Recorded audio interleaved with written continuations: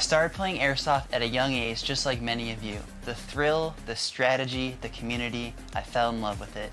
Jefe has devoted countless early mornings and late nights to build a brand that stands for quality and expertise. From designing his own AAP01 upgrades to providing top-notch repair services, but Jefe's vision goes beyond just products. It's about being a part of something bigger. The NSL is an agent of change in the industry, taking Airsoft from a hobby to a sport. Being a part of the NSL means being part of a community that shares my passion and drive. For all things AAP01, visit jefesairsoft.solutions.com.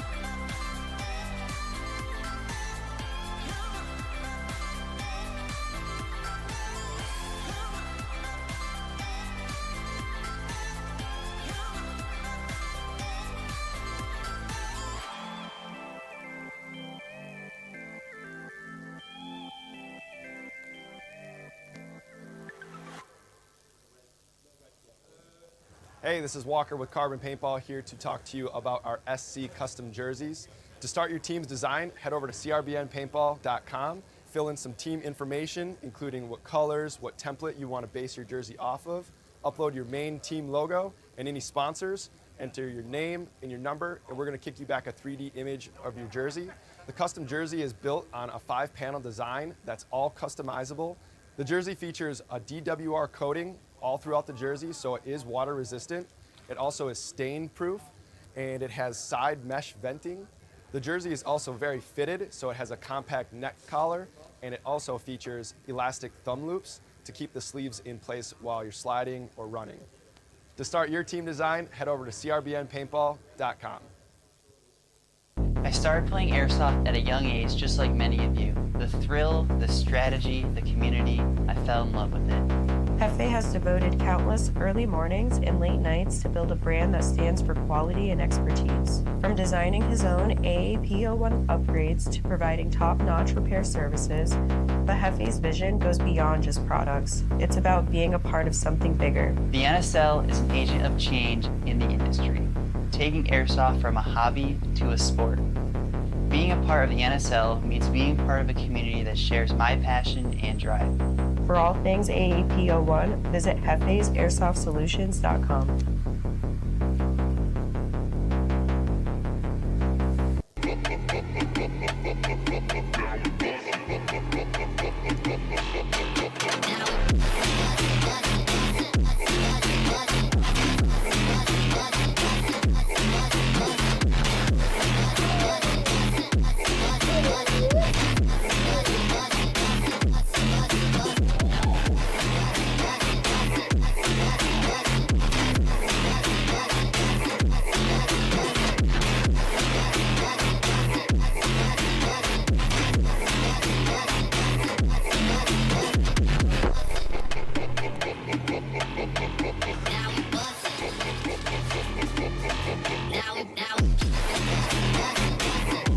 Good morning, everybody. Referees to the field.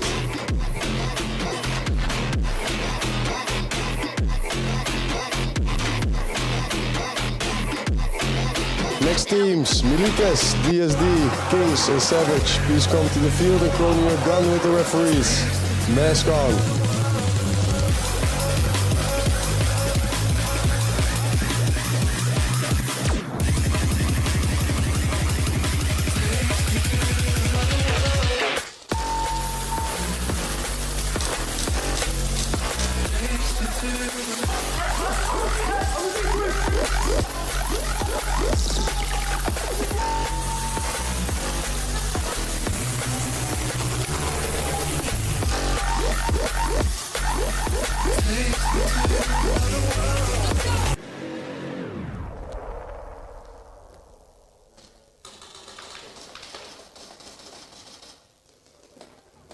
Yo, it's BRNT at CRBN, here with one of our newest GRXs, ModCam Urban, striking M90 style Swedish camouflage. Comes with 3 lenses, highlight, mid-light, low-light, matching visor, matching slip bag, and our zippered goggle case. Check it out at crbnpaintball.com. Hi guys, I'm Kyle from Cappa Hub. We're the head sponsor for NSL 2025 season. We are a UK-based company and we specialise mostly in Cappa builds, so Cappa parts or actually full builds. But we do also do M4s. This is a Monk one. And we also do everything that goes in it, from your gorilla boards to your engines, to your triggers, to regs, everything like that. If you do need a slide for a Cappa, we've got plenty of those in 4351, and as well as grips, if you want a grip. Goggles, we will be stocking JTs real soon, so everybody's hyping off these JTs, we'll have these in. So we're going to try and make it over to NSL, or Real Strike, as much as we can this year for Challengers Pros and for Nations Cup as well. So if you're there, come and say hello to me. I'll be wearing something like this, or you'll see me somewhere. Also, we'll have a range of our products in the Real Strike shop. On the left-hand side as you walk in, it'll be Cappa Hub corner. You can't miss it. It'll be lovely to see as many as we can over there, so pop up and say hi.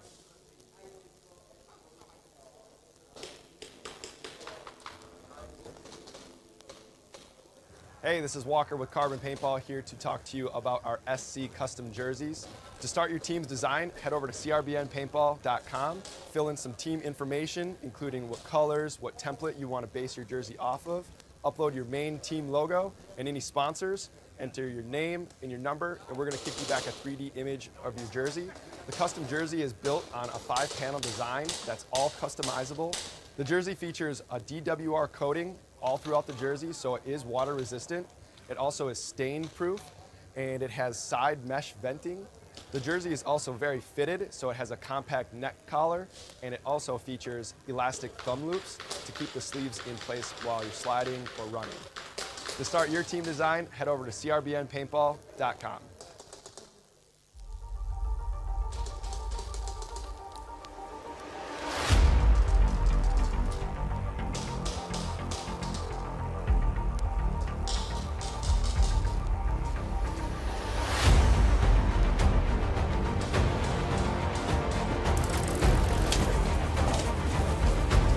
Zo, ik ga opnieuw de 3-2-1 snellen, oké?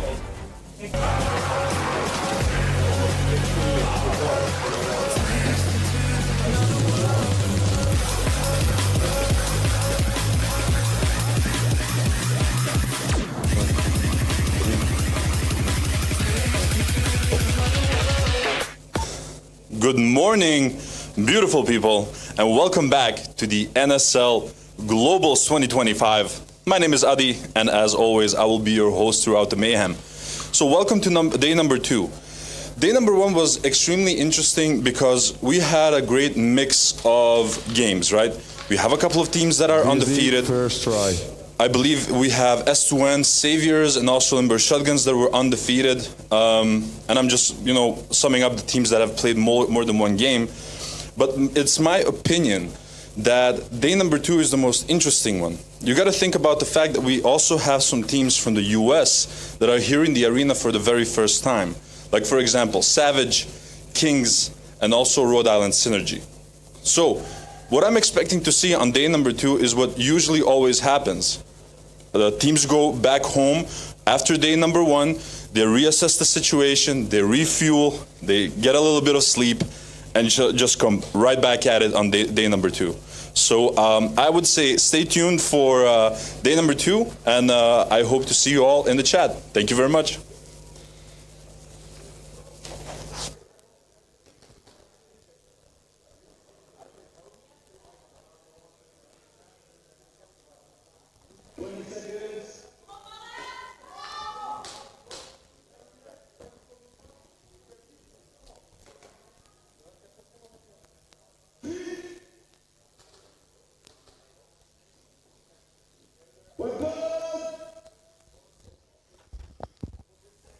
Hello everyone and welcome to the NSL Globals 2025. Once again, my name is Adi and we have just begun with the first heats of the day, which are Militas versus DSD, and afterwards we will have Kings versus Savage.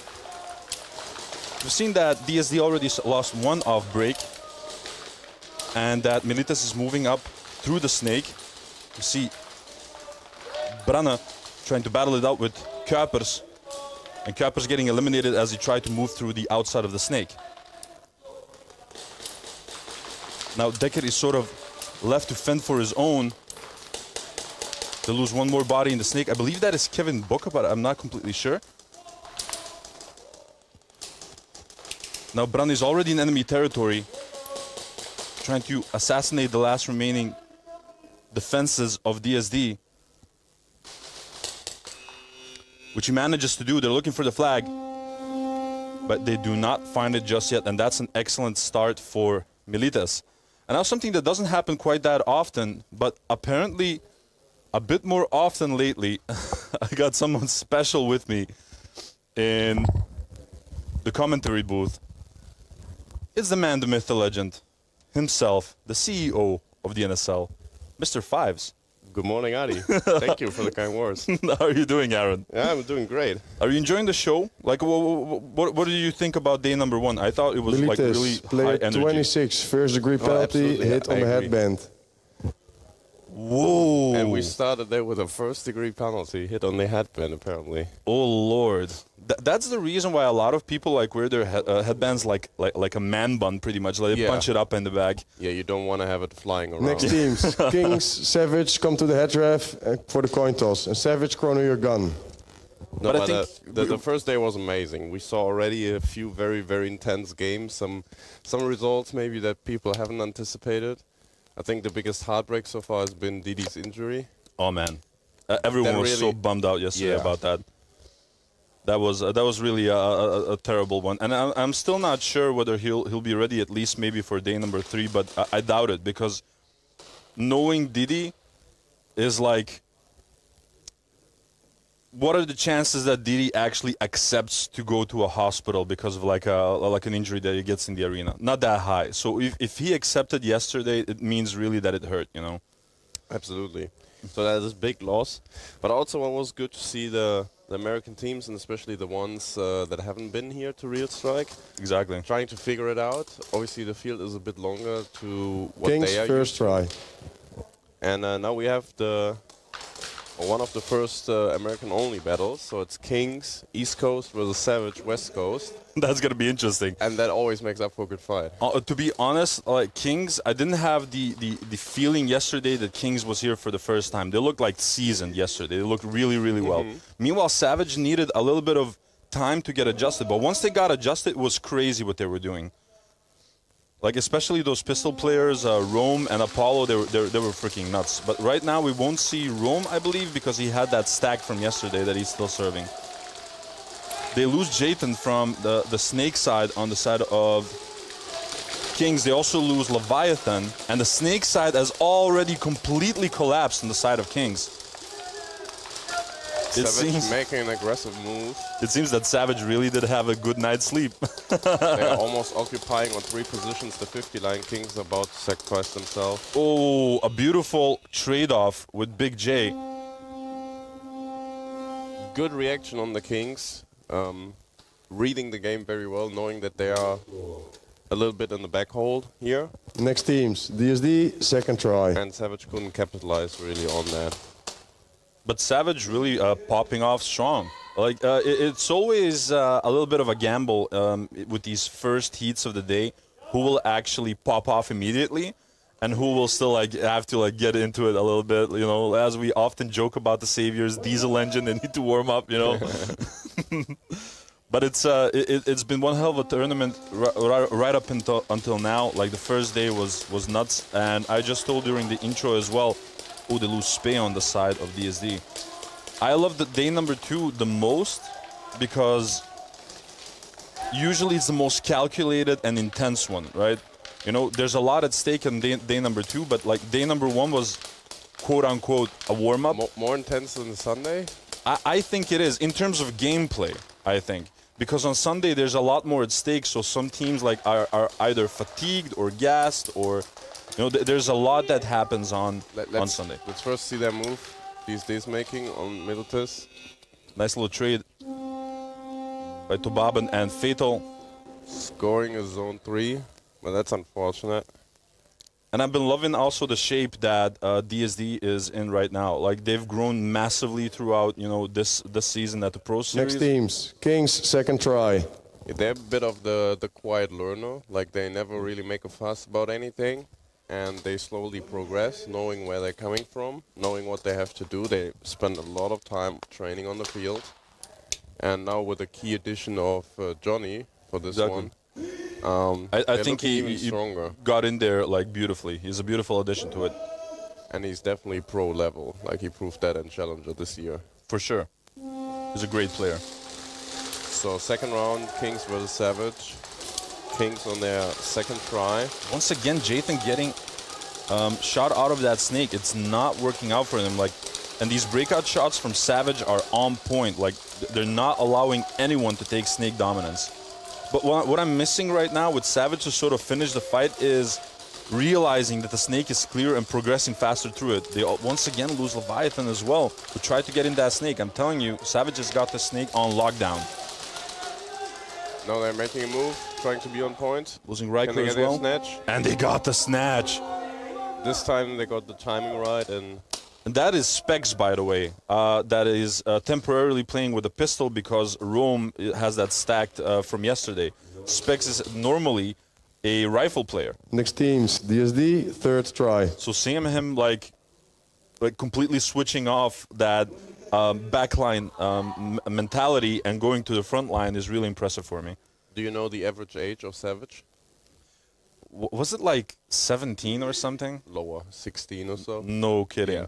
Yeah. The oldest one and the only one over 20 is 23. My God. That is just absolutely nuts. And impressive at the same time.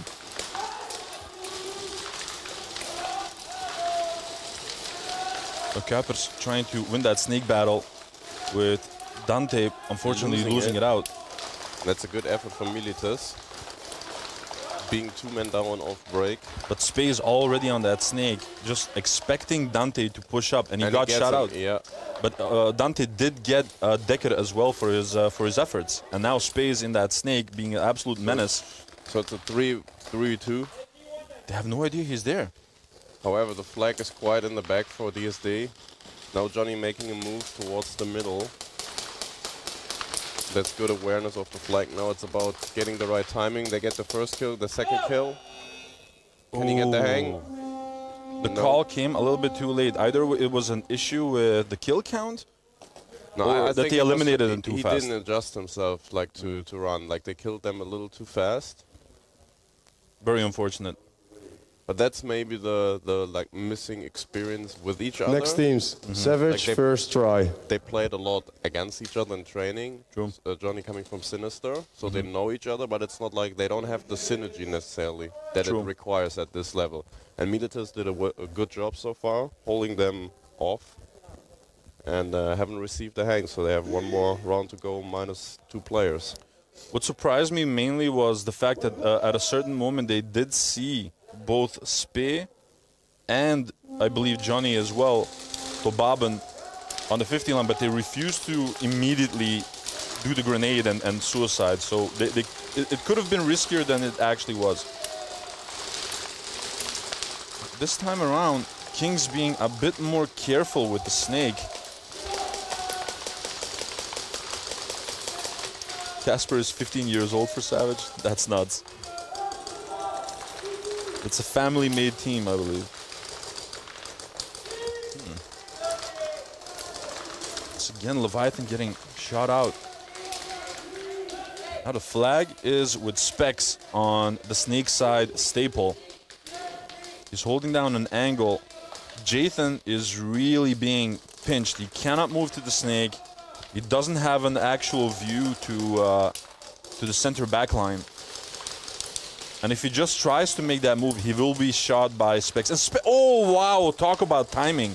So just at the exact moment that Specs looks away, Jathan got an opportunity to move into the snake. And, oh, Lord. And now even just at the last moment, they shoot Specs, who was the flag carrier. So Savage not being able to score any points with that attempt, even though it looks really promising. I think that Kings needs to make a couple of adjustments now. Savage, player 7, second degree penalty, hit on the gun. Oh, that's very unfortunate. So Specs got hit on the gun, which will be a second degree penalty. Next teams, Militas, first try. So five is just is having a conversation with someone here in the back. I will relay the question to him ASAP.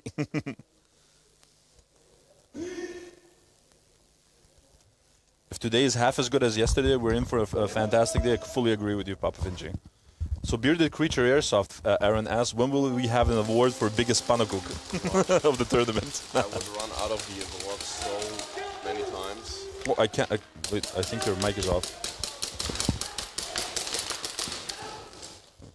No, should be fine. Mic check. Yeah, that's better now. Okay. No, I think we would have to hand out so many pannenkoek awards.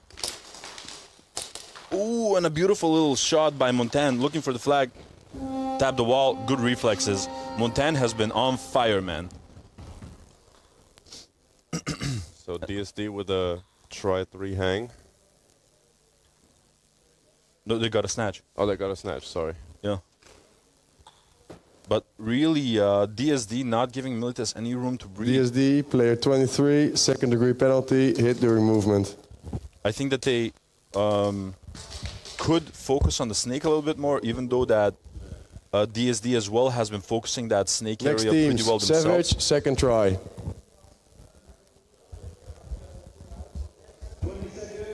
Biggest Panacook award. Yeah, that's difficult. Like, we would first have to define the Panacook, you know? Is it someone that like, you know, slipped and fell? There are many ways to obtain the Panacook award. One breakout shooter on both sides. No body is being dropped just yet. Once again, a magnificent push. Jathan this time around actually managing to get into that snake. He'll have to fight it off with Apollo. As I say that, Jathan clipped him just as he tried to move from the snake 50 to snake 40. And now Jathan is all up in their faces in that snake. A lot of good communication by Uba, who's already on the D2 High Kappa Hub Dorito on the side of Savage. Him and Big J have been a fantastic duo yesterday. The snake 50 position for Kings is key now. Otherwise their back support will collapse, which just happens. Yeah. Seems like he's on his own. But they are aware of him. Now he's deciding to...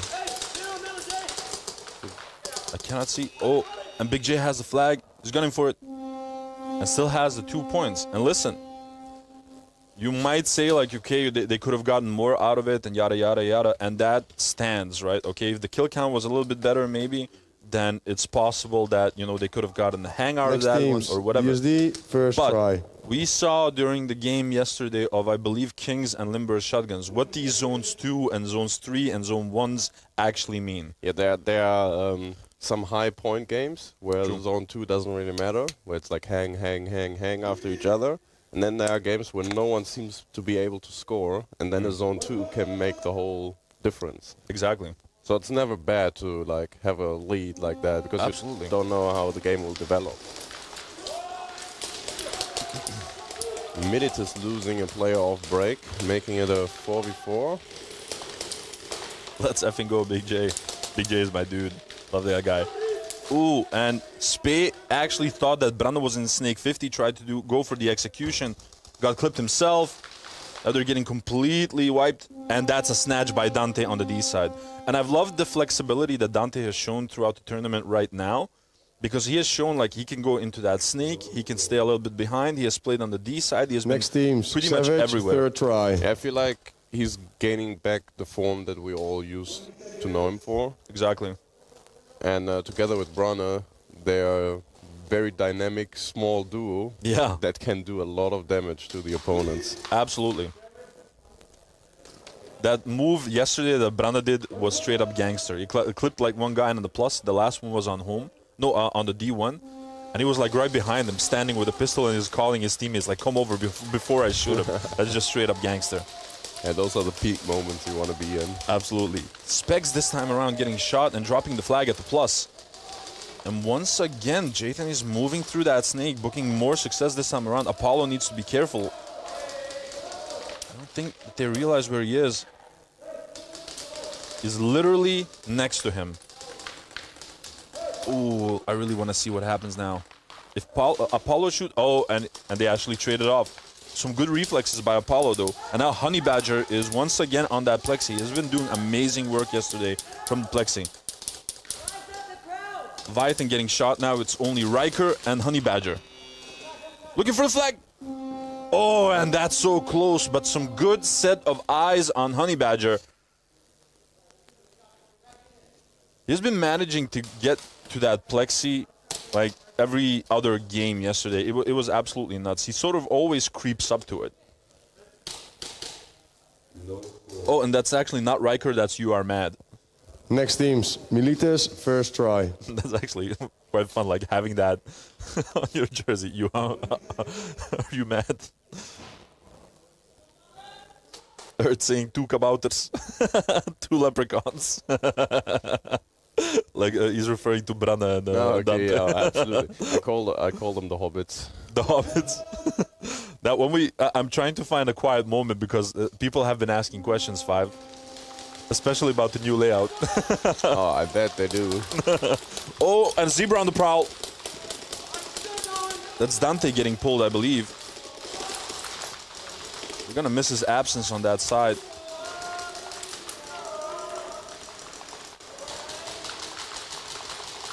Now Kuipers trying to get a pick onto Branne. It's not an easy target to eliminate. We can see some good communication between, I believe that's the Ruiter, together with Fedol.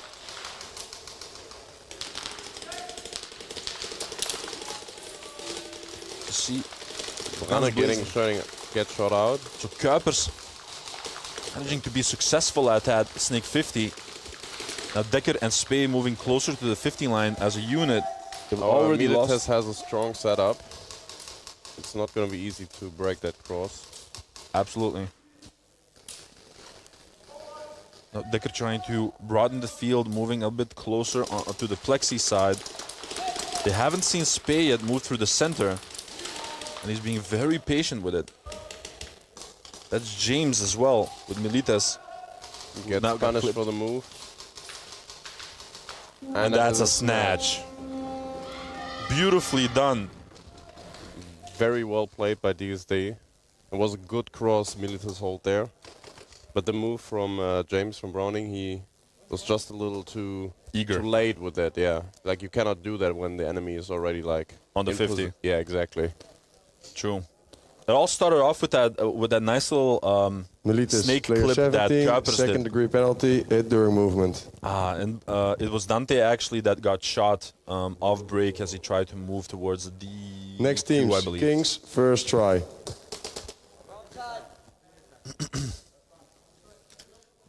They're taking the hobbits to real strike instead of Isengard. That's genius, actually.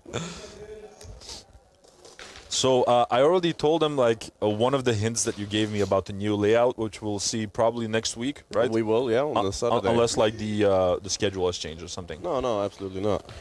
I already gave them one hint that you told me about, and it's that the whole home area is reworked. Oh yeah.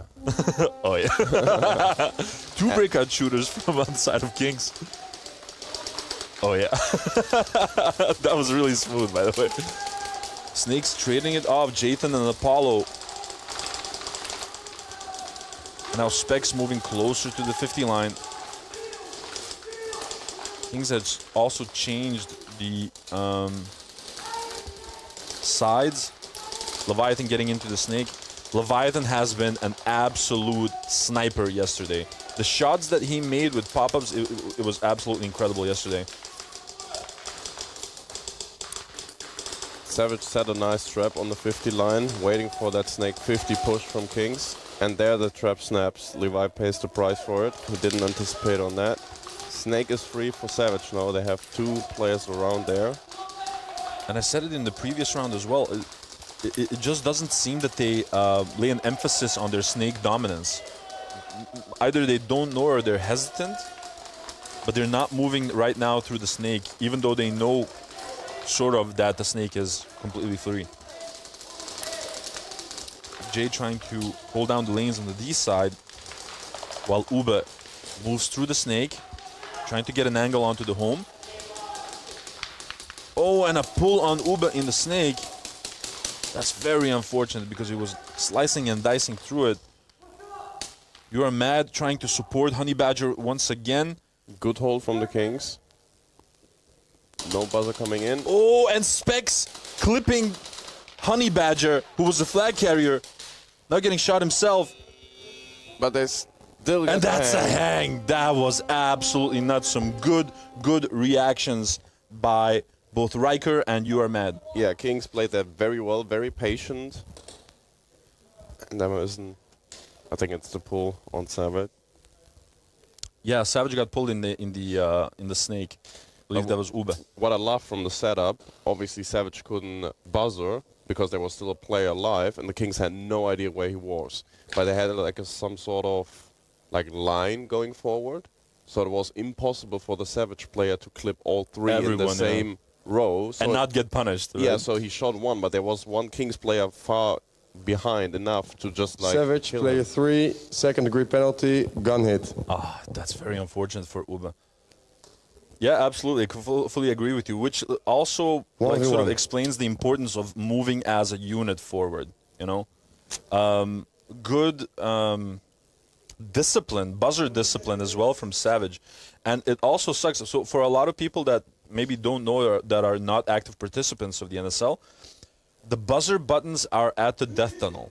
So the fact that Specs was in the 50 staple, they couldn't see him. So even when he got shot, it was the moment that he got out of it and that they could physically see him that they could press the button for the buzzer, which actually cost them in terms of time. Levi getting clipped and getting pulled, and that absolutely sucks. Getting pulled in a 1v1. It's the most unnecessary thing ever.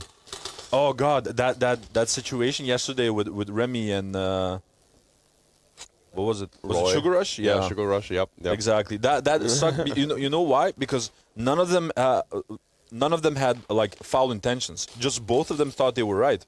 That's it. Nothing else. And it came to be that Roy was actually right, that Remy got clipped first. But it's the fact that, as Remy ran by before that the referees could pull him, that he shot him a bunch of times in the back, that he got that first degree for overshooting. And that absolutely sucks. Like I said, both of them thought they were right. That they didn't do anything wrong in a literal sense.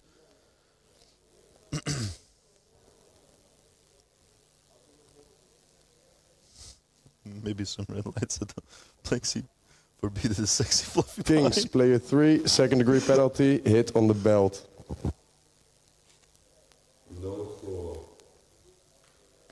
Next teams, DSD, first try. Do I hear a wild Aaron in the commentating booth? What's up, my man? What's up? Delta Airsoft. That's probably Steve holding it down at Delta. Yeah. Taking care of business there. The true G's, man. Shout out to Delta Airsoft. Now, let's see if Militas can rally and get the flag for some points of their own. Right now, DSD in a comfortable lead of 6 points, but Brana getting shot off break as he tried to enter that snake. Some good breakout shooting by DSD. I think it's a 3v3 now, 3v2. Oh my lord, they're dropping bodies, additional bodies. Yeah, that's the last one, I believe. There is it. Yeah, Fatal. Yeah, I think Fatal is the last one, and he also got clipped.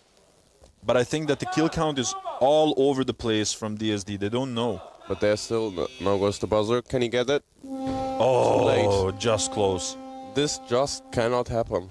Yeah, but this needs to be a hang from the DSD side. True.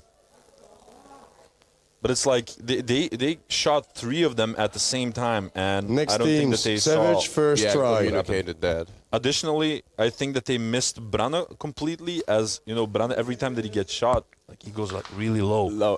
Like he can hide standing behind the small bunker, yeah. Like a freaking chupacabra. Moving around.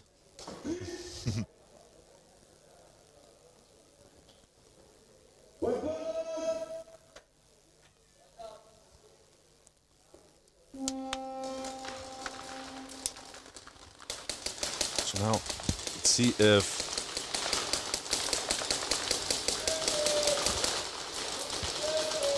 Savage books a bit more success with their first try. Kings now in a very comfortable lead of 12 points. Which is crazy. One of the things that I like about the NSL in its entirety, you can show absolute dominance for the longest time of the matchup, but if you don't manage to sort of coordinate those attacks and not score enough points, it won't matter, because if the enemy gets one successful attempt, this is what happens. So Savage was absolutely dominant for the majority of the time, and Kings had one successful attempt and they're in the lead. Exactly. which is sort of a show of, it's not only about who can shoot the best, it's about who can, you know, coordinate the best, communicate the best, play the format the best. And we can see a bit more reserved gameplay by Savage this time around. They tried to mirror maybe a little bit the King style.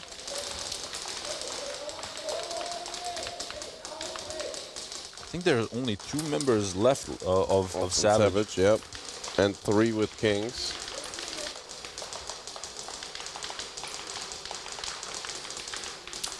Is that Casper?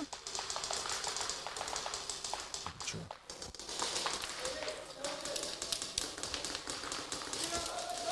But no immediate moves being made just yet. Cannot see in the snake whether they have someone. Oh, they lose another body. That was Honey Badger that got clipped from the D1.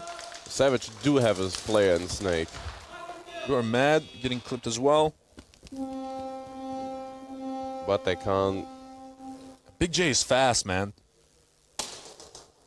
Shout out to my boy Dobdex, who's recording the footage that you can see right now with his iconic green jersey. Next teams, DSD, second try.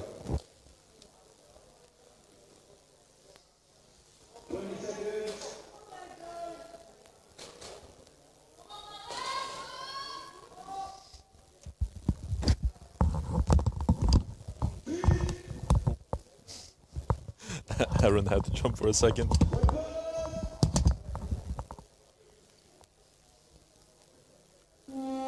Rough. 2 breakout shooters on the side of DSD, 1 breakout shooter on the side of Militas, and they get 1 breakout shot onto Decker. I don't know, getting clipped this time around. They also lose Spade. That's 2 gunners that they lose. They also lose Kuipers on the Snake side, and the entire Snake side has collapsed. Now, if Militas kept their kill count, it appears that they did, Fatal gunning for it, and that's a snatch. Beautiful executed by Militas. That breakout from Militas was next to perfect.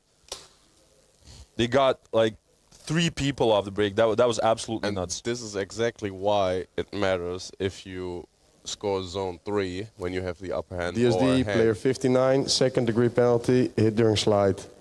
Fully agree with you. That's absolutely nuts. That was a beautiful breakout by Next teams, Militas. Savage, second try.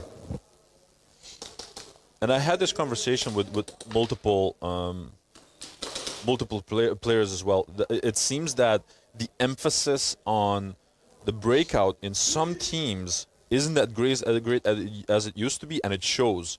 Like Militas trains their breakouts a lot, and you can see an example of how that works. You know, the breakout is half the game, pretty much. Jathan and Apollo trading off once again. Zebra on the prowl. Oh, pulling Big J. Both teams filling up the snake, the back of snake. Uba waiting for each other. Last time around, Uba was quite successful in that snake, but he got clipped on the gun. Lose 1 on the D side as well. They lose 2. Honey Badger getting clipped on the D2. High Kappa Hub Dorito. And now Leviathan is waiting on that snake 1. Extreme Airsoft question mark bunker for Uba to make any sort of moves to clip him. And we have seen that Levi actually lands these shots. But that was one hell of a pop-up by Uba, by God. He's like, I don't have to hit you, but I'll make damn sure that you don't hit me. The Kings are playing it right. There's no need to push forward. As I say that, Levi makes the move to the Snake 50. Oh, a beautiful shot onto Casper. Uba trading it off. And now the last one is You Are Mad. No, that's Riker, actually.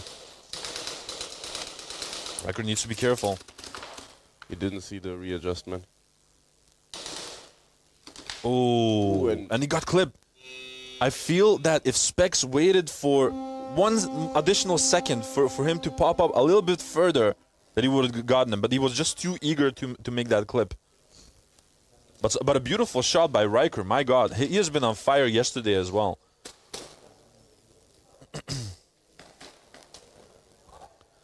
Tom sitting there like, draw me like one of your French girls. Great. I swear to God. Weeby saying overshooting penalty is a free patch. Yeah, I think Roy got a free patch from him yesterday. He was so Savage, happy with player it. 28, first degree penalty, hit on the shoulder. That is a big punishment coming in for Savage, getting a first degree. That's not what they need with 5 minutes left on the clock. And they're already in the point deficit, so... That's going to be hard for Savage. Well, solid in the chat as well. Stevan, we can't support you no more. Oh, man, Solid has been making these clutches yesterday. It was absolutely nuts. VAR check requested by Savage. Uh-huh. To contest that first degree, mayhaps? Yeah, probably. I mean, makes sense from Savage if they feel like there's a chance. Because that is a crucial moment. It is. 5 minutes and 25 seconds left on the clock. And as Papa Finchi said like a couple of minutes ago in the chat, if we have half a good as day as yesterday, it will be a crazy day. We have seen some absolute plays that definitely show that this is an S-tier event. Riker has some serious Jesse have vibes over him, or is that just me? I don't necessarily agree with that. I think that both have a distinct style. I think he means that lightweight movement that he has. You know, like just some people, I compare them like with the elves from Lord of the Rings. Like they walk on snow and they don't leave they're light on their feet behind. Yeah. And he has that same, like when he moves, it feels like he's flying over the turf in a way. Like he's stepping on clouds. Yeah, exactly. So I think maybe that's something he's referring to.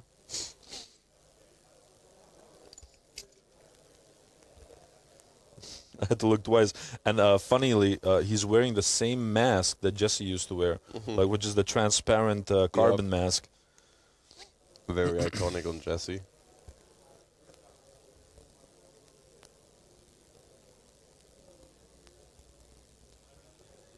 Hashtag Titanic. Oh, those saviors are just in the chat, just taking over. Yesterday we had a moment that S2N was also like in the chat, like for some reason they were just picking on Rex. Oh, I was also picking on Rex because he came up with animal facts, which is, as you know, is unacceptable. That's straight to Gulag. Straight to Gulag. Correct fives. Yeah. You're correct, apparently, fives. Of course. What do you mean? Suck up.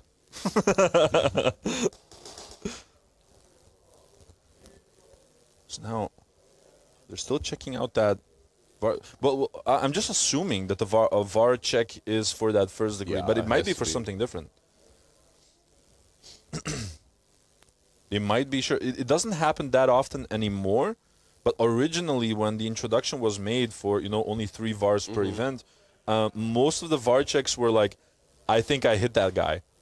And now it's completely changed and it's used like defensively. Yep. Like, I wasn't hit, you thought I was hit, but I wasn't, you know. Big head for president. Yo, what's up, Riot?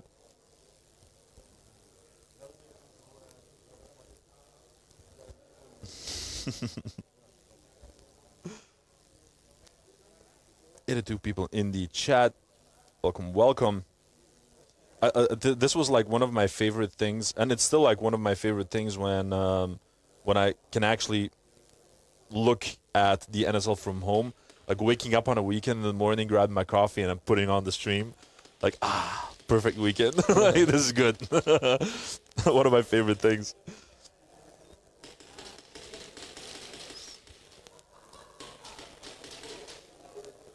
When is your next gen coming solid? I already have 3. You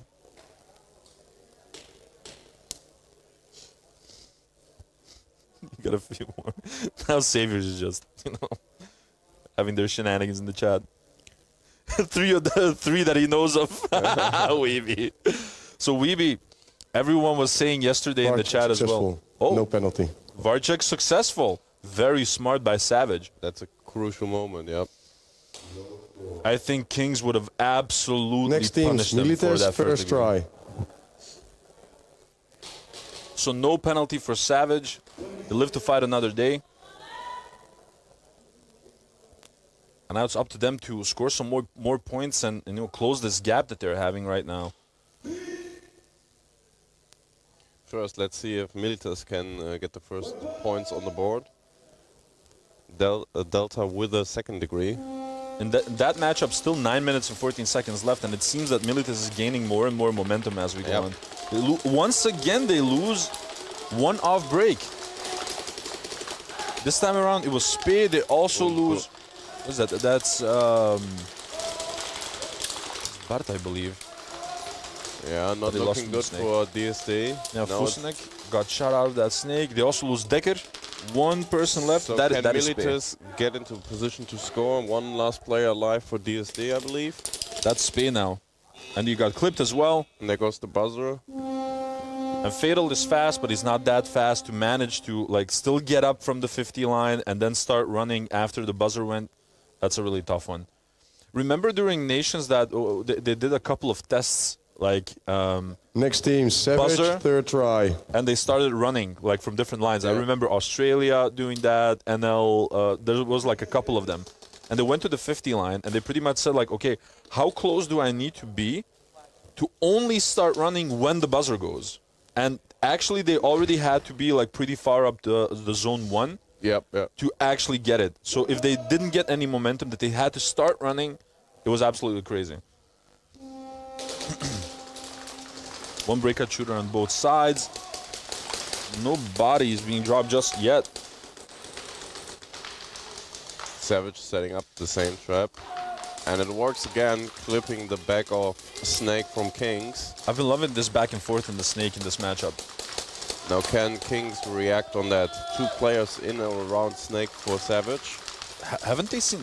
it surprises me that I see Specs over there who's laying a trap at the 50 for anyone coming in the Snake, but they've just seen that Jayton was shot. I think they expect a refill of Snake or a double stack. However, Kings is not in a rush to really go for it. They can honestly wait it out. Yeah, they have 4.5 minutes to go. That would be one hell of a Rolex game.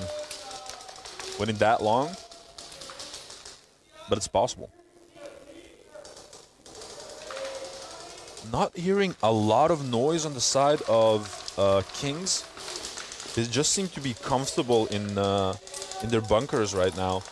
Levi holding an angle from that plus to the plexi.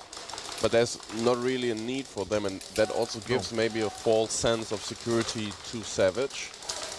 If there are no BBs coming back, you might think oh, is our kill count right? It's maybe just 1 or 2 left, and then boom, there are 3, 4 people waiting for you. And you gotta imagine as that clock starts running down, you become more and more desperate.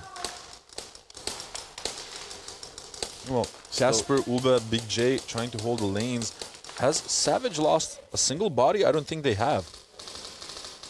Usually whenever I say that, someone gets clipped. Yeah, that's the caster's curse. Savage occupying Snake 50 now more aggressive. So someone said in the chat that Casper was the home player from Savage. Casper, he's 15 right now. Yeah, as I said, they have super young players. That's absolutely nuts, man. Like fine wine, they will only get better through time. It's absolutely nuts. Oh, and they're resetting it with 4 people. That's a bold move. Oh, that's an early buzzer. On whose side, though? I believe on the King side. That's nuts. That will be, if that's the case, flag hang plus bonus points. That sucks. That sucks, but I get it as well. You saw the moment the chaos unfolded. Savage was so quick on anticipating on that. However, the Snake player from Savage shot his own player out who was carrying the flag. That sucks. So that could have been devastating for Savage. But now, depending on who buzzed, which most likely was Kings, will change the whole scoreline. Especially since they initiated the grenade call, the suicide call, right? So I can imagine the person on the buzzer... Next team's Militas, second try. Wait, what? Nothing happened? No penalty given. I don't understand the situation right now. I apologize, guys, but age 30, he's plus 1 second. Wavy.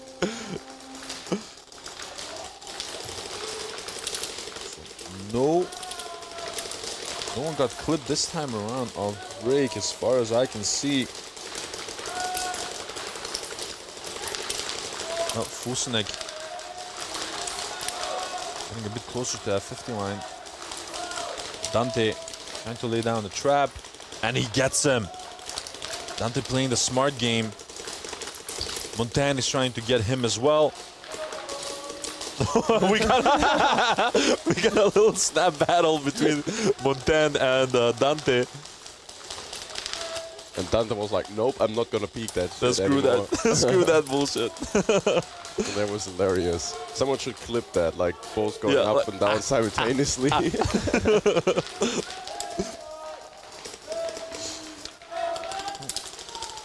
Booker is trying to support that snake side. Now Dante has the upper hand. Kevin Booker getting shot out. Some good shooting by DSD. Space already on the plexi. And he got the angle on Dante. Oh, Lord. And these defenses of Militas are crumbling. As I say that, they lose their snake. Nathan Montan getting shot out. Some good shooting by Fatal. Oh, and Fatal getting clipped. I do not get this. Fatal, I believe, knew where Spey was. Why make that move to an angle that he can easily shoot you from? Now Decker is trying to move through the snake to pressure them as well. They're trying to do the suicide shot. He sees the flag, and he gets it. That was some formidable shooting by DSD's Spey. Yeah, it was very unfortunate that the flag was laying so open. Yeah, so I didn't understand that move completely that Fatal made from the home to the center Polar Star Dorito. I would have assumed that either he saw Next teams. the plexi Kings, player first try. or that he got informed that there was a plexi player. So I don't completely get it. And he was a flag carrier. That might have been a crucial mistake on Milita's side.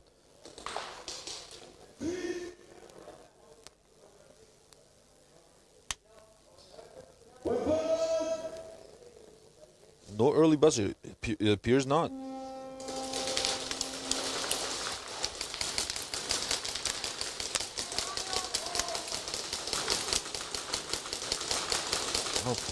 As far as I can see, clean 5v5 right now. See, as I say that, someone gets clipped on Savage time this time around. Now, Kings has a flag possession, 2 minutes and 41 seconds left on the clock. They might just, wait it out. They don't need to attack to get more points. They can just literally wait it out.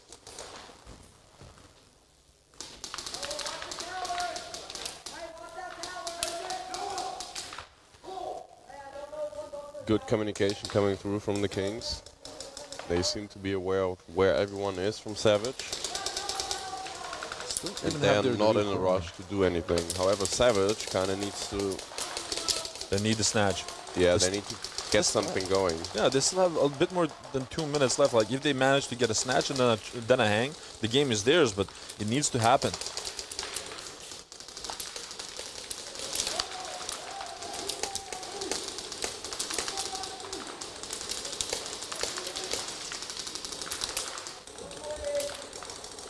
Kings just holding their lanes, like literally a 5-man squad in the back. Now Apollo just clipped a Honey Badger and Levi from that snake. Getting filled up by Specs, getting shot out himself. Casper moving up. Got shot. And that's it. On all accounts, that was a successful defense by Savage, but Savage at this moment doesn't need to defend. They need the snatch, or Next this might be teams, game. DSD, 1 minute and a first half try. left. 1 minute and a half left. 30+ competition incoming.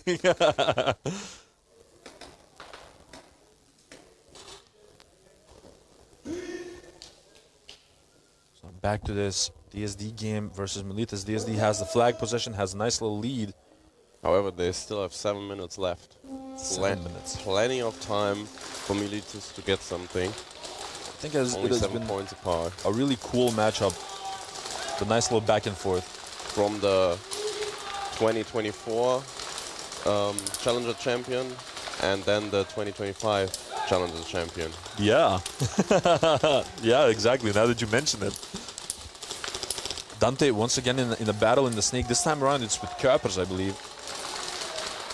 Oh, Kuipers not being able to get the clip, and now Dante getting a nice little shot through the temple. This is such a nice off angle. Like a true trap angle. Yeah. Oh! And Tobaban getting pulled as well. And they get the snatch.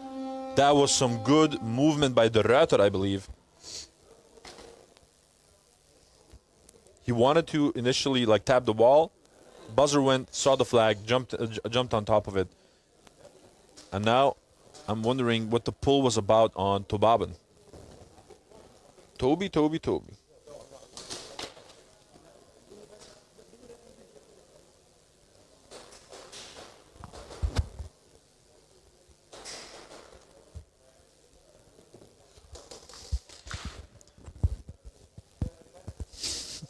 +30 competition incoming. Fives make it happen. So, what do you think about next year? I mean, obviously, probably the idea came from you with your delegates and whatever. What do you think about next season with the fact that we have 4 pros and 4 challengers? DSD, player 59, second degree penalty, hit during slide. Okay, first, second degree penalty on DSD, and it should be a snatch for Militas. Yep. To answer your Next question teams, real quick, Kings, second try. I absolutely love that, and I think it's something a lot of teams asked for, because since we play a season with like an overall ranking, and everyone has like maybe one tournament a little off, and now it's like less punishing, you know, like less pressure. Yeah, you can work your way up the leaderboard much better, and if you gain momentum towards the end of the season, you maybe can carry that on a bit longer. True. And I think 4 tournaments is a nice little way of also, what's the right word, of keeping momentum, right? Sometimes with the 3 ones you have such a long time between the tournaments that you lose a little bit of the drive, you know what I mean? So the overall season will be a bit shorter, and the off-season will slightly be longer.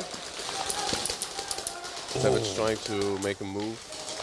Or to reset. Still on the hunt. And that's a reset. That's one way to do it. They're still not out. They have 48 seconds left, but they still need that snatch and then a hang. But I think if Kings now understood what they're trying to do, Militas, first try. that they'll just, you know, hold their angles, start blasting for 48 seconds, which is highly manageable. Senior Cup.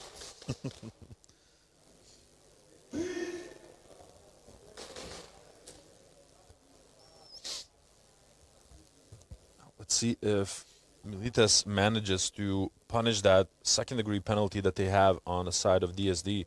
They lost 1 rifle. They'll definitely feel the lack of pressure that an additional rifle brings. Gotta say, the defense of second to none yesterday with the first-degree penalties that they had was quite impressive as well. Yeah, so far, second to none has been on another level. True. And even though they're getting 2 first degrees in that one match versus EC, it didn't seem to affect them. It seems that they really trained for it, for it as well. And something I suggested to them, they didn't execute it, but 5-man snake. no, if there's like a 5-man cup, like a low-tier tournament, just play it the entire time only with 3. Like, you can have more on the team, but you just play it with 3 to practice for first-degree situations in like the high-stake tournaments. It was 1 body on the side of DSD. It was Dante from the Snake on the side of Militas.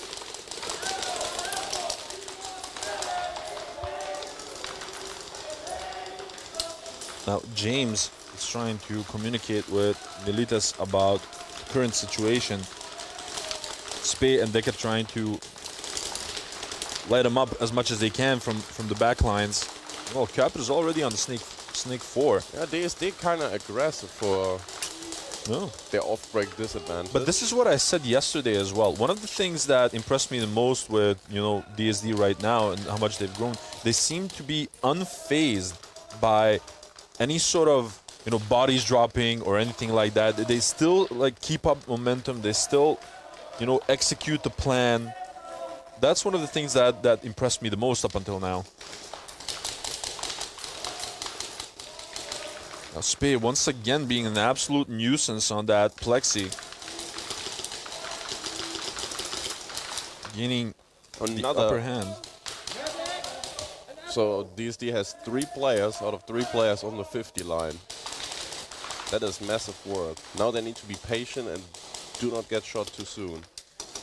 Cannot see from this angle whether James is still... No, they lost actually James on that. It's a 3-on-3 right now. Yep, it is. It's going to be Kevin Booker and Fatal, and I believe the Ruiter as well. Oh, and a nice little trade between Fatal and Decker. Let's see. Now it's going to be hard for Militas to score on that if they manage to drop the bodies. And I think... But they do. It's a 2v1 now. But I think that the flag was dropped on the home one where Fatal made that trade with Decker. So Spain needs to be very precise now about his moves. Well, he can actually wait it out.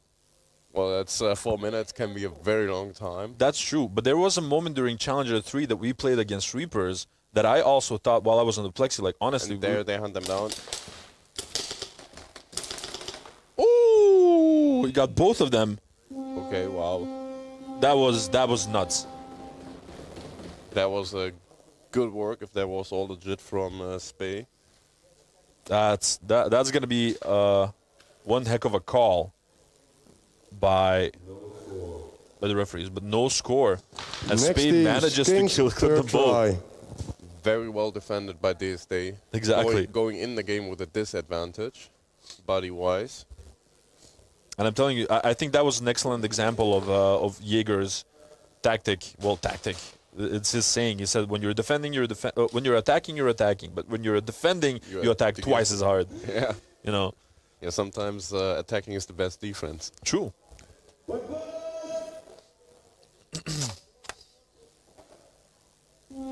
Second to none in the chat. What is up, guys? What's up, Remy? What's up, Tim? I just woke up. What's up, Thomas? Mr. Thomas Holt. Okay, Savage trying another tactic, going through the U on the Plexi side. They have 30 seconds left. They still need that snatch. They need to end this round. Specs has really been trying to make it happen, but I think... Yeah, King's holding a good defense there. Apollo is already in the enemy snake, trying to get a clip. Oh, and he got shot out by, I believe, Honey Badger. Specs getting shot out by Levi. Oh, and there's a pull. If that turns out to be a penalty, that will give Savage another shot. That's 2 seconds left on the clock. 1 second, something like that. Yeah, 1 second. However, if that turns to be a penalty, they're going to be back with 30 seconds. And a snatch. Oh, well, that was still try number 3 anyway. So they have 30 seconds then to hang the flag. That's very unfortunate. But additionally, they will have the penalty. So it's possible. Yeah, especially when it turns out to be a first degree, I don't know. Oh my God. I'm pretty sure no matter the judgment of the refs, we're going to see a VAR request from either team. Probably. One is not agreeing with that situation, probably, so... But now, like you said, second that just woke up hey, what's up? I don't hope so, because they need to play after this, I believe. Scratchy J. Snicker, Kings, Hyper. player 3, second degree penalty, hit on the belt. Penalty was given in the last 30 seconds of the match, so it will be a game-altering play and a 30-second rematch. And a snatch, right? Yeah, it's a snatch. Game-altering is always then. Oh, yeah. Next teams, Militas, second try. Hey, Diva, how are you doing? Mr. McFly, how are you?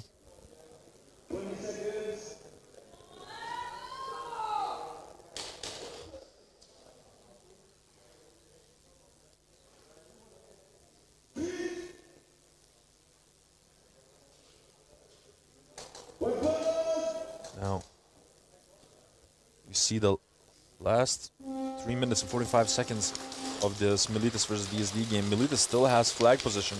And I can imagine Militas right now just being careful with how they execute these attacks, because they know for a fact that if they manage to get one hang, whether it be a first, a second, or a third try hang, they will be in the lead. Yep. So just being careful with it. But that's maybe also what's stopping them of actually getting it done. A nice little snapshot onto the home, Decker getting shot out. DSD. I feel like DSD is very confident in their abilities and in their play style, and Militas haven't really found the right answers for that.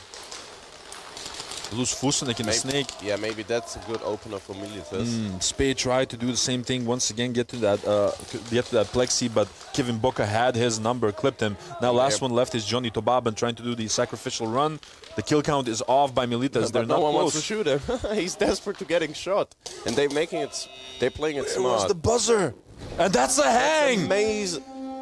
That trigger discipline is outstanding for Militas. That was crazy. 100%. One or two players saw Tobam standing open, begging to get shot, and they didn't shoot him. They just refused. They communicated, hey, move up, and the moment they were moving up, they clipped him, and they were too late with the buzzer. And it was smart by Fatal, just trusting his teammates as well. Like, they will get this. I need to start running because I'm not even at the 50 yet. And you saw Johnny like being open in the home area. Someone shoot me for crying out loud. So he was running to Snake, begging to get shot. Please, someone. But at a certain moment, like, he forces you to shoot him, because if you don't shoot him, he will shoot you. Yeah, you can't play that game for too long. But it was long enough to give Militas the 2 seconds they needed to go for the hang. Let's see if James can score some bonus points here.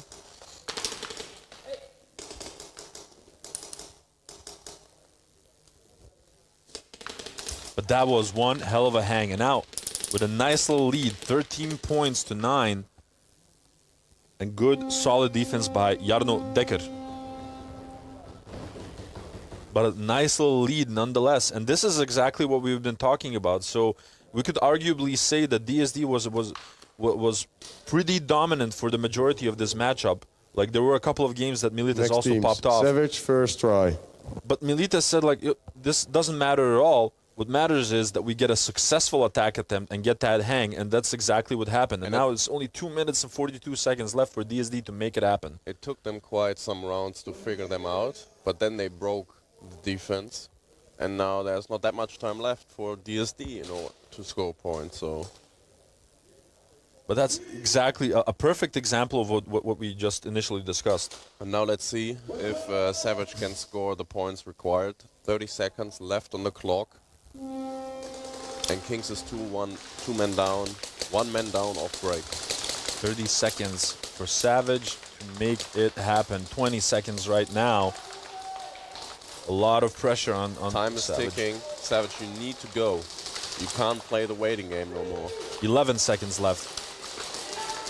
Uba trying to push. 7 seconds. This is gonna be super tight. And there's a 2 seconds. Pull coming through from the And that's a flag carrier.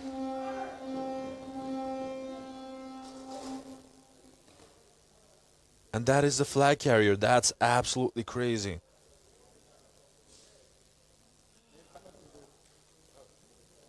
I think he got shot from the back right corner, from the L.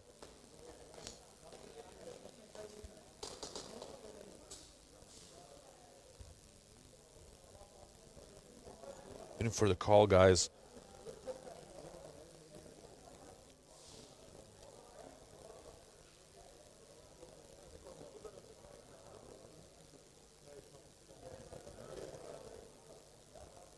That's going to be one hefty call.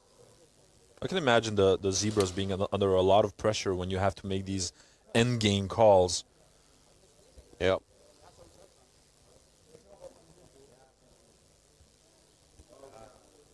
All eyes on you.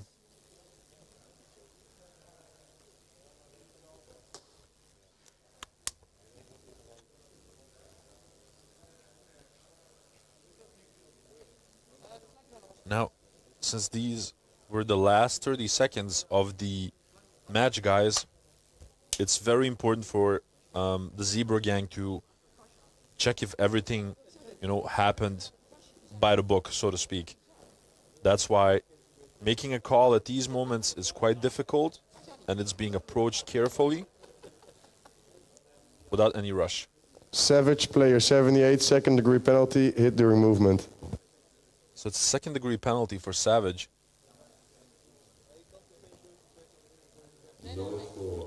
No score, end game. Yep, that's End game. because we were Next already teams, on the extended DSD, 30 first try. seconds, so now it's just done. And that's it. Congratulations to Kings on their first victory of Globals 2025. Well deserved, might I say. They really played the patient, strategic game, and it worked out for them. That one push where they set it up correctly, that granted them the win. Exactly. Which is an entirely different conversation that we had during Nations, I believe, as well. Like all of these flashy moves and everything else doesn't matter. The only thing that matters is the correct coordination to get the points. Lose Montaigne. Cannot see the flag just yet. It might have been dropped on the D1 where Montaigne was shot. Ooh, Dante almost getting a clip onto Kuipers. They lose Dekker as well from the home position. Dante doesn't know that he's on the 50, and he got traded. I thought he got clipped, but they traded off. Nicely done. Tobaba now has grabbed the flag. Some good overview. Kevin Boca making the sacrificial play. And he got in the zone 3. Very unfortunate, but good reflexes by Tobaban of still getting that flag and scoring those. We three play points. back-to-back, quick minute refill. That's 1 point difference. Oh, With Lord. A little bit less than 2 minutes left. So now it can be a zone game, But it's a really annoying situation to be in. So imagine that DSD now scores 2 points or something like that. Then it's the question of how much time is left. Exactly. But at the same time, if they do it too quickly, they will give too much time to Militas to do the same thing. Yeah, ideally you want to wait until the last 10 Exactly. seconds and then just score the points needed. Exactly. But that's difficult to pull off. Or you just have a complete different mindset and you just say, I want the hang. I want the hang, fuck it. And then get the snatch and be done with it, But even that, like even if they get the hang now, if they give too much time to Militas, they might also get a hang with the time given to them. Yeah, it's always a difficult always a game playing with fire. And it can backfire any moment, especially with these two great teams. Second try DSD, let's see what they are up to. Dante in Snake, rushing to the 50. Oh, Tobaban getting clipped. He's gonna be taking a hike. Yeah, he was playing a little too far out of the bunker. You can't do that for too long against teams like Militas. 1:30 left on the clock.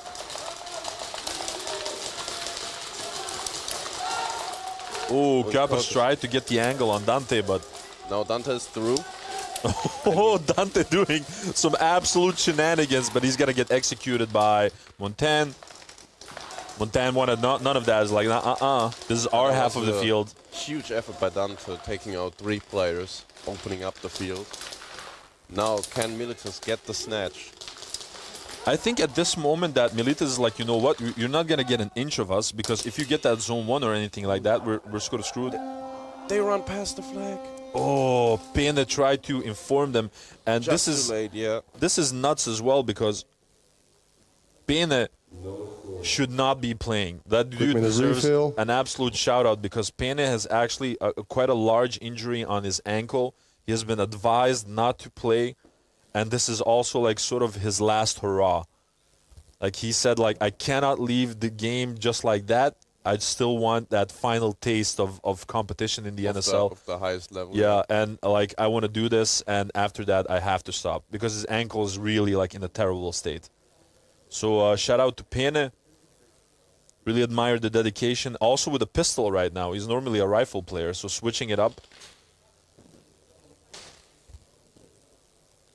That's absolutely nuts. So Pena, if you're listening to this afterwards, big shout out to you, dude. Hope your ankle gets better. And I hope you listen to your doctor because I know you can be a stubborn dude.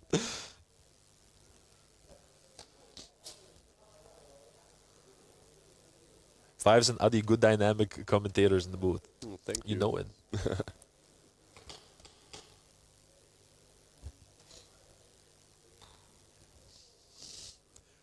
Praying for Savage downfall. Yeah, I see.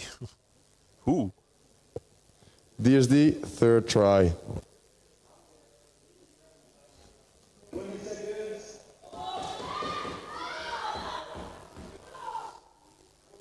A lot of support for DSD from the spectator seats. I expect them to bring like the whole DSD club or the Delta club tomorrow. Probably that might very well be the Delta case. Ultras. Let's see. Third try for DSD. It's do or die now. It's their last chance, realistically. Dante trading it off with Kuipers in that snake. I cannot see the flag. Is it with Montana or is it with Johnny Tobaben? I think Johnny might have it here on the 50. Gets into zone 1, zone 2.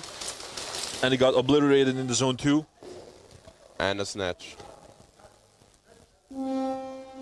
So if that was a zone 2, which I think it Yeah, was, from my perspective. It looked like it. That is an interesting turn, and it's Then exactly what you talked Exactly. about. Like, So it's amazing to have the lead, but now Militas has 23 seconds left, which I think can be enough. Militas, I'm 90% sure that Militas pulls off the zone 1, right? Because they've They been should, and it's yeah, almost impossible to defend. exactly. So the question is, will Militas be able to get the zone 2? Like That's actually the question. replicate the move that Yeah. DSD made. I do not doubt that they can get the zone 1, because like you said, it's quite difficult to defend. But will they get the zone 2, or will we go to shootouts, the first shootouts of the tournament? I think we are very good in schedule, so I would say let's go for the shootout. Yeah, I think, and I'm knocking on wood here, that there have been no real shenanigans yesterday. We were nicely on schedule, some beautiful plays, good sportsmanship. And I expect nothing less from an S-tier event, you know. Some love for Savage in the chat as well. It ain't over yet. Of course it's not. Of course it's not. Do not forget, I told this multiple times yesterday, this event, well, not only this event, these tournaments are a marathon, not a sprint. You might have a tough time the first 2 days, but then you can pop off on the last day, you know. That's pretty much what happened with ECE last year. Look at them. They were Globals champs. Yep. It's crazy.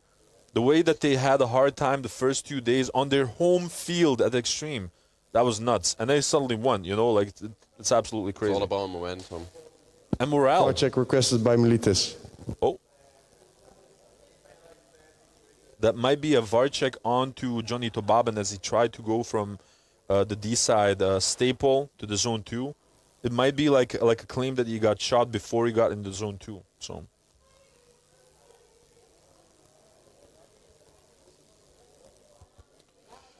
Hold on to your lily white hats.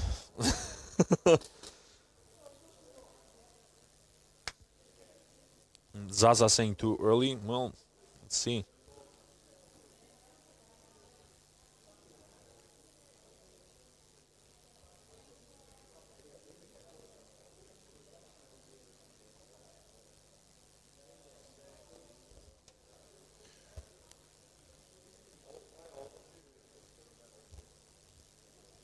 It's going to be quite a difficult call to make, because if it's a zone 1 instead of a zone 2, that would mean that Militas all they need is a Almost zone has 1 it in and back, yeah. Plus then it would be a penalty on DSD. but still crazy things tend to happen. I mean, Remember Nations Cup. oh God. I don't want to remember. But it was absolutely crazy. I think peak NSL. yeah, dude. Like the level of plays that were made on Nations were nuts. You know, they were absolutely crazy. But the reason why I respect Globals the most, I think, out of all of the tournaments is because of two facts. The first fact is that this is the last tournament on this layout, which means that every team that you see here has been playing this layout for a year. It has no more secrets. It's only about, you know, who can actually perform the best during this event and who has read the layout the best, who can move the fastest, who can still, you know, pop up with some strategies that we haven't seen yet. And additionally, compared to nations, the teams competing on globals, they have been teams usually for a long time. Like nations are combined out of players from different teams, and they try to make, like, you know, a national team, obviously, to represent their country. But you know how well they mesh, it differs from year to year, right? But these teams that are playing here, they're comrades for a longer time. Usually the synergy is already there. And that is, like, in my opinion, the greatest difference. Why I think that Globals is like peak NSL, you know? But that's just me. Bring back the celebrations.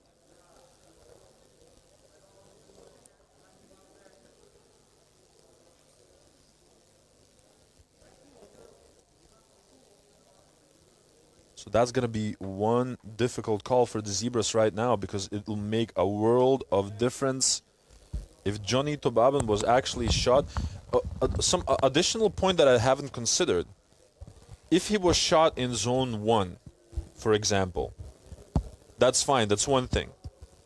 But at the same time, if he continued to Zone 2, that's going to be a penalty, and that's going to be a penalty in the last 30 seconds as well, which will not even give him a Zone 1. Oh, it will. Well, it's game altering. They will get the snatch. But True. but the Zone 1 was scored. VAR check before unsuccessful. Ah. It's got to be a Zone 2? So VAR check unsuccessful. Should be a Zone 2. Game on. 23 seconds left for Militas, yeah. And that's a Zone 2. Oh, God. Militas first try. So 23 seconds for Militas to get at least a Zone 1. Which way would you take What I would do? to score from Militas' point? Because you can put it through Snake, which is very risky. You can put it through the U on the Snake side, you can put it through the middle, or you can put it through the U on the Plexi side. I would personally send like 3 people in the Snake and pave the way for the carrier to get in the Zone 2. Yeah, just like Run it down. This is shenanigan time. Let's see what they do. It looks like Dante is in the middle on the Polestar bunker. Now he has plenty of options. Going for the U. Zone 1 shouldn't be a problem. As I say that, he gets shot out. That's massive. 9 seconds left. Decker is now trying to make the eliminations. Getting one elimination. And they get the snatch. But was that a Zone 1? Yeah, that was impossible to see. The bunker was in the way. Yeah, I could not see it here. Let's see if it is a Zone 1 or not. But great awareness by DSD. True, and a good reaction as well. Move forward, like don't give them any opportunity to do what they want on the 50 line. They all pushed up very hard forward. I love that. That was one hell of a move by DSD. Well, by both teams. I think that the intentions were pure, but no score, snatch. And with 1 second left on the clock, I think that DSD has got this one in the pocket. Wow. So the whole body needs to be crossed the line. Of course. Which usually happens when you run, but when you're like crawling, obviously you're extended much more. So Fatal's upper body would have been in the Zone 1 with the flag, but his legs probably have been in his own half. Yeah, and additionally, he was already getting shot by Decker, as Decker sort of understood what he was trying to do. So I think that he also got shot before he could, you know, enter with his whole body into the Zone 1. But the reason why I personally would send it into the Snake is simply because it has the most cover. Yes, but then, as you said, you need to like send 3 people there. Exactly. Why not? It's the last 20 seconds. Fuck it. Pardon my French.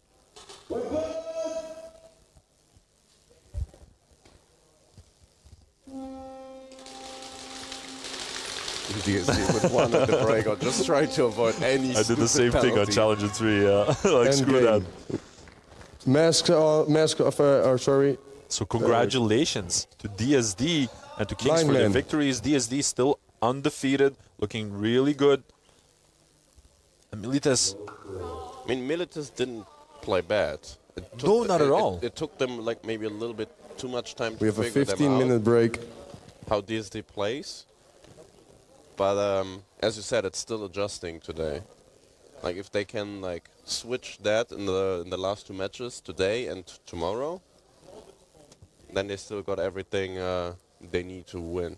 one thing is for sure, I really enjoyed both of these matchups because this is the type of game that I enjoyed the most. The chess game sort of play, you know? Like they make a move, then they make an adjustment, and then it works out, and then they make a move. I love this. I absolutely love this. But we have the 15-minute break, guys. Thank you all for watching. See you in 15 minutes with the next heats. Let me check out for you which ones those will be before I actually leave. Just a second.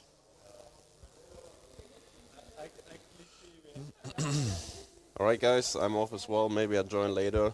We'll see. Enjoy the stream. Thanks, everyone. Thank you, Fives. So the next heats, guys, will be Second to None versus Wolves and East Coast Energy versus Synergy. So let's see you in 15 minutes. Much love. Bye-bye.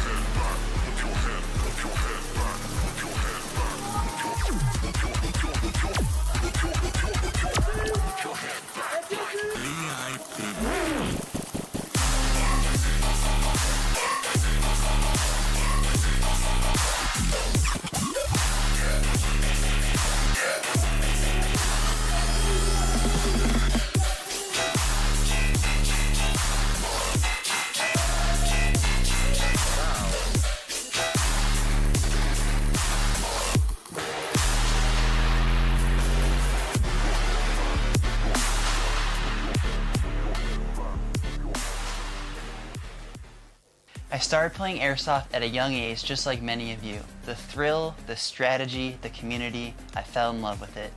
Jefe has devoted countless early mornings and late nights to build a brand that stands for quality and expertise. From designing his own AAP01 upgrades to providing top-notch repair services, but Jefe's vision goes beyond just products. It's about being a part of something bigger. The NSL is an agent of change in the industry, taking Airsoft from a hobby to a sport. Being a part of the NSL means being part of a community that shares my passion and drive. For all things AAP01, visit jefesairsoft.solutions.com.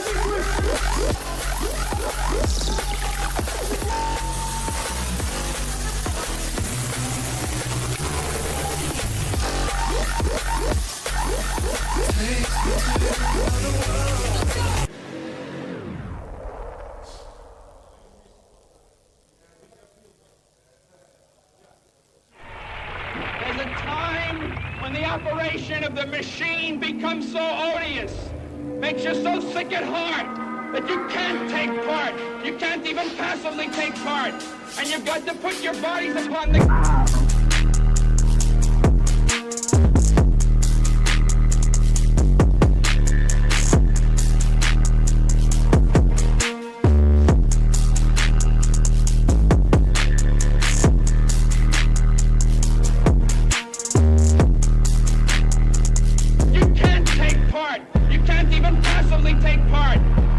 To put your bodies upon the gears and upon the wheels, upon the levers, upon all the apparatus, and you've got to make it stop.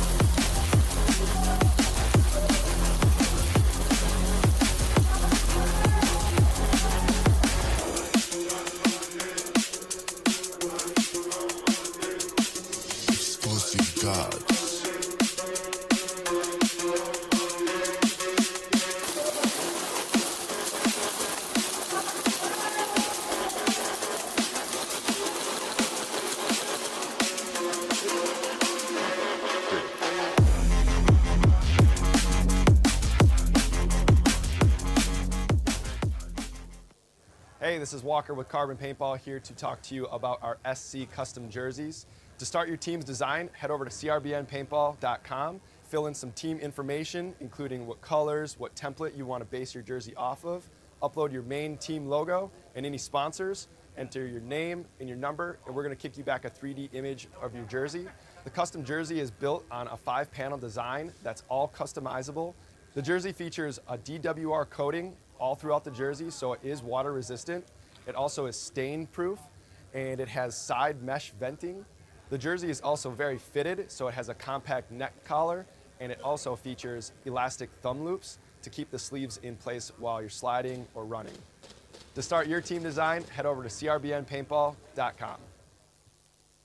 I started playing Airsoft at a young age, just like many of you. The thrill, the strategy, the community, I fell in love with it.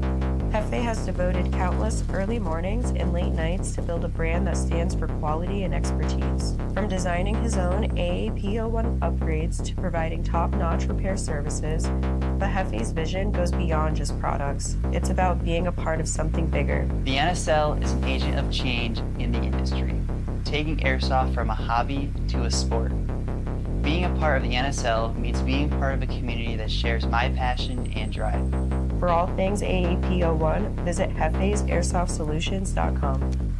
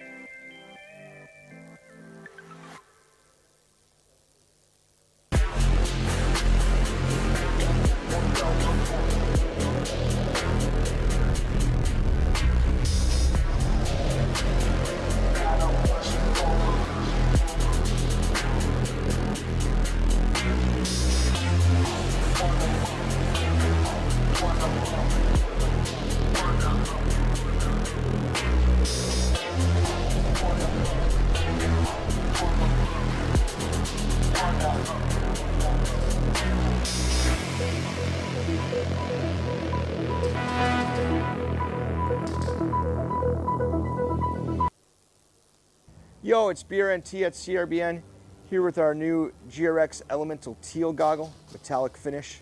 Comes with a highlight lens, mid-light, low-light, matching visor, slip bag, and our zippered goggle case. Check it out at crbnpaintball.com.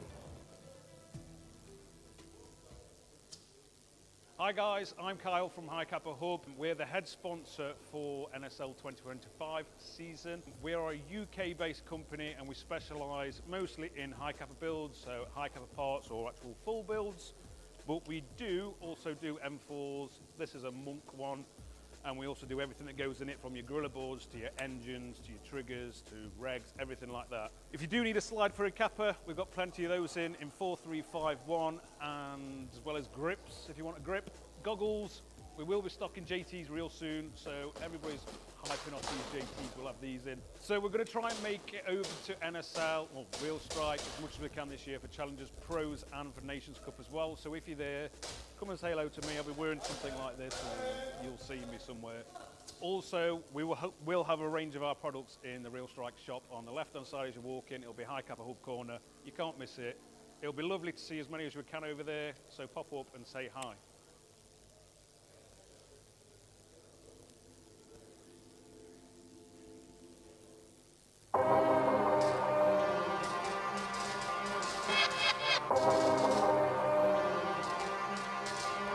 Now I am become death, the destroyer of worlds. I suppose we all thought that, one way or another.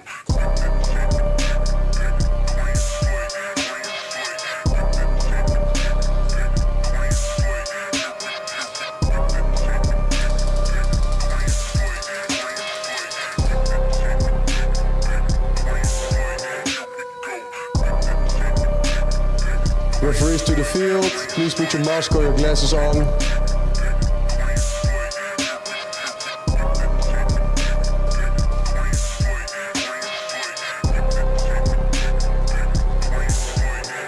Don't shoot, don't shoot, don't shoot, don't shoot! Hey, don't shoot!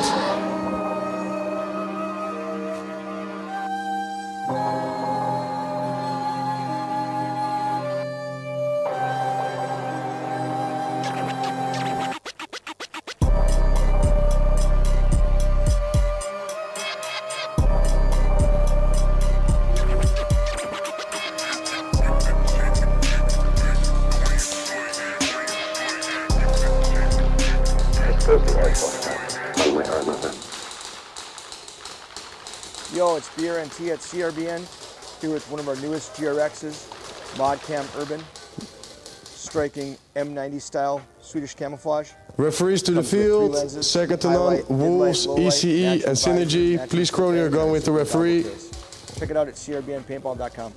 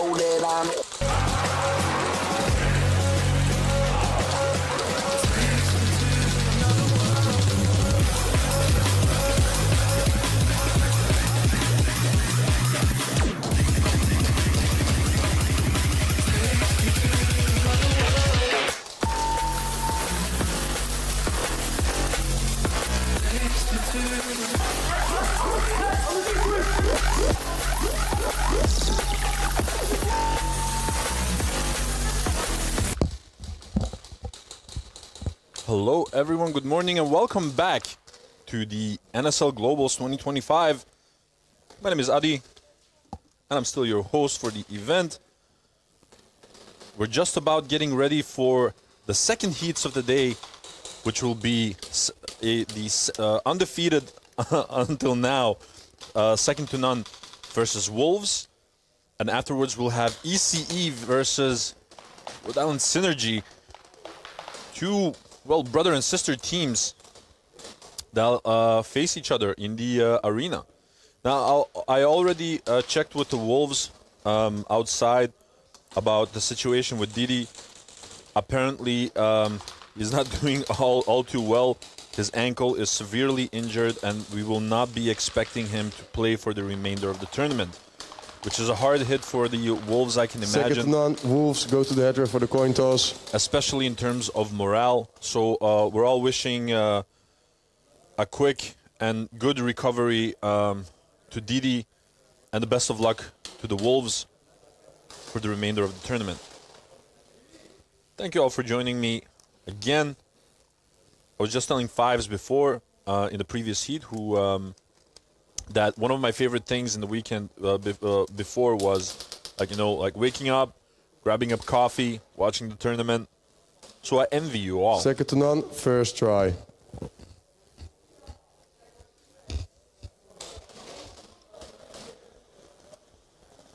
Some love for second to none in the chat. But Fly saying, I still think that it will be second to none versus Saviors in the final. It's a possibility. They've been performing amazing Second the to entire none, time. first try. And it seems that second to none will be attacking first.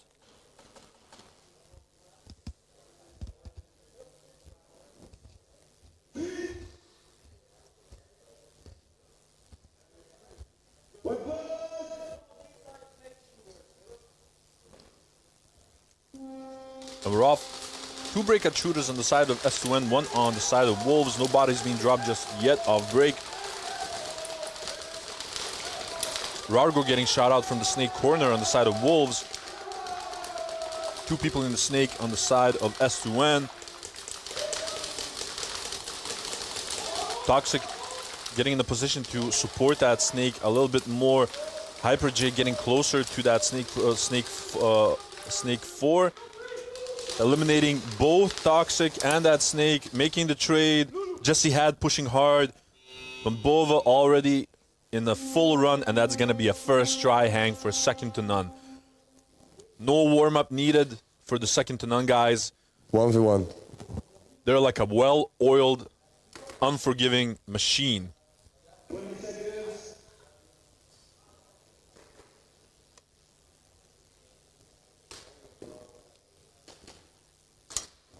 Taylor made the conditioning in the chat saying, I'll be helping Didi get back up into his feet in no time after the weeks of recovery he may need. That is awesome. Now, Bova trying to get some additional points on the board for S2N. Seems that Tom Hoeke, Nomad, is defending. Hilke already on that plexi.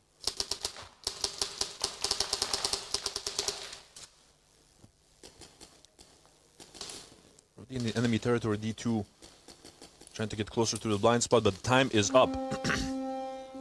Some good defense by Wolves.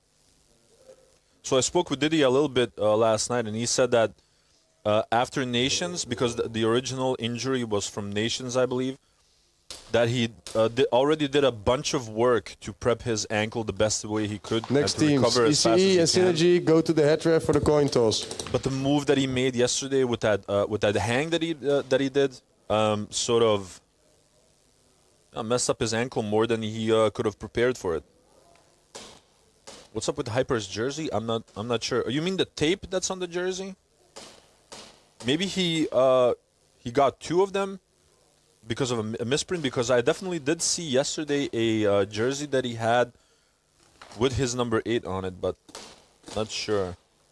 Synergy, first try. It has a dagduf. The names in the chat. So in Dutch, it has a dagduf means gray roof dove.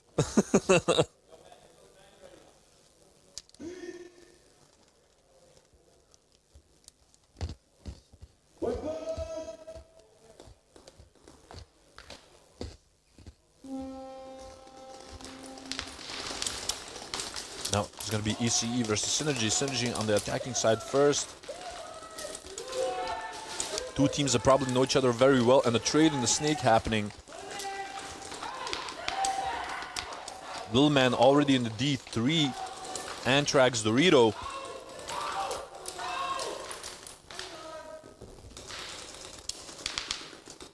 El Heavy trying to keep all of the heads down all the way from that Snake corner.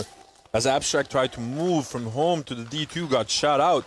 Some good, formidable shooting by Synergy. Now OG Shrimp coordinating the attack with Lil Man. Getting an additional information, Lil Man trying to run. And that's going to be a zone 3, I believe. But some good coordination by Synergy. El Heavy keeping all of the heads down and getting the attention to him from the Snake corner. Meanwhile, OG Shrimp doing what a backliner should do, Next coordinating teams, his flag runner. Try. That was some phenomenal attacking by Synergy. Looking like a completely different team compared to yesterday. Tell them about Wintelteef. Nah. I'm not going to do that.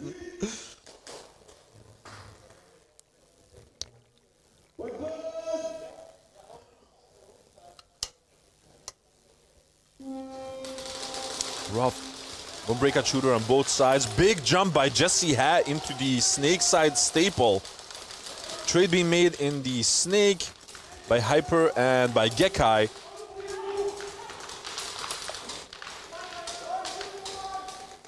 Now, as Finn tried to get in the Snake as well, he got clipped by Ivar Augustin. Ivar Augustin and Tim Hyper have been working together marvelously. Nomad getting shot with the flag in his hands. So the flag is now on the D1. Rargo doing the suicidal run. They're looking for the flag. And Jesse Hat grabbing the flag. Ya boy fast. Excellent perception by Jesse Hat. MVP of Nations, might I add. And S2N not slowing down.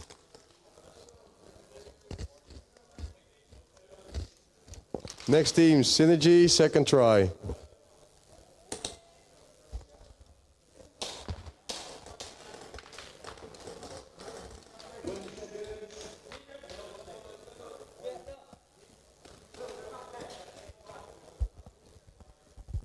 Now second try for Synergy. Gonna try to add some additional points on the board. We can see that ECE is starting with 4 people right now.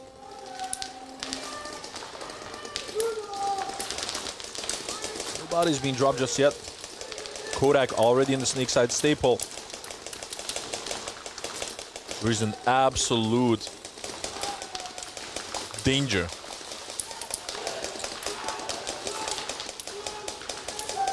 Hollywood Tsipa and Abstract trying to keep as much heads down as they possibly can.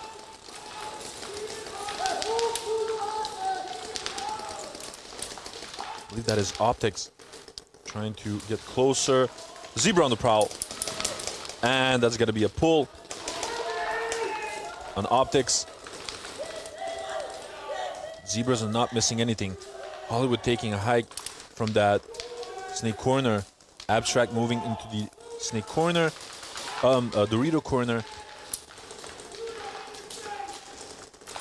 Now this time, it seems that the advances of Synergy are being held down by ECE. They're not getting any sort of chance to move up the field to get in the position to score. OG Shrimp holding the flag on the home one Jefe Airsoft bunker.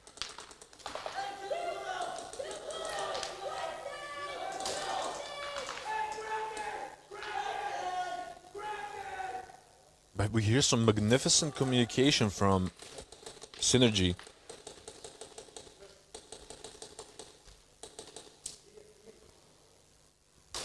It seems that their kill count is off a little bit. Oh, a beautiful little snapshot by Kodak. Oki now trying to find an angle on him. He got him. OG Shrimp running. And that's going to be an additional zone 3. Oki paving the way for his flag runner just the way it should be. OG Shrimp coming just a little bit short of that flag hang, but I feel like Synergy is communicating beautifully today. And this is why I love Synergy, player 17, second degree penalty, hit during movement. All right, so Optics, as he tried to make that move to the center Polar Star Dorito, got shot. Next teams, second to none, first try. I can imagine they got hit on the tank on his belt. But this is why I love day number 2. Day number 1 is like, you know, the entry, the warm-up, well, it's the first day. So, and that gives a moment to a lot of these teams to rally and reassess, which it seems that Synergy has done last night. Being made into the snake, but that's going to be a pull onto Gekai.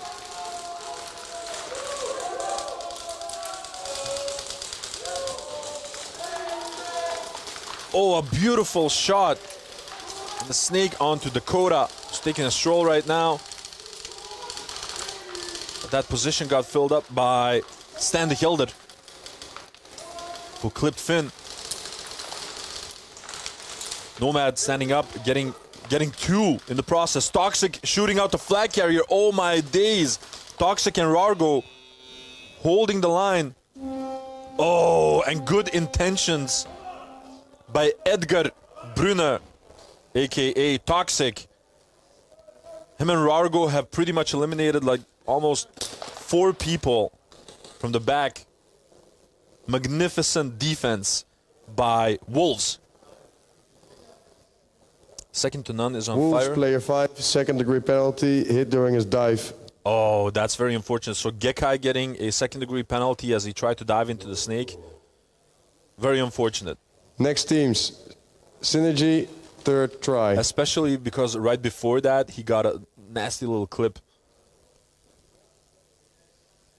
onto Dakota.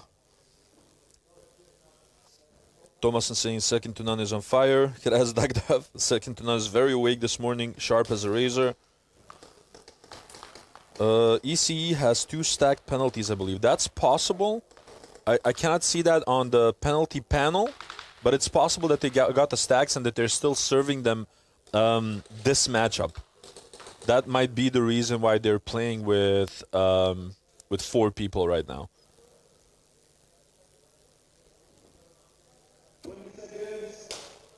Damn, refs are brutal. They are, you know, unforgiving.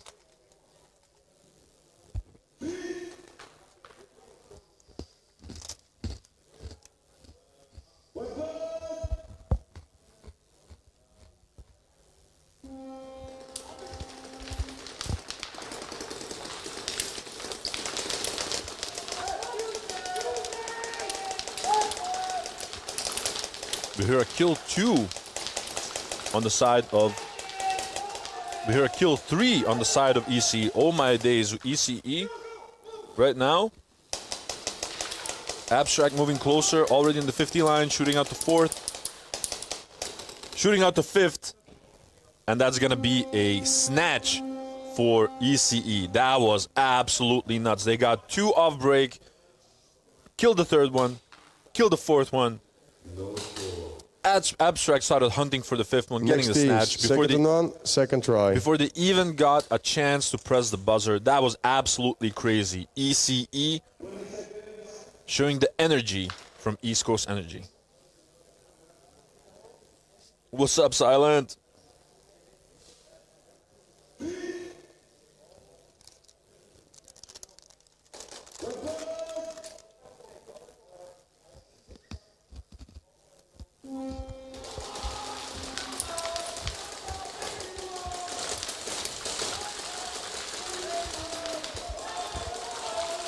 Second try this time around for second to none. Popping Finn out of that snake. Now Rargo is going to have a tough time. Dakota is hunting around the 50 line on the snake side staple. He got the clip onto Rargo. Beautiful shooting by Dakota. He's looking for a little bit more. The loose stand, the Helder in the back line. Hilke van Bove pushing up. They got Toxic as well. Final trade being made by Dakota.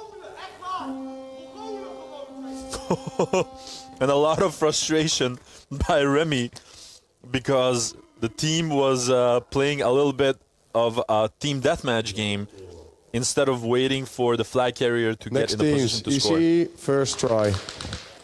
Rato 5, what is up?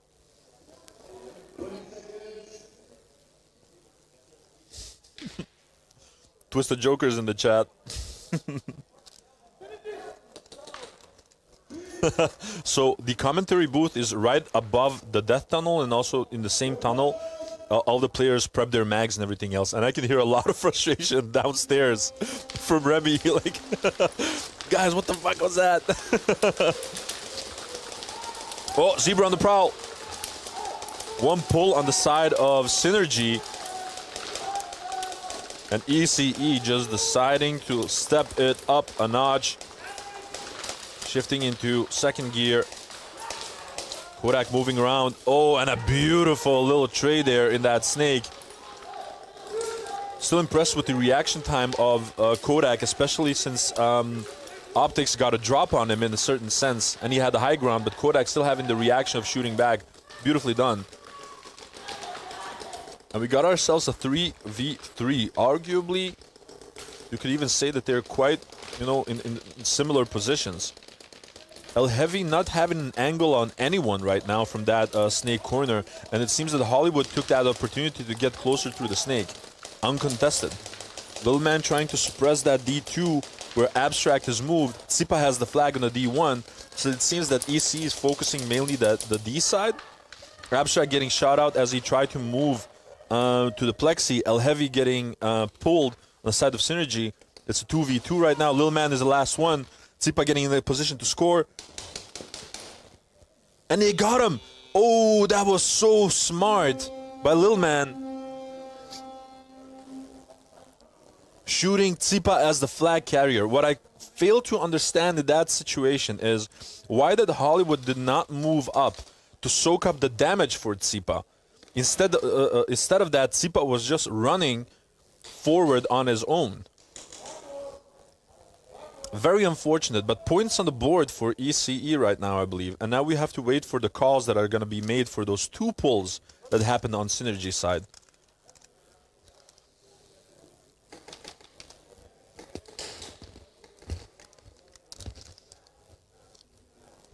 If you hear crunches, I mean some small cookies.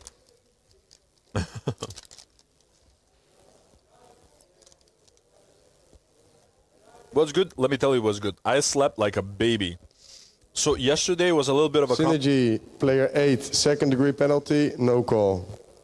Synergy, player 18, second degree, no call. So listen, those are 2 second degrees on the side of Synergy. So that means the next round, they will be playing with 3 people. ECE still has flag possession, which means if they punish this correctly, they might get a hang Next teams, and gain the second to advantage. none, third try. But yeah, as I was saying, yesterday was a little bit of a complicated day for me. I had to wake up extra early to get on time in the arena for the commentating. But I come from Belgium, and the traffic in Belgium, Antwerp region, on a business day is nuts. So I was a little bit tired yesterday, but today I'm lit up like a Christmas tree. Well, now back to the second to none versus Wolves game. It seems that Wolves is getting more and more momentum. Rargo getting closer into the 50 line, trying to stop those advances in the snake. Oh, they lose Hyper on the D side. Toxic defending, Nomad pushing up. Oh my days, Baby Wolf, number 77, already on the plexi, shooting out Stan de Gelder, but getting pulled in the process. Nomad getting now closer to the 50 line. They are hunting because it's the 3rd try, and Remy is getting flagged. He doesn't even know it, and that's gonna be a wall tap. Oh my lord, that was gangster by Wolves, and especially Tom Divand Hoeke, aka Nomad. That was a beautiful synchronized push by the Wolves, emphasizing the eliminations that they had early on. That was absolutely nuts. Wolves, player 77, second degree penalty, hit during his run. Wolves showing their teeth.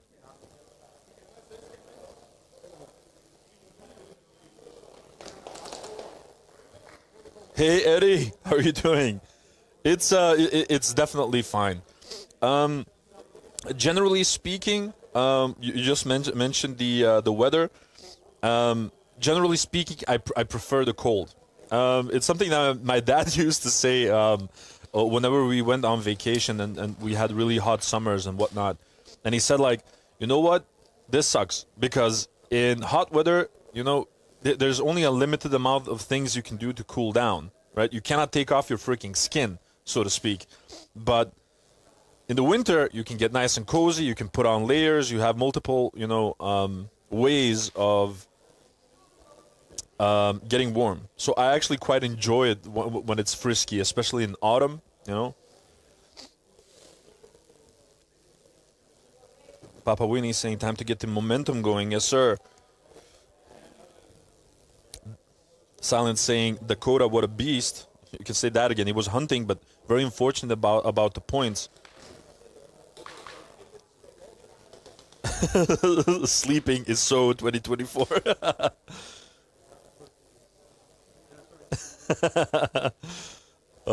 Brett with his shenanigans. Can hide in the AC. Yeah, I guess, but you know, like, you know what I mean.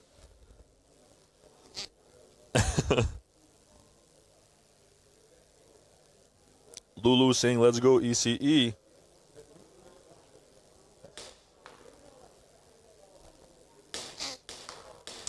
So I think that the nun is checking something with the VAR because we can see Jesse Ha communicating with the head ref.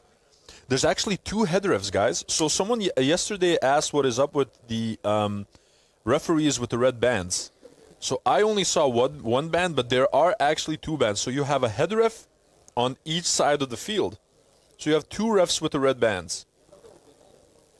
So depending on, you know, where you need to communicate with the ref, or where you're, from what side you're playing on right now, you step up to that referee.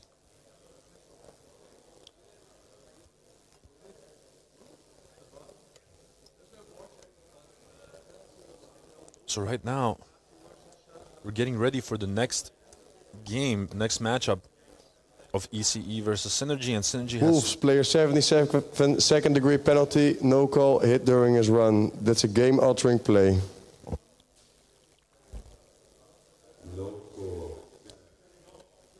Oh, so that changes the situation a little bit.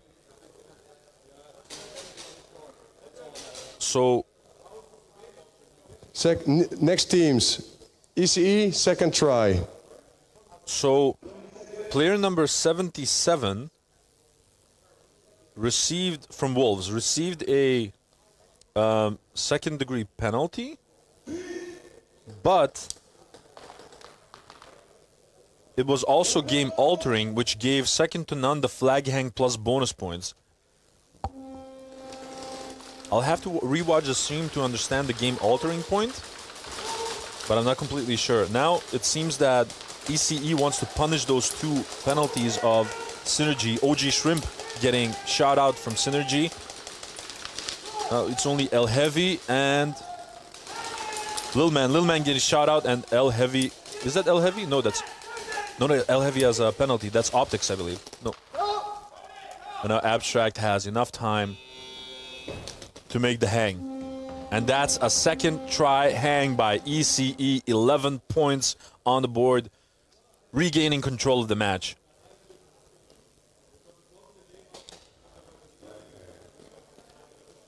One v one. Hey Trick, how are you doing? Vatios in the chat.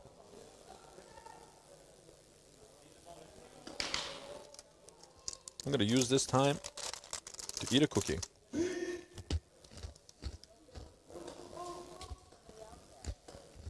A little confused about the game altering. You and me both, because player number 77 from Wolves, he slid to the plexi, and then he shot Stanley Gelder on the plus, but Stanley Gelder was not a flag carrier, so I'm failing to understand the game altering point of it. But I'm sure I will get an explanation afterwards, and maybe I can inform you guys. Abstract getting closer, but nope, not enough time.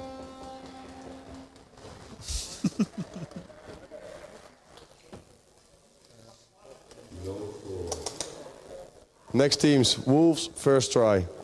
Do I need more Vegemite, says Collins? Always. But I did what you guys said. So I made some toast, put on some butter, and then the Vegemite, and it was absolutely awesome.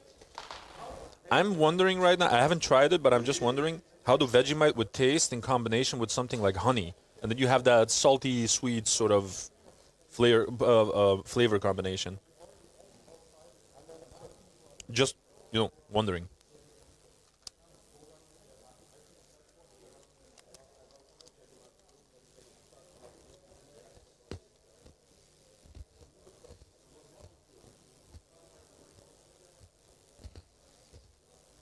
Hadi, why are you snacking as good as the South African snacks? No, man. This is pretty good. This is something that pops up during the Christmas period. It's kruidnoten. It's like sweet, peppery cookies. I cannot even describe it completely.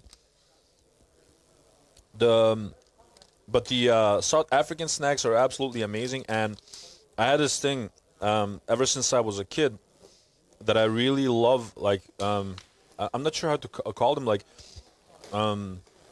dry biscuits, right?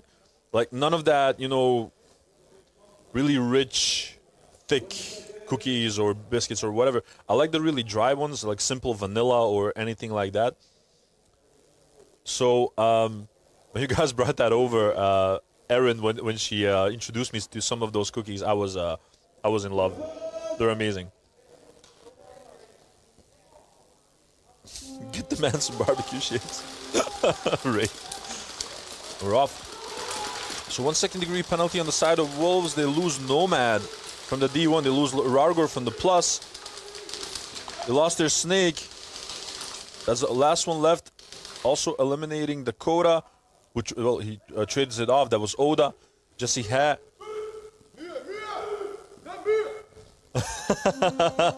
And Remy coaching his team like touch the freaking wall. And no one having that initial reaction of touching the wall. Jesse Ha now just holding Next his head like, Synergy, first try. That was so foolish. But that was a really quick round. And I can imagine Second to None struggling there with keeping up the kill count.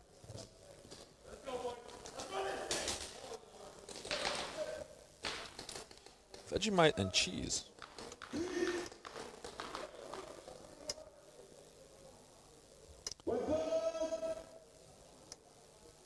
Marmite and cheese.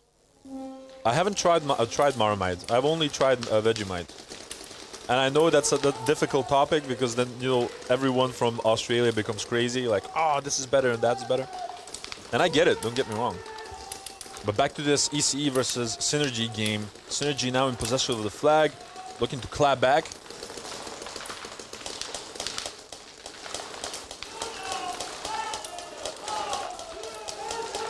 Abstract just beaming down from the home position, trying to keep all of their heads down. Kodak laying down the trap. The Snake getting the execution onto Optics. That was beautifully done by Kodak. They've lost OG Shrimp as well.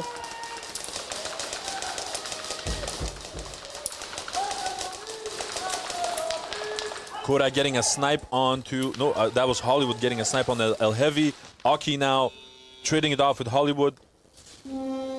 Abstract putting on the thrusters, trying to get the flag, but was not able to get it. Next teams, Second to None, first try. So Synergy not creating any opportunities during their first try. They get another chance after the next matchup of Second to None versus Wolves. Now, if Second to None gets a hang right now, there will be a mercy rule applied.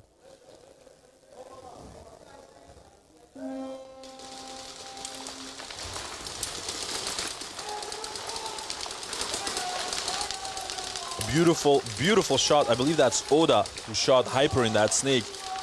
I haven't seen anyone get into the Snake 50 as fast as Oda from Wolves. Dakota trying to get an angle on him, trading it off. Rargo also getting the lead in the process. Now it's Toxic and Nomad beaming it down from the back against Jesse Ha, Remy, and Van Bove. Van Bove trying to fill up that Snake position. Toxic doing the same thing, remaining on the cross. Nomad needs to be extra careful because I think he's got 2 lanes on him. Toxic getting eliminated. Last one, I think, is Nomad. I cannot see the flag just yet. I think it's with Van Bove on the 50 line. He's trying to go for it. But that's that.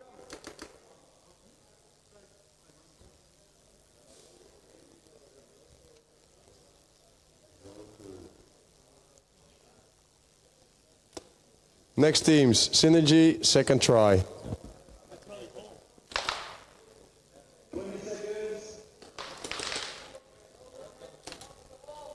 Lol, black and salty, same. See, now people are getting upset about the Vegemite and Marmite story. See? That's why we don't talk about it. Fairy bread? No, I don't know what fairy bread is. Got it. No bodies being dropped just yet off the break. As I say that, they lose 2. They lose both El Heavy and OG Shrimp. Optics getting into the home position, but now ECE smells blood.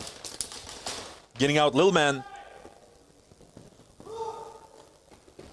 And Abstract getting the snatch by tapping the wall.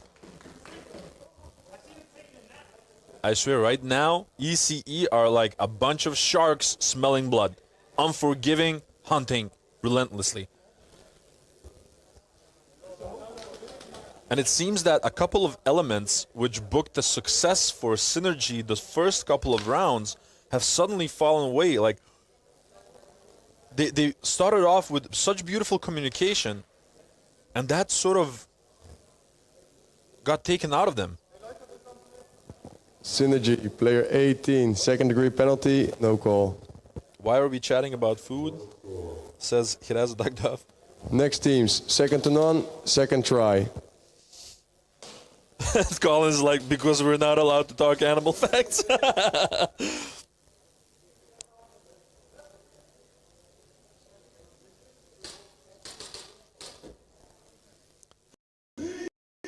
Mike, second to none. Love the second to none outfits. Yeah, those jerseys are on fire. Talked about them a little bit yesterday. I love like the cyberpunk vibe. Oh, big jump in the snake being made by Hyper, and now he's in a snap battle with Finn.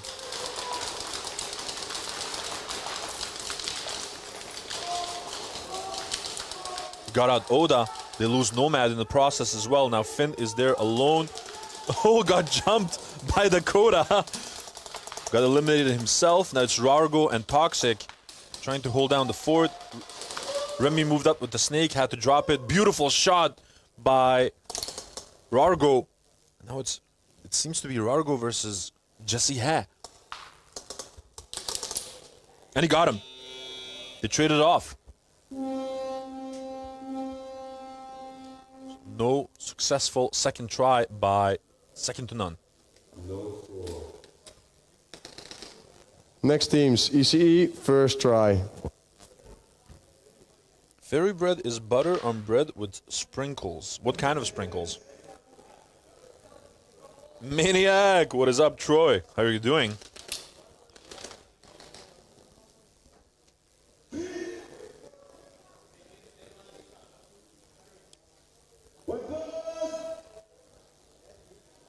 I also like the ones from Apex. Apex also has some really cool Globals jerseys. Also with quite a cyberpunk vibe.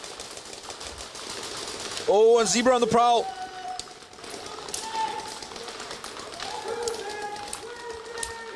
We hear a kill 3 on the side of ECE.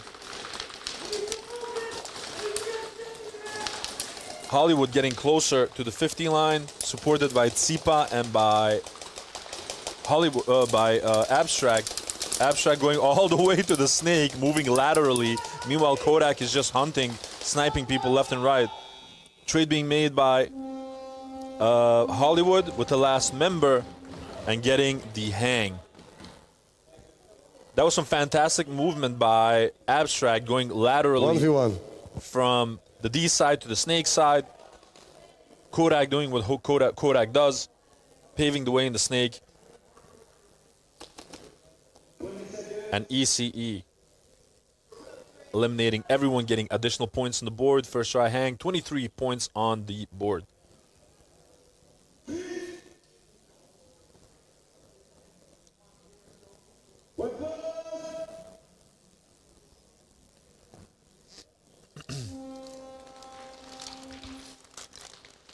Ooh, Tsipa trying to do the unpredictable thing, going all the way to the D2 but getting sniped in the process.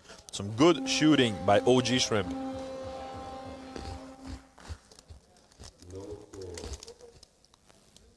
Next teams, second to none, third try.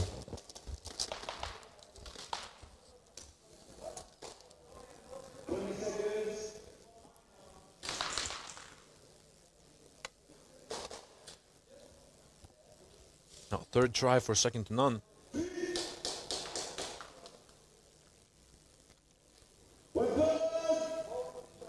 Sitting in a very comfortable lead of 26 points.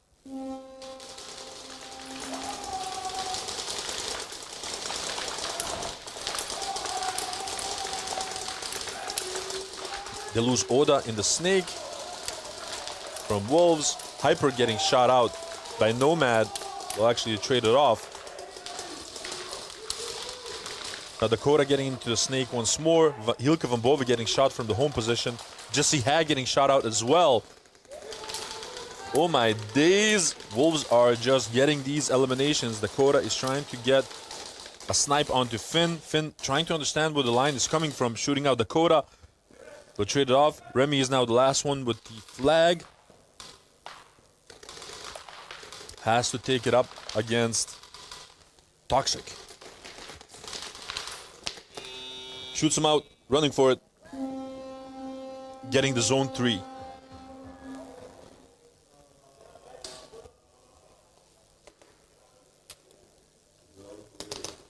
Next teams, Synergy, first try. So 29-point lead by S2N. And Wolves regaining flag possession.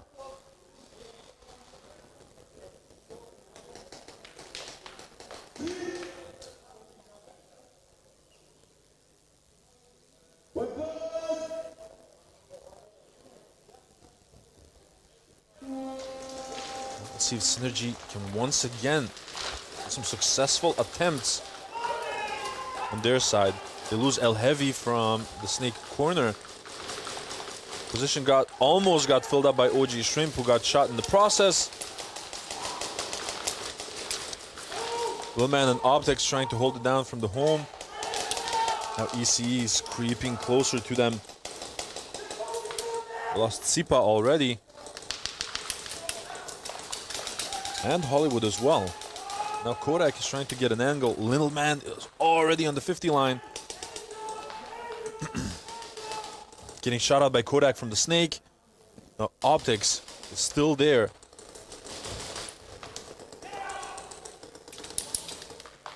Together with Lucky. Lucky's trying to fend off their forces, getting shot out by Kodak. Looking for the flag. And Abstract just showing Kodak like, hey man, that was a nice dive into that corner, but I already have it. So that's a snatch by ECE, wonderfully done. Next teams, Wolves, first try. And a nice little cooperation between Kodak and Abstract. It seems that Kodak was being the silent assassin from the snake, while Abstract was just beaming down the lane, trying to get all of the attention and informing Kodak about what is happening. Beautiful cooperation between the two team members.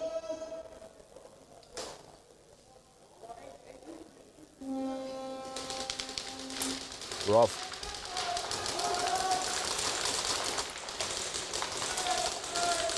A greater emphasis on the snake by second to none this time around. Dakota trying to get a snipe. Onto Oda, I believe, the snake. Oh, and he got shot out himself. That was some real strategic shooting. Hyper J getting shot out before he could successfully eliminate both of them. Finn taking a hike, but that's actually Baby Wolf. That's not Oda. Oh, Lord. Nomad getting shot. Now Standing Hilder tried to make an execution. Got shot in the process. Baby Wolf trying to reload. Trading it off with Hilke van Bove. Remy looking for the flag. Not being able to find it.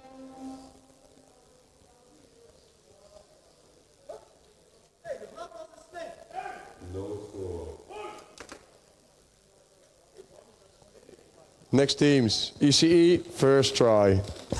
Colin saying, there goes the chat, Droopy's back.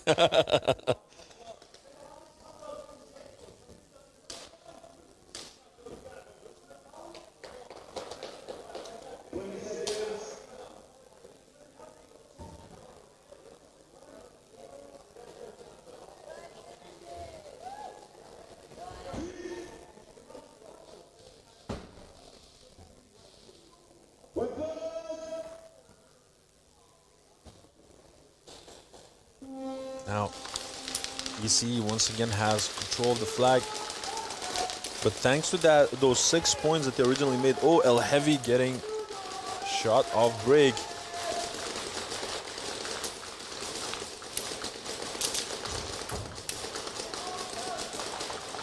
Hollywood making a bump to the snake corner, trying to get deeper into the snake, knowing that El Heavy has been eliminated from it.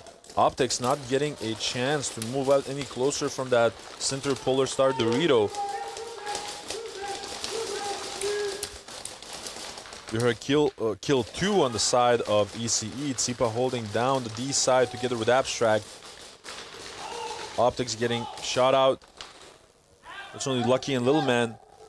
Both of them getting shot out. Oh, and that's gonna be a zone 3 by Ant Abstract.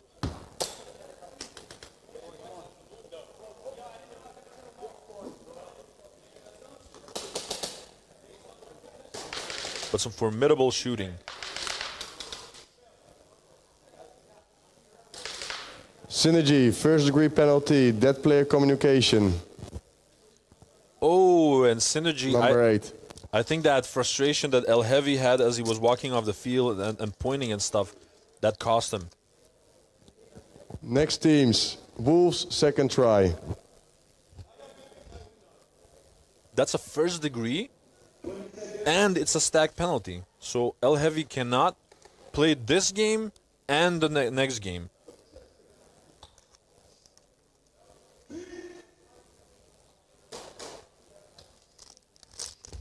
Yeah, they're definitely gonna feel that one.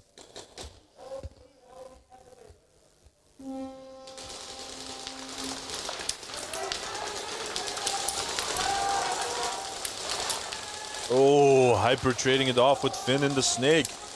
Nomad trying to get into the snake himself. Meanwhile, Toxic trying to keep everyone at bay.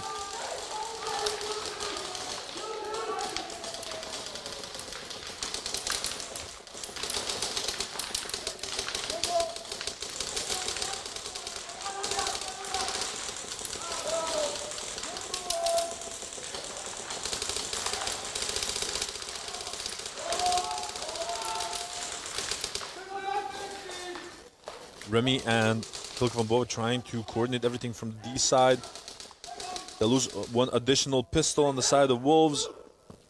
Nomad grabbing the flag.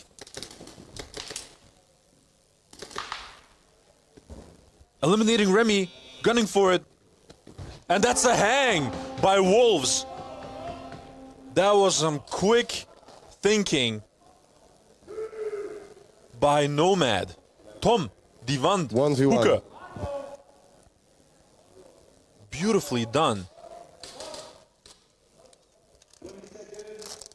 And getting that final elimination onto Remy.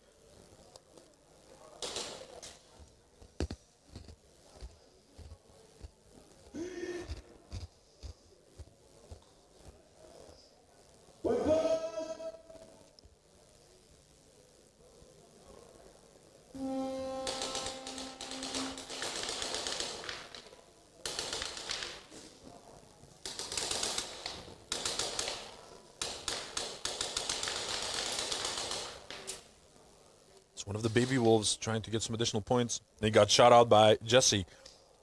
Formidable shooting by Jesse Ha.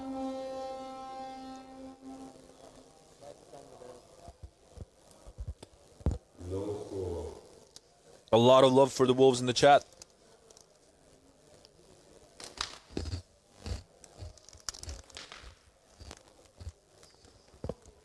Next teams, ECE, second try.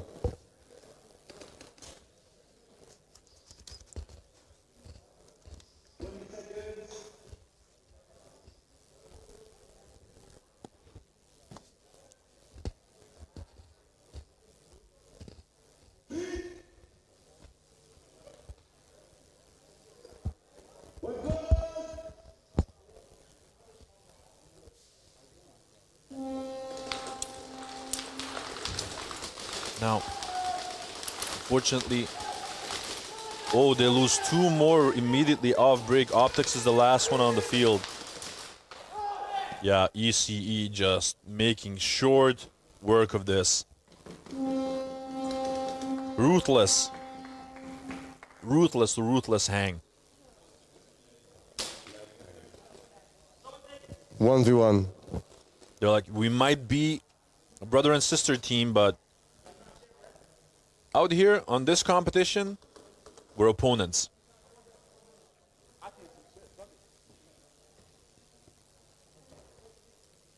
Tom Divand Hoeke is an absolute beast. My boy Nomad is an animal.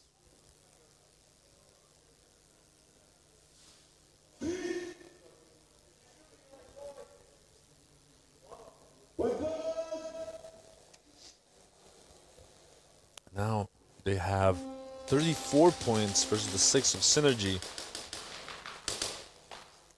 And those 6 points that Synergy actually made early on helped them not to get mercied in this situation.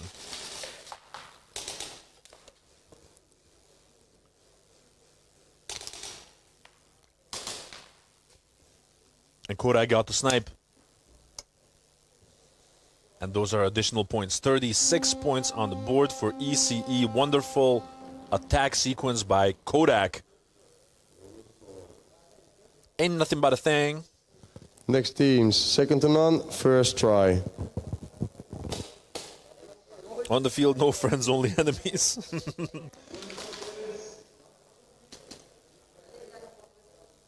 Okay. Hi, Aaron. How are you doing?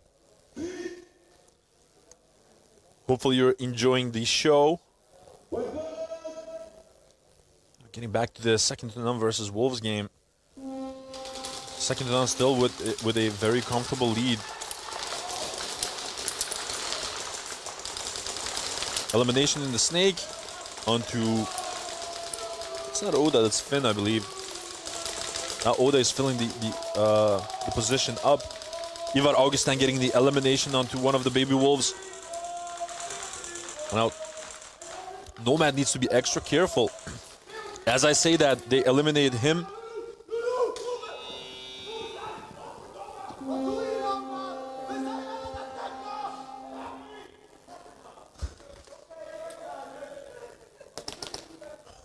A lot of frustration from S2N. There seems to be a little bit of confusion. Remy is very frustrated with the fact that no one's listening to the call-outs. Synergy, first try. That was a zone 2, I believe. Yeah, zone 2.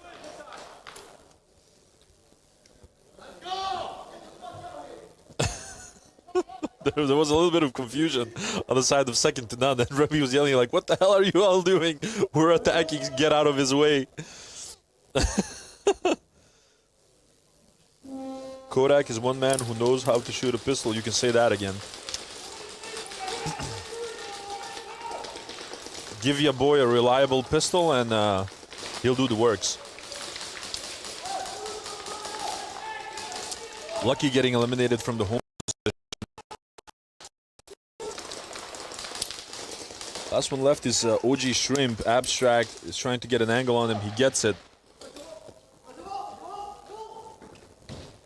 And Kodak touches the wall for the snatch. And EC at this moment are just punishing the hell out of that first degree penalty that Synergy is still serving. Next teams, second to none, second try. And you have to imagine that Synergy still has one more round that they have to serve that first degree penalty, which means that, ECE, with the way that they have been playing, they might get an additional hang, and that will be game. That will be a mercy rule applied. I have to say that the penalties sort of were the nails in the coffin for Synergy this matchup.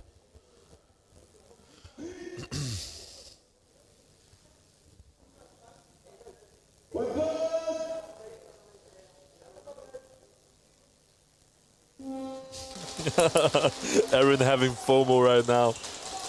Don't worry, Aaron will see each other very soon again. Not the last tournament. Last one of this season, of course, with this layout. But, oh, and a beautiful little shot by Ivar Augustin. Ivar the Boneless, doing what Ivar the Boneless does. Rargo trying to hold it down on the D side, trying to do a sacrificial run. And now Hilke van Bove has all the space to make the hang. And that was a second try hang. 11 additional points. 1v1. Which brings them to a clean 40. And it might be a little bit more depending on the sequence for the bonus points.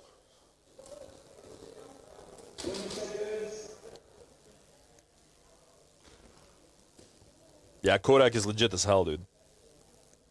Shout out to my man Kodak.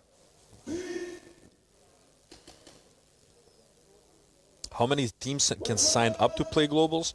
You cannot sign up to play Globals. You have to qualify to play Globals. Once you qualify, you get the invites. Like, for example, the pro teams, well, what I wanted to say is you cannot simply sign up to play Globals. You need to first qualify to be able to sign up, right? So, for example, the pro teams...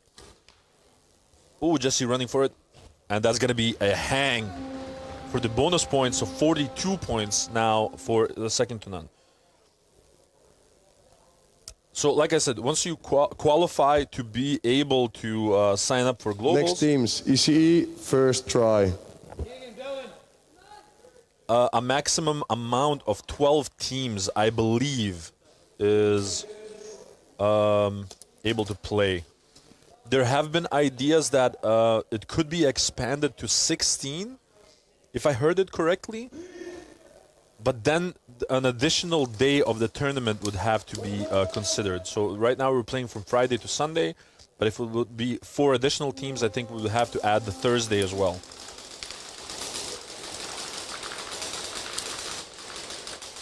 And now ECE looking to finish the fight.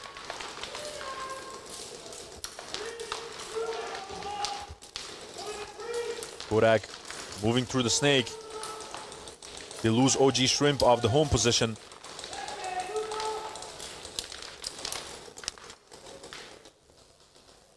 Still have Optics on that plus, waiting patiently. Eliminated by Kodak, who got eliminated himself.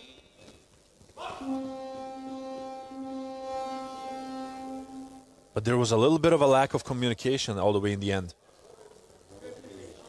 And that's a zone 2, I believe. Next teams, Wolves, first try. And now, Synergy is getting into a very dangerous position that they might get mercied.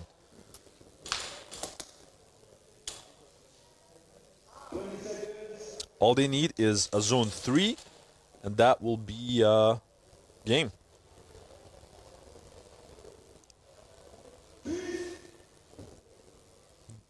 Marvin saying, damn, the Wolves are playing so good, keeping the spirit going, but I feel like they're often just unlucky in the trades. Well, I tend to agree with you. At the same time, you have to realize that, you know, second to none is no easy team as well. And it's not easy to to counteract all of these moves. Oh my days. A big push being made on the D side by the Wolves. Completely catching them off guard. Ivar Augustin getting eliminated from the snake. Well, that was really weird. I'm trying to understand what exactly happened with Tom Hookah as he returned. Next teams, ECE, second try. Whoa, I'm a little bit flustered right now.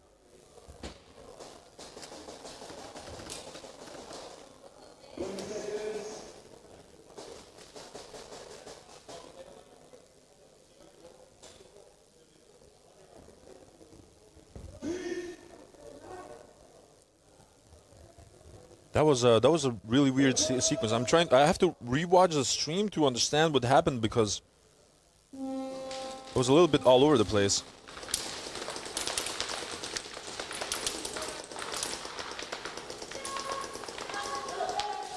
So again, we see Hollywood moving through that snake.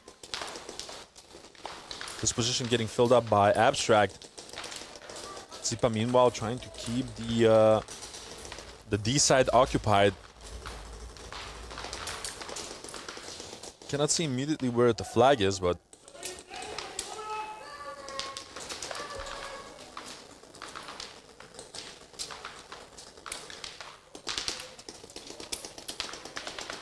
Abstract getting closer, trying to get that elimination onto Optics. Optics did get Hollywood in the process. And now Abstract is moving through the snake. Needs to be careful with Oji Shrimp.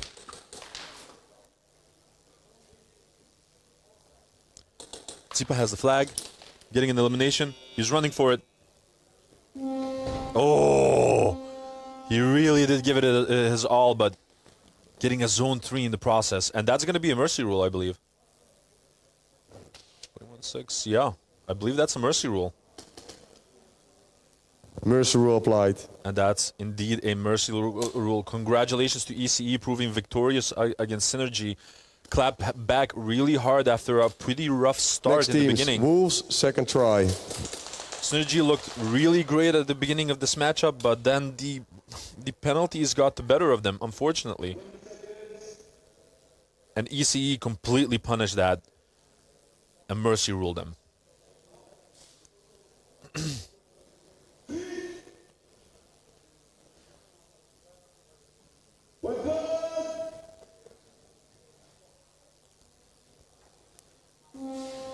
Well, back to this Wolves versus second to none game. I'm really enjoying the back and forth here. Nomad already on the D2.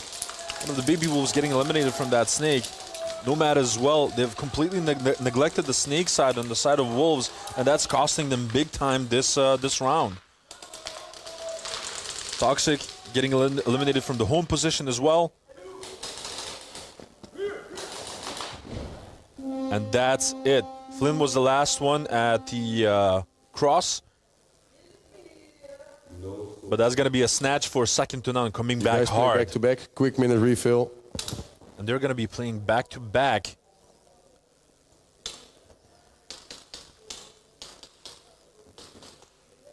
Whoo-wee. These have been some action-packed games. My lord.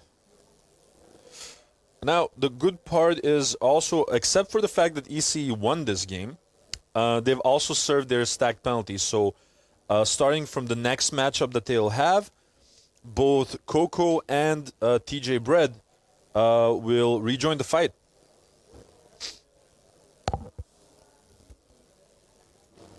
So look out for that. Hey, Dinesh, doing good, doing good. Hopefully you are as well. Hopefully you're also enjoying the show.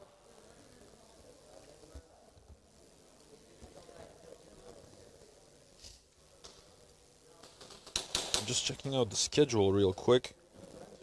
So the next matchup for ECE will be Limburg Shotguns. But it's only going to be in this afternoon.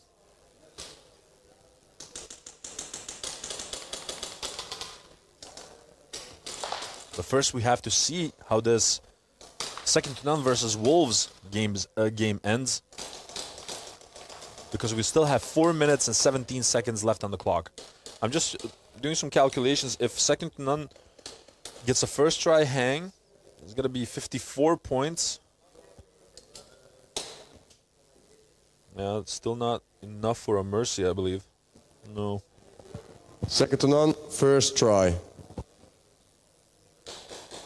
Oh, wait. It might be.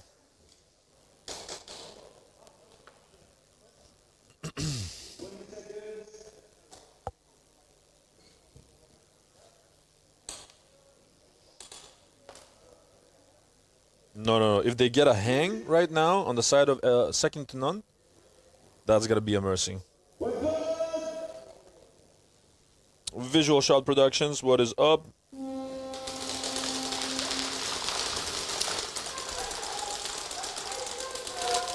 Oh, Zebra on the prowl. Rargor is going to get pulled.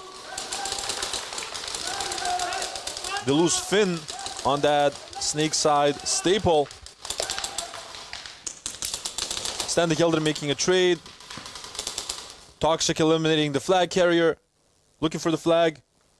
Oh, never mind. They traded it off, actually.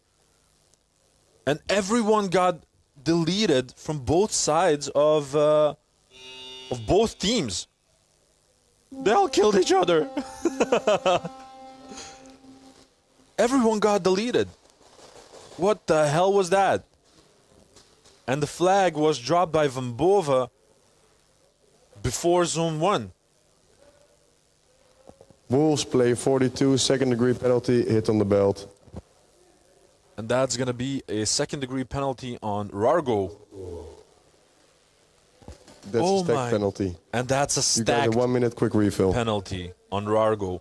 So Rargo will also not be able to finish this game, and is also not allowed to participate in the next one.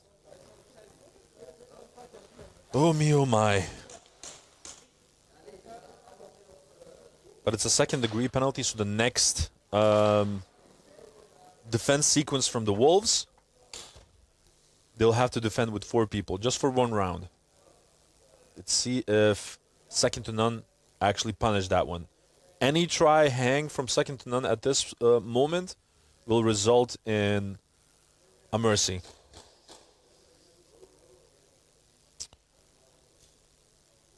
Let's effing go Didi. Didi's not playing, man.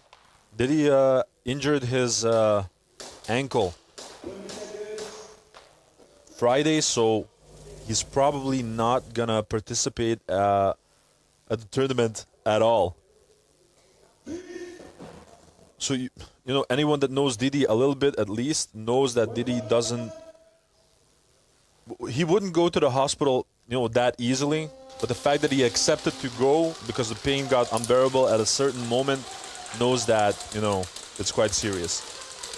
But once again, wishing him a quick recovery. Oh, it seems that Edgar Brunner got shot out toxic. Trade happening as well with Dakota. Jesse Happ pushing now hard. Van Boven making the trade. Ivar Augustin running with the flag. And that is the bread and butter method. And that's going to be a mercy rule applied. So congratulations to second to none and to ECE for their victories. Mercy rule applied. Please empty your gun and blind man. So we have a blind man. Next matchups will be Apex versus Kings and Saviors. We have a 15-minute break. We'll be back around 11:30. And maybe a little Saviors bit earlier. versus Delta Speed Division. So thank you very much for joining me up until now, and I'll see you on the next exciting heats in 15 minutes. Thank you. I started playing Airsoft at a young age, just like many of you. The thrill, the strategy, the community, I fell in love with it. Hefe has devoted countless early mornings and late nights to build a brand that stands for quality and expertise. From designing his own AAP01 upgrades to providing top-notch repair services, but Hefe's vision goes beyond just products. It's about being a part of something bigger. The NSL is an agent of change in the industry, taking Airsoft from a hobby to a sport. Being a part of the NSL means being part of a community that shares my passion and drive. For all things AAP01, visit hefesairsoft.solutions.com.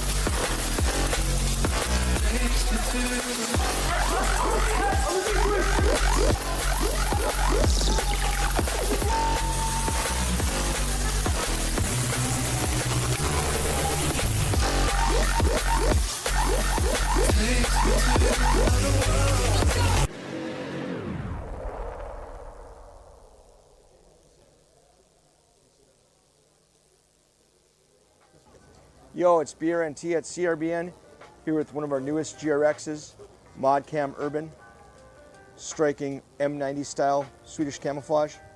Comes with 3 lenses, highlight, mid-light, low-light, matching visor, matching slip bag, and our zippered goggle case. Check it out at crbnpaintball.com. Hi guys, I'm Kyle from Cappa Hub. We're the head sponsor for NSL 2025 season. We are a UK-based company and we specialise mostly in Kappa builds, so Kappa parts or actual full builds. But we do also do M4s. This is a Monk one. And we also do everything that goes in it, from your gorilla boards to your engines, to your triggers, to regs, everything like that. If you do need a slide for a Kappa, we've got plenty of those in 4351, and as well as grips, if you want a grip. Goggles, We will be stocking JTs real soon, so everybody's hyping off these JTs. We'll have these in. So we're going to try and make it over to NSL, or Real Strike, as much as we can this year for Challengers Pros and for Nations Cup as well. So if you're there, come and say hello to me. I'll be wearing something like this, or you'll see me somewhere. Also, we'll have a range of our products in the Real Strike shop on the left-hand side as you walk in. It'll be High Cappa Hub corner. You can't miss it. It'll be lovely to see as many as we can over there, so pop up and say hi.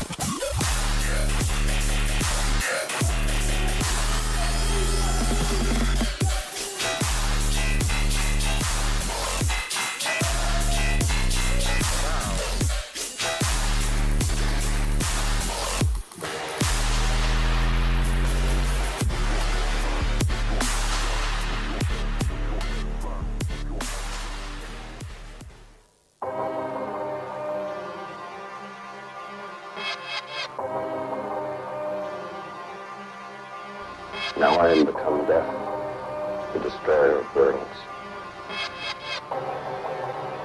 I suppose we all thought that, one way or another.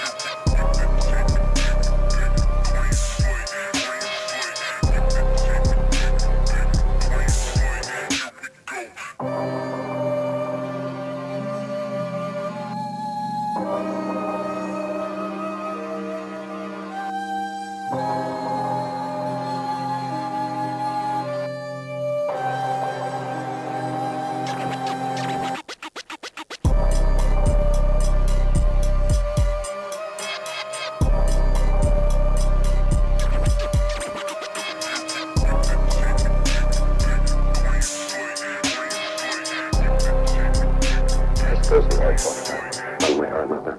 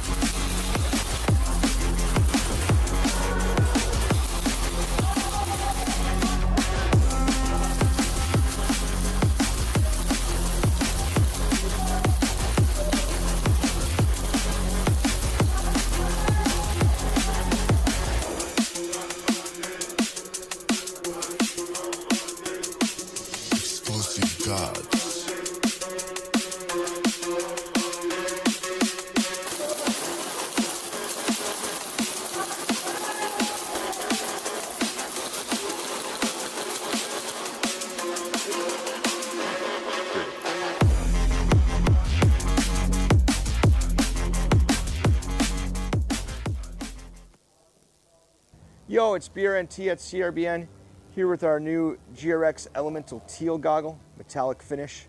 Comes with a highlight lens, mid-light, low-light, matching visor, slip bag, and our zippered goggle case. Check it out at crbnpaintball.com.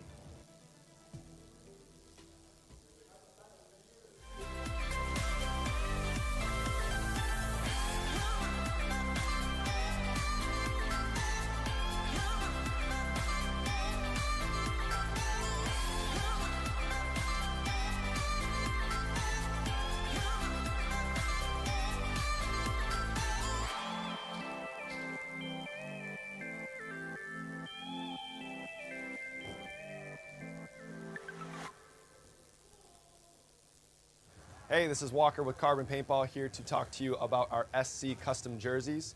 To start your team's design, head over to crbnpaintball.com, fill in some team information, including what colors, what template you want to base your jersey off of, upload your main team logo and any sponsors, enter your name and your number, and we're going to kick you back a 3D image of your jersey. The custom jersey is built on a 5-panel design that's all customizable. The jersey features a DWR coating all throughout the jersey, so it is water resistant. It also is stain proof, and it has side mesh venting. The jersey is also very fitted, so it has a compact neck collar, and it also features elastic thumb loops to keep the sleeves in place while you're sliding or running. To start your team design, head over to crbnpaintball.com.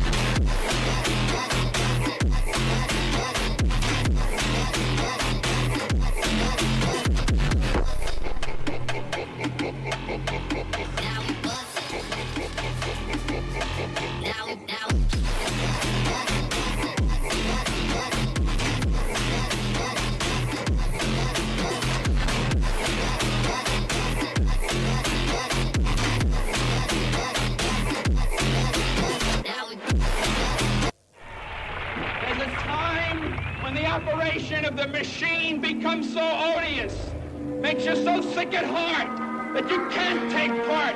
You can't even passively take part. And you've got to put your bodies upon the...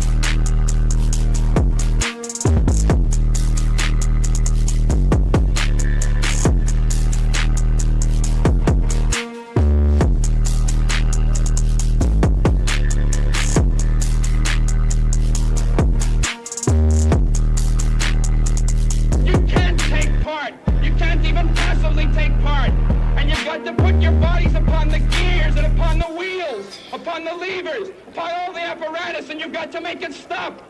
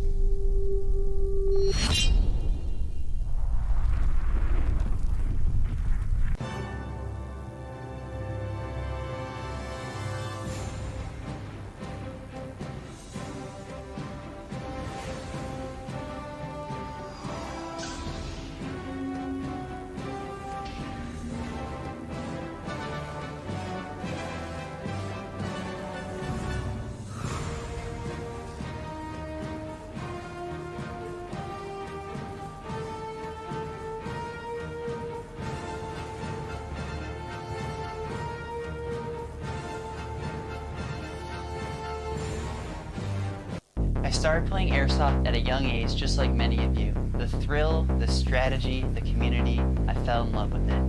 Hefe has devoted countless early mornings and late nights to build a brand that stands for quality and expertise. From designing his own AAP01 upgrades to providing top-notch repair services, the Hefe's vision goes beyond just products. It's about being a part of something bigger. The NSL is an agent of change in the industry, taking Airsoft from a hobby to a sport. Being a part of the NSL means being part of a community that shares my passion and drive. For all things AAP01, visit hefesairsoft.solutions.com.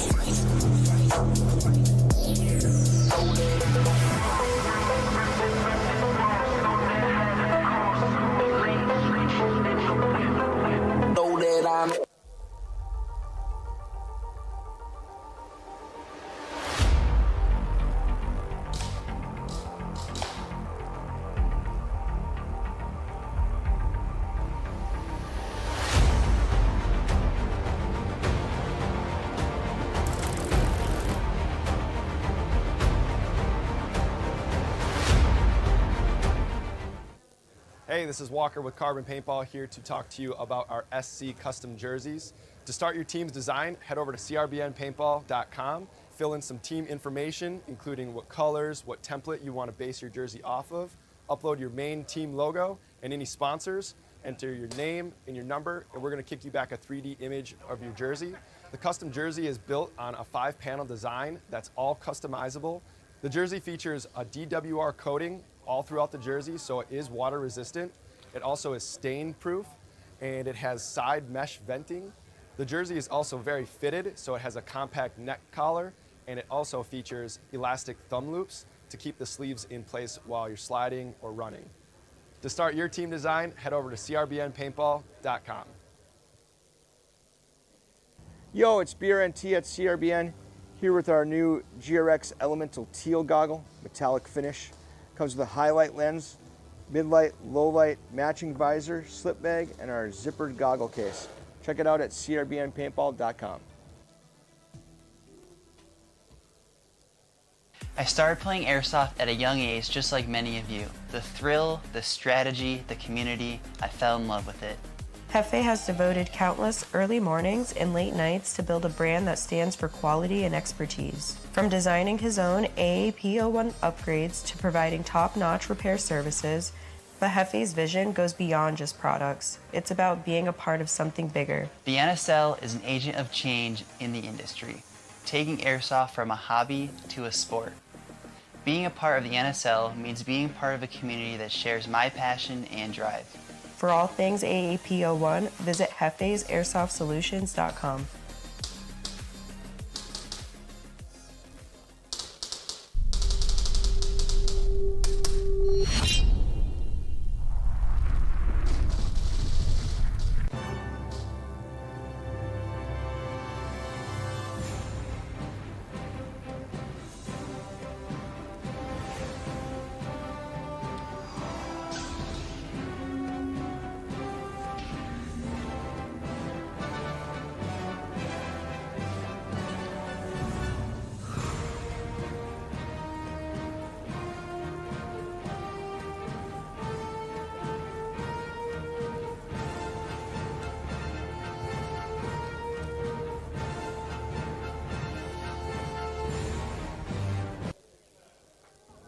Yo, it's BRNT at CRBN, here with one of our newest GRXs, ModCam Urban, striking M90 style Swedish camouflage. Comes with 3 lenses, highlight, mid-light, low-light, matching visor, matching slip bag, and our zippered goggle case. Check it out at crbnpaintball.com. Please put your mask or your glasses on. Field is hot. Next teams, Apex, Kings, Saviors and DSD. Come to the field and crony your gun with the referee.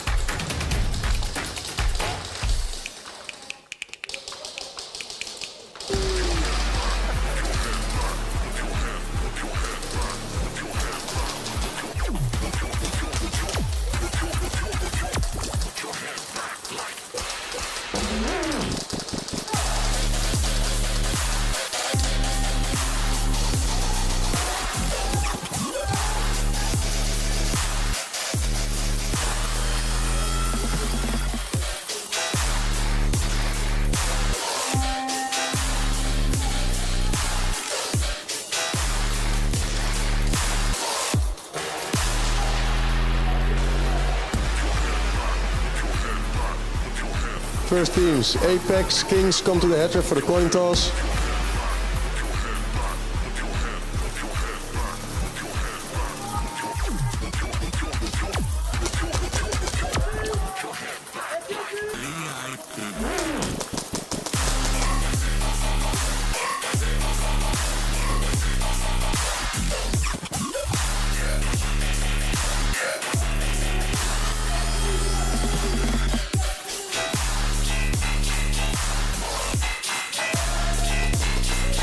Kings first try.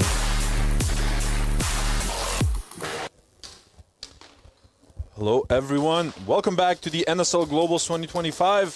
For the people that are just joining us, my name is Adi, I will be your host. We're just about to start with the third heats of the day. We got some exciting ones lined up for you. We'll be starting off with Apex versus Kings. And after that, we'll see Saviors versus DSD. Kings will be attacking first, and we're just about to start. Apex is still serving one more round, the first degree that carried over from the previous game. So they're starting off with 3 people.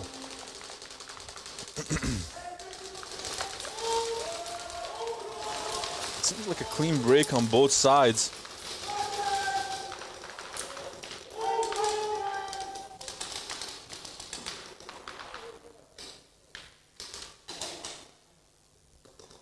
Nice little clip happening in the snake.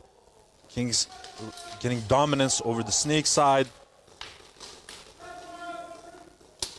Meanwhile, we can see them also pushing a D side, clipping them. And that's gonna be a hang by the Kings, a first try hang, immediately punishing that first degree penalty from 1v1. Apex. Well done. See that Jathan and Leviathan took away all of the attention on the snake side so that the flag carrier could push up on the D side. Got the elimination and got the hang. 12 points on the board for Kings in 36 seconds nonetheless.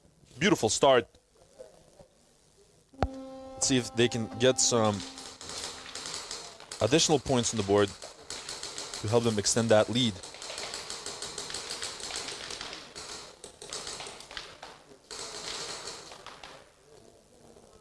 And that's going to be excellent defense by Apex.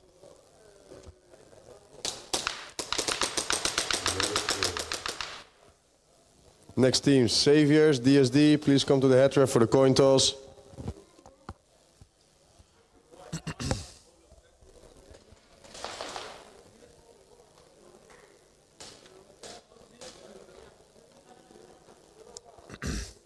And now we're going to see DSD versus Saviors. Both of these teams are undefeated until this moment.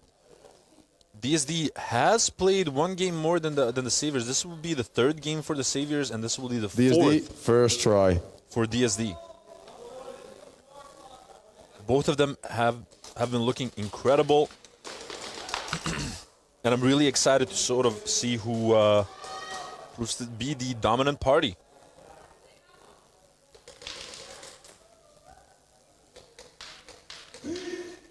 All right, really excited about this one. No penalties carried over from any previous matchup. No bodies being dropped just yet. A trade being made in the snake between Van Hoof and Kuipers. They have a second snake player on the side of Saviors, clipping away DSD Spe. Now Saviors have absolute dominance in the snake side. You see Gutierrez pushing up together with Jaeger. Weeby getting eliminated in the snake, eliminated Montaigne. Decker trading it off. Gutierrez looking for the flag, and that's gonna be a snatch. That was perfect coordination by Saviors. Next teams, Apex first try. And my God, that was a 37-second game. That was absolutely nuts.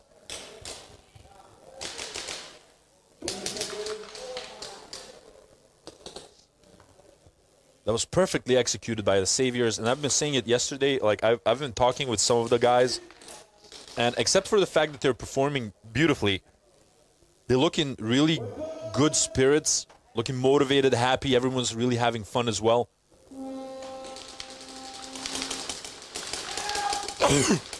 Oh, apologies. They lose their snake player on the side of Apex. It's not completely working out for them at this moment. Bono making a bump to the plus. Leviathan getting shot out from their plus. It's a 4-on-4 right now. Or it should be at least. A lot of patience from that snake player from Kings.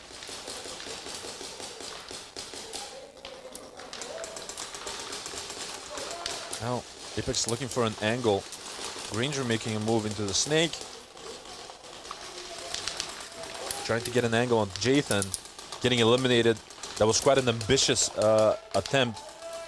Abano is trying to make the trade, which he succeeds to do, but Jathan got 3 people away from that snake all on his own. Let's see if Riker, Honey Badger, can make anything happen on the D side. Probably getting a little bit closer.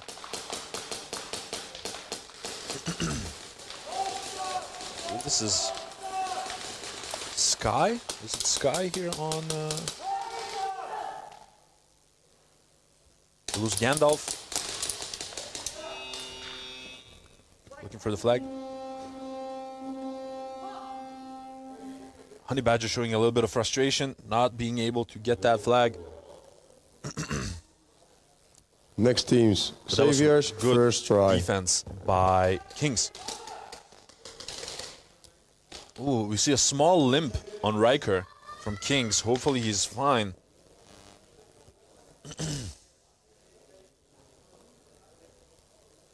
Adi, how warm is it with NSL? Well, I mean, it's not specifically warm. It's typical autumn weather. A little bit frisky, but not cold. You know what I mean? One breakout shooter on both sides. They lose Fusnek, I believe, on the side of DSD. A beautiful elimination by Kuipers onto Van Hoof. Now Weevy's filling up that snake position. Getting eliminated by El Diablo, who made that trade with Decker. And now Gutierrez and Jaeger getting a free pathway on the right side. Jaeger getting the hang. Beautifully executed. Excellent work on the snake side by Weeby as well. 1v1. They're not giving them any sort of room to think at this moment. It seems the pressure from the Saviors is mighty high.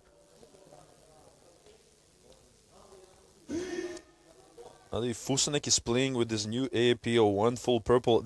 Yeah, the one that the Airsoft Dog posted on their site that would be available, but then it was like sold in 1 hour. And Fusenek is playing with it from DSD.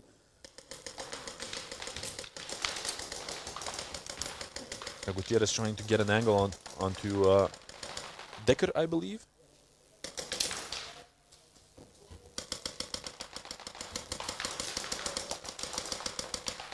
And he clipped him. 8 seconds left. Good shooting by Lars Gutierrez.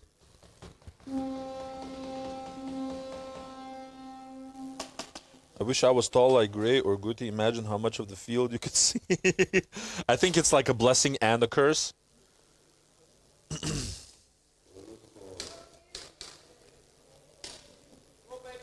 Is the third game for DSD? Next teams, Apex, second try.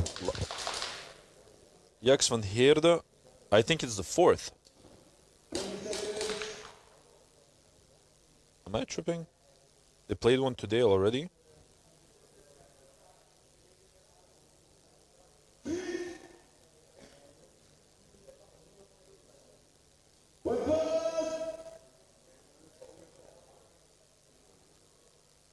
Oh, I might be tripping. It's the third. It might be the third.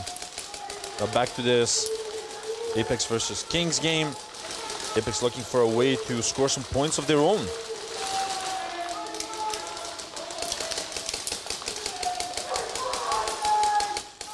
There's one on the side of Apex.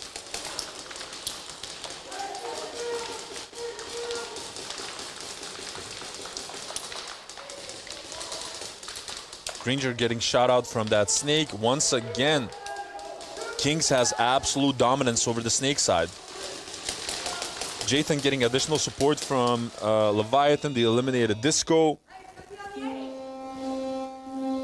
Looked for the flag, but could not find it.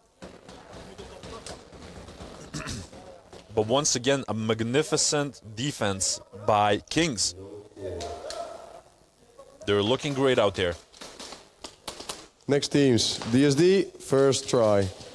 They can both fold up like pretzels.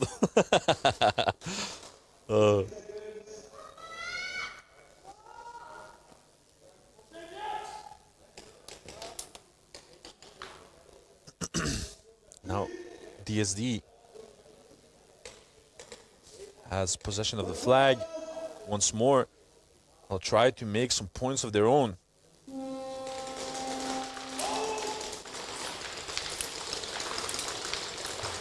We bump towards the snake made by DSD, by Kuipers. Trying to get an elimination, and he gets it onto Tom Wolfs, and now he's moving up through the snake himself. Supported by Fusenek with that purple AAP01. They lose Decker from the D1. Meanwhile, Johnny Tobabin is trying to apply some sort of pressure from the plus. He's being pressured himself by El Diablo. Tobabin moving to the home position. Kuipers getting shot out by El Diablo, who now, in his turn, moved up to the plexi already, shooting out Fusenek, shooting out Johnny Tobabin. But no snatch this time around. And I like that DSD is switching up their tactics a little bit. Third try. Trying to regain control of that snake. And it actually worked out a specific moment, but they didn't pay enough attention on the D side, and they sort of got choked by El Diablo, who now at this moment has Mia Khalifa on his jersey.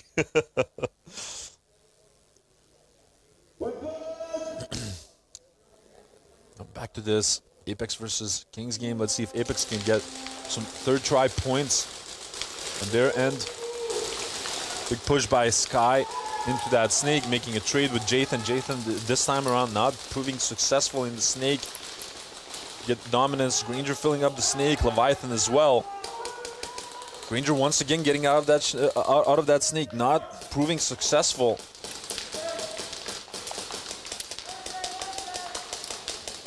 Nomad now on the D1. But they're getting pressured by Leviathan from the Snake, getting both of them. And that's a third try. Getting informed by his teammates. And excellent defense by Kings. Beautiful Snake push by Leviathan. Again, fourth round. Next and teams, Apex DSD, cannot, second try. Apex cannot get control of that Snake at all. Best they got in that Snake was, you know, during that final try, the trade that Sky made with Jathan.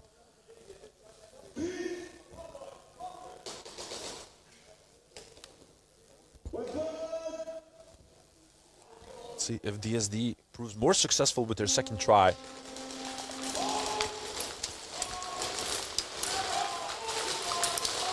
Now Tom Wolves being a bit more careful this time around. On that Snake 4, they lose Johnny to Baben, I believe. Space trying to beam it down from the rear corner. They lose Decker. They've lost 2 of their rifles. Oh, and a beautiful little shot made by Tom Wolfs and the Snake onto Kuipers. And it's only Fusenik and Spey trying to fend off the forces of Saviors. Now it's only Spey, but they do eliminate Clumsy. So now it's Gray and Tom Wolfs trying to push it up. They're being forced back by Spey, who now doesn't have the possibility any longer to make that trade. He got one, he got Tom Wolfs. He got 2 as well. And that was formidably done by Spey. He made the best out of a really bad situation, but he eliminated both Tom Wolfs and Gray. Next teams, Kings, first try. That didn't get DSD any points, but they at least didn't concede that snatch, which you could arguably say Gray would have definitely got. And they live to fight another day. They get a try number 3. But that was excellently shot by Spey.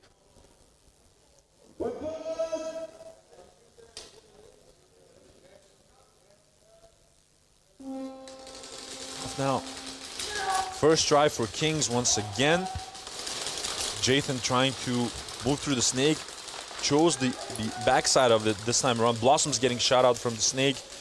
Jathan this time around getting shot by Sky in return.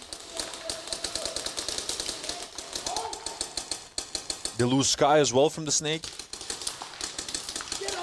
And they're doing the sacrificial run. They're looking for the flag. But no success just yet.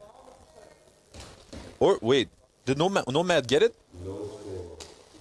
Oh yeah, Nomad got it. Next teams. Nomad DSD, got the third snatch. try. That was one hell of a run by Apex. Clapping back with a snatch of their own. They said we weren't yet done with our attack sequences and they got it back. That was just beyond my eyesight here. But Nomad got the snatch. Well played.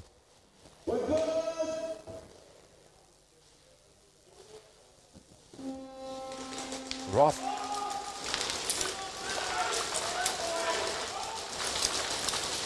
Oh, Johnny Tobaba getting shot out as he tried to move to the plus. Kuipers getting shot by Tom Wolfs from that Snake. As Fusenik tried to enter the Snake as well, he got shot out. And now we got double trouble in the Snake. Gray and Tom Wolfs pushing together, being supported by Clumsy on the D side. And they're hunting hard.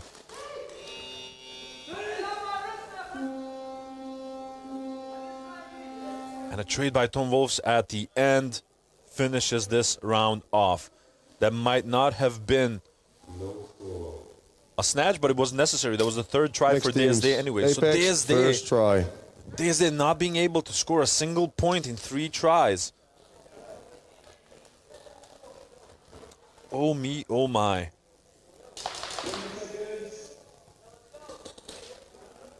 Now we're getting back to this Apex versus Kings game where it seems that Apex is gaining more and more momentum. You gotta imagine, this is the first game today for Apex, while it's the second one for Kings, so they're already like nice and warm, while Apex still, you know, warming up the engines. Savior's looking toit. Oh, Jathan getting eliminated by Blossoms, but you got shot by Leviathan in return.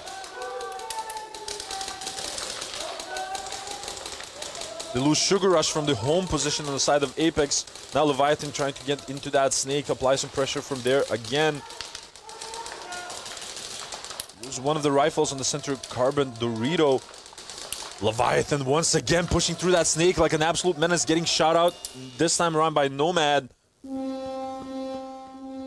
But the rest of the team was way back.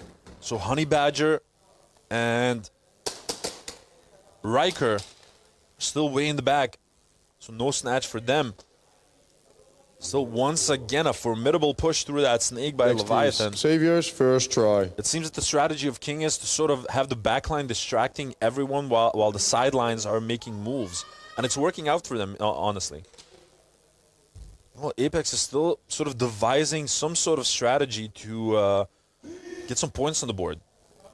But like I said, they're only getting into it, so we might see more the coming rounds. Still have 10 minutes and 31 seconds left on the clock. Meanwhile, these rounds of Saviors versus DSD have been a lot quicker. 11 minutes and 35 seconds. Oh, and they lose Tom Wolves from the snake. Now, Scarper's trying to get some more eliminations from there. Gray making that trade with him, but the snake side has completely collapsed for both of these teams. Now we can see that Solid is trying to fill up that void. Let's see, Apollo already on the 50 on the D side staple, while being suppressed by El Diablo, by Clumsy, and by Solid.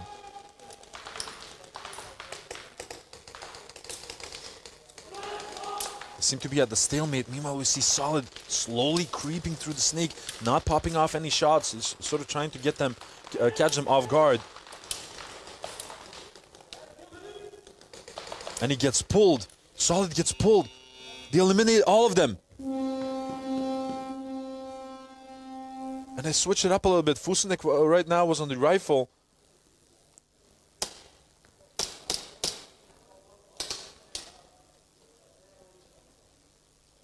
That was a pull on Solid.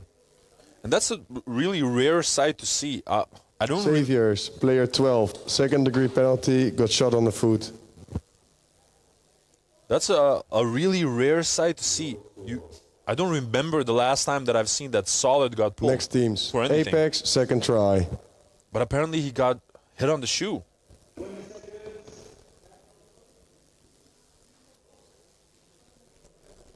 Bodhischota saying Saviors train. Bodhischota is, by the way, the photographer for these Saviors. You can check out his work on the Saviors Instagram.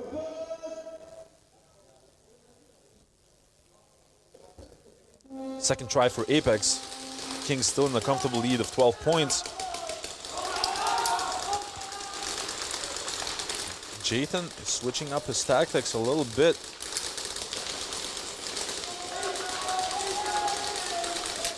Not too eager to enter the snake once more.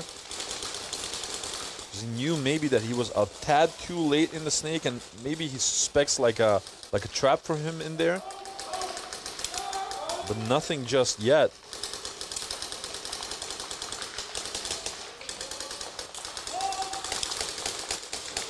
Apex as well playing a bit more conservative this time around. Low stance for Sugar Rush on the home position. Getting into the home one A-stack bunker. Jathan trying to get any sort of information. Oh, and that was nuts! Slowly but surely they're moving up. Jathan making the trade with Blossoms.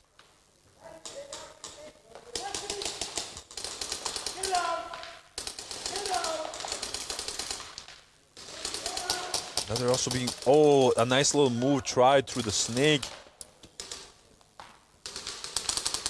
Now it's only Sugar Rush, I believe, on the D2, who's left.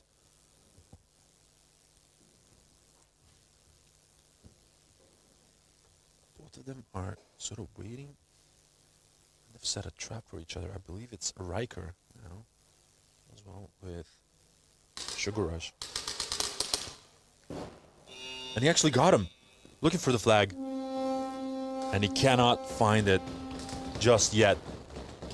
But a beautiful little shot by Riker. And he has been on fire this entire tournament, gotta be honest.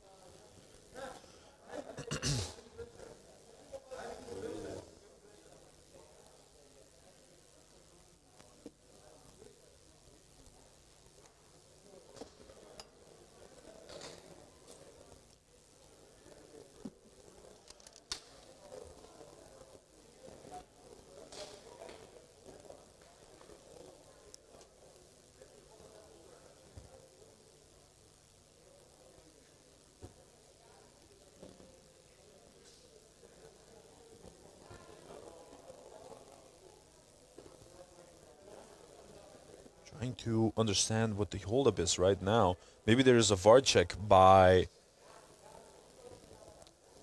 Apex, or so it seems, as Sugar Rush was communicating with one of the head refs. Now the two head refs are deliberating.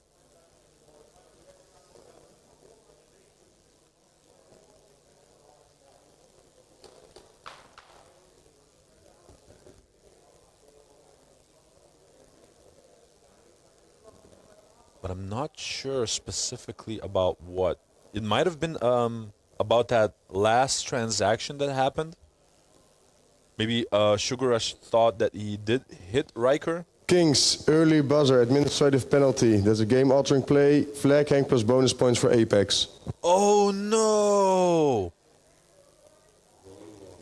I didn't even realize that one. So that was an early buzzer by Kings, which resulted in a second try, flag hang plus bonus points for Apex, giving them 13 points over the 12 of Kings. I did not realize that at all. I thought that was just a done transaction, that Riker hit Sugar Rush and that's it. Oh, that's gonna Next suck. teams, Savior, second try. And because it's an early buzzer, that's an admin penalty. For the people that don't know what an admin penalty is, it can be all sorts of things. It can be like an early buzzer, for example. It can be starting off with too many players on the field. It can be all sorts of things, but it does mean that you have 3 rounds that you have to play with 1 player less. So Kings will have to play with 4 people for 3 rounds.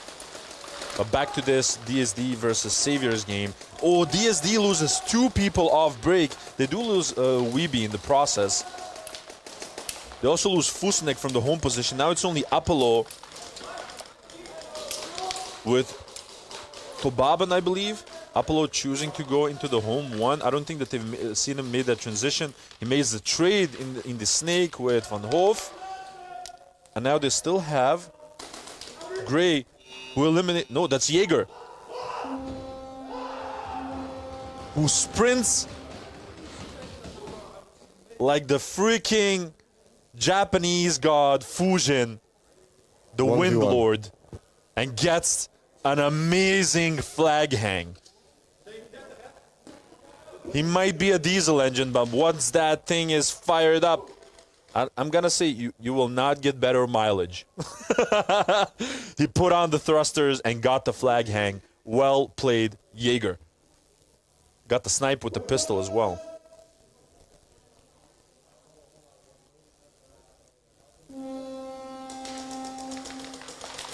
Now once again, Lars Gutierrez is the one that they choose for the attack sequence.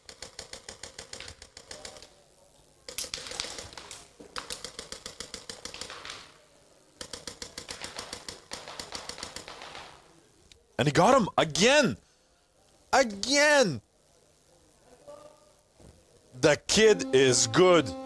These 1v1s have been working out beautifully for Lars Gutierrez. Teasing one of the head Next reps. teams. Kings, first try. Jeez, I'm still flabbergasted by that flag hang from Jaeger. He was around the 50 zone, getting the snipe onto Johnny Tobaban and just gunning for it through the center, getting the flag hang. And in the process also yelling to the referee, get the hell out of the way! Move, move!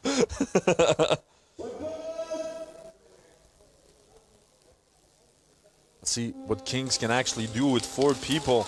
And let's see if Apex punishes this. Oh, a little bit of a fumble on the snake corner. They lose Blossoms off break.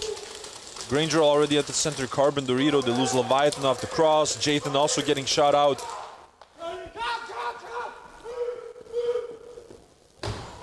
And that's going to be a snatch for Apex, completely punishing that penalty from Kings.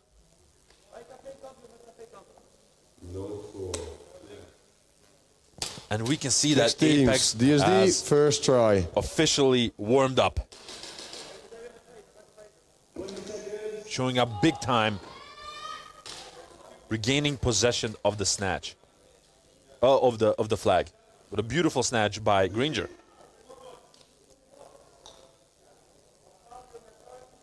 Whew. Really action-packed games these are. Now DSD once again getting possession of the flag, trying to get some points of their own. It's not been working out for them. It seems that Montaigne now with a rifle is playing. He got shot out as he tried to move to the cross. Kuipers trading it off in the snake with Tom Wolfs. Grace pushing through the snake. Tobaben seeing that Gray is somewhere in the snake region. Oh, but Gray got a nice little hit on him, hopping over the snake. Oh my days.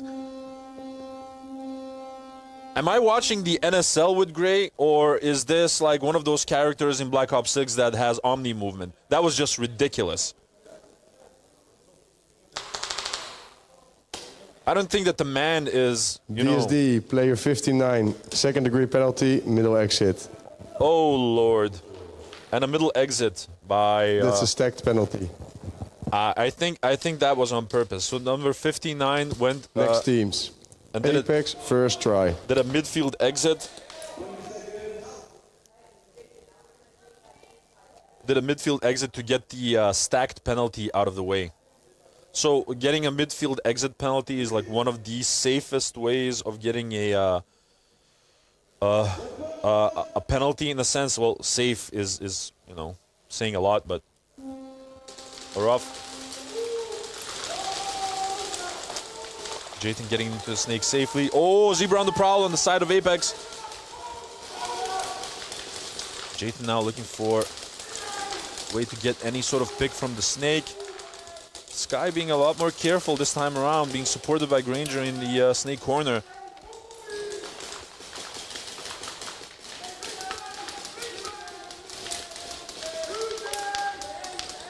We can hear a kill too. Granger might be the last one trying to do the sacrificial run. He's gonna get shot. Looking for the flag, but they cannot find it just yet. But some formidable shooting by Kings. Apex also chose to switch sides for their next attack sequence. They might be adjusting to the angles. Apex, player 10, second degree penalty, hit during movement. Oh, so number 10 from Apex got a second degree after a breakout. Next teams, DSD, second try. Second try for DSD. I do like the fact that DSD is sort of switching up their tactics. They're trying out new things, putting Montaigne on the rifle. I also saw Fusnik on the rifle at a certain moment. So they are switching up things. You know, like, there's an old saying by, I believe, Albert Einstein. He said, definition of madness is trying the same thing over and over again, hoping for different results.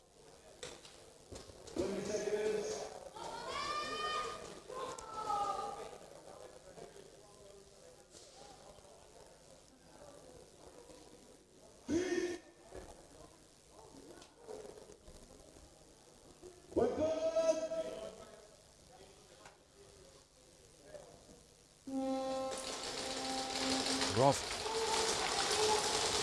Two breakout shooters on the side of Saviors this time around. A big jump towards a D2 by Jaeger.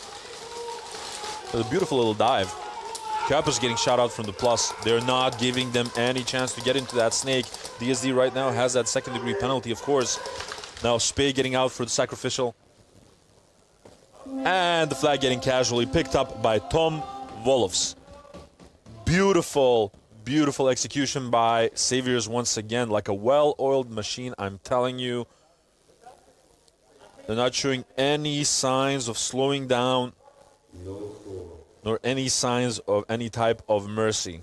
They said the only mercy you will get is when the mercy rule is applied. Apex, second try. Getting back the flag.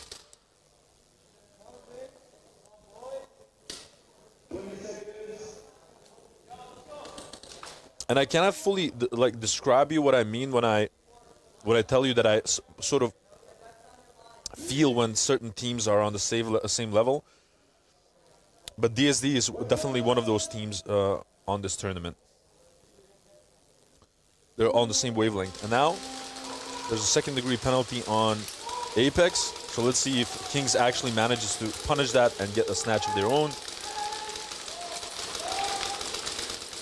Blossoms also switching up from the Snake to the Center Polar Star Dorito. They eliminate Granger, they eliminate Blossoms as well. Jathan getting eliminated from the Snake. And now a big push being made by Kings. They're already at the Plexi. Eliminating Sky and Sugar Rush, looking for the flag. And they get it. And that was a lot more aggression coming from Kings. Instead of their usual sort of strategy of holding tight angles and relying on their shots, they completely surprised Apex by moving hard forward. Team. Saviors, first try. I see Cringe on the field, giving some final instructions to the team.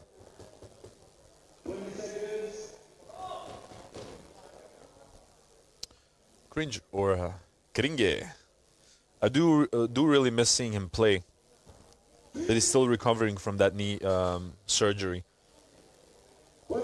I think he hyped up everyone with that post that he made on Instagram. Everyone thought like, oh, he's gonna return, but nothing just yet.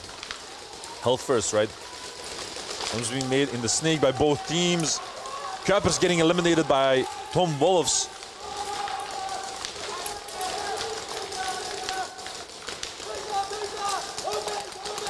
A lot of communication coming forward from Jaeger. Oh, Jaeger. Weeby tried to push up to the Plexi, got eliminated in his run. Now it's Jaeger and Clumsy trying to make it happen. Spey eliminated Clumsy. Jaeger eliminating Spey. And now it's Jaeger with the flag who got in the zone 3, giving them 30 points in total. Next teams, Kings, but a first nice try. little push, mainly sort of organized on the D side by Weeby, by pushing hard forward and giving all the information that they required. Clumsy following that up, and Jaeger just being the hunter that he is on the Snake side.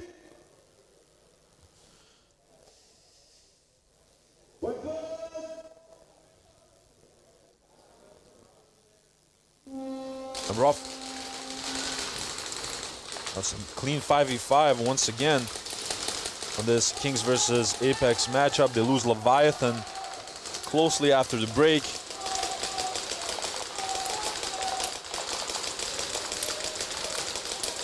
Riker is sort of pushed into the home. He cannot actually even shoot back. He's being overly careful. Nomad is supporting Sky on the Snake.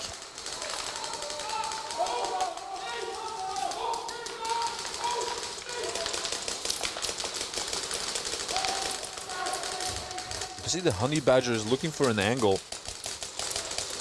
Jathan getting eliminated in the Snake, and the Snake immediately sort of taken over by Apex. Honey Badger getting eliminated as well. Blossom's getting a shot out of that Snake. Riker's trying to do the sacrificial run together with You Are Mad. They're looking for the flag, but they cannot find it just yet. But that was one hell of a defense by Apex finally getting control of that Next snake, teams. and it absolutely Saviors, paid out for second them. try.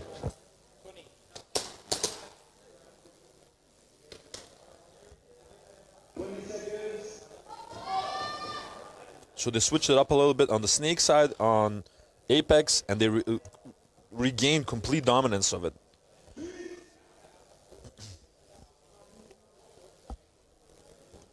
Now Saviors, if they get any hang, there'll be a mercy rule applied.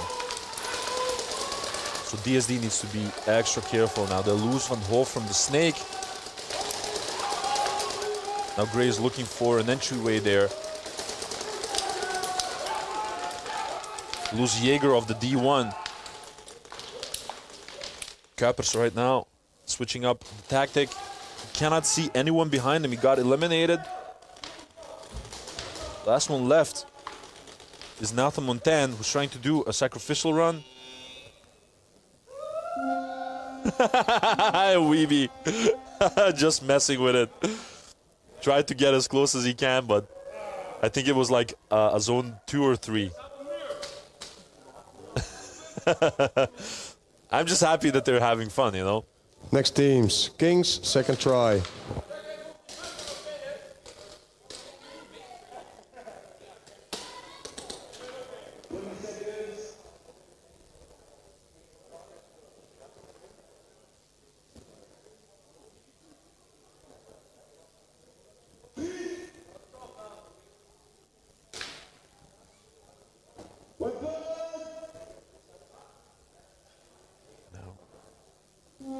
Kings and Apex.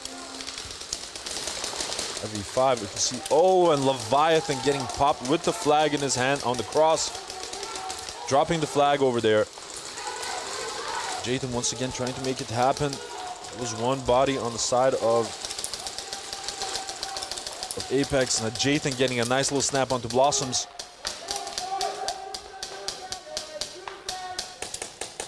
Snake positions trying to get filled up by Apex as well. Of getting eliminated. And now Riker's running through the snake, trying to get the final elimination. They really want to get that hang. And that's gonna be a hang. Beautifully done. A lot more aggression than the initial phase of the game. Finally getting that second hang with the second try for Kings, which will be 11 additional points, getting them to a grand total of 23 over the 13 of Apex. And now Leviathan is going to be battling for those additional 2 points with the bonus round. But it seems that Jathan was pulled. Kings, player 47, second degree penalty, hit on the belt. So that's Jathan, the snake player from Kings, I believe, who got a second degree penalty because he got hit somewhere in that run. But there was still a flag hang for the Kings. Once again, giving them dominance over this game. Let's see if Leviathan can actually get the elimination early on to get some more points, extending their lead. Because as we've seen, Apex was getting more and more momentum in this matchup.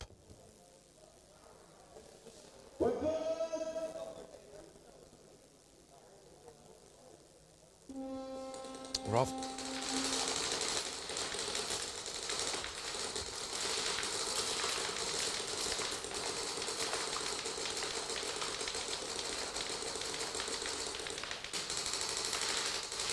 Oh, and he got popped.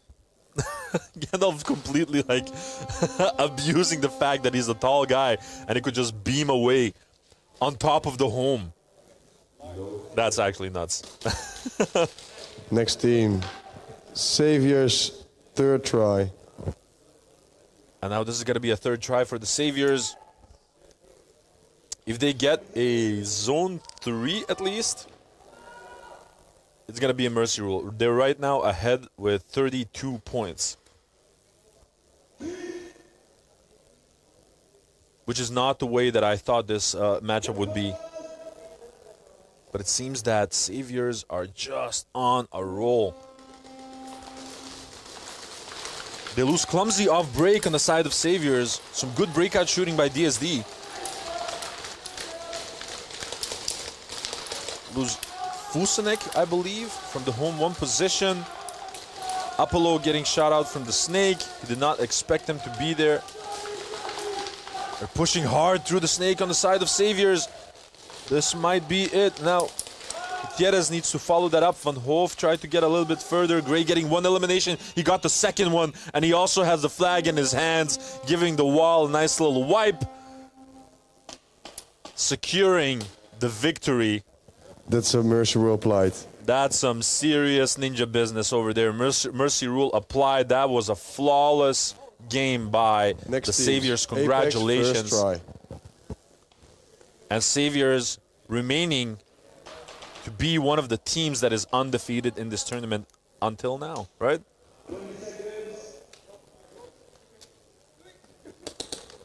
So that means we still have 5 minutes and 23 seconds left of this Kings versus Apex matchup. Back to back. Now let's see if Apex can actually clap back and get some points on their own to regain dominance.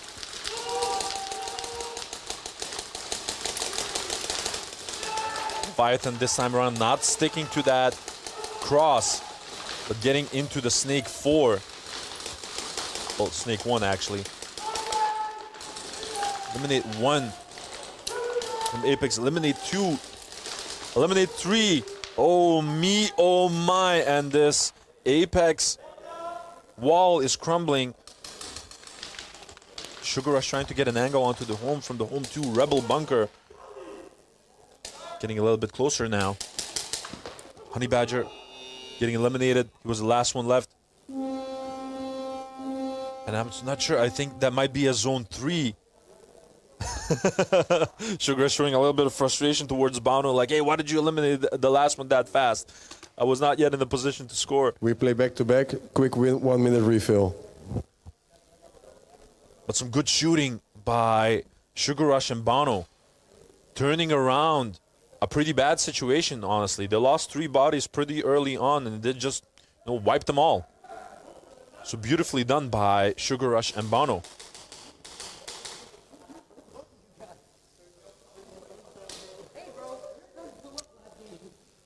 Zaza saying, damn DSD, unlucky. I always say with these matchups, when two formidable teams play against each other, when one team wins and the other loses, it's not a testament that it's not because one team played bad that the other one won. No, it's just a testament of how well the winning team played. You know, Saviors is really, really driven right now.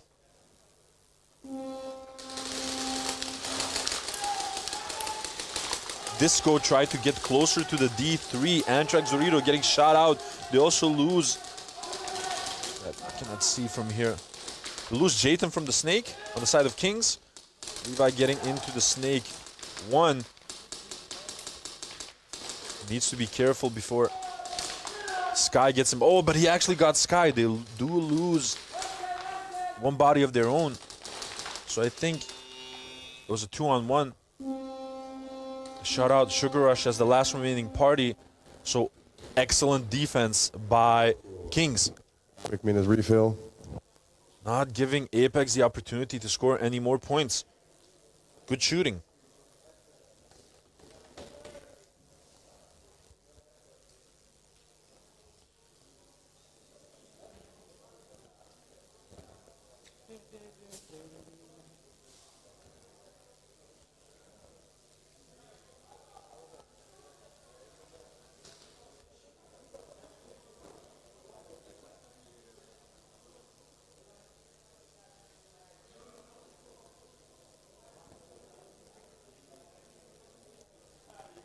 Still playing back-to-back, 4 minutes and 5 seconds left on this matchup, and Apex gets a third try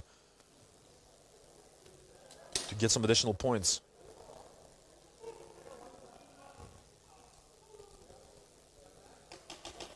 means that there's still a possibility to get even, but they need the hang. And we've seen a combination of round lengths, so to speak, with this matchup. We've seen some long rounds. We have also seen some really, really short rounds. So anything can happen if they do not manage to get this hang with the try 3. If Kings get the flag possession back, well, you know, they can just defend and hold their angles. They can actually do that.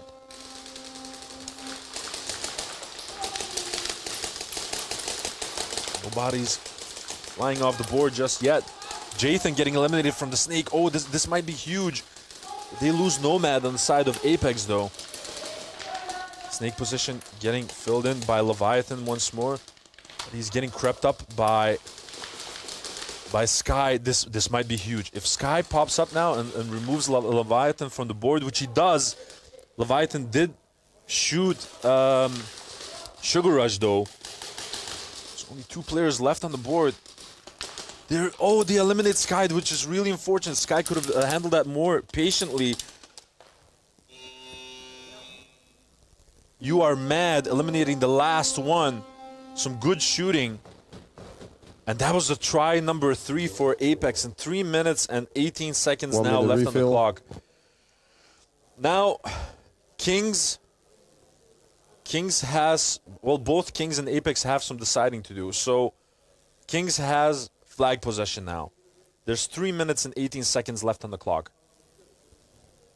They can either really drag out these rounds and play it safe because, honestly, they're still in the lead, or they can take the other approach and just chip away with points, getting a zone 2, getting a zone 1, getting a zone 3, to extend their lead a little bit at a time.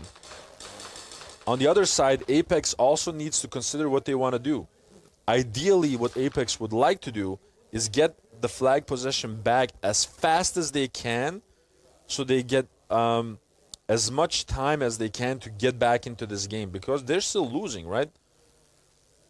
But especially Kings, as they're right now in the lead, need to decide how they want to handle these last 3 minutes and 18 seconds left of the game.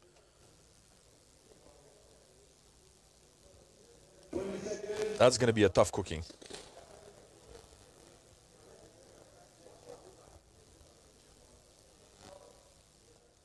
Let's see how they handle that.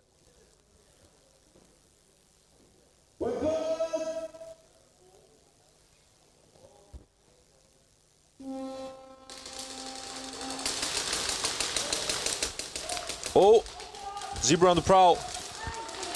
Jathan is going to get pulled. Levi is going to get eliminated. And now, oh, Lord. Now, Apex is pushing hard. They're doing exactly what I expected them to do. Sky getting eliminated from the snake. Riker is not giving them any sort of room to breathe from that side, which is unfortunate because Sky did get in an interesting position, but it seems that his impatience is costing him. And now, Sugar Rush is on that center Polar Star Dorito, trying to get an angle on them.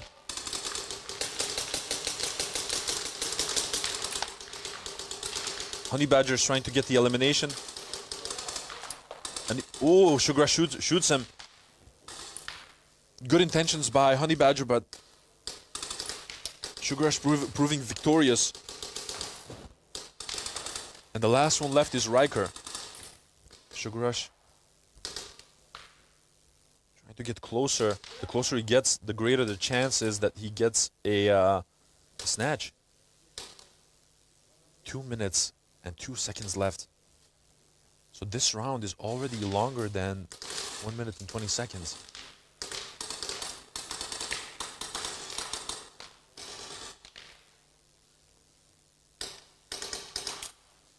Sugar's trying to remain unpredictable, but now, oh, he has lost his footing.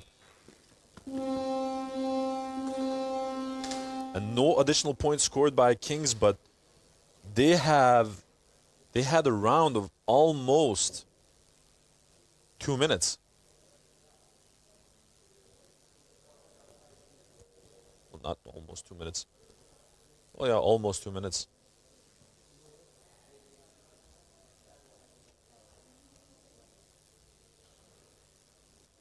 That's not half bad. And I can imagine that being a little bit of a hit in morale on the Apex side, but at the same time, they did have a pull on the side of Kings on Jathan, which might bring him to a potential stacked penalty.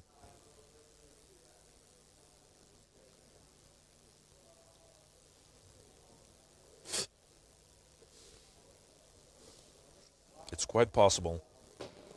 Trying to listen in. You are mad. Apex, player 10, second degree penalty, hit during movement. Okay, so it's a second degree penalty on Jathan.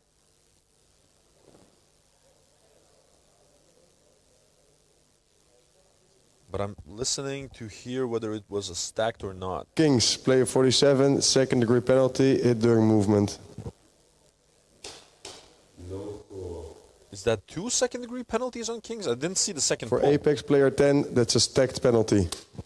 Oh, so there were 2 pulls. So number 47, which is Jathan, he got a Kings second back to the degree. field. Second degree, which is not a stacked yet.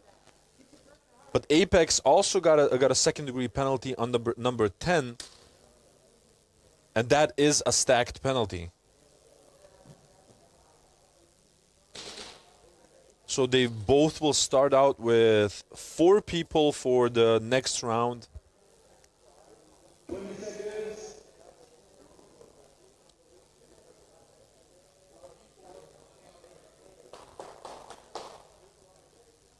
Getting ready. I can see Nomad and Apex on the rifles on the Apex side. 1 minute and 41 seconds left. Nomad getting into the plus.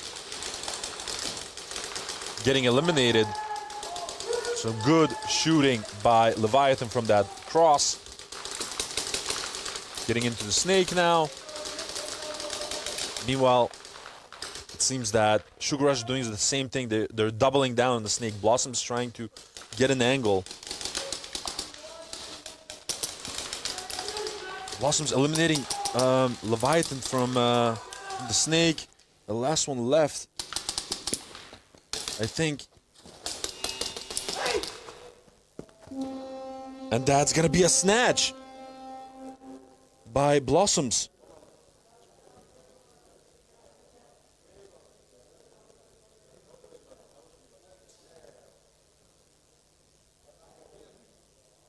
A little bit of confusion, I think, but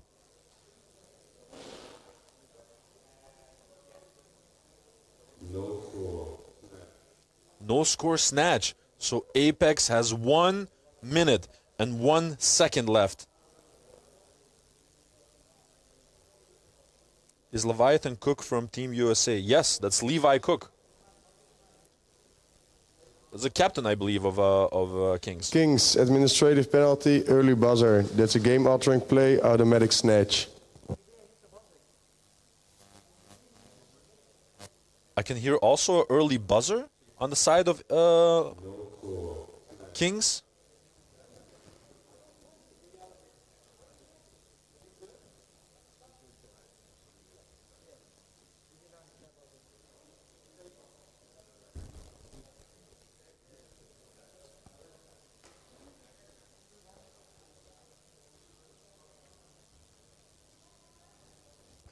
I'm sorry, I'm trying to listen in a little bit, guys.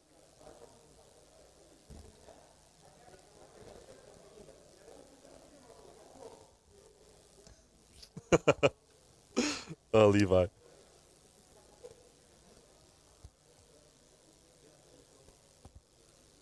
Still figuring out what's wrong. I can see that Leviathan is talking with the head referees, trying to understand the situation, but as far as I could see, I'm trying to get where the early buzzer notion is coming from. I mean, for Apex, except for the administrative penalty that Kings will be serving, it won't mean much because they got the snatch anyway because of the snatch from Blossoms. But it will mean... Oh! I can suddenly see that the admin penalty got removed from the panel.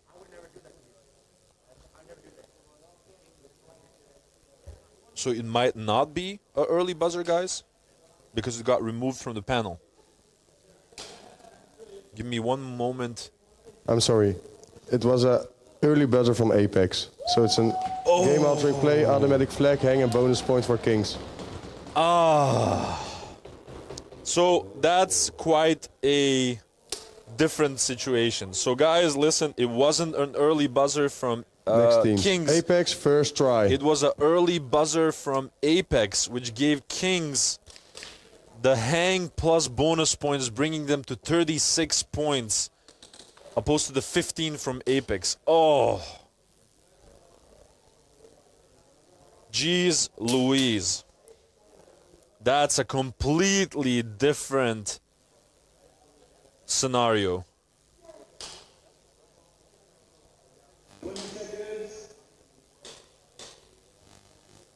Yeah, that completely changes the game. So that was an early buzzer by Apex. That was a second try, I believe, for the Kings. So that means 13 additional points. Flagging plus bonus points. Yeah, 36 points for Kings. And this game has, I think, pretty much slipped from the hands of Apex. And they're also additionally serving that admin penalty. Kings back to full force with 5 members. Jathan trying to find an angle from that snake.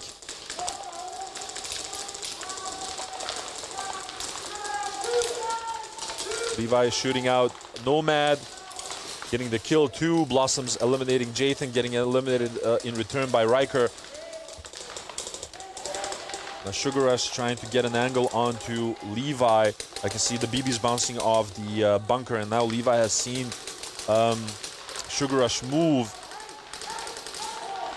Sugar Rush eliminating him. Sugar Rush looks angry through that snake, eliminating Riker as well, trying to get a little bit more.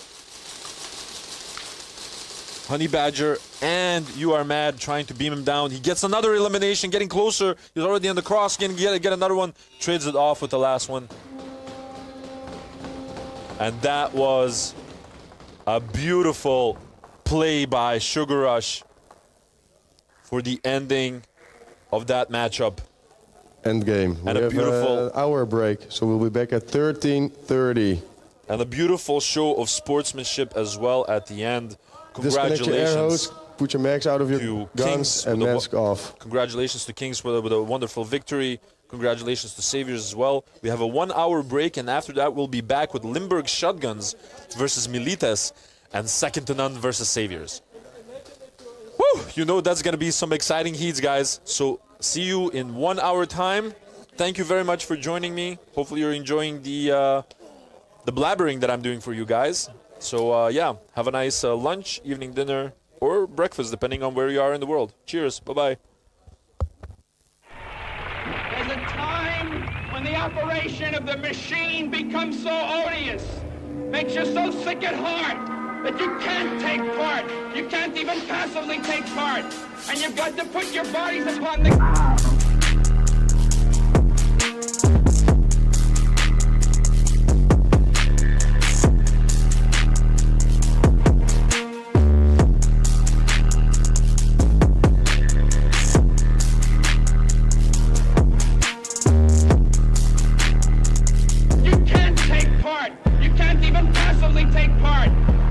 to put your bodies upon the gears and upon the wheels, upon the levers, upon all the apparatus, and you've got to make it stop.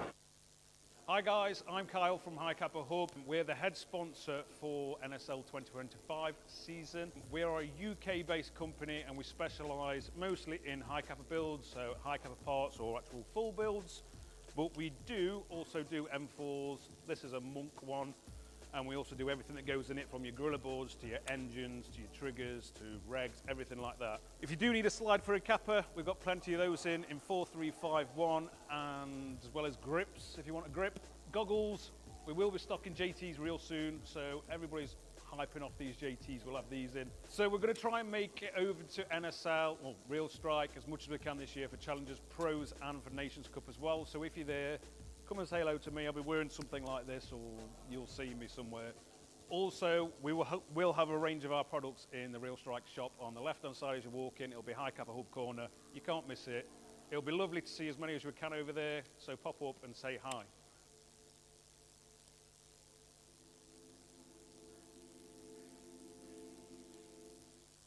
Hey, this is Walker with Carbon Paintball here to talk to you about our SC custom jerseys. To start your team's design, head over to crbnpaintball.com, fill in some team information, including what colors, what template you want to base your jersey off of, upload your main team logo and any sponsors, enter your name and your number, and we're going to kick you back a 3D image of your jersey. The custom jersey is built on a 5-panel design that's all customizable. The jersey features a DWR coating all throughout the jersey, so it is water resistant. It also is stain proof, and it has side mesh venting. The jersey is also very fitted, so it has a compact neck collar, and it also features elastic thumb loops to keep the sleeves in place while you're sliding or running. To start your team design, head over to crbnpaintball.com. Yo, it's BRNT at CRBN, here with one of our newest GRXs, ModCam Urban, striking M90 style Swedish camouflage.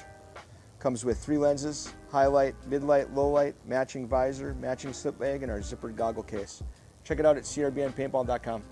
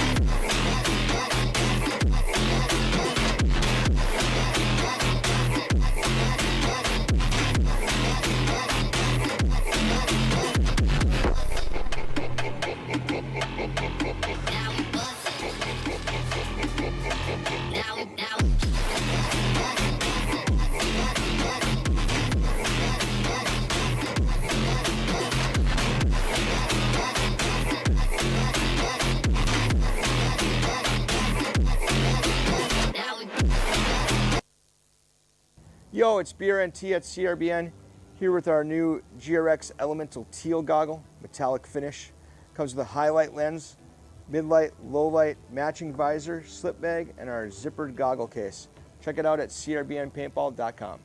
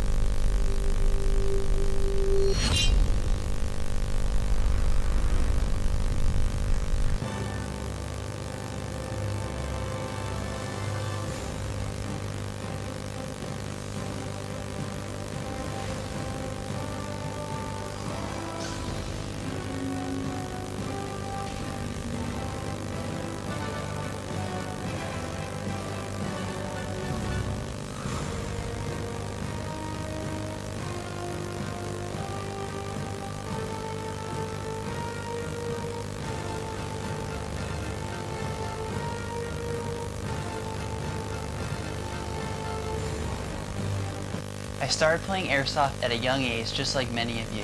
The thrill, the strategy, the community, I fell in love with it.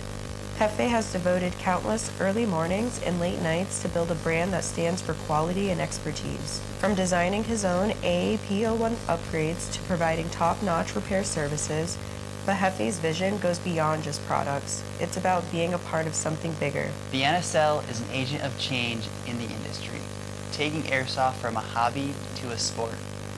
Being a part of the NSL means being part of a community that shares my passion and drive.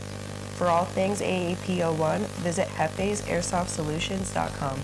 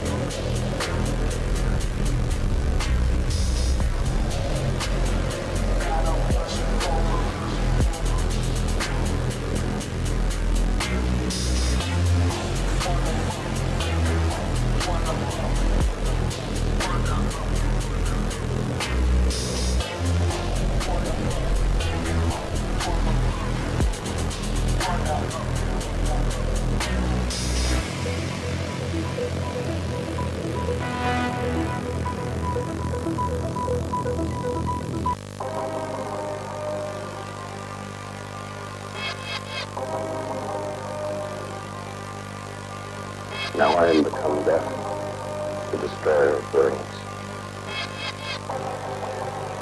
I suppose we all thought that, one way or another.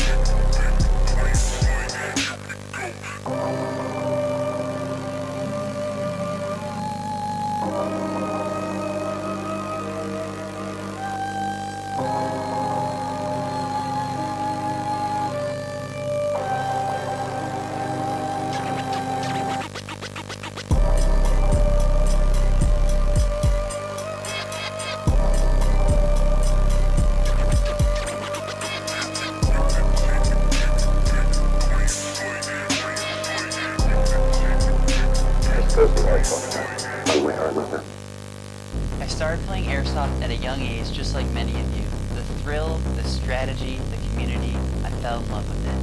Hefe has devoted countless early mornings and late nights to build a brand that stands for quality and expertise. From designing his own AAP01 upgrades to providing top-notch repair services, but Hefe's vision goes beyond just products. It's about being a part of something bigger. The NSL is an agent of change in the industry, taking airsoft from a hobby to a sport.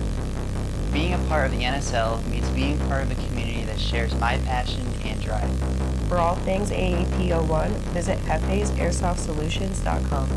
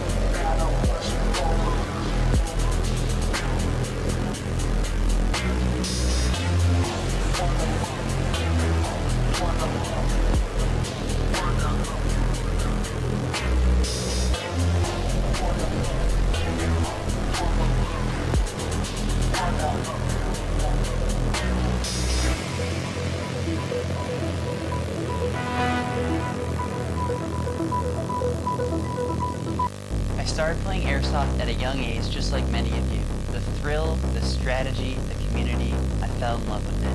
Hefe has devoted countless early mornings and late nights to build a brand that stands for quality and expertise. From designing his own AAP01 upgrades to providing top-notch repair services, but Hefe's vision goes beyond just products. It's about being a part of something bigger. The NSL is an agent of change in the industry, taking Airsoft from a hobby to a sport. Being a part of the NSL means being part of a community that shares my passion and drive. For all things AAP01, visit hefesairsoft.solutions.com.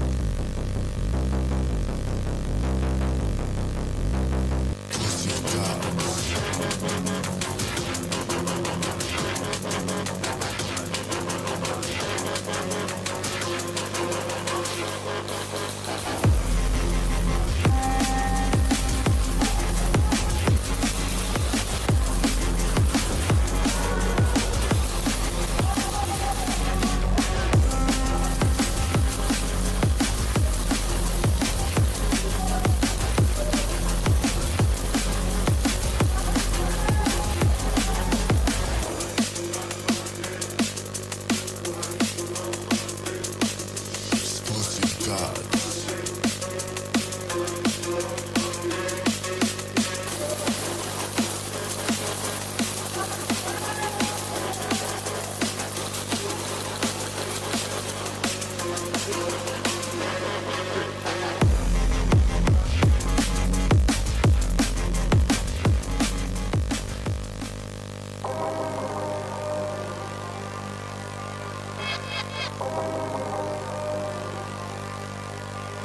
Now I am become death, the destroyer of worlds.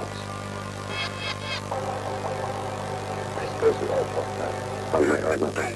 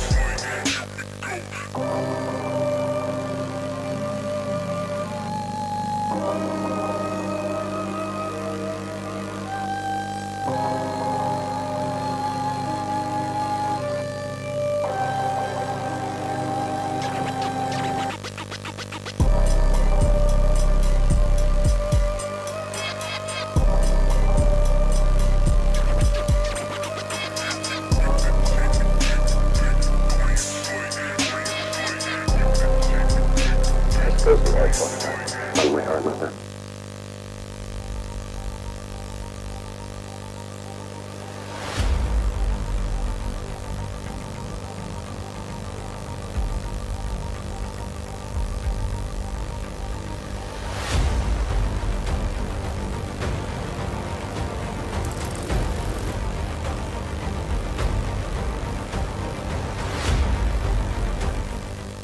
I started playing Airsoft at a young age, just like many of you.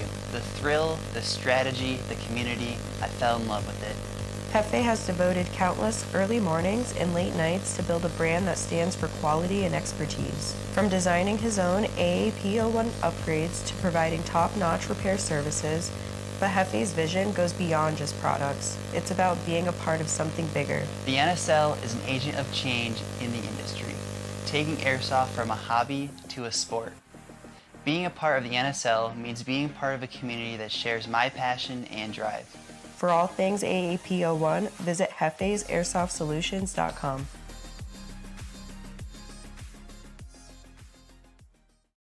Hey, this is Walker with Carbon Paintball here to talk to you about our SC custom jerseys.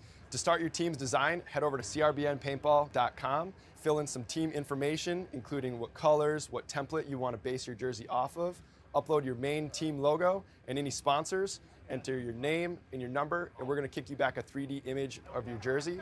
The custom jersey is built on a 5-panel design that's all customizable. The jersey features a DWR coating all throughout the jersey, so it is water resistant. It also is stain proof, and it has side mesh venting. The jersey is also very fitted, so it has a compact neck collar, and it also features elastic thumb loops to keep the sleeves in place while you're sliding or running. To start your team design, head over to crbnpaintball.com. Yo, it's BRNT at CRBN, here with one of our newest GRXs, ModCam Urban, striking M90 style Swedish camouflage. Comes with 3 lenses, highlight, mid-light, low-light, matching visor, matching slip bag, and our zippered goggle case. Check it out at crbnpaintball.com.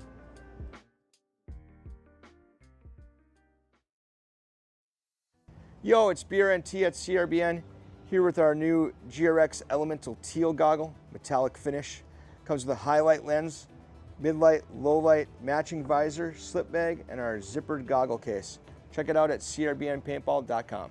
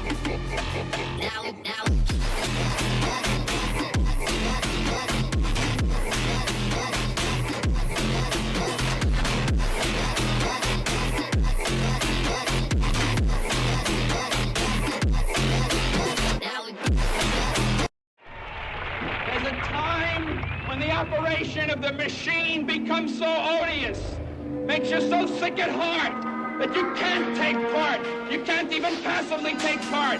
And you've got to put your bodies upon the...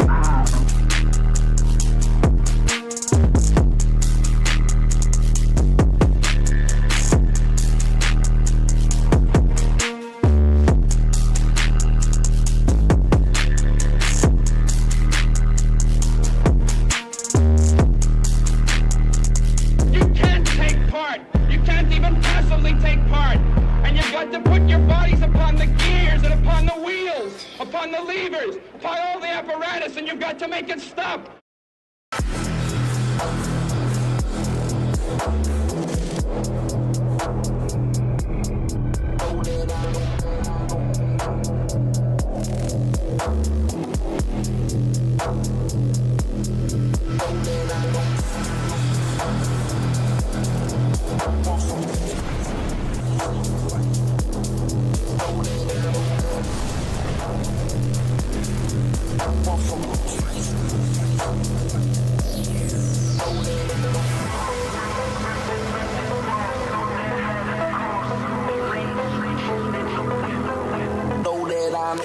Hi guys, I'm Kyle from Cappa Hub. We're the head sponsor for NSL 2025 season. We are a UK-based company and we specialise mostly in Cappa builds, so Cappa parts or actual full builds.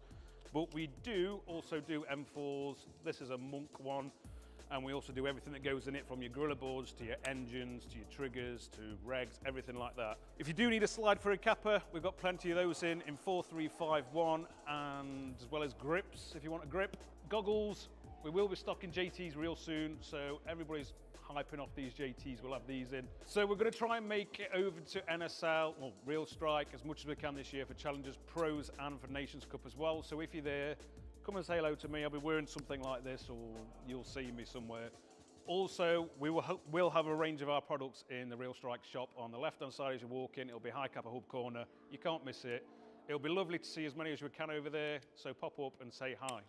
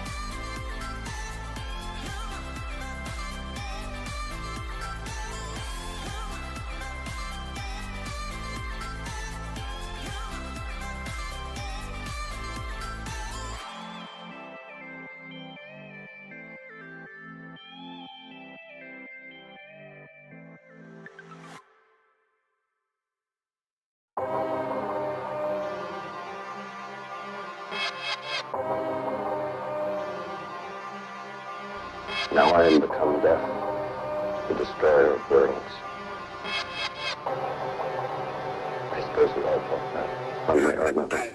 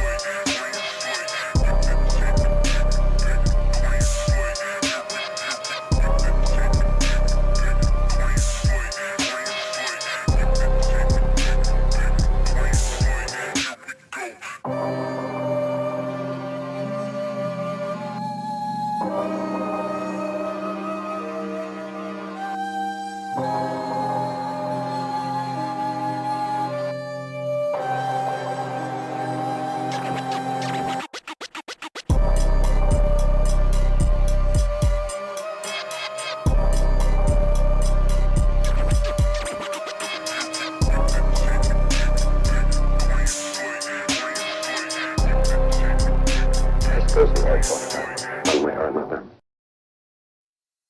Yo, it's BRNT at CRBN, here with our new GRX Elemental Teal Goggle, metallic finish.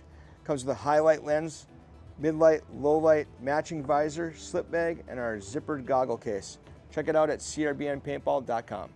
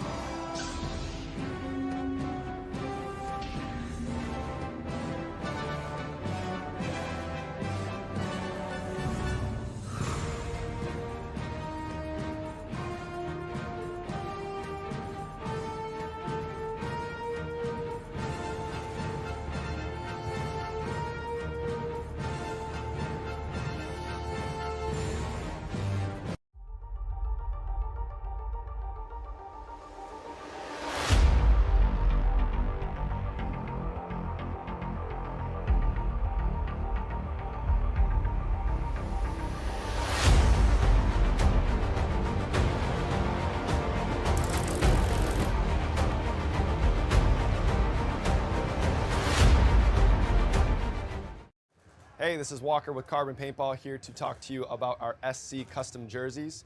To start your team's design, head over to crbnpaintball.com, fill in some team information, including what colors, what template you want to base your jersey off of, upload your main team logo and any sponsors, enter your name and your number, and we're going to kick you back a 3D image of your jersey. The custom jersey is built on a 5-panel design that's all customizable. The jersey features a DWR coating all throughout the jersey, so it is water resistant. It also is stain proof, and it has side mesh venting. The jersey is also very fitted, so it has a compact neck collar, and it also features elastic thumb loops to keep the sleeves in place while you're sliding or running. To start your team design, head over to crbnpaintball.com. Yo, it's BRNT at CRBN, here with one of our newest GRXs, ModCam Urban, striking M90 style Swedish camouflage. Comes with 3 lenses, highlight, mid-light, low-light, matching visor, matching slip bag, and our zippered goggle case. Check it out at crbnpaintball.com.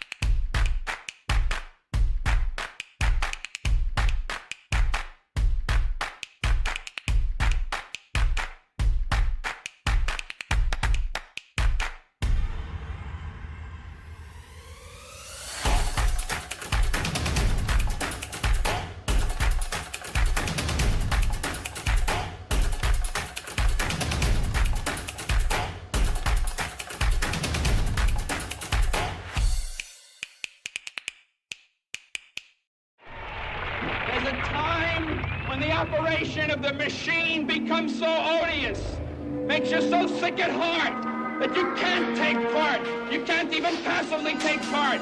And you've got to put your bodies upon the...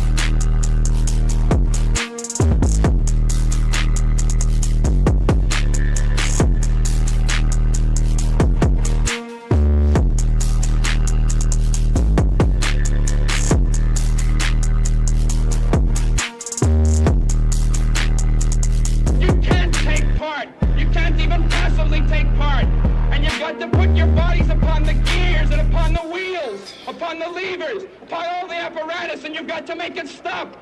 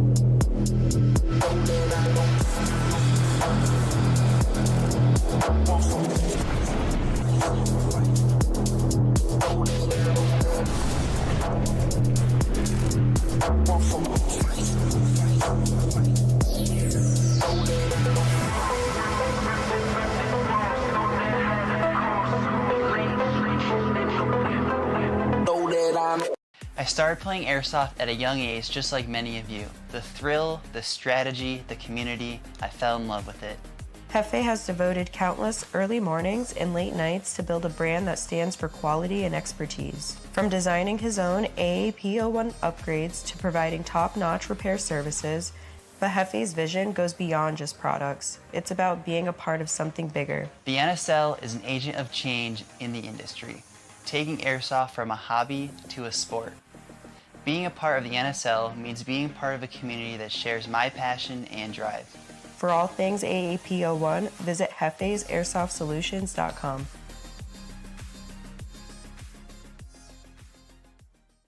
I started playing airsoft at a young age, just like many of you. The thrill, the strategy, the community, I fell in love with it.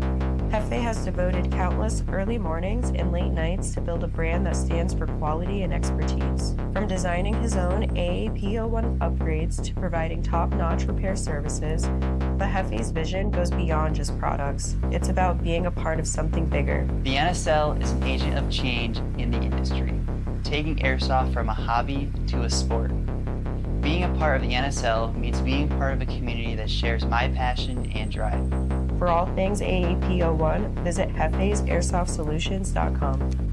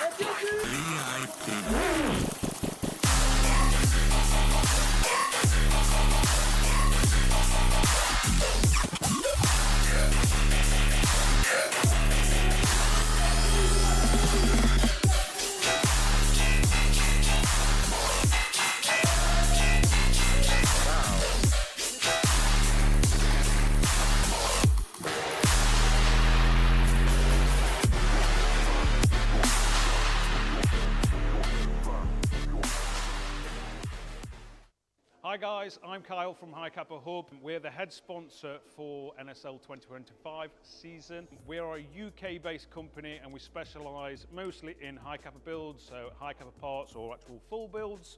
But we do also do M4s. This is a Monk one. And we also do everything that goes in it, from your gorilla boards to your engines, to your triggers, to regs, everything like that. If you do need a slide for a Kappa, we've got plenty of those in 4351, and as well as grips, if you want a grip. Goggles, we will be stocking JTs real soon, so everybody's hyping off these JTs, we'll have these in. So we're gonna try and make it over to NSL, or Real Strike, as much as we can this year for Challengers, Pros, and for Nations Cup as well. So if you're there, come and say hello to me. I'll be wearing something like this, or you'll see me somewhere. Also, we'll have a range of our products in the Real Strike shop on the left-hand side as you walk in. It'll be Kappa Hub corner. You can't miss it. It'll be lovely to see as many as we can over there, so pop up and say hi.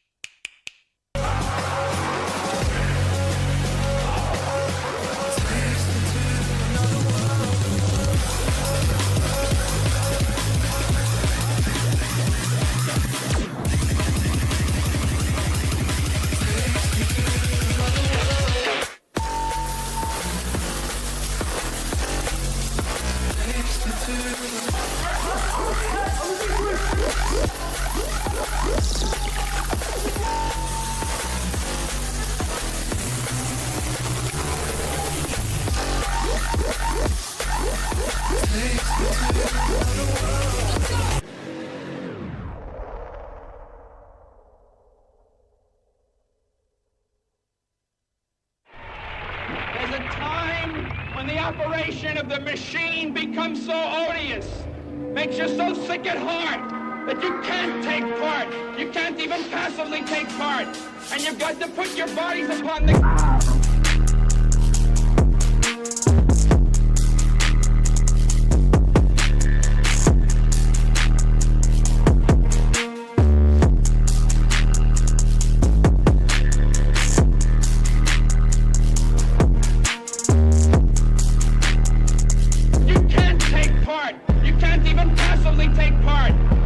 To put your bodies upon the gears and upon the wheels, upon the levers, upon all the apparatus, and you've got to make it stop. Yo, it's BRNT at CRBN, here with one of our newest GRXs, ModCam Urban, striking M90 style Swedish camouflage. Comes with 3 lenses, highlight, midlight, low light, matching visor, matching slip bag, and our zippered goggle case. Check it out at crbnpaintball.com.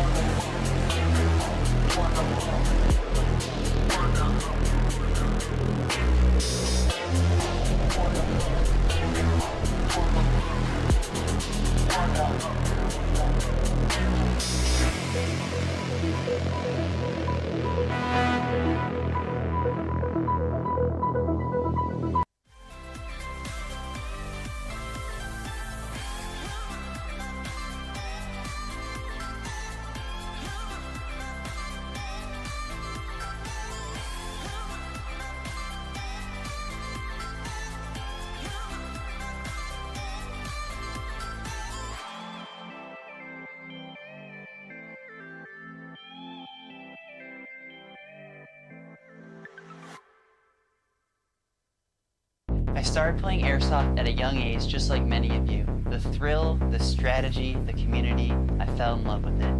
Hefe has devoted countless early mornings and late nights to build a brand that stands for quality and expertise. From designing his own AAP01 upgrades to providing top-notch repair services, but Hefe's vision goes beyond just products. It's about being a part of something bigger. The NSL is an agent of change in the industry, taking Airsoft from a hobby to a sport. Being a part of the NSL means being part of a community that shares my passion and drive. For all things AAP01, visit hefesairsoft.solutions.com.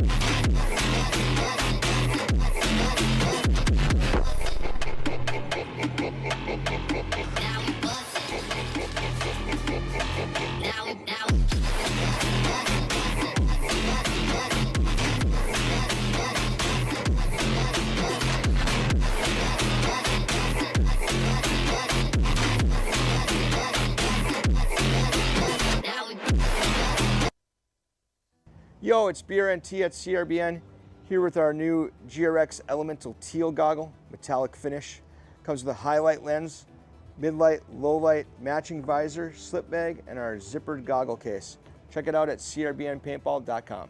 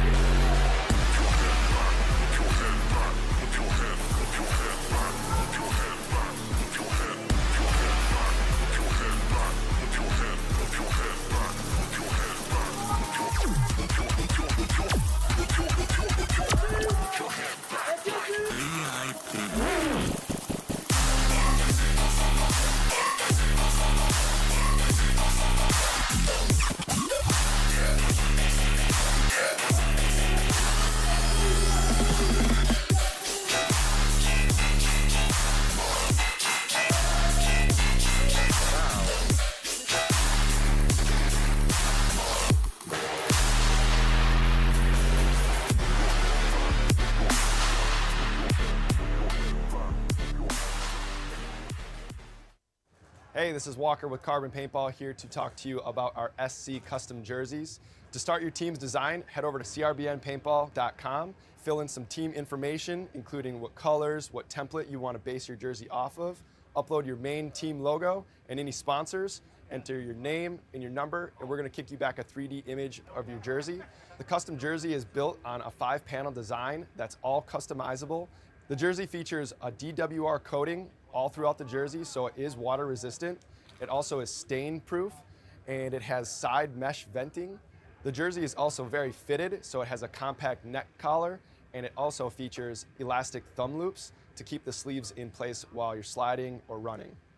To start your team design, head over to crbnpaintball.com. I started playing Airsoft at a young age, just like many of you. The thrill, the strategy, the community, I fell in love with it. Jefe has devoted countless early mornings and late nights to build a brand that stands for quality and expertise. From designing his own AAP01 upgrades to providing top-notch repair services, but Jefe's vision goes beyond just products. It's about being a part of something bigger. The NSL is an agent of change in the industry, taking Airsoft from a hobby to a sport. Being a part of the NSL means being part of a community that shares my passion and drive. For all things AAP01, visit jefesairsoft.solutions.com.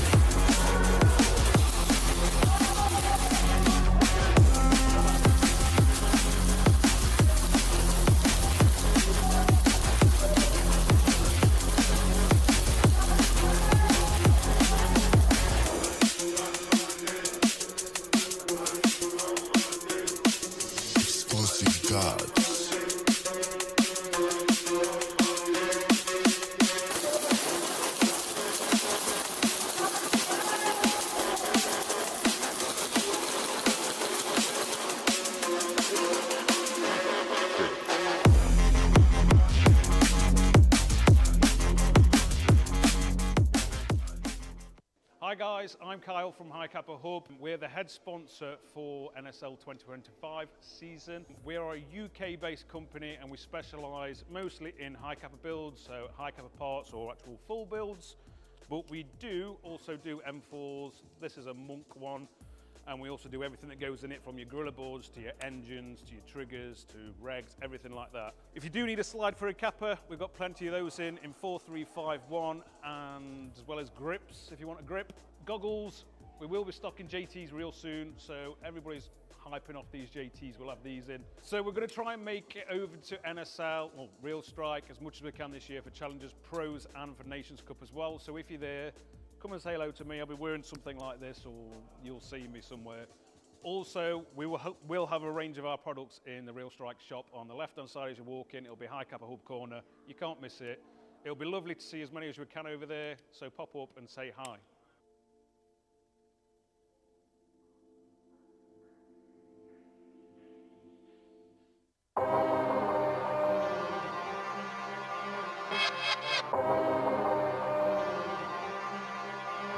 Now I am become death, the destroyer of worlds. I suppose we all felt that, one way or another.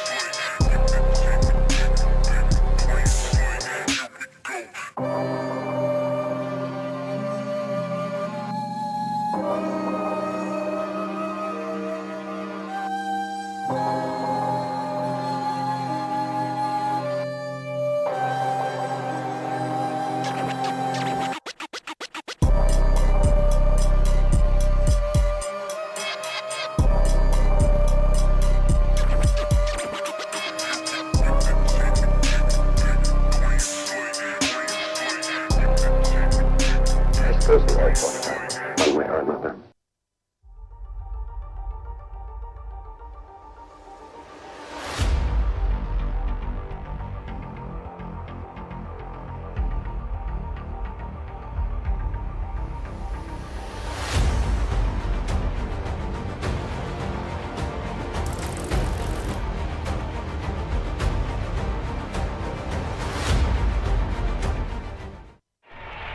There's a time when the operation of the machine becomes so odious, makes you so sick at heart that you can't take part. You can't even passively take part. And you've got to put your bodies upon the...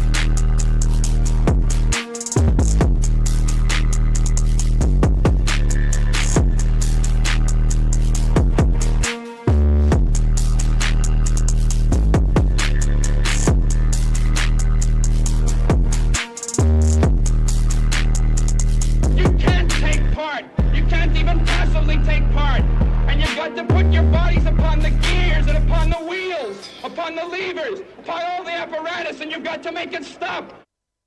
Hi guys, I'm Kyle from Kappa Hub. We're the head sponsor for NSL 2025 season. We are a UK-based company and we specialise mostly in Kappa builds, so Kappa parts or actual full builds. But we do also do M4s. This is a Monk one. And we also do everything that goes in it, from your gorilla boards to your engines, to your triggers, to regs, everything like that. If you do need a slide for a Kappa, we've got plenty of those in 4351, and as well as grips, if you want a grip. Goggles, we will be stocking JTs real soon, so everybody's hyping off these JTs, we'll have these in. So we're going to try and make it over to NSL, or Real Strike, as much as we can this year for Challengers, Pros, and for Nations Cup as well. So if you're there, come and say hello to me. I'll be wearing something like this, or you'll see me somewhere. Also, we'll have a range of our products in the Real Strike shop on the left-hand side as you walk in. It'll be Kappa Hub corner. You can't miss it.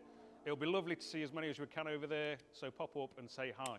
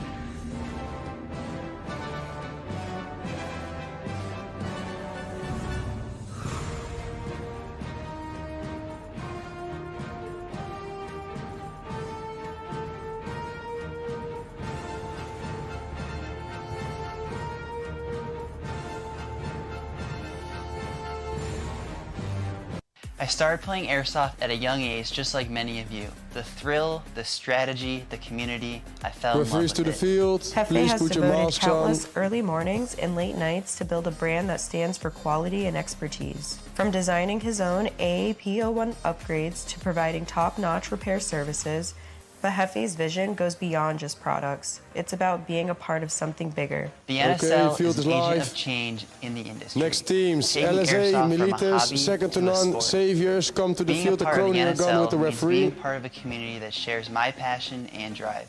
For all things AAP01, visit hefesairsoft.solutions.com.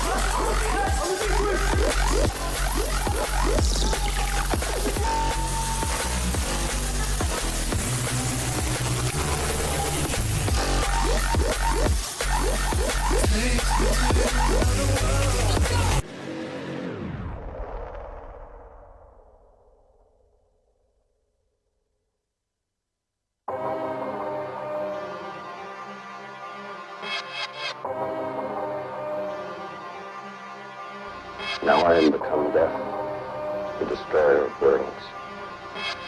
I suppose we all felt that, one way or another.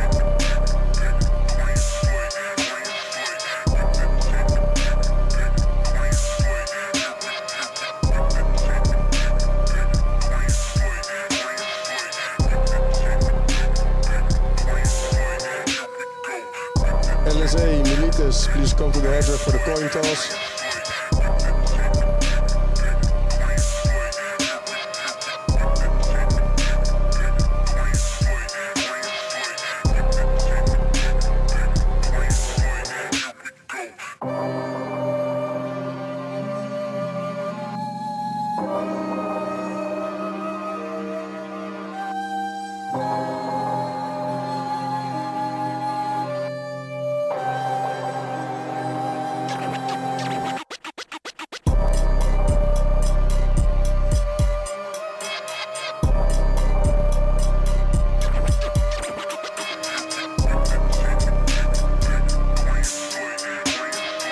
LSA, first try.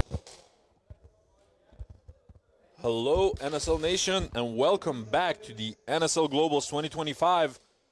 We have just finished with our lunch break, and we're about to start the next heats of the day. Got an exciting one of Limburg Shotguns versus Militas that we're about to start with Limburg Shotguns as the first attacking party. And we're off. No bodies dropping just yet. As I say that, they lose fatal off the home one position on the side of Militas.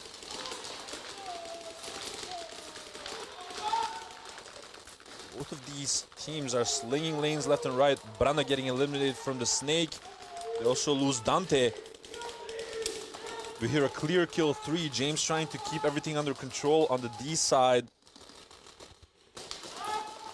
Getting pushed in by Seams, who got eliminated. Sensei is trying to run and came off just short in the zone 3.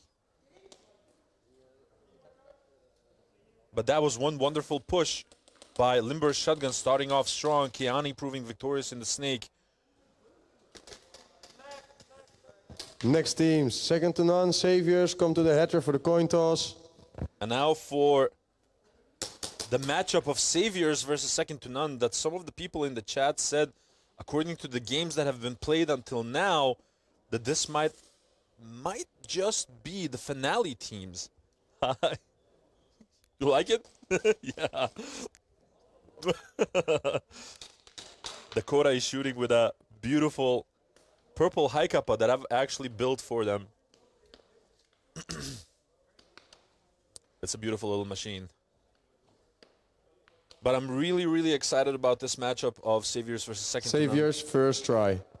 You know, we already said in advance, there are some teams that are quite known as Sunday teams, right?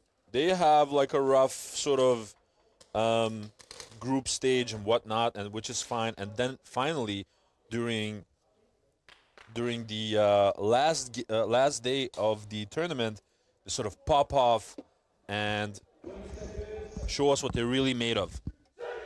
But just judging from the games that we've seen from Saviors and from second to none until this point, they're both looking formidable. And to help you with the entertainment during these heats, I got once again with me here, Mr. Fives. Hello, what's up? All right, let's get it going. There's one body off break, which is Jesse Ha on the side of second to none. Dakota unfortunately getting eliminated in the snake. Ivar Augustin making that trade-off with Van Hoof. And I gotta say, the defenses of second to none have crumbled strong. First try. Gutierrez making the final elimination and going for it. And he gets the hang. That was a 29-second hang by Saviors. And I've been saying the entire time that Saviors is looking absolutely formidable. 1v1. They look like they're on a mission, and they just proved that. But what I did not expect is a 29-second hang in the first round. No, I expected this to be more of a struggle than now demonstrated in the first round. It might look completely different in a couple of minutes, of course, but damn. But it also might be a good wake-up call for second to none, because they kind of had, like, I don't want to say easy games, but like games which they won comfortably. And now they face an opponent who's like... Oh, that's a wonderful shot by Van Bova. But I completely agree with you. I think you could arguably say that the Saviors had... Not the Saviors. Well, I'm Next thinking teams, about... LSA, second try. If you remember Nations 2024, Team Netherlands, which consisted out of a lot of Saviors players as well, they had a marvelous time through the group stage, and then they sort of failed at the ending, you know what I mean? And that sort of messes with your system if you get an early group stage, an easy group stage, and then sort of get the slap in the face of like, oh crap, I still have challenges this tournament. Let's see what Limbo Shotgun does here with their second try. Oh, Keani once again proving victorious in the snake. Brana getting out. They completely lost their snake side. Now Dante is left there to fend for himself. If he tries to move up, he will get killed by Sensei from that D-side staple. Ooh. And he takes out Dante, takes out Browning. That's a 4-piece. Oh my god. He's going to go for the 5. Ah, he gets run down. Group effort and more. And that's a hang. Oh lord. Keani. Lovely play. Keani has been an absolute warlord in that snake. 1v1. Jeez Louise. Mikey saying, here we go again.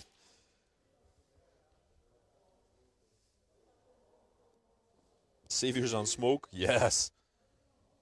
Let's see if they can actually get some additional points on the side of LSA.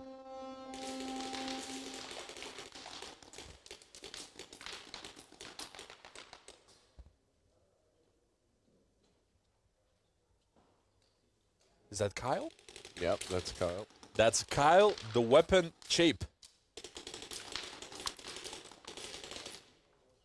Trying to get some points on a defending party. It's James. Looking for a handshake and not getting Not getting it. Oh. Kyle being cold. It was Man. actually a UK battle. Exactly. Like two players that know each other quite well. But good defense by James. James Browning. Next teams, second to none, first try. Let's see how second to none responds to that early hang from Saviors. Might I say something that's a little bit off topic? I really love the lunch idea now during Globals. Yeah, I love it. Lunch. Yeah. Awesome. Yeah. And it's like different every day, so we got options. Yeah. I think it's really cool. I had some good spaghetti. And we're off. This breakout, a bit more successful than the previous one from second to none. Oh, let's say that. Is it a Hyper J or Murasaki in Snake? I can't see. No. Murasaki is on the home. Oh, they completely obliterated their Snake. Augustine with the refill. Yeah, that's Hyper J in Snake. They did lose Remy, I believe, on the Dorito corner. Augustine readjusting to the U. So is Jaeger now on the Plexi Dorito. They don't have him on the radar. And now it's a 2v2. No, 3v2 actually. No, and Gutierrez is running them down now. And they get the snatch. That went completely different than I thought. Collapsed. It was a 4v3, and that one move by Jaeger to the Plexi Dorito completely flabbergasted them. Yeah. And Jaeger, I gotta say, next teams, Militas, first try. Obviously, we've never seen, quote unquote, a bad tournament from Jaeger, but the difference between his performances is like great and the best. You know what I mean? And he has been absolutely annihilating people this tournament. With the additional sort of burden upon his shoulders of being one of the main communicators of the team.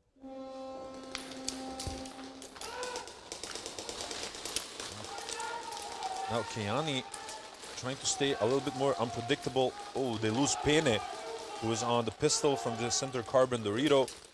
Keani now bringing a trap in the Snake. This time around getting... Yeah. Seems with the refill, but he doesn't know where. Okay, Dante gets shot out. So the Snake is unoccupied, seems advanced. Fatal getting shot out for Militas at home. So only one remains, and which is James, who got eliminated. They're looking for the flag. But they can't find it. a little bit of banter from Seams. He's so entertaining with his shenanigans. Next teams, Saviors, first try. But a lot of people don't understand him. It's like a dialect in Belgium. Yeah. I understand all of it, you know, and it's quite funny. And I've talked with him about that. He says, like, I'm not even saying it as a banter to the enemy. It's like more like something for me. It's like an internal discussion that I'm having, but I'm saying it out loud, you know?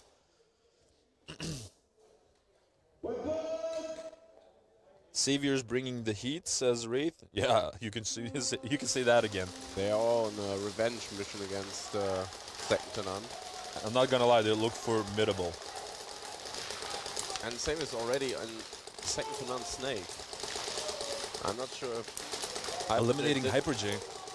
And Augustine with the refill. Yep. Oh, with a beautiful snap. Wonderful execution, but now Gray is refilling on his side. And he got him. Gray got him in return. Amazing plays coming through. Gray occupying the Snake 50. And Gray shooting out getting Hay. another one. Have to trade that off. And it's zone one. Zone one, yep. Gray being really mad, saying, you gotta listen to me. And I understand this frustration. Next teams, Militas, second try. I think generally speaking, there's nothing more frustrating than you actually doing the play, also doing the communication, and then the play not playing out the way it's supposed to be just because your team is not following, you know? Mm-hmm. I think there's nothing more frustrating. So you're exhausted, you've done your job, more than that, you made the play, you made the opportunity, and it's just not happening. I can understand his frustration completely.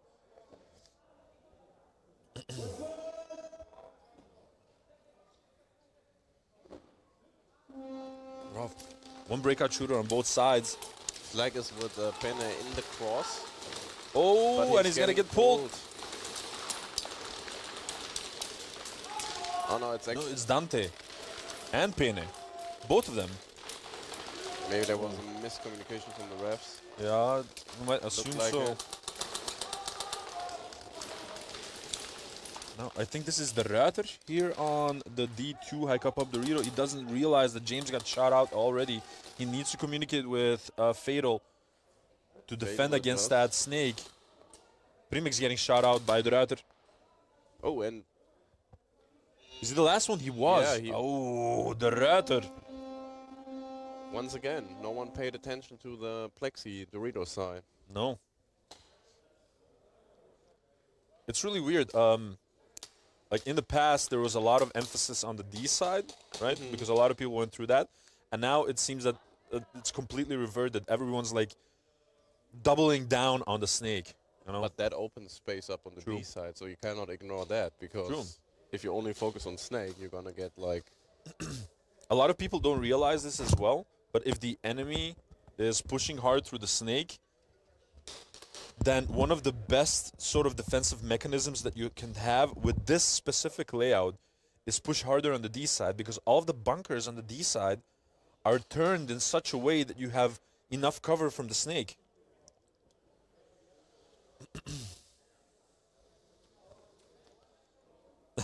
Maggie's saying, I think it's time for me to come over. I think so too, Maggie. They need a word from you, otherwise it's not going to work out. Yo, Ethan. How you doing, bro?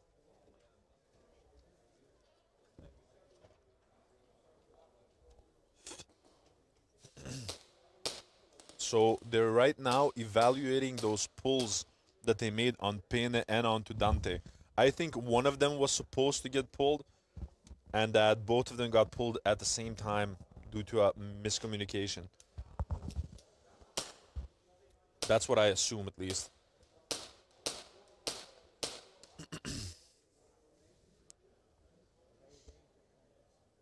Once again, LSA, I gotta say, and this is exactly what I meant, Fives, when I said this morning that day number 2 is like usually my favorite one, because it's two things, right?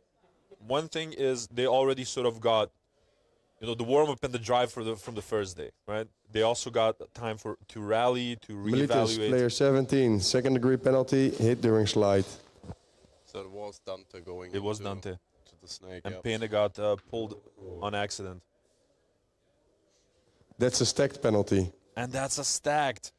Oh, that is so messed up, because he said so outside. He said, I'm risking a stacked, but I want to run it as long as I can, that I don't get it early on.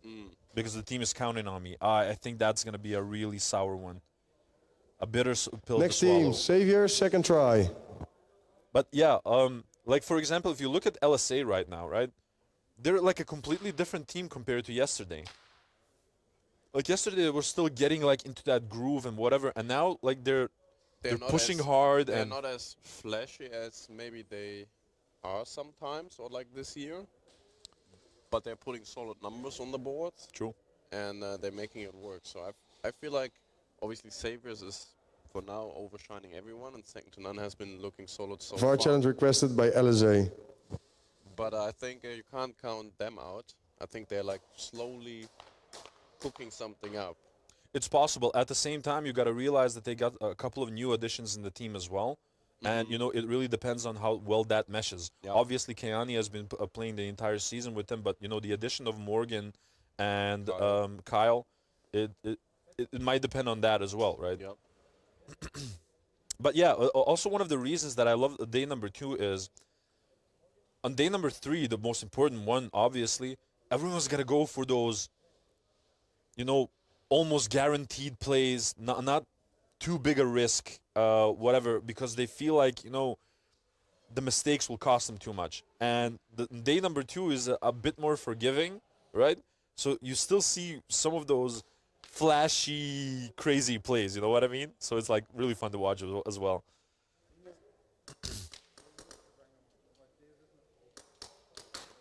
The stash and the mask. Robinson in the chat, what is up? Fives is just, you know, that's what happens when you're the CEO, man. He has to just run back and forth, getting calls constantly.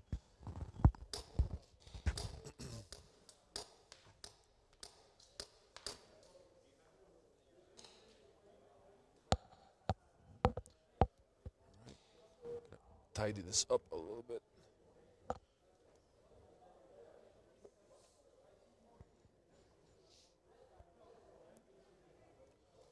Aura farming from home in bed.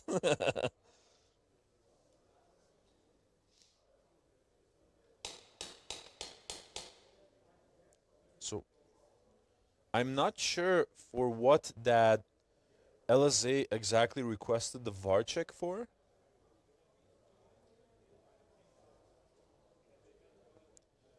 But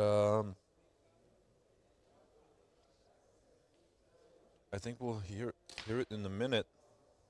I didn't specifically see whether they got a pull, but I don't think so. But like I said, the second day is proving to be an absolutely marvelous one. We've seen a couple of really crazy plays, and LSA right now is a good example of why the second day is so interesting. They had time yesterday to rally, to reassess, and, you know, sort of get that motivational boost once again within the team.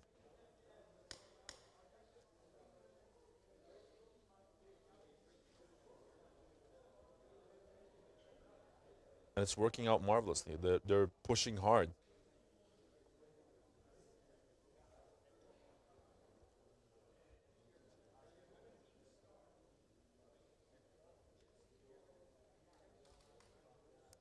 Well, we can see that second to none is getting ready, and the Saviors as well. Granger giving out some last-minute advice to the team. I wonder what he would think, like, about the layout, for example. Cringe, I mean. Like, if he had a chance to play some of the tournaments.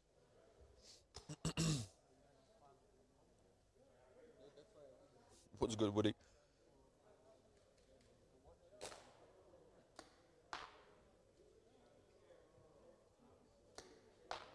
Still waiting on that VAR check, but...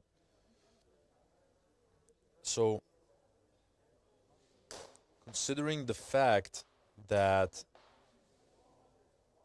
Limburg Shotguns didn't get any pulls the previous game, I'm guessing that they had like an offensive VAR check where they thought they hit someone, and usually, you know, you wouldn't call a VAR check unsuccessful. Unsuccessful. LSA, player 9, first degree penalty, hit on the shoulder. Oh. And player number 9 from LSA got a first degree penalty. Next teams, Saviors, second try. For a hit on the upper body. Oh yeah. So Militas is right now serving a second degree penalty, and Dante will be out for the remainder of this game and the next game. But Limburg Shotguns has a first degree penalty, so like we'll see if Militas actually manages to punish that one.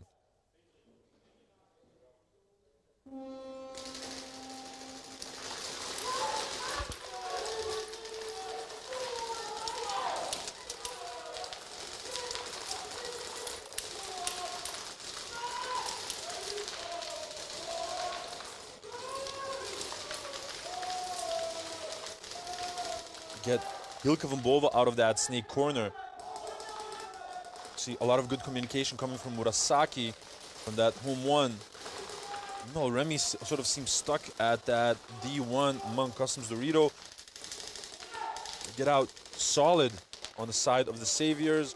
Meanwhile, we get some information from Gray, trying to push through the snake, getting eliminated with Murasaki. Now Augustin getting the last elimination. They cannot find the flag just yet.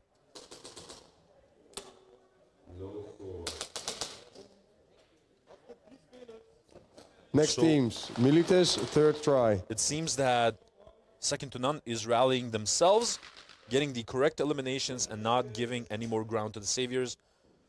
Saviors still has one more try to get some additional points and further their advance over S2N. Adias head ref, get down there, made sort him out. Walker.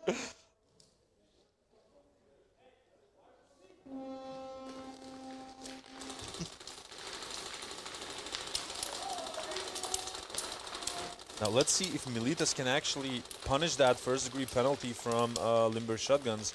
Brando once again in that snake. Taking a little bit more of a systematic approach. Oh, and he got... Oh, never mind. I thought that he had got Canny. It was Canny just ducking down to get to a different position. Premix getting shot out of the home one.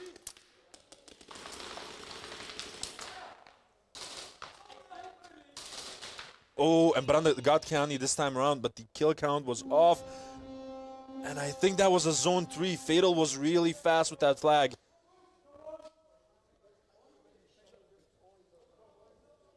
But it seems that Militas has sort of got that slap in the face that they needed to wake up and you know, start blasting back. It seems that that was a zone 3 for Militas. Next teams, Saviors, third try. Now LSA will be in possession of the flag, so Militas, if they want to utilize that first-degree penalty that Limber Shotguns has, they need to get the snatch and then a hang, ideally, right? And then they would be in the driver's seat.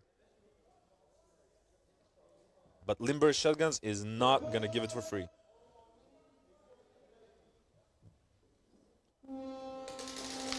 We're off. Right, it seems like a clean break from both teams. Now Hyper trying to spring a trap in that snake, getting out Van Hoof. Some booking more success than the previous rounds in that snake. Oh, and he got shot out himself by Weeby. Weeby got eliminated by Ivar Augustin. Now Grace pushing up in the snake, getting eliminated by Ivar Augustin as well. Ivar Augustin being an absolute menace in that snake. Now the entire team is pushing along. Hilke van Boven trying to get that shot onto the home. Remy's already in the plexi.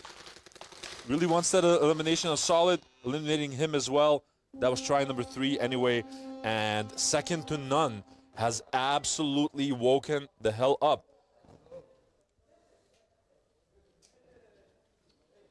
It seems that they have reassessed the situation. You can also see that their breakouts were a lot more successful this time around. Next teams, LSA, first try.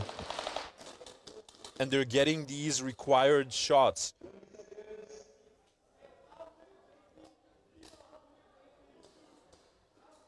Don't give me flashbacks of Adi running at me, man. Robinson.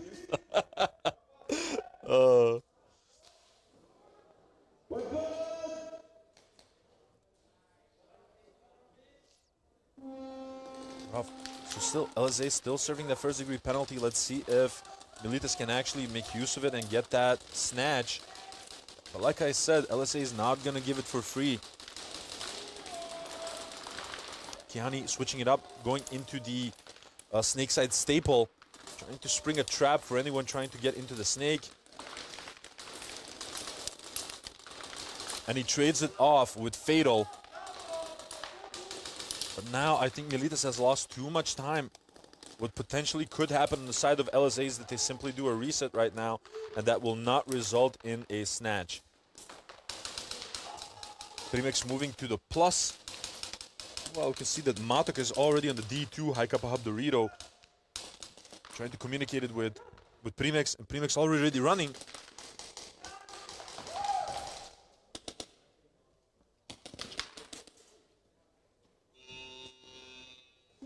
And that's a hang! My lord.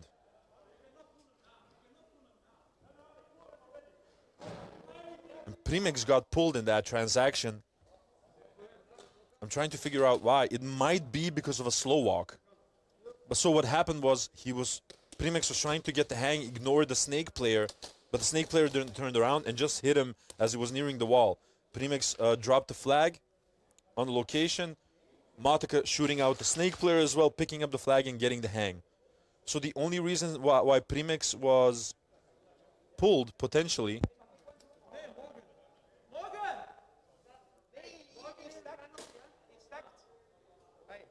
why he was pulled potentially was because of a slow walk when he got hit. That's the only thing that I can think of.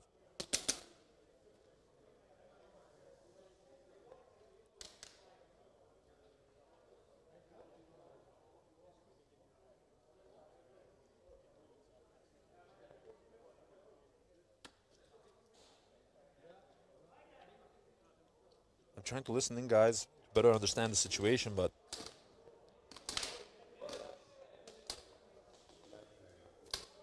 that's Flag hang, 1v1. So the flag hang is already confirmed.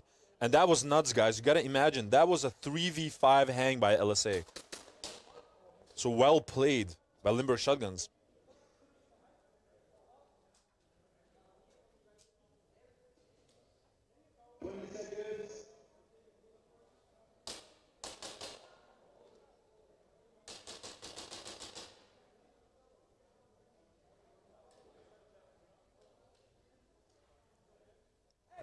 So I'm guessing if any potential penalties have happened, that we'll probably hear about them after the 1v1 play.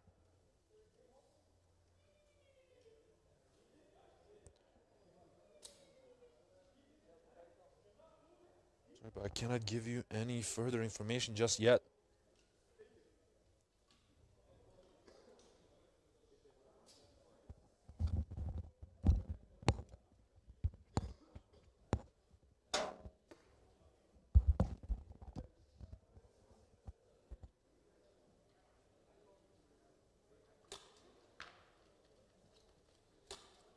Still a little bit of confusion, it seems, on the field.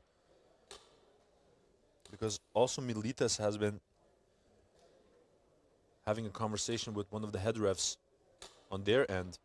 So there might be a VAR check going on right now. That's a really difficult call to make.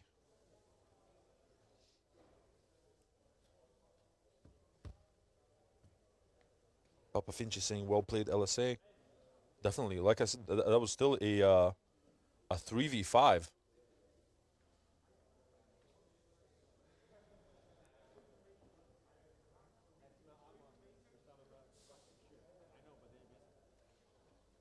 Cashew Nut. Hey, what's up, Mr. Gerard? How far can the flag be from where you were shot? I thought the rule was 1 meter, right? I thought that that was approximately the rule. Like, you cannot throw it. That was the rule.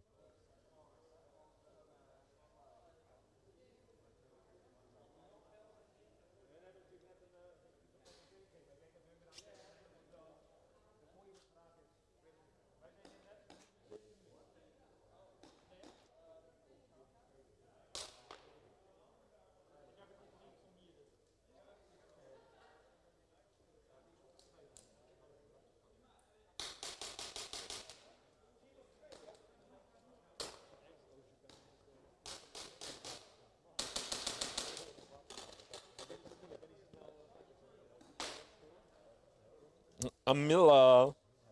Hello, hello. Maybe game altering because he hit the wall with the flag after being shot. No, but it was very apparent. Like, the buzzer didn't go or anything.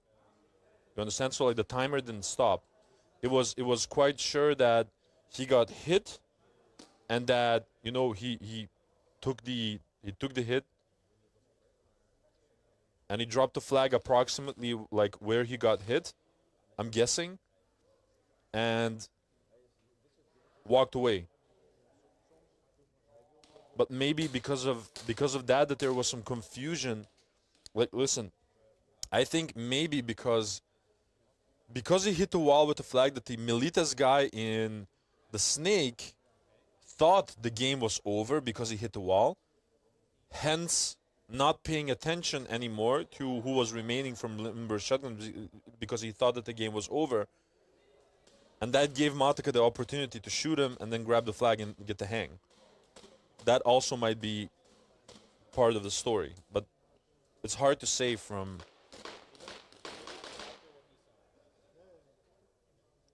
the commentator booth. But I know for a fact that the timer didn't stop, right?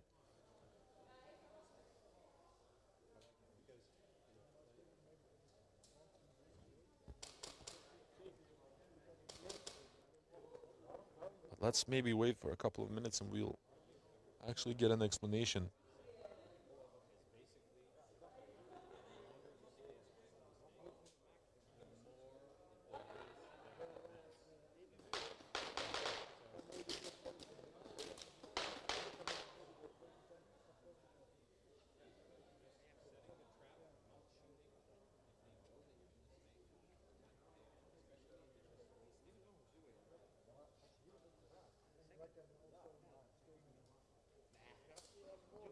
Still no clear information, guys.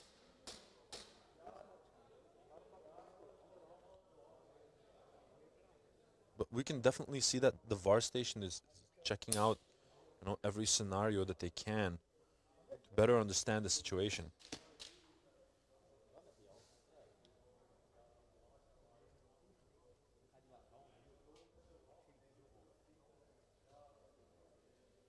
We can see a little bit of a discussion going on as well between the captains.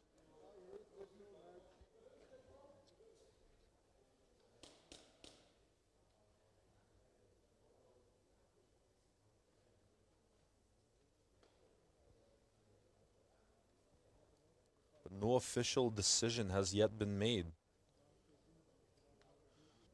Meanwhile, the referees are using that as an opportunity to sit down for a minute. You gotta imagine that, the Zebra Gang are the real heroes of these events. They're on their feet all day, every day. The success of these tournaments rests obviously mainly in the honesty and integrity of the players, but also in the efficiency of the Zebra Gang. So one more time, a huge shout out to our Zebras. What engine do most of them run? Question in the chat. F2, Polar Star F2. There are a couple of people maybe that use a fusion engine and whatnot. Maybe some exceptions that maybe use a jack or something like that. But I can comfortably say that most of the builds that I know of use a Polar Star F2 engine.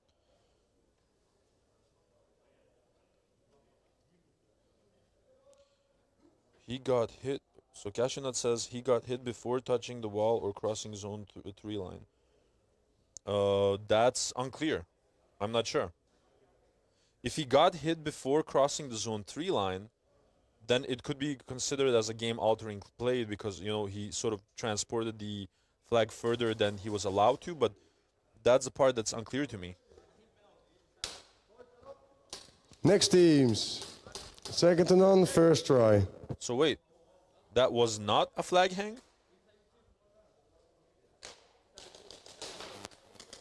That was not a flag hang. And Climax, it seems, got a second degree for a no call.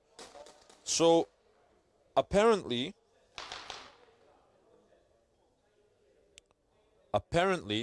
he got hit somewhere before the actual location where he dropped the flag, right? So he got hit somewhere there.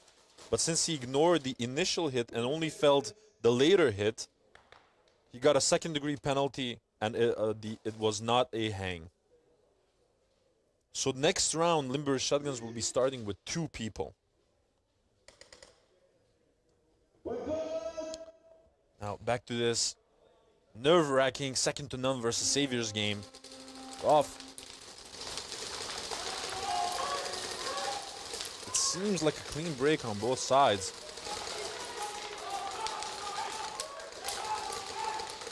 We be switching it up a little bit, beaming down D1. Ivar Augustin getting eliminated from the snake side staple. Tom Wolf's trying to get into the snake. He manages to do so, being supported by both Gray and by Solid. Oh, Gutierrez is already in the D2. Now they got even further. They're really stepping on their necks right now, getting further on. Weeby making the elimination on Remy, getting an additional elimination on Murasaki, and getting the flag. Weeby, you absolute beast! OG for a reason. What? That was one crazy move by Weeby. And there seems to be a little bit of a miscommunication between Remy and Murasaki, because it seemed, at least from my perspective, I cannot say anything for sure, of course, that Remy stood up trying to do the grenade call, but Murasaki maybe not receiving that message, or maybe the message wasn't given, was still like bunkered at the home position. Got eliminated from the back by a beautiful move, beautiful flank by Weeby. getting the snatch as well, as a cherry Next on top teams, of the pie. LSA, second try. Weeby is a weapon. You can say that again, Wraith.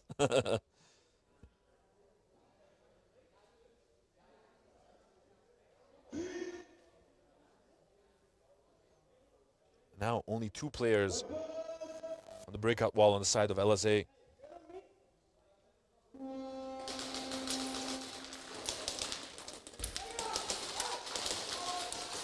And you can see that definitely Militas is hunting to punish those mistakes hard. Kiani trying to hold his own on that cross. Surprising how long he's staying alive, honestly. Brandon now moving on further.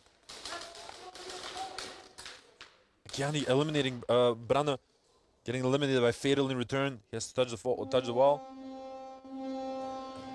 And they already got the snatch. It was Dizzy who got the snatch on the D side. So they effectively punish those penalties from Limber shotguns.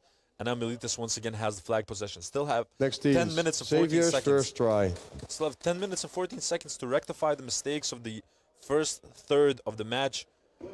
But Militas needs to keep up the pressure if they want to stand a chance against this LSA team.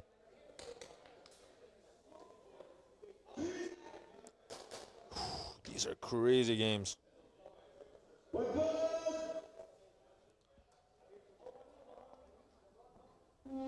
Back at it.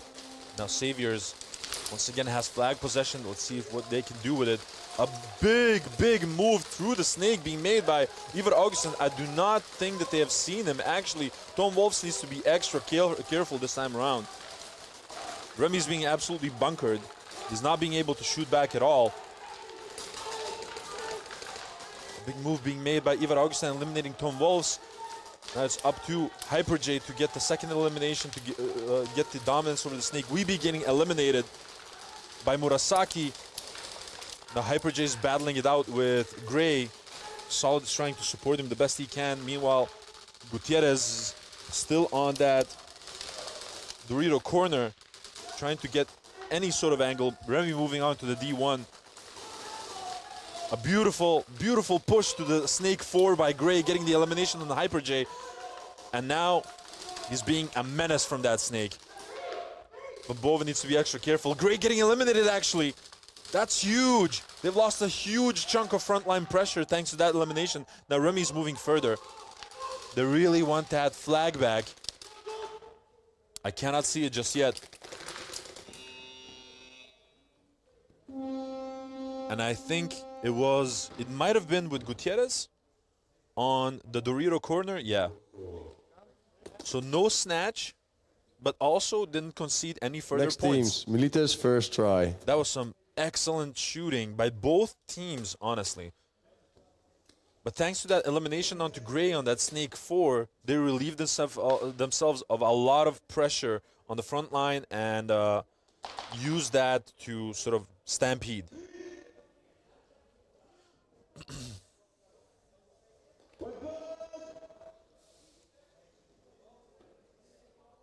Now we got ourselves a 5v5 once again. Brande getting shot off break. Some good breakout shooting by LSA.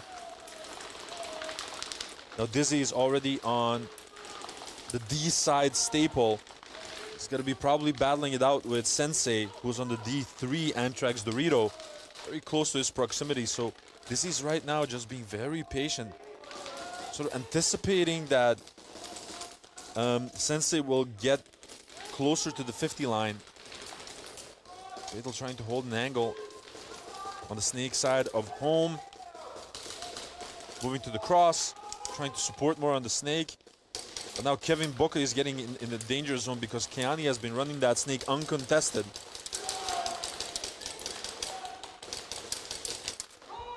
And Dizzy getting shot out. Lost a huge chunk of their frontline pressure. Keani getting the elimination on the Ruiter, giving it a little wave goodbye. Getting one execution, getting a second execution by Keani once again. And he's got the snatch. And this is, right now, the Keani show. That was a terrific move. Once again, sort of understanding that both of them, both Fatal and Kevin Boca, have been bunkered on the plus. He said, like, you know what? No problem. No one's watching actually the Next team, center Saviors, section. second try. And he just moved on through the center, coming on top of both of them. No hesitation. Well done, Kiani. And as a cherry on top of the best pie he'll ever eat, he also got the snatch.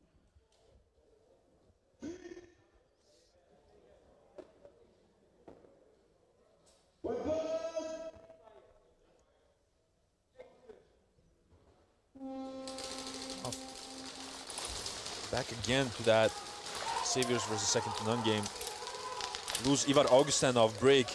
Now Hilke van Bove is getting into the cross. They also lose Dakota in the snake as well. So they've lost a huge chunk of their snake presence. And then now they only have their backline gunners. Oh, as I say that, they actually clip Gray off the cross.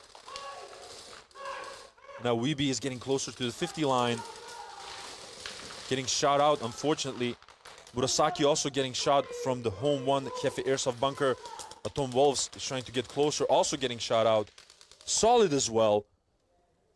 Hilke van Bove has been beaming them down. And they traded off.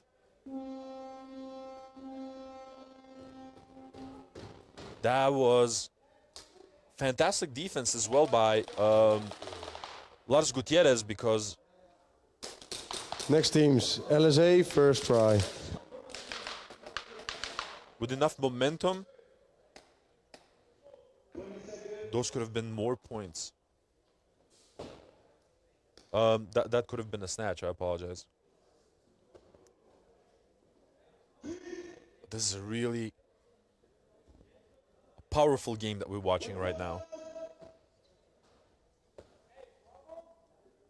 We're off. LSA once again in possession of the flag. 9 minutes left.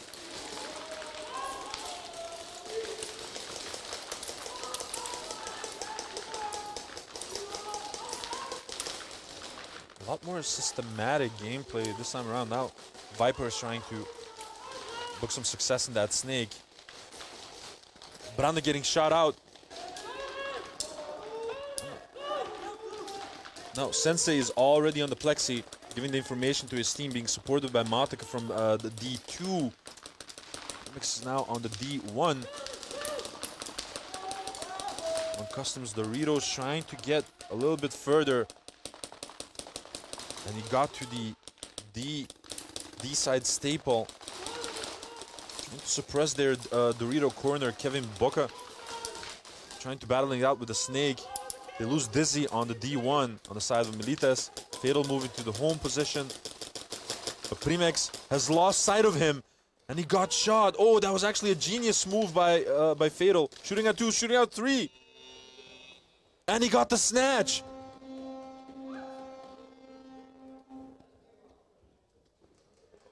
That was absolutely nuts by Fatal. And it all started with the small move that he made from the cross to the home one.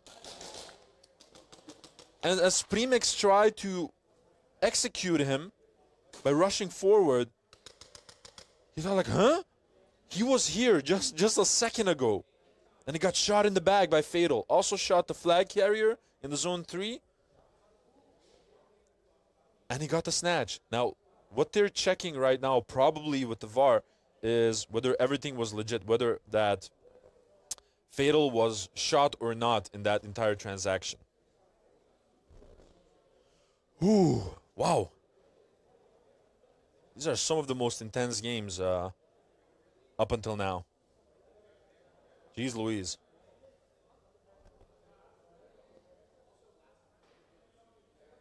And it's also interesting because in the both matchups, the teams know each other quite well. Limber Shotguns knows Militas quite well, and the other way around. And second to none as Saviors have been battling for years, right?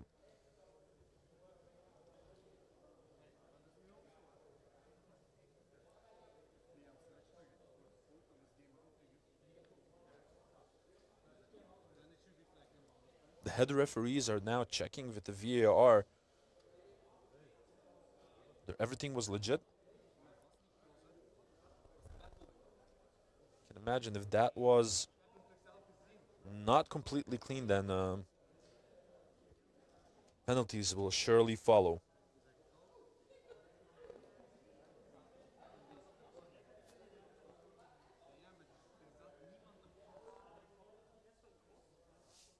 Mustard saying Remy still owes us a penalty.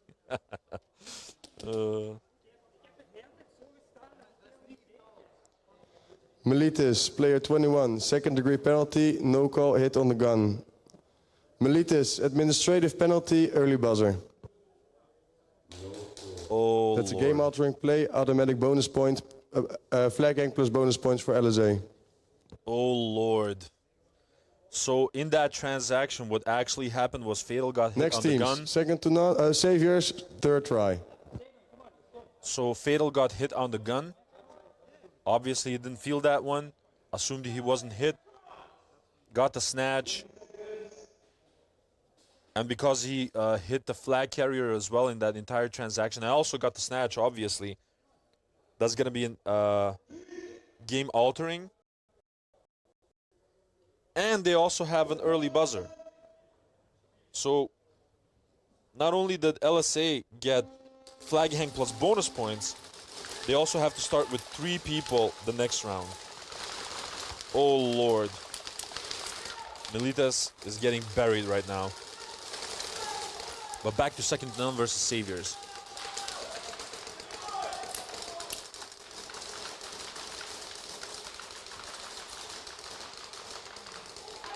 Looking a lot more success this time around through the snake. Great drop the flag on the cross. Dakota tried to get that trade with him, but he got eliminated in the process. Jaeger also got shot. That was try number 3. So all eliminations were all they needed. And no additional points were scored by Saviors in their 3 tries. Still 7 minutes and 57 seconds left on the clock.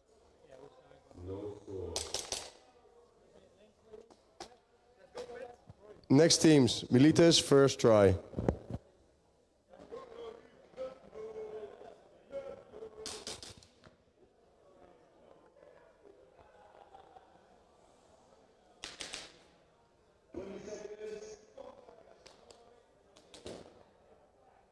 Now, the next round, Militas will have to start with 3 people, and because of the administrative penalty, the 2 rounds after that, they'll have to start with 4 people.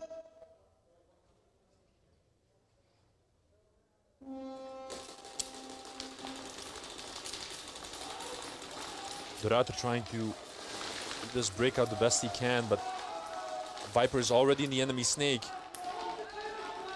Dorado getting shot out. Viper getting eliminated by Kevin Boca.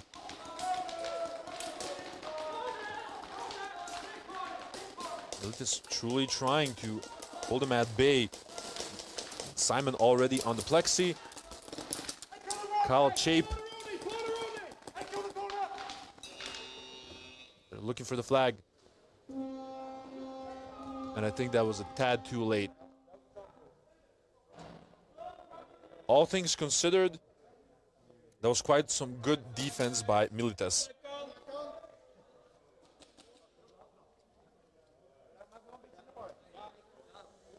They live to fight another day.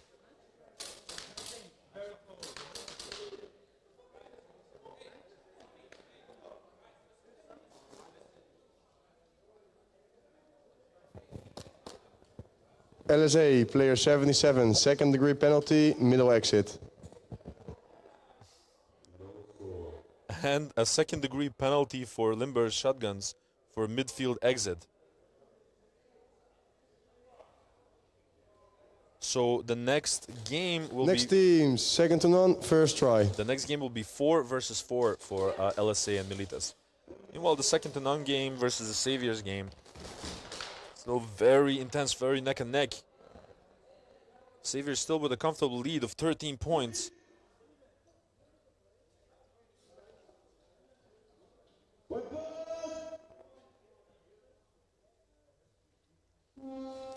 rough. Oh, Murasaki getting shot off break. Van Hoof losing that snake battle. Oh, never mind. Actually, they traded it off. The snake is getting filled up by Hilke van Boven. Tom Wolf's getting eliminated from that snake side staple. Now Clumsy is still there, trying to beam them down. Hilke van Boven shooting out Clumsy. One more left, which is Jaeger. Oh, and that was zone 3, I believe. Good reaction by Hilke van Boven for waiting at that center Polar Star Dorito the moment that he saw that Jaeger was pushing to the side. Next teams, Militas, second try. But a lot more pressure this time around by a second to none. Not resulting in a hang though just yet, but still a zone 3, some points on the board, closing that gap. Still half of the play time left, 7 minutes and 23 seconds.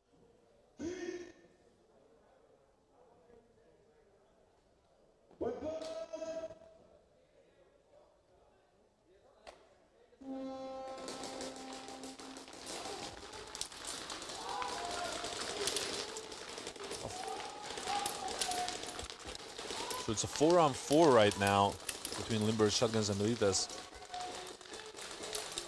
Kiani getting shot out of the snake. Branne has the flag right now in the snake. Sensei's trying to fill that position up. Lost Premix, I believe.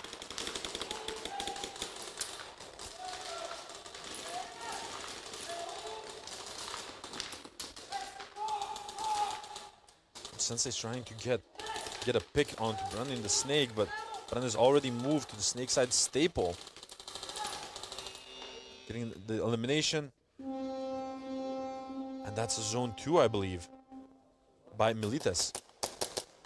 So with that 4v4,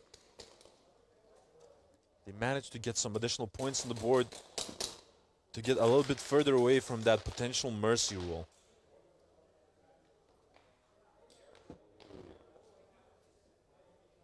Next teams, second to none, second try. And I'm getting mad he's entering his final form. Yeah, it's nuts. The madder Remy gets, the better he plays. It's really weird. It's like his mantra.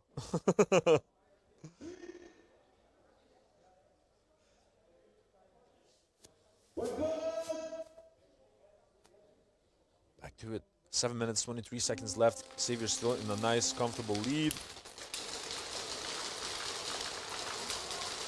Dakota entering into the snake 50. Great. Trading it off. Unfortunately lose Jaeger as well. Solid trying to get some more pressure on the snake side, moving to the plus. Well, Clumsy's already on the D2. Traded off with Hilke van Boven. Oh Lord! And as Ivar Augustin tried to run through the middle, they forgot about Solid in the cross. He shot him in the back and grabbed the flag from the floor, getting a snatch for the Saviors. Holy moly. That's gonna change the dynamic. Next teams, Militas, third try.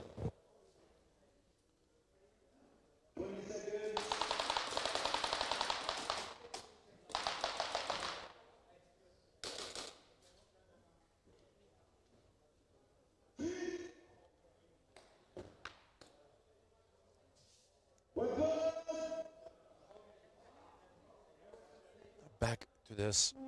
Yeah, Militas still having to start with 4 people because of that admin penalty.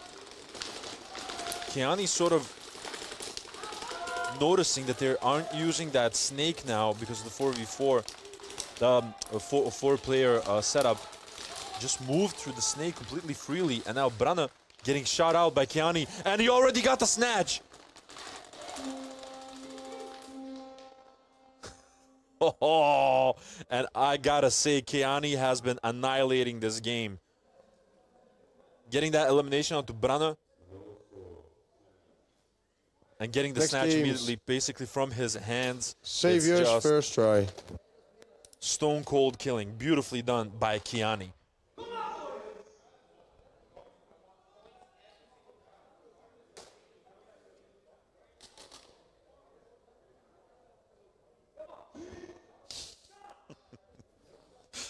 Rob.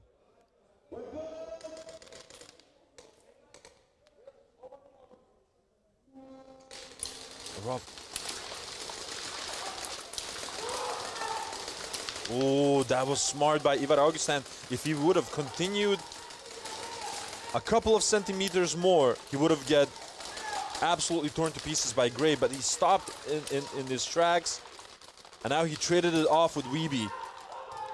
Well, Jaeger already got to the D2 High Kappa Hub Dorito, trying to get an angle onto Murasaki on that home one. Still a lot of pressure on that snake, though. They get a pick on Solid. Dakota getting eliminated by Gray. And now Jaeger is trying to get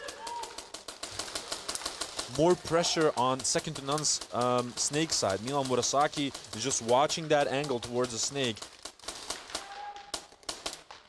And he got eliminated by, I believe, by Gray. Gray is truly being a pistol sniper that they need to do the elimination. And a suicide.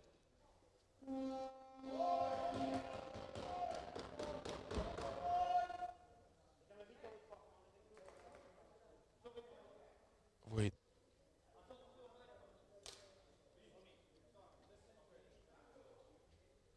What just happened? No Next score. teams. All right. LSA, first try. The flag carrier was already shot, so no further score by Saviors with that first try. Still 5 minutes and 44 seconds left. Jeez. Really hard to follow. Mustard. Being funny with it. Brando once again getting shot as he attempts to enter that snake. Seems walking away. Wait, is that Seems or is that Frosty? I couldn't see.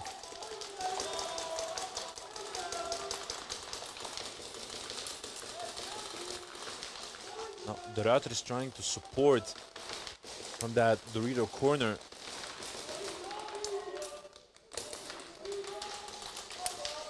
Viper is getting sort of pincered. Shot has landed on Fatal on that cross. And now Dizzy is quite in a dangerous predicament. Makes a trade with... Oh, never mind. I couldn't see on the other side of the bunker.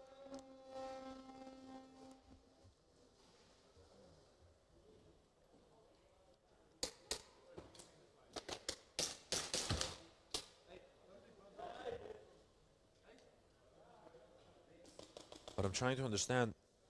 It seemed like they sort of stopped in their tracks.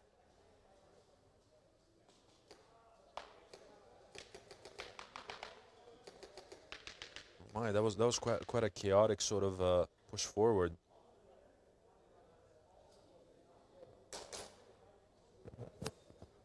Militas, administrative penalty, early buzzer. Oh Lord. So that's an early buzzer for Militas. That's a game-altering play. Automatic, flag hang plus bonus point, LSA. That's a mercy rule applied. And that's a mercy rule. Congratulations to LSA. That was quite a turn of events. But basically, I believe that either Dizzy was still alive, because Dizzy actually got that snap onto Premix on the center Polar Star Dorito. Next teams, Savior, second try. Or the Ruiter was still alive on the Dorito corner. So that early buzzer from Militas cost them flag hang bonus points. That's 14 additional points, coming to 42 for LSA versus the 5 of Militas, which is a mercy rule applied. So congratulations, LSA, to another victory. That was quite a spicy one.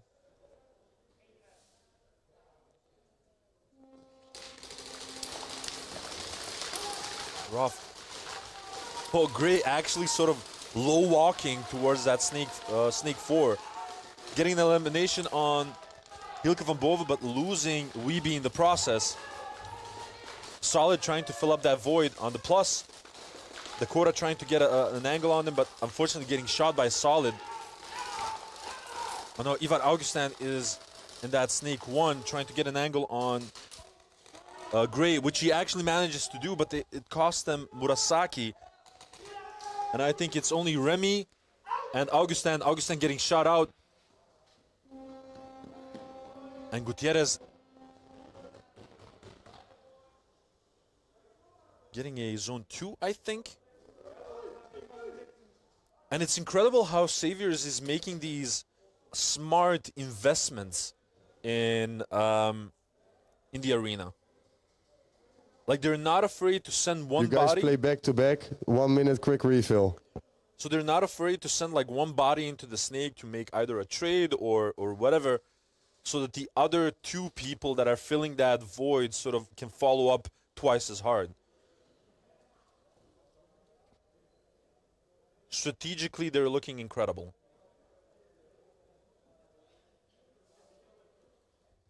You know, I can also see that there's a huge amount of pressure on the D side. They're not giving Remy a lot of breathing room, and that's been working out for them. Next teams, Saviors, 3rd try. And now that's a 3rd try for Saviors. So a 3rd opportunity to get a potential hang to increase the point deficit. Is Cringe playing, or are the Saviors still negotiating his health insurance policy? Mustard. You cracked me up, man. Well, it seems like a clean break on both sides. As I say that, they lose Murasaki from that home position. A trade being made in the snake between Van Hoof and Dakota. And now it seems that Ivar Augustin is having like a pistol battle versus Gray all the way on the cross. Now a lot of beams are being slung. Lars Gutierrez already on the D2 High Cappa Hub Dorito, trying to hold anyone down from that 50 line.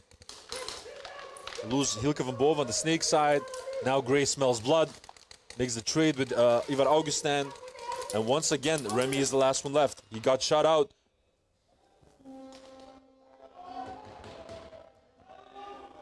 And I cannot see where the flag is. Ah, it was in the snake with Gray.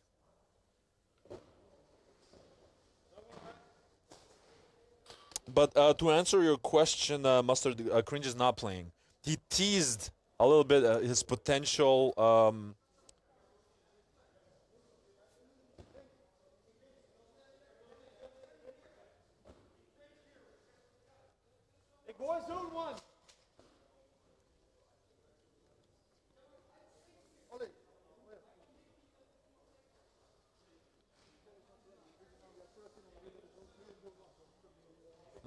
There's a little bit of confusion because Jaeger right now is saying, like, how is that not an additional point? That seems like a zone 1 because he got shot in the zone 1. He got shot in the snake 4. So they're confused why they're not getting an additional point. So they might check the footage once again. But to answer your question, Mustard, Cringe did tease a little bit his return to the arena, but I'm not sure whether his knee is ready for Second to Globals. none, 1st try.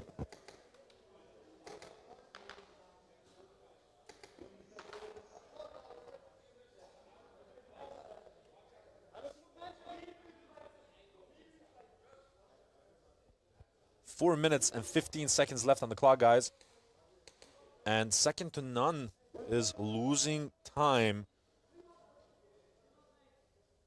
to get back dominance over this game. One breakout shooter on both sides. Dakota getting into the snake early. Oh, one pull incoming. And it's going to be Van Hoof.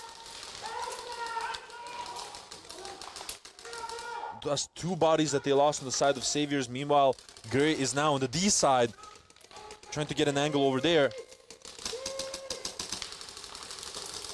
Ivar Augustin getting popped by Gray. A trade being made by Murasaki and Gray. Another one of the, I think that's the last one. It's Hilke van Boven having to battle it out with Solid.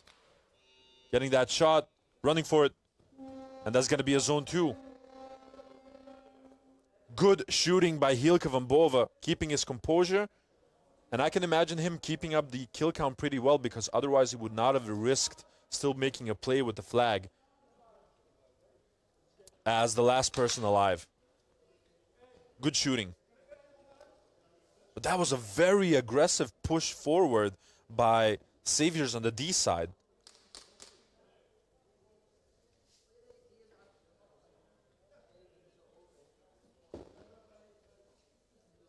Okay, got it. He needs a better lawyer.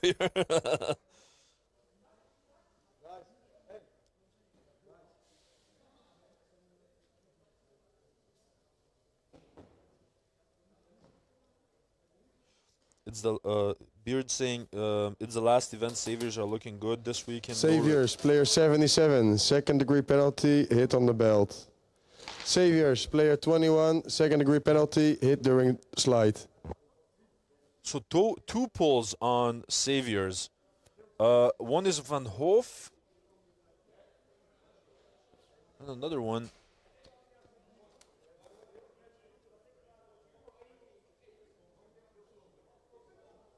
But basically they'll have to start with 3 people the next try.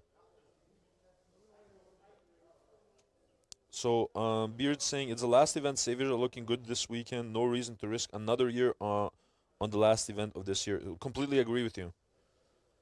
No reason to risk it.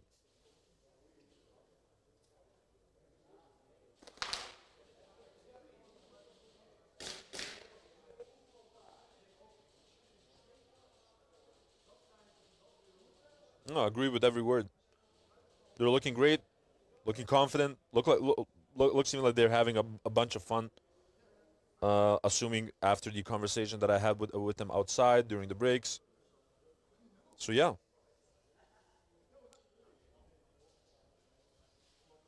If Cringe ate Vegemite, his knee would be 100%. Right.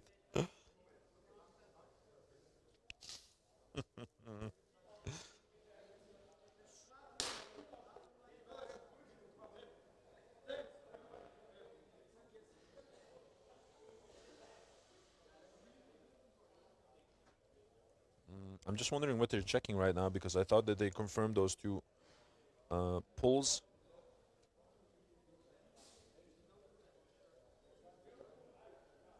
But it seems that Jaeger still has some requests to make with the head refs.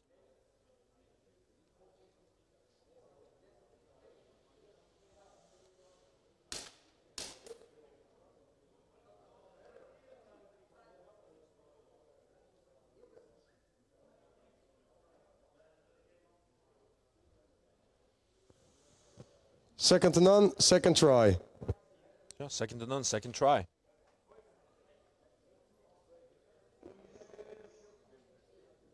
Three minutes and 33 seconds left on the clock. And now, the following round only, Saviors has to defend with 3 people because of the 2 second degrees.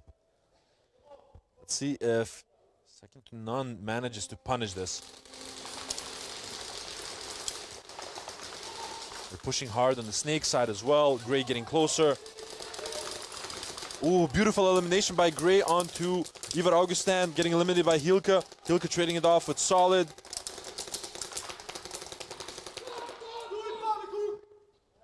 And that's going to be a hang probably now. Smartly, Murasaki was waiting to get the maximum amount of time out of it. And it's going to be a second try hang, which means 11 points. Still 3 minutes left on the clock. 1v1. And that was a crazy execution by Dakota as well onto that D1. That was absolutely nuts. But they basically stampeded all over the field. And that's 17 points now for S2N, regaining the dominance of this matchup. Still 3 minutes left on the clock. Only 3 points behind are the Saviors. Anything can happen.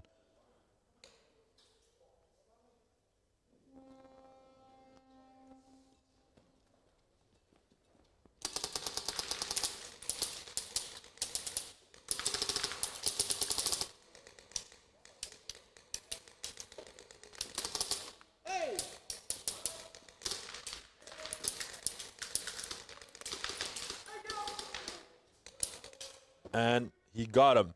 Good shot by Solid. No additional points for second to none.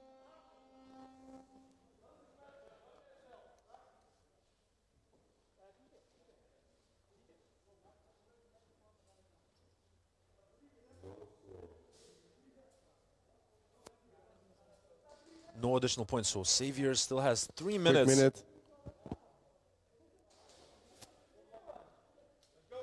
To get back in the driver's seat, score additional points.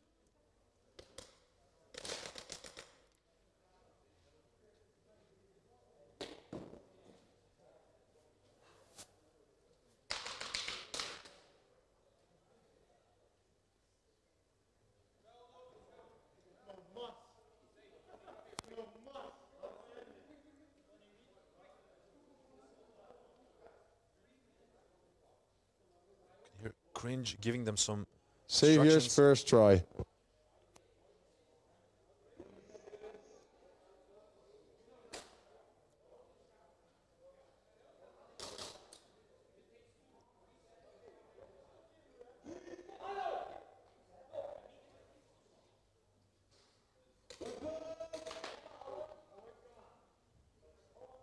And now we got a clean 5v5 once again. Rough. Oh, they lose Augustin off break. Beautiful breakout shots by Saviors.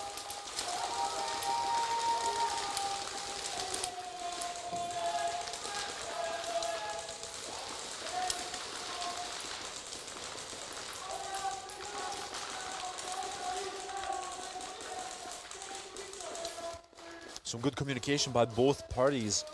Taking down their lanes. Dakota getting shot out of that snake. Murasaki also getting obliterated. Stan the Gilder also getting shot. And the buzzer already went. That was a zone 2, I believe, by Gutierrez.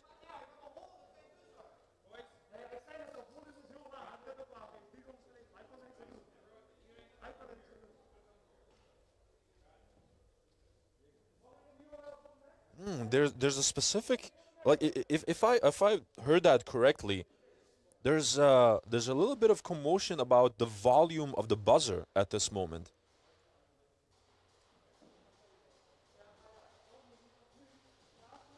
We just need Remy to get a penalty to restore order to the universe, Mustard. So I'm hearing from the arena that the volume of the buzzer is a little bit low.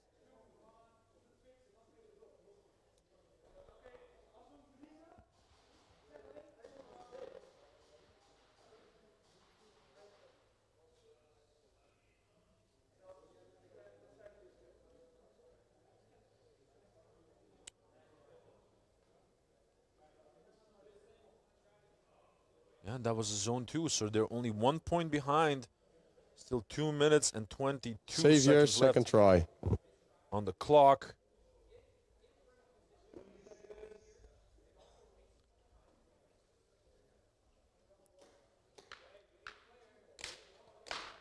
This will be an incredibly close game.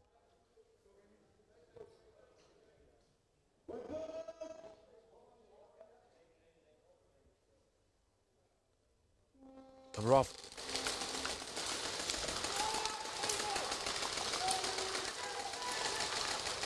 Oh, a beautiful snapshot by Van Hoof onto Dakota in that snake, getting shot out himself. Snake seems clear at this moment.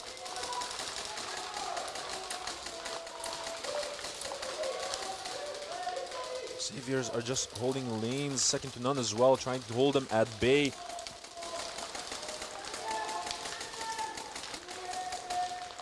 Remy once again bunkered a little bit. Now the snake position has been filled up by Weeby, and now it seems that Hilke van Boven is trying to get an angle on him. They traded off in the snake. Lost Jaeger there as well. The last one is Solid. Got eliminated. They're looking for the flag. And they could not get it. So they got rid of one more try from the Saviors. Still have Quick minute refill. 1 point advantage on the side of S2N. 1 minute and 25 seconds left on the clock. And this is going to be one hell of a close ending sequence of this matchup. I have like a sort of chair here in the commentary booth, but I haven't sat down for 1 second with this matchup.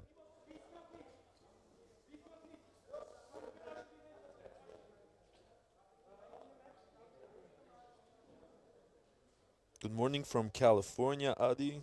How are you doing? Hey, Cass, how are you doing? I'm doing A-OK. I'm just enjoying the games and the general atmosphere of competition. Hopefully you're enjoying the show as well. I can imagine being nice and toasty right now in Cali.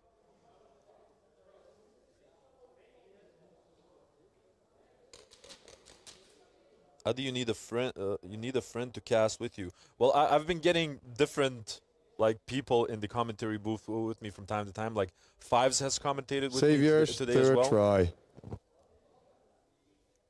And I had a really cool idea. I wanted to save it for tomorrow, obviously, but to get some of the OGs here that are playing their last tournament. Maybe you've seen the posts online. Like, for example, Weeby is playing his last tournament. Sugar Rush is playing his last tournament. I want to get them in the booth with me, have a conversation, and yeah, give them a chance to give some final shout-outs, right? There's one on the side of S2N. Try number 3 for Saviors. Last opportunity for them to get some additional points. Close that gap. 1 minute and 3 seconds left.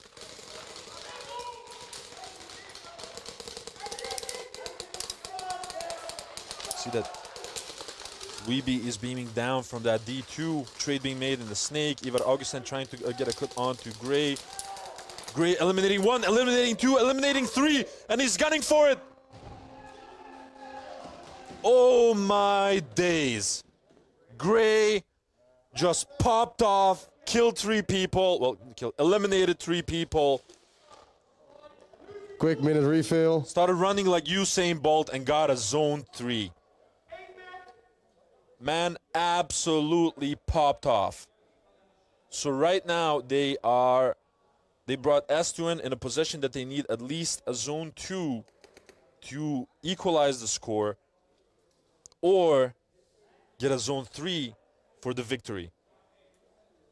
43 seconds. That's all they get. And second to none apparently has chosen to switch sides. Oh my lord.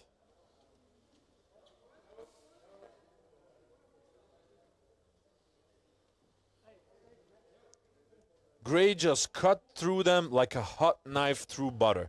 Second to none, first try. That was absolutely nuts. And that I saw that round going in a way different direction. The way that second to none was pushing, especially on the snake side, was really crazy. And then Gray just popped off, surprised everyone. Didn't have any hesitation, all gas, no brakes, and no missed shots.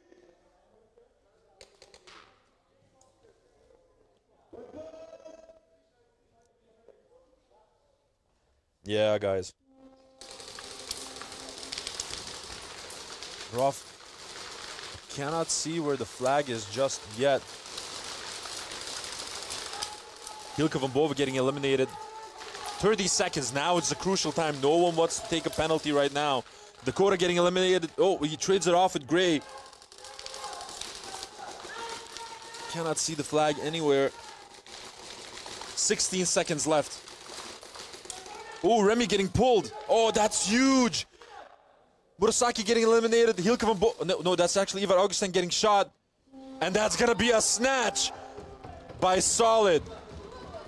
Huge, huge plays by Saviors. That was absolutely crazy and Solid making a little dance. Steven, we can't support you no more. Bombokla. That was nuts. Holy moly. That was really interesting. I wonder what that pull was about on Remy. I haven't seen... Second to none, player 31, first degree penalty, hit on the elbow. That's a game-altering play, so the last 30 seconds will be redone. It's an automatic snatch. First try, Saviors. Oh, Lord. So, Remy getting a first degree penalty for a hit on the elbow in the last 30 seconds, which means that the clock resets to 30 seconds, like a replay, right? But Saviors gets an automatic snatch because it's a game-altering play. And that might very well be game. Oh, Lord. Mustard.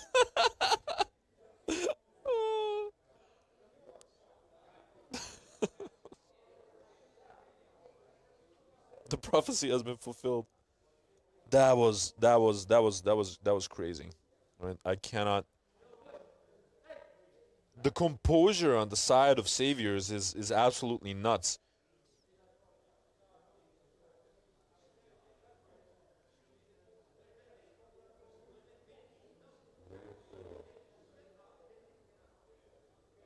But you have to admire the fighting spirit of Second to None. They're not one of those teams that... Saviors, first try. Second to None is not a type of team that gets discouraged because of... Oh,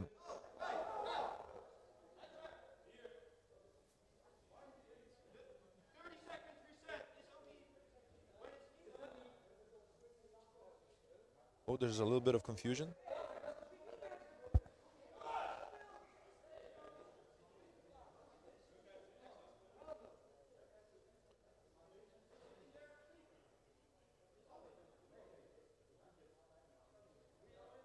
There's a little bit of confusion about the reset to the 30 seconds, it seems.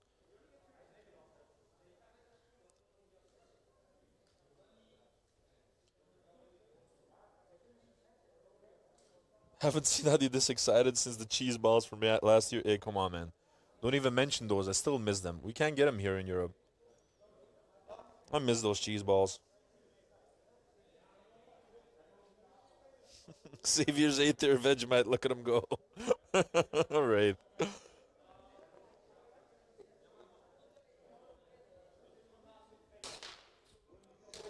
Oh, man. That last 30 seconds of arguably one of the dopest heats we've had until now. Oh. I legit need a break after this one. Rough. Last 30 seconds.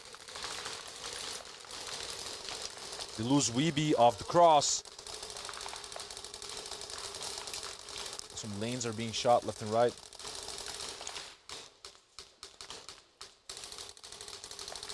Just lasers being slung by Murasaki from that home position. 3 seconds left, and this game is in their pockets. And Solid just laying down on his back. Being happy with it. But congratulations. Please empty your gun, disconnect your air hoses. Blind field, blind field. Congratulations to the Saviors for Please a hard can one of the guys from Saviors, Militas, LSA, and Second to None go to the interview room. Congratulations we to have a Saviors 15-minute break. And to LSA for their victories, very hard-fought victory on the side of Saviors, of course. But I really enjoyed the hell out of that one. I hope you guys have as well. So see you in 15 minutes for the next break, for the next matchups, which will be East Coast Energy versus Limburg Shotguns and Apex versus Savage. See you in 15. Bye-bye. Hey, this is Walker with Carbon Paintball here to talk to you about our SC custom jerseys. To start your team's design, head over to crbnpaintball.com, fill in some team information, including what colors, what template you want to base your jersey off of, upload your main team logo and any sponsors, enter your name and your number, and we're going to kick you back a 3D image of your jersey. The custom jersey is built on a 5-panel design that's all customizable. The jersey features a DWR coating all throughout the jersey, so it is water resistant. It also is stain-proof, and it has side mesh venting. The jersey is also very fitted, so it has a compact neck collar, and it also features elastic thumb loops to keep the sleeves in place while you're sliding or running. To start your team design, head over to crbnpaintball.com.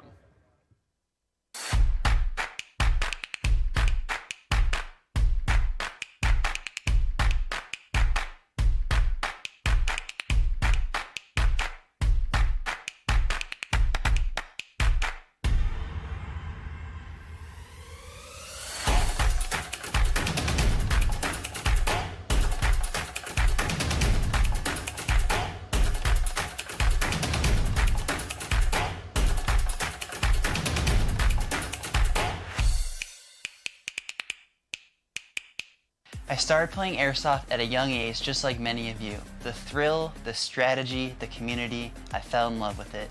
Jefe has devoted countless early mornings and late nights to build a brand that stands for quality and expertise. From designing his own AAP01 upgrades to providing top-notch repair services, but Jefe's vision goes beyond just products. It's about being a part of something bigger. The NSL is an agent of change in the industry, taking Airsoft from a hobby to a sport. Being a part of the NSL means being part of a community that shares my passion and drive. For all things AAP01, visit jefesairsoft.solutions.com.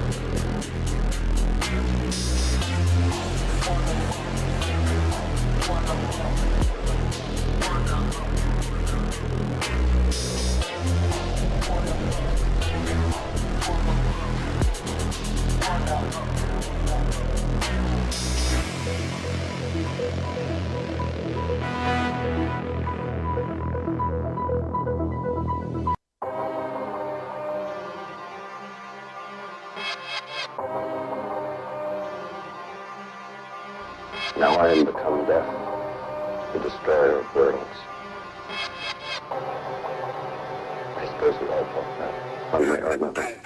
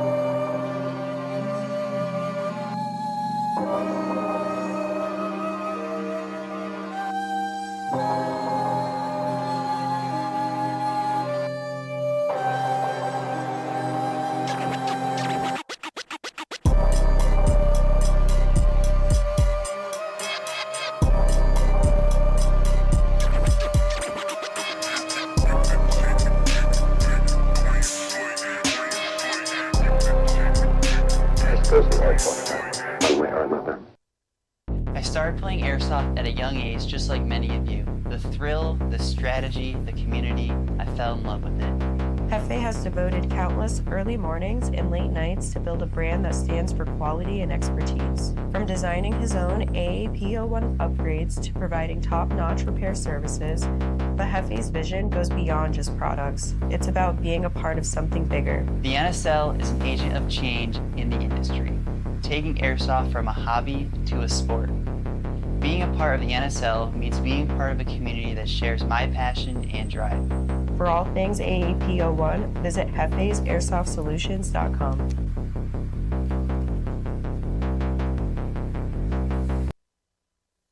Yo, it's BRNT at CRBN, here with our new GRX Elemental Teal Goggle, metallic finish. Comes with a highlight lens, mid-light, low-light, matching visor, slip bag, and our zippered goggle case. Check it out at crbnpaintball.com.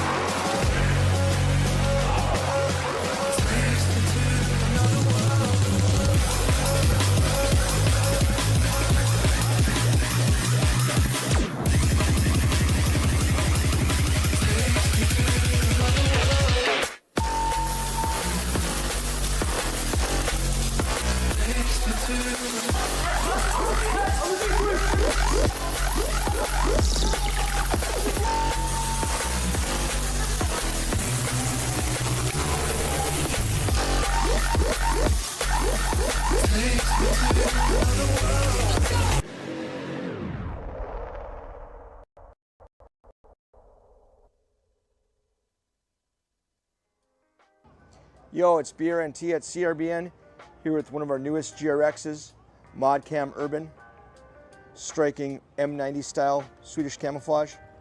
Comes with 3 lenses, highlight, mid-light, low-light, matching visor, matching slip bag, and our zippered goggle case. Check it out at crbnpaintball.com.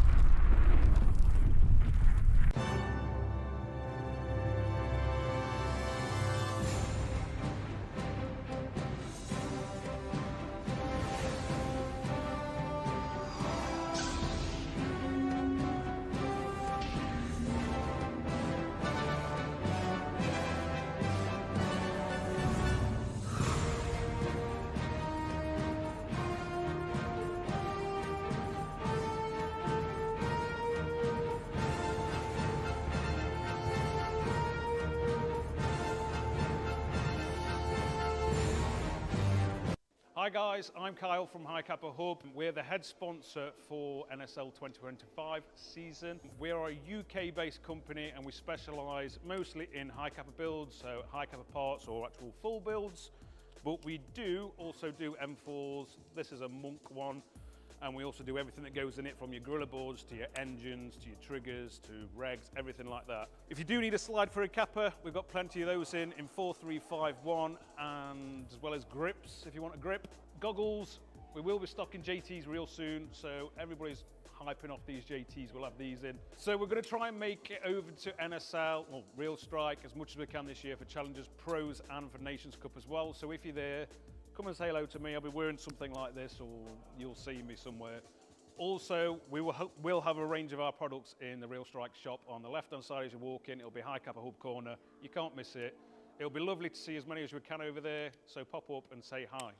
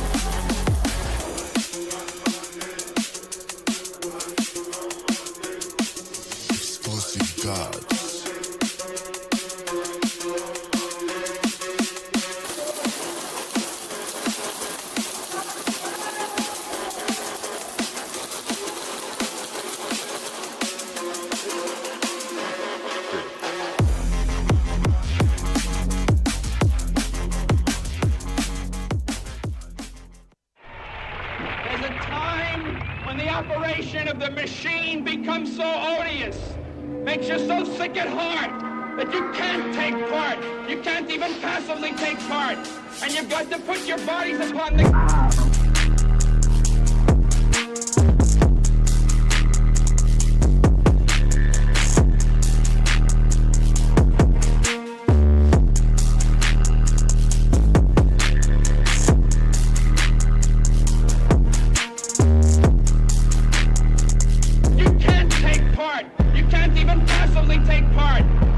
To put your bodies upon the gears and upon the wheels, upon the levers, upon all the apparatus, and you've got to make it stop.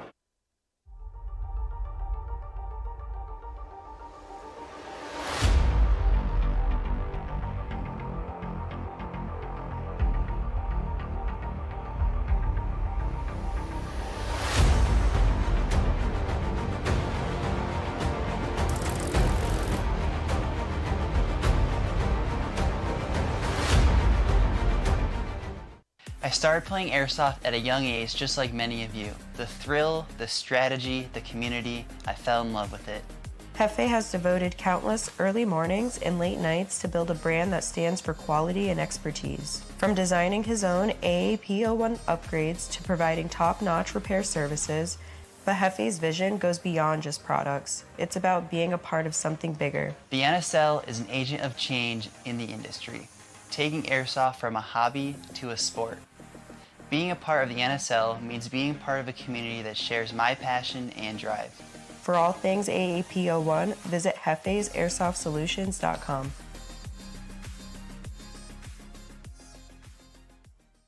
I started playing Airsoft at a young age just like many of you. The thrill, the strategy, the community, I fell in love with it. Jefe has devoted countless early mornings and late nights to build a brand that stands for quality and expertise. From designing his own AAP01 upgrades to providing top-notch repair services, but Jefe's vision goes beyond just products. It's about being a part of something bigger. The NSL is an agent of change in the industry, taking Airsoft from a hobby to a sport. Being a part of the NSL means being part of a community that shares my passion and drive. For all things AAP01, visit jefesairsoft.solutions.com.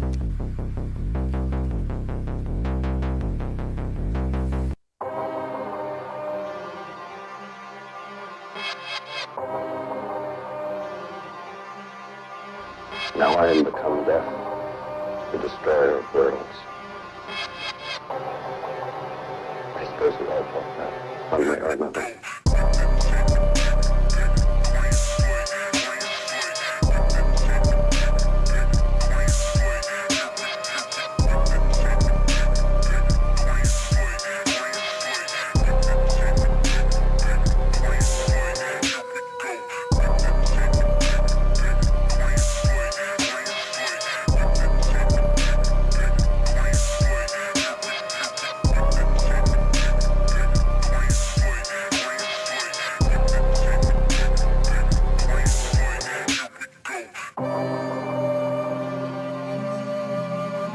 Referees to the field.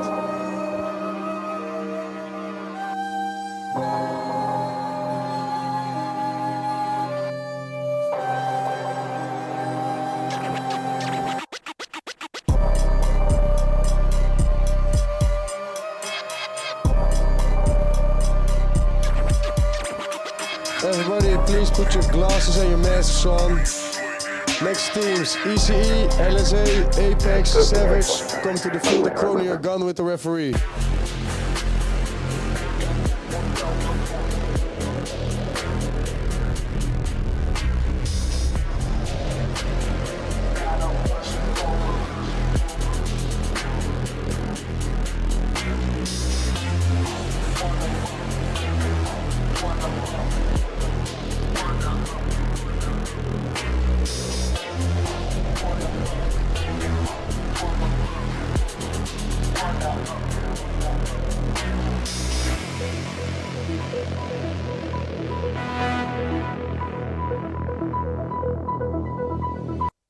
Hey, this is Walker with Carbon Paintball here to talk to you about our SC custom jerseys. To start your team's design, head over to crbnpaintball.com, fill in some team information, including what colors, what template you want to base your jersey off of, upload your main team logo and any sponsors, enter your name and your number, and we're going to kick you back a 3D image of your jersey. The custom jersey is built on a 5-panel design that's all customizable. The jersey features a DWR coating all throughout the jersey, so it is water resistant. It also is stain proof, and it has side mesh venting. The jersey is also very fitted, so it has a compact neck collar, and it also features elastic thumb loops to keep the sleeves in place while you're sliding or running.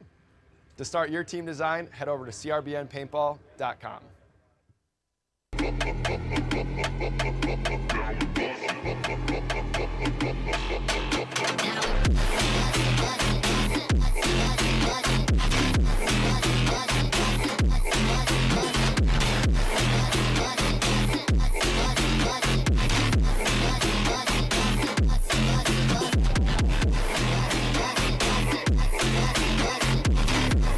Referees to the field.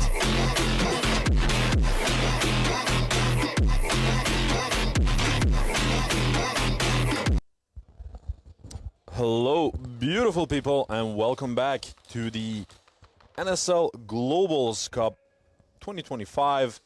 For the people that are just joining us as we near the ending of the second day of a 3-day tournament. My name is Adi, and I'm accompanied here by the Challengers commentator, young Brandon from Delta Airsoft Events. What's up, Brandon? What's up? I'm good. How are you? I'm doing pretty well. Are you enjoying the games up until now? Oh, yes, for sure, man. The last one was crazy, wasn't it? Yeah, definitely. So right now we will have East Coast Energy versus Limburg Shotguns and Apex versus Savage. Now, these games are quite interesting because Limburg Shotguns until this moment is undefeated, and ECE just tasted their first victory in the previous round. A victory that they played with only 4 people, by the way, because of the stacked penalties that they had in the previous ones. So right now we should see them actually with full force. What do you think about this matchup? This is the first time that these teams will sort of face each other. I think it's going to be a very interesting match, especially because Cappa from ECE is actually the coach of LSA. So LSA knows how Cappa plays, and Cappa especially knows how the entire. He's like, I taught you this. I taught you this. Yeah, but at the same time, LSA Okay, has next some. teams. ECE, LSA, come to the header for the coin toss. LSA has some additional players during Globals that he obviously hasn't seen play, but he has faced himself in the past. Some of them, but not exclusive to, are, for example, Chape Kyle, and, Simon. the weapon, Chape. Oh, Chape is Kyle. Yeah, Kyle the weapon. ECE, first try. Kyle the weapon, Chape. Small question. How did you come up with the name Tom Diwand Hoeke? That's his old nickname. Tom Diwand Hoeke. That's his old nickname, actually. It was funny when they played versus Apex because they both have a Nomad. Oh, yeah. Tom's nickname on this jersey is Nomad. And Lorenzo. Yeah, and Lorenzo as well. Yeah. But now we're about to start with ECE as an attacking side versus LSA. Let's see what exactly happens. One breakout shooter on both sides. And a Zebra on the prowl. Some good breakout shooting by Climax. Oh, that's Brett is actually going to get pulled. Oh, yeah.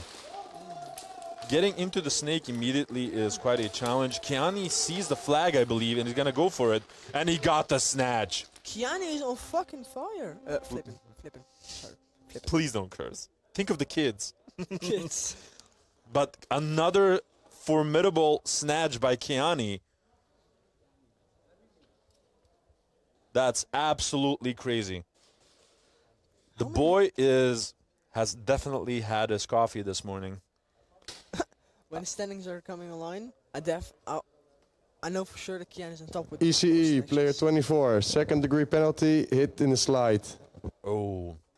So Brett immediately getting penalized for trying to enter that snake. Next teams, Apex, Savage, come to the header for the coin toss. Off break. Right now we can see that Sugar Rush He's actually not in his jersey. He's in this hoodie. Probably he's going to let his boys play this one against Savage. Savage also not to be underestimated. They have been getting more and more into their groove. They also had to make some improvs because I believe one of their players, their pistol players, Savage first try. young Rome, had a stack penalty, and he couldn't participate in the last two matchups. And now they're supposed to be full force again. And Specs, who was actually the replacement pistol, is back on his rifle. Isn't 28 Big J the guy who also played for America, Team USA? Yeah, exactly. That's Big J. That's my dog right there.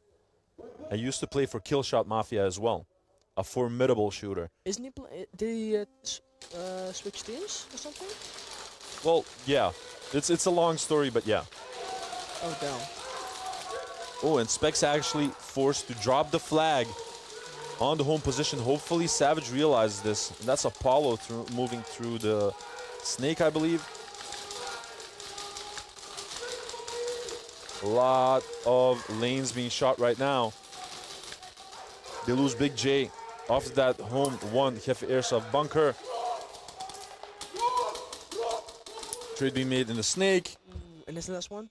No match. And the kill count was off. Ooh. Flag was on the home position. Yeah, it was dropped by Specs because he got shot off break. Next teams, LSA, first try. Who do you think has the most chance of winning these two matchups? Sorry? Who do you think has the most, like, based on these previous rounds? Who do you think has the most chance of winning? That's a tough cookie to crumble. I would say at this moment LSA has got more momentum than ECE. Because also you have to consider ECE is typically like a Sunday team. They can struggle through the group phase, but after that they sort of pop off. And Savage versus Apex is also like a difficult one, but I'm guessing Apex because they have on a trade being made by Seams and Kodak, and that is going to be a first try hang by LSA. And this is what I meant with momentum. They have a lot of momentum. That 1v1. They're undefeated up until this point for a reason. They're undefeated? Yeah, they haven't lost a game. You think LSA is going to be in the finals? I'm not sure. It's very hard to say right now because we have a couple of teams that are undefeated. I believe Saviors as well is undefeated. Saviors, Militas? No. No, Militas just lost against LSA. Yeah. But you know, you have to imagine that not all teams have faced each other, so it's quite difficult to say. It seems that Morgan is going to be the one that's doing the attack sequence, and he got shot out. Good shooting by ECE, giving him a little bye-bye. Cheeky. APO1 versus High Kappa. Next teams. Which Savage, one is second better try. in your opinion? Says Mustard. I don't like snake side on this layout. Okay, let's tackle them one by one. I don't know. They both have ups and downs, right? Like one of the most powerful things on high kappas is the cycle speed. You can create some really fast shooting kappas. The upside on the AAPO1, of course, is the recoil control. It basically has no recoil.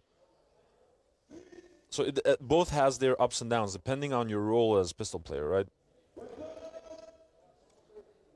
Now let's see if I think Savage is back. Savage is back with. Oh no. Yeah, they're back with a full roster. Last round they had to start with 4 players. Interesting.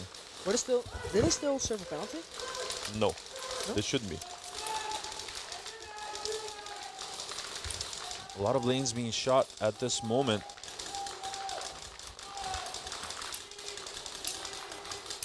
Apex just carefully holding their lanes. Oh, a big push being made by Apollo in that snake, trading it off also with Nomad, taking 2 people with him though.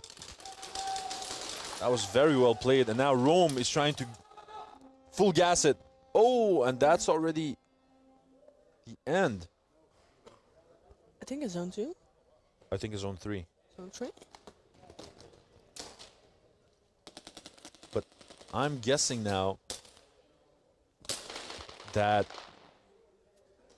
Savage Zone 3. is still devising Next teams, ECE, first try. a concrete plan with the pistol players that they have right now, because it's no longer required, of course, for specs to be on the pistol. So Rome and Apollo are back at it again as a dynamic duo on the fronts. And you've just seen it, like Apollo took 2 people with him. That's actually pretty crazy for a young player like him. They're all young. Like the average age there is like 15. The Savage kids are crazy. Oh, big push being Like made by Sensei. Casper, and now Sensei and Kodak will have to battle it out together. Viper is also like in a pretty dangerous zone. Oh, a pull coming in. Oh, almost. Never mind. No pull? Oh. No, no pull. He is struggling with his line. Oh, and a little assassination onto Viper by Kodak. Cost him his life, though. Still. Sensei also getting shot out by, I believe that is Climax moved up from the home to the snake. Hollywood. I think there's Climax in the snake right now. I can't really see him. And there's still someone Bump in the being snake. made Don't know. by Morgan. All the way to the plexi, looking for an opportunity. Got shot in the process. Ooh. Oh, some fantastic shooting by Tristan. Got shot out himself, dropped the flag. And Kyle, the weapon Chape, not being able to get that snatch. Smart movement by Tristan, Mr. Abstract himself. Next teams, Savage, third try.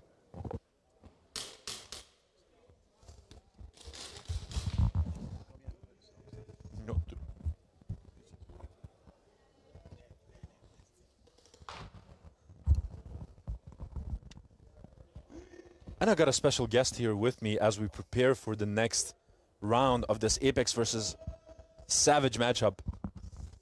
I got Mr. Burt here with me. Obviously, Mr. Monk Customs. Oh man, it was a long time that I was sitting right here.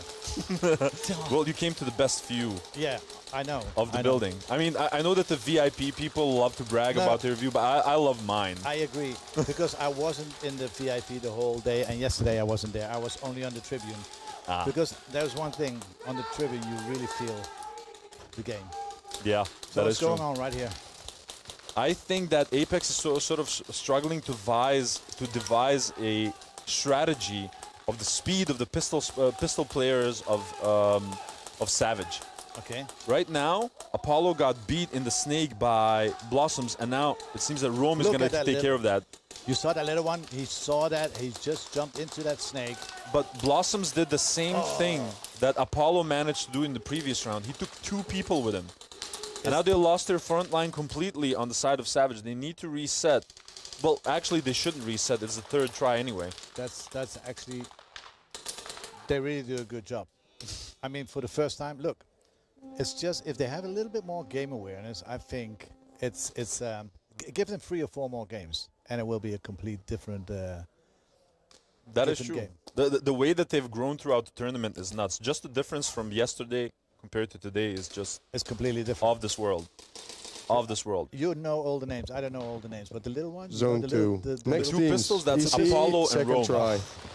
They're amazing, right? I mean, if there was a chance I would adopt them, to be honest. They have the chance to be one of the greatest. I mean, like how they move. True.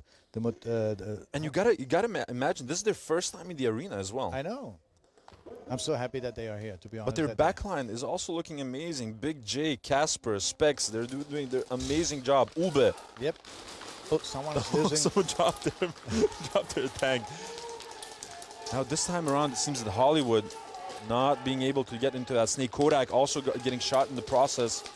TJ Bread has been struggling of getting into the snake correctly, and he's decided to make that pit stop at the cross. A big bump into the snake being made by LSA. And LSA has got a lot of momentum right now, and their motivation and drive is off the charts.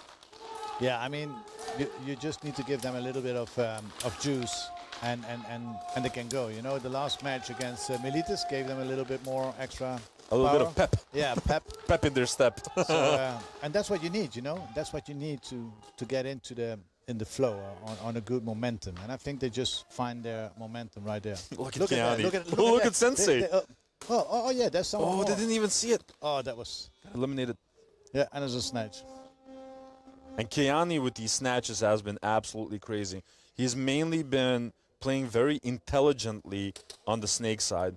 And he's been booking a lot of success, not shooting too much. He's been doing the right things at the right time. His timing has been impeccable. Next teams, you know what it is with him? first try. I think every other team, what I saw from yesterday and today, he always gets that far into snake and they leave him. There is no, he doesn't has a team that really gets the battle to battle, you know, the snake battle. They don't contest him. They don't contest him. And I think when there is a contest, people contest him, it will be different. But then he will go by the towers, or we call it Sally there in the middle. So, yeah. I know exactly what you mean. And now, look at Rome.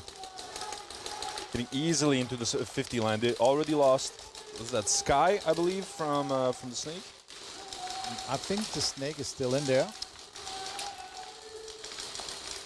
No, the backline gunners are doing exactly that. Look at all the players from Apex. They're all getting pretty bunkered. Yep. Yeah, they keep them low, and that's actually a very smart move. You know, the pistols of Savage, they get really fast in the correct positions. Look at that. Like, Blossom's got eliminated. He's looking at where the hell that he got shot from. Exactly. But look how he's positioned. Look, he's orange gone. Bye-bye. Beautiful. You see, that's amazing. Beautiful. And now he's going there. Yeah, but one of the problems of Savage has been typically the kill count. Like, for example, they have a kill 3 right now, and they're not acting on it, not completely. Uba has been moving through the snake, of course, and we can see that Apollo is trying to create opportunities. Kill 4 now. They go for the push. That's good. No, that's true. But there are so many teams who are count of how you call the kill count. The kill count off of the kill count. That next teams, LSA, really first try. Depends on how you're gonna hang or you're gonna snatch or not. Like now you have 4 against 1. They first have to move up to the 50, correct, to the 50, yeah. and then you're gonna do your attack. But yeah, but to be honest, come on, man, they're playing for the first time right here. I really enjoy it. And they're just super positive, non-dramatic. If they get pulled, they don't make a hassle out of it. They just accept the situation. Yep. On to the next one. It's so crazy, man. I'm so impressed. Savage is just straight up gangster. West Coast gangster, no? West Coast G's. Yeah. But yeah, the best seed in the house, my opinion. Oh, Kiani this time around getting bested by Kodak in the snake. That's Frosty, who also got eliminated from LSA. Those defenses are crumbling right now, and Primex needs to be careful in that home position. Oh, that's stupid. Why do you stack double with it when there is a pistol in the way? You don't stack with an M4 into the snake. Seems also getting shot out. And now they're creeping on them. Tsipa trying to get that elimination, gets it. Tsipa and he sees the flag, and he got it. So it was an interesting question that was asked by little Brandon just a couple of minutes ago. He said, isn't this match going to be very interesting because Tsipa plays with ECE, but he was also the coach of LSA. Yeah. So he knows how they play, but at the same time, they also know how Tsipa plays. Yeah, you know what I mean? Yeah. From the other side, I can tell you that, I mean, there are 4 players in LSA, what normally doesn't play in LSA. True. So he cannot focus on them. Like there are 4 Legion players in there. So I think he knows how Mortica is playing and how Primex is playing, and maybe Sensei. But for the rest, I think it's a lot of, you know. True. So I don't think he's got that much. You don't think it's a grand factor? No. And let's be honest, come on, you can play every team 20,000 times. Every time is different. True. And that's a nice... That's the charm of the game. Exactly. That's the charm of the game. And the layout. I know a lot of people hate the layout, but it's the layout that makes people move. And if you're in a situation, if you're back or in the front, you have to change your tactics. That's it. I know, big boy. I know, big boy. I know you want No. Hey, I don't mind. I don't mind the layout. I love the action, but I just... need a big bunker. No, not really. I've been pulling it off. You see, there's way bigger guys than me that have been playing this this layout. Yeah, look, that's the game awareness. If they just learn this, they could advantage so much more in this game. I think one of the head ref got hit in his crown jewels. Oh, that's a pity. No, true, but that's nuts. Yeah, that's nuts. But no, the interesting part always for me with NSL is it's kind of like a chess game, you know. And I already said this before in the chat. There is an old saying of Albert Einstein that he said the definition of Apex, madness. player 4, second-degree penalty, hit during movement. Okay. There's no the definition of madness is that you try the same thing over and over again, Next hoping teams, for different ECE, results. first try. Yes, that's true. So the point is, like, when something works, you should keep doing it. Obviously, the moment that it doesn't work, you need to change something to change something. And you know what we did? Like you saw the game second to none against Saviors. So we didn't have the grip on there in the first 4 minutes, 5 minutes. So the only command was chaos. So we needed to create chaos. Shenanigans. Yes, to get them out of their line, and it worked. You know, it worked in the beginning. But for us, this match was really like no stress. Nothing has to be there. But you know, there was always some stress in there. But it's true what you say. Madness or creating chaos. You have to think in both ways. You know. True. Absolutely. Yeah, but that was such a fun match to see, by the way, and it was a pretty clean match as well. Like I was looking at everything from the penalties and everything else, and it looked pretty clean. Oh, that was very close, wasn't it? That was very close. I saw nothing bounce, but he's gonna get him now. Yeah, Kiani now has the high ground. Oh, that was. Oh, and he got him. Now two of them on the cross. I think TJ is looking for an opportunity to move up, but it doesn't see any choices. Yeah, but Tsipa's doing a really good job. Tsipa's keeping him low. You see, Tsipa's is. Sorry, it was not Tsipa. It was Viper. Who's in the back there? That's Matic, I believe. Matic, okay. They keep him low, so they can't see what's happening. So Viper sees where the flag is. No, that's actually Simon. Is it? That's Simon, yeah. Simon's already moved up to the D2 High Kappa Hub Dorito. Viper sees the flag. Oh, so now they don't know. And now Kyle, the weapon, Chape, communicating with Simon. This man is he saw the flag. Oh, really good game awareness from... very good. From Morgan. And he called it at the plexi. He says, like, the flag is at the cross. Yeah. Very well done by Simon. And he's been getting more and more into the game himself as well. I can imagine being a guest player in any team that you first got to get into your comfort zone, you know what I mean? Yeah. Next get a little bit of sync. Apex, third try. Sensei waving along. But I enjoyed the hell out of that Saviors versus Second to None game. It was a really cool one to watch, a really intense, competitive match, everything that we love to see. We said, like, in yesterday and today, we already played 2 finals, in our opinion. It's like, but it's a pity, like, I have to say this again, like, it's really heartbreaking to see Didi going out, because we were really looking forward to play Didi yesterday. That was quite difficult to sort of experience. But yeah, it was this game against the Saviors where we knew, okay, we need to win 3, and what happens with that game, it doesn't matter that much. As long as we're with the top 3, we will not see them again until the finals, and that's the focus that we had. So as long as we stay number 3, that's fine for us. You know how we work, you know? I know how you operate. We operate. The trophies are on the Sunday, not on the Friday and not on the Saturday. Now look at that. Apollo have to fight it out with that Sky. No, it's Blossoms actually in the chat. Uber getting shot out. How do you remember all those names? You're amazing. You're an amazing. That's a gift. It is. And now I think that Big J would love to support on the Snake side, but he's sort of stuck. He has to suppress the D side or they will push them in. Gandalf moving up, already in the D2, High Kappa Hub Dorito. A Granger is stuck himself, is sort of pincered between 2. I think Savage really found their way, to be honest. I mean, like Big J. I mean, he moved from the home into the, we call that jungle, where he's in there. So I think this is really his good position. It's the same where Jay is actually positioned. I play the same one as well. Yeah. Well, it's my favorite one. I play what's necessary. But the thing that I loved about Big J's plays was he can do this. He can be the and a beautiful shot by Rome. Look, my lord! He sees the flag. Oh, and that nice little dive. That was a dive, man. If that was water, if that was a pool, that was... Dude, I saw him digging into the turf, honestly. Oh, man, those kids. I'm so happy that they are here. Next teams. Apollo, you machine. LSA, first try.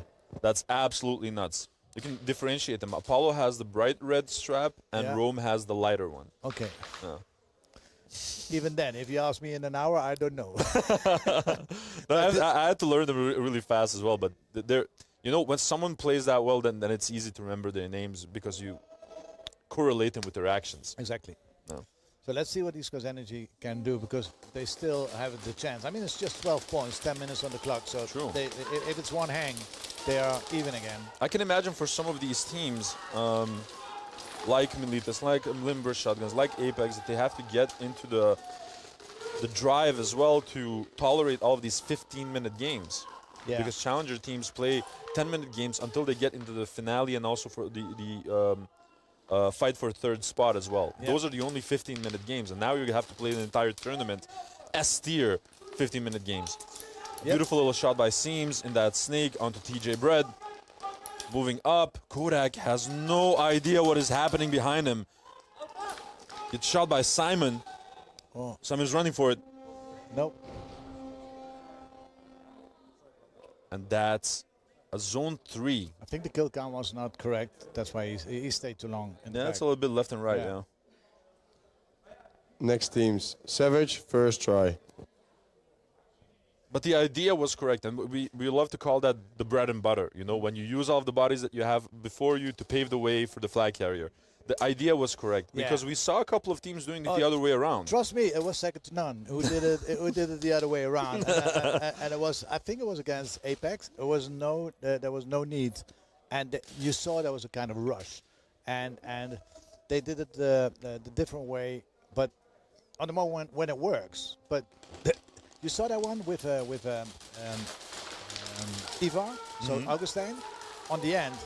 It was just he doesn't have to push. It was the other one who had to push, True. so he could. And then got they shot by snatched it. Solid, Exactly. and easy snatch. Nice. Thanks for bringing me the flag. Exactly. It was a nice game awareness from Solid, by the way. But Solid, you know, it's nothing we haven't seen from Solid before. He's such a solid player. You know, it is. He's one of my favorites. Like in terms of backline gunners, he's got like the full package. He can move, he can communicate well. He's a great shot. Oh, nice. And he keeps his cool. Yep. Apollo once again. Every time that Apollo gets eliminated, he takes at least one person with him.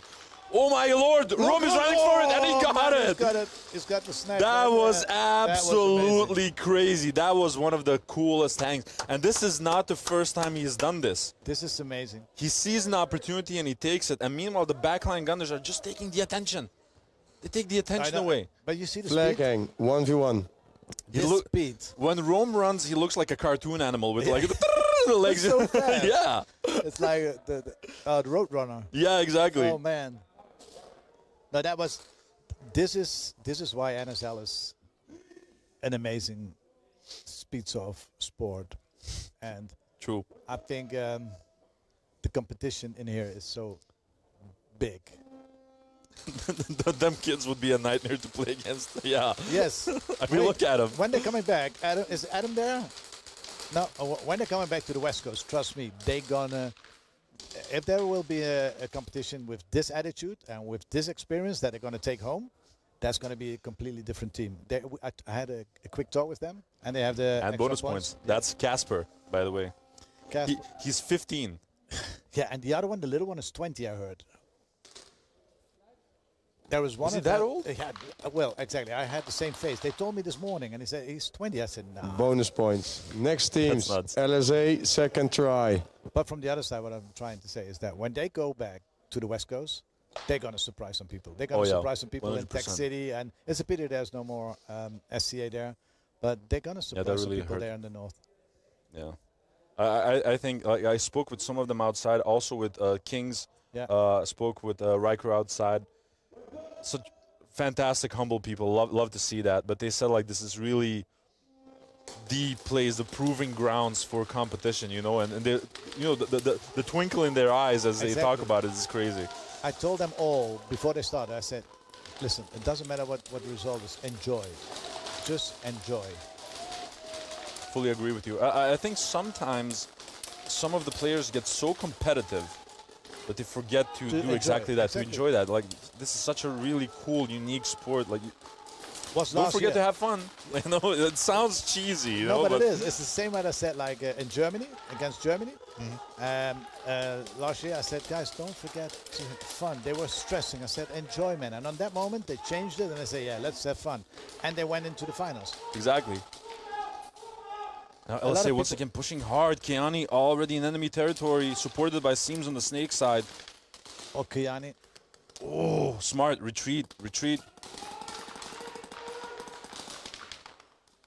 You see, he moves on this moment. You see, they got him covered now in the snake. Trades it off with DJ Bread. Yeah, that's so one we left. have Tristan left. Or is it Hollywood? No, I think that's Tristan, and you know, not his first clutch. Nothing he hasn't done before. Against? Is that Simon? No. Tristan is not afraid, you see. No, it's Premix, I think. Yeah, and they traded off, and that's it. Yep. And now.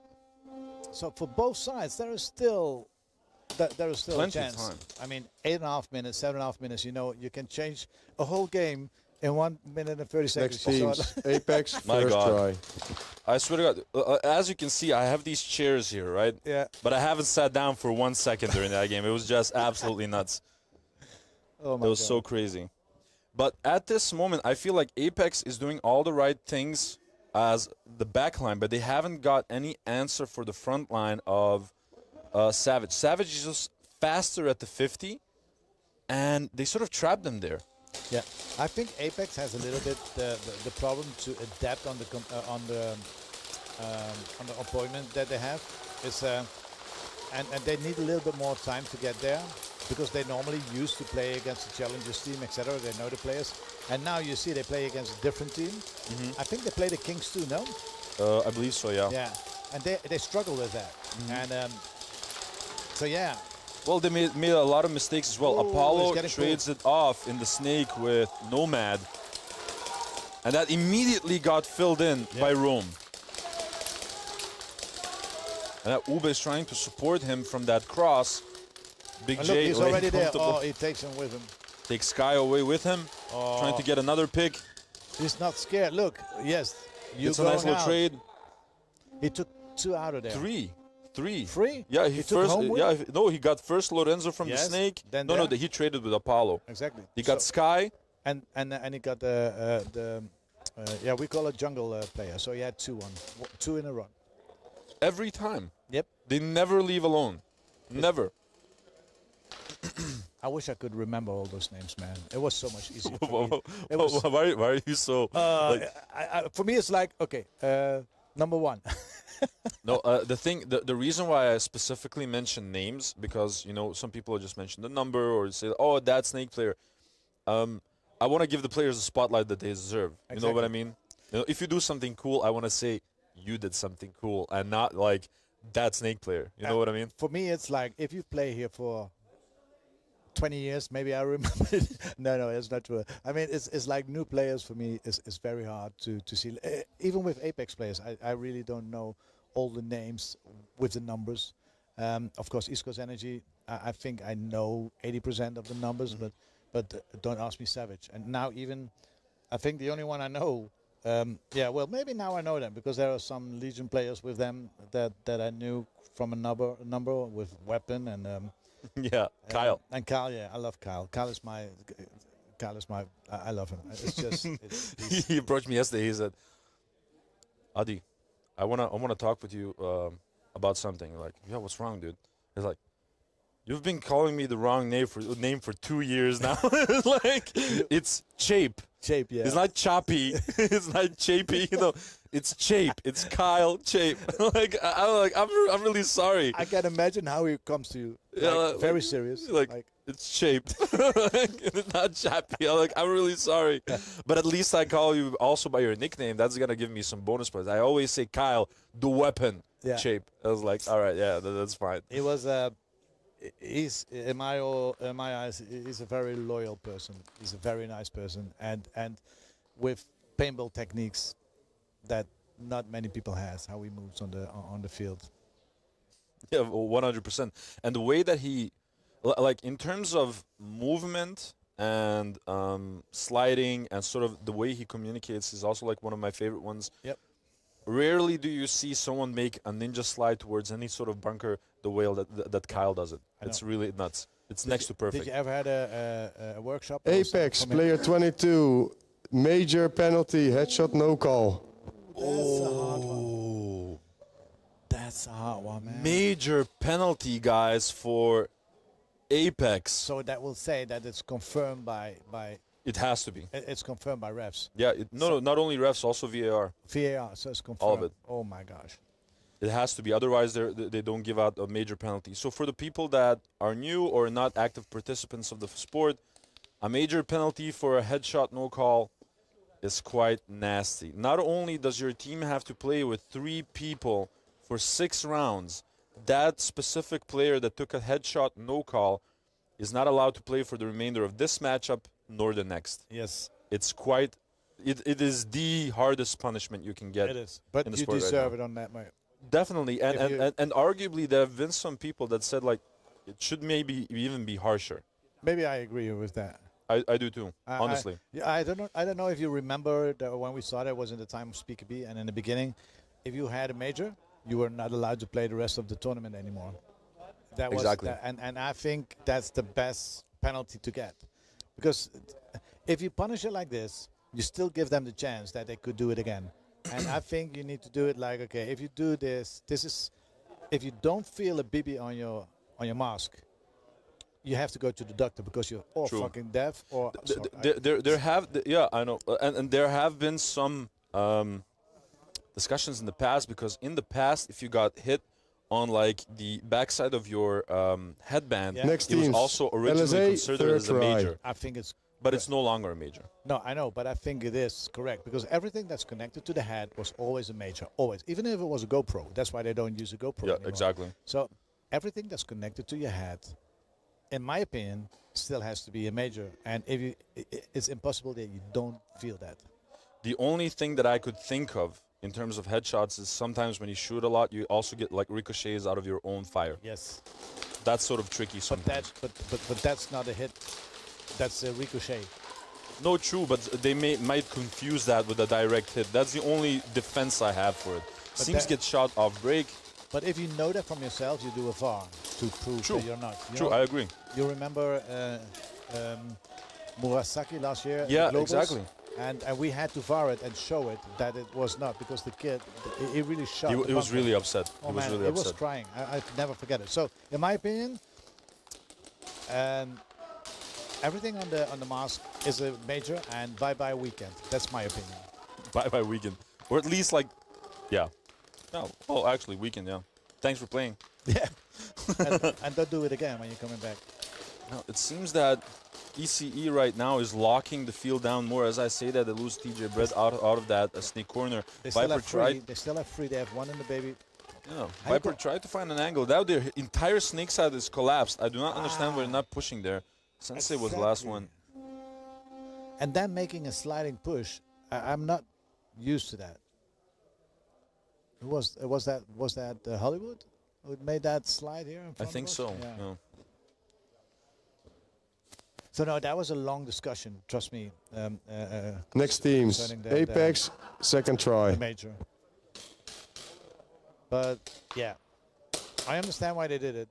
But who's sitting here with me, Maggie? This is Bert. Yeah. From Monk Customs. It's the man, the myth, the legend. Yeah. Yeah. The notorious, rather.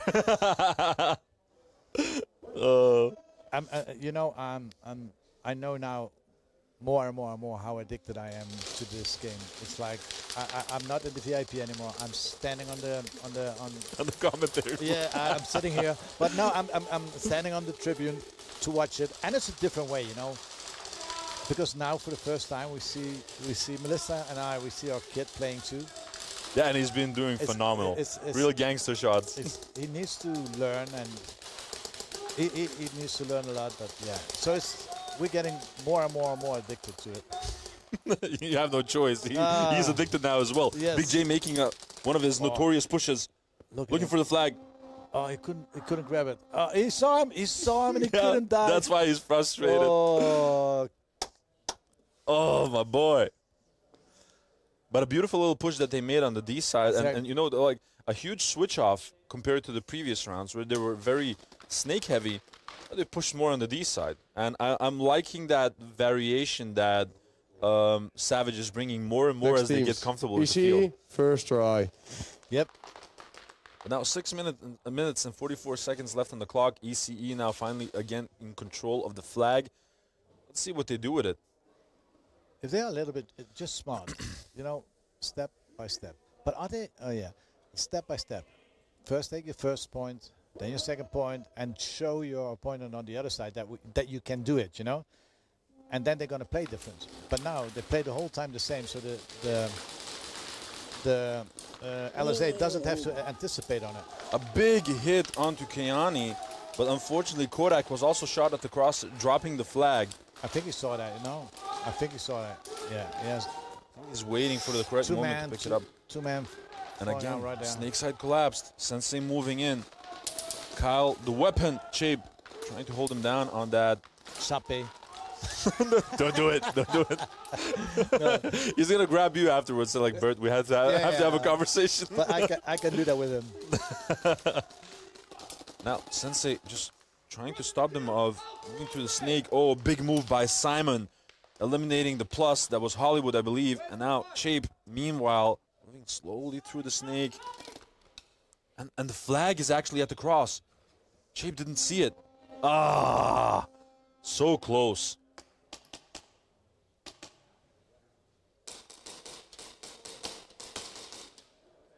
That was very close. That's a nice move from Chape. Next teams, Apex, third try. That was so cool to see as well, Chape and Simon. Actual teammates as well from Legion, of course. Sort of moving on opposite sides of the field, communicating. That was quite cool to see. Yep. So what do you think about tomorrow? Because the good thing about this tournament is, like, you know, there was a lot of discussion in the tournament for 4 games or not 4 games, 6 games, etc., etc. I think tomorrow everybody still has a chance to be there. Oh, my God, Specs was super fast at the plexi, but they're trying to punish them for that major penalty that they're serving. But Apex at this moment is holding on strong. Moving through the snake. Oh, a beautiful execution. Oh, my Lord, no Sky. mercy. It's just no mercy. I'm new, I'm small, but you get this. Eat this. And now Rome is apparently the last one in that snake. So aggressive. Get eliminated. Nope. So. Oh, and the situation is quite serious now because Sugar Rush took off his hoodie and put on his jersey because originally he didn't want to play this one, but so Papa Bear needs to do his work. But I think that's underestimating. You know, you need to know that maybe you need to know Zone that you 1. always have to be Next there. teams, Never underestimate ECE, second try. No, I'm just thinking maybe he's tired. Maybe pussy. Don't do it. No, he knows why, because he knows why I say this. So when he hears this on the stream, it's his last tournament. I think that he needs to play every because this is his last tournament. I would say the same, but at the same time, he's also trying to do what's best for the team and prep them as much as he can, because last year they won't have him. You know? Yeah. Is this on too? Sometimes. Okay, because my No, not right now. There's like a new special camera, and then it points to us. This is the live feed. Okay, I didn't want to have my sponsor. No, it's not gonna be. I love Pepsi more than Coca-Cola. Oh, thank you. You're one of the less Belgians that know what's good quality. That's me. They did a blind test one time, and most people preferred Pepsi, but they just don't want to admit it. And especially in Belgium, because in Belgium it's only 6% of the market share they have, because they're all indoctrinated. But the rest of the world, I mean, Pepsi come. And this really surprised me. Once again, Sensei getting really uncontested to the plexi and just shooting out Kodak. And you know why? Because they are very snake focused. And that's what actually Kiani he deserves that compliment because they know you're full force on the snake, so all the attention is gone. Look at that. Sensei sort of knows where he is and is just waiting for him to pop up.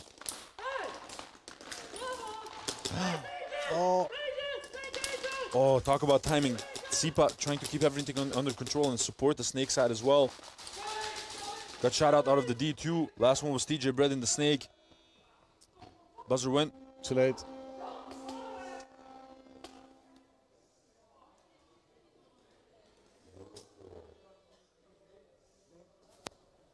Is it that hard for East Coast Energy in this moment? Next teams. If you see the Savage difference first between try. last year and this year, is it just because they don't play much on the field, or is it just that the bunker is different? I'm really trying to figure out what is because they were so dominant last year. I'm not sure. I think it's a combination of multiple elements. Like, for example, I know, since I talked with some of them and also with Lenny, of course, and whatnot, they're all sort of experiencing different life things, right? So they had less time on the field, generally speaking. They had like new jobs. Things were changing, obviously. A lot of people don't know this, but Abstract actually immediately after Nations also got knee surgery that he just recovered from. There's a lot of elements to it. Also, it's quite possible also that the layout is just not their style, not their thing. Yeah. Rome already on the plexi with the flag in his hands. They're going to do the sacrificial when Rome shouldn't do this. Oh, and he got hit. He showed That's why you don't run first. He showed his body too much. If you could fine-tune these kids, just fine-tune, like don't present your body this wide. Keep your body small. Next teams. EC, third try. This is going to be the future. In the Netherlands and Belgium, we hope for kids like that. Yeah, if the rules just changed. Yes. NABV, very strict. Fair, but strict. Yep. I hope the stream is enjoying this game. Because these games. Yeah, but I think EC, once again, they're typically also a Sunday team. Let's not forget that. Remember last Globals? I know. So this doesn't mean, it means something, but it doesn't mean everything, That's and they had a hell of a ride the first 2 days of Globals last year on their home field. I know. They were walking out of that field like and then they came Sunday and annihilated everyone. Yeah. It's nuts. They had us in the Ooh. Seems eliminating TJ Bread, Kodak eliminating one, and Mataka grabbing the snatch. Kodak showing some frustration. And Mataka with the pistol. Yeah. Oh me, oh my. It's getting hot indeed. And I just told Fives as well this morning. The second day is usually my favorite one out of the three. Yeah. Because the first day is like a warm-up. Everyone's sort of, feeling the situation. All obviously the new teams come along here, need to get into it. And the second day is an interesting moment that everyone had a moment to rally. Savage, second try. Collect their thoughts, create new strategies. And because it's like the second last day, it gives them also just enough freedom to do some of the crazy plays because it's less punishing. Yeah. Yes. But for me, always the final day is. Sometimes I wish I could skip the first 2 days, But it's like because it's so stressful. And you're right. It's like anticipate on your competitors, see what their moves are, and even if you play them 20 times. They are different every 20 times. Absolutely. So, yes. Oh, a nice little clip onto Blossoms, onto the hashtag, on the plus, sorry. And now they're just trying to punish that major penalty that Apex is still serving. Oh, they saw. Oh, Sugar Rush got 2 for his efforts. Looking for the flag. Specs. Go and touch the wall. Look, that's the game awareness, what I'm trying to but say. they're attacking. Oh, they are attacking. Oh. Yeah, and the flag got dropped right behind the carbon Dorito. That's a pity. Good defense by Apex, though. Both of them gone. Caveman saying, let's go Savage. coming back to that situation, what we had before is like people asking the organization Zone 2. So many times. Next teams. Savage, third try. Why don't you sorry. change the layout every tournament? LSA, et first cetera? try. But you see here, even that, on the end of the year, this is the last tournament on this layout, and still people needs to learn and anticipate on this layout. And I think you need to have a full domination of the full year on the same layout. And I understand. Sometimes it's more... No, I think that the main analogy behind that remark is that if it would change the layout every tournament, it would give equal opportunities to every team. Because sometimes it is a huge factor of how much training time that a team had on a specific layout for its performance. You know what I mean? That's the only thing that, you know, the people make that remark. Kiani getting shot out of the snake, looking a lot more success on the snake side this time around on the side of ECE. Still 3 minutes, 25 seconds left. TJ Brett getting shot out by Primex, I believe, from home. Now Tsipa trying to do his best and support already in the D2.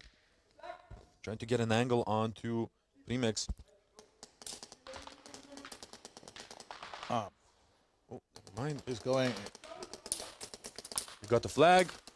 Trying to go to the snake side now. So what I don't understand, and this is what, that's too late. They had to do it earlier. They had to do it when he saw Primex go, he had to sacrifice himself to not give them any points. True. And he was the only player there, so he had to sacrifice himself to keep the flag in the back, because now they have 1 point. And trust me, 1 point makes a hell of a difference. Next teams. Savage, third try. No score? Yeah, it wasn't 1 point, I believe. It was 1 point. That 1 point, if it was 15 and you have a hang,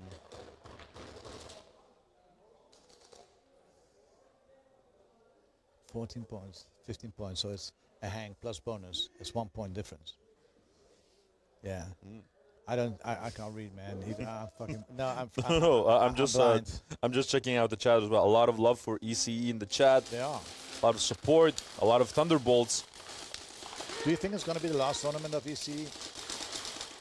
I'm not sure. I hear the rumors. I hear some rumors that maybe it's going to be the last tournament. It might be the case. They haven't said anything officially as far as I know.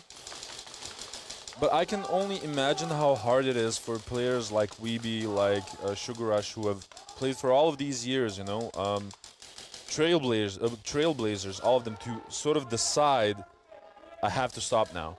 Because of various reasons. It could be life, it can be anything else, but this is, like you said before, this is so addicting. Yep. It's just nuts how much love and passion goes into the sport from all of these teams. And I can imagine players as good as ECE having problems with simply saying, I'm going to stop. After knowing like what exactly they are and what they bring to the table in terms of performance around the globe. I'm not sure. They haven't said anything officially, but... Next teams. LSA, it's second try. Without saying, I have the feeling that I see it in their game. You know what I'm trying to say? And maybe people are not agreeing with me, but I love these guys so much from what they did in the last 2 years. I mean, don't forget, these guys were the base of the American team that won the Nations Cup last year. True. You know, they were the base in America. They dominated everything, and that's why I just say like, oh man, it's such a pity that this talent would be gone. Won Nations Cup, won Globals last year. Exactly. Like this is the team. You know what I mean? And obviously, there were multiple players from multiple teams in the Nations Cup US, but EC was definitely one of the foundations like of that team. Seems getting a nice little execution onto TJ. Really, no one stopped him actually from getting up. And he got shot now by Coco. Is there still time enough? There is time. There is time. 2 minutes and 22 seconds left on the clock. No, but if you have all these next teams, Apex name, first try. It needs to give you a kind of motivation, like, man, we are global champions, we are nation champions, we are American champions. They all have it, you know, and yeah. I mean, look at the arena right now. You can see that U.S. flag over there with the gold star, exactly. man. It's just nuts. It's the only thing that they didn't do here. I just see it now. They didn't put a star on the Dutch flag. I see. Yeah, not yet. No. The season is not yet over. Usually after the season they get renewed. Oh, he lost the mag. I hope it's not the mag that's in his pistol. No, that's not the first time. It hops out of his belt. Okay. That's how fast he is. He's like, it gets shockwaves into his belt. Okay. So what are they going to do? Are they staying aggressive in this moment? Like it's 4 minutes on the clock. They don't need to do it. They could permit themselves to have one extra. But or do you finish it now against 3 people? Apex has been resetting the games after 30 seconds. It doesn't even matter what Savage does. They're going to reset it out of themselves anyway. Yep. Oh, Sugar Rush.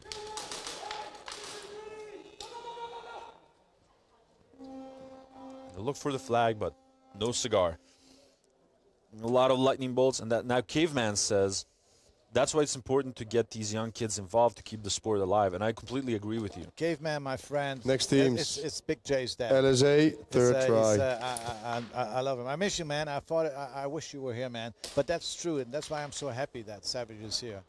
This is the future. This is the future. And what I see here is exactly, if they get the support that ECE had in the last 2 years, if they're going to get the same, they're going to be here next year as the champ, and they're going to be here next year with the good team as the American team and represent America with other players. That's what I'm trying to say. There's so much quality in America. So, yeah, man, Caveman, he's amazing. Such a great guy. No, not only a great guy. He's got, in my opinion, one of the biggest sports hearts, American sport. Number 1 is Adam, in my opinion. But he, you know, Mr. Big. Oh, I was there at SCA. And when the kids play, man, he's going wild. he's living that game. Brett once again entering that void we call a snake. A lot of firepower being beamed down by Coco from the cross, trying to support Brett from that back snake. Coco and TJ are clearing the way through the snake set. Everyone from Limber Shotgun has a low stance right now. No one sees what's happening. Kyle Chape. That was a Tristan move, man. That was a Tristan move. Exactly. I missed the whole weekend, man. And he just clipped like 2 people. Oh, and that was an early buzzer. Oh, that was an early buzzer. Look, this can change. This can go into, you remember when I said that extra point? Huge. That's huge. Huge. So now they're going to get 14 points. Well, if they punish it. If they punish it. It was a 3rd try for LSA anyway. So it's going to be a snatch. But that was a doozy. Well, I mean, if it was in a bunker like that, you don't see him, but he was right in front of them. But the back line of ECE. LSA, administrative penalty, early buzzer. That's a game-altering automatic snatch. So the back line of ECE did such a great job.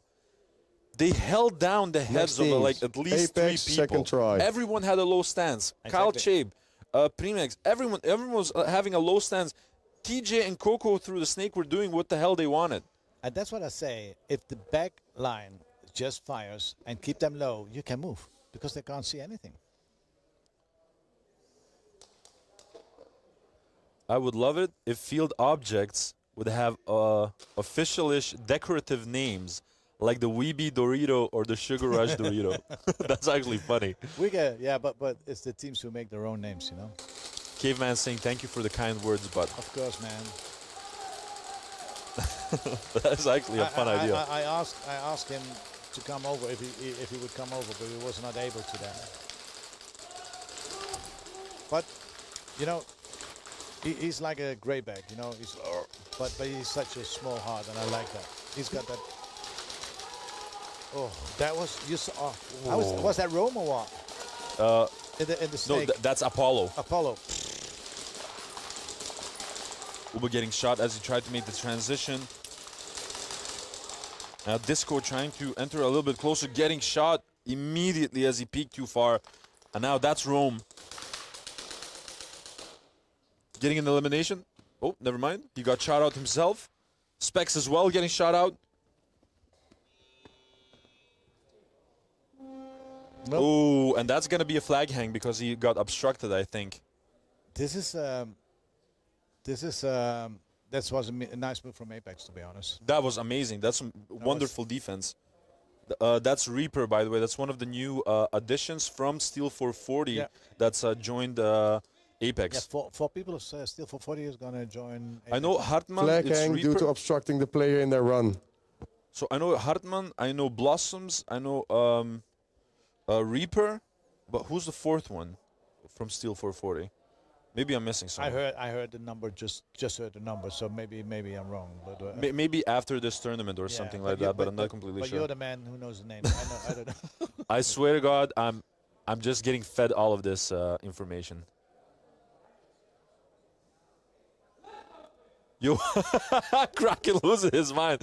Yo, how tall is that player? 7 feet? I think he's referring to Gandalf, or maybe even Reaper. Yeah. But they have a couple of really tall guys, and I think both of them can actually stand on the home bunker and shoot above it. Like literally shoot above it. Not like blind firing. They can literally like shoot above it. That's nuts. That's cheating. It is. That's cheating. That's a cheat code. Yeah. Or we just make, for those people, we're going to make an extra button into the thing so something pops up so they can't do it. That's absolutely nuts. Papa Finchi saying, well played, Apex. Yeah, definitely. They're not giving up the fight. They're not that team that, that gets them motivated. They fight until the end. And that's something that I appreciate in every team. That's something that I also see in Second to None as well. They have, what I call the fighting spirit, There's a lot of teams that make a couple of mistakes and maybe they even get into a nasty point deficit and they give up midway. And that's not the way it goes. Like these... It ain't over till the fat lady sings, man. You have to go on and you have to push. And the mentality on, like, yeah, maybe we don't have a chance, but we always have a chance. I tell people if I'm going to lose with my head held high. Yeah. But I'm not going to bend over and, take it. I don't. Well, I was visualizing that, and I cannot imagine that. To be honest. Raid saying more giraffes in NSL. He needs to go play basketball. Why are you all trash talking the tall players, man? Yeah. Don't be like this. Well, actually, we have to get the high bunkers out then too. Please no. Please no. My knees and back are begging you. No. It's as you know, I'm in the committee of creating always the new layouts. God. But it's going to be a nice layout for next year. Next week is there. So yeah. Next week. I've heard. I've only gotten one hint, and I've told this to the chat already. One hint from Aaron about the new layout. He said that the home region, the home area, has been completely reworked, and it's going to be nuts. That's the only thing that he said. Yeah, it's how do I going to say it? It was a kind of brain fart that we had, and we actually made it something like this can be epic, and as always, everybody's going to hate it in the beginning. You know that everybody's going to hate it. Like this field, everybody hated it in the beginning. Now people love it. Still, people hating it, but I think it's yes, it's going to be different. I cannot spoil anything. Next week, Saturday, we have a pickup games where you can play the first time. On Sunday, as Monk Customs, we did all among sponsored teams. They have a free Sunday where they can come here from 10 till 6 and they can play the new. Oh man, that's gonna layout. be fun. But it's gonna be different. It's gonna be so different that, yeah, a lot of people hate it. I know that, but my goal was always to take this as far away as we can from paintball. From paintball, and with this layout, we really execute. Last year already, but this really is different. Savage requested the VAR check. Look at the things. Look how fast-paced the games are. Look how fast it is. Look, there are no 3-4 minute games. You play so many games, and that is, you need to move on this field. You need to take your position, and strategically, and that's what you see. Like Second to None and Saviors, they played a few weeks ago against each other, and still they need to adapt, and still they need to change, and that's what I like about. Well, you know, the general comment was originally with this field is that maybe the tall guys and maybe a little bit of the wider guys, let's call it like that, had less opportunities to fully play their game with this layout. What the public was sort of trying to say was that it's really difficult to create a field that every type of player can fully express their potential. Yes. That's like the main critique. So? Question from me to you: do you feel that with this layout? Yes. Yes. Yeah. I personally do, okay. And I'm not saying that the taller guys aren't performing as they did before, but they have to. They have greater effort doing so than like, for example, the small guys. Yes, but did you anticipate on it? In what way? So I heard you. This is your bunker because for that reason, the jungle we call it. I don't know how you. Yeah, we call it home one. Home one. Home one. Okay. Home one, home two. Okay. So you adapted the field, but on this moment, that's your bunker. The only thing that is like you have the same overview, only a little bit lower because everybody is lower. No, that is true, definitely. But I'm saying that it requires more effort for, let's physical. say, like if a guy is 6 feet, no, even more, like 7 feet tall, like 2 meters, like he'll have a lot more difficulty. But meanwhile, maybe he has different qualities. For example, maybe he's a great shooter, or maybe he's, I don't know, a great communicator or something like that. But he needs to get, far check unsuccessful. So unsuccessful VAR check by Savage to play at the same level that he would with a different layout. You know what I mean? Yes, I know what you mean. But I always had a new question now. It's like, what do you prefer? Do you prefer high-paced games, action like this, or like the games we had in the past? It's like waiting, a kind of team deathmatch. Oh, no. And that's why we actually decided to make the bunkers different, smaller. 1v1. On a different way. So my question then is like, okay, if you have to choose then, if we will bring, NSL will bring back bigger bunkers, give you more, you as a player or other big players, I don't know what is more, because on the end you get two bats, and I think the sport is always more important than anything else. I think this layout brings more from an entertainment standpoint as well. It's a lot more fun to watch. It's a lot more action. It's a lot, faster paced and everything else. But I'm just saying, and that was a beautiful shot off break by Casper. He has been making these defensive shots like a maniac. I think especially like the tall guys are gonna struggle the most with this one. Yeah. What are the Next viewers teams? thinking? Easy first try. Sorry. What are the viewers thinking about this? I'm not sure. Topic. Savage Minions versus Apex Giants. I'm 5'10". Of course, I'm gonna trash talk the giraffes. Jack saying Adi's right arm is way too muscle. Wow.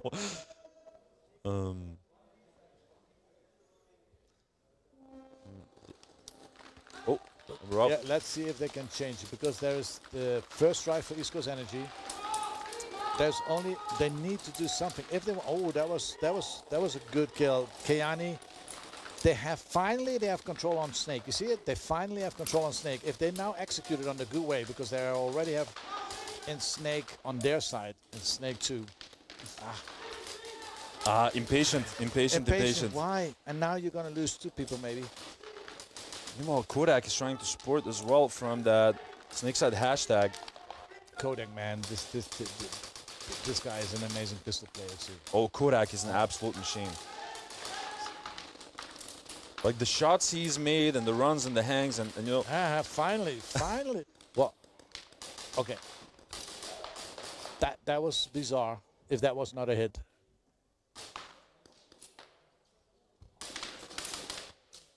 Nice little trade. Last one, Simon. That was so funny. I think he didn't even hit him. Yeah, I don't think he hit him. That's what Kodak's like pointing. But that rush from the Snake up to the the black block.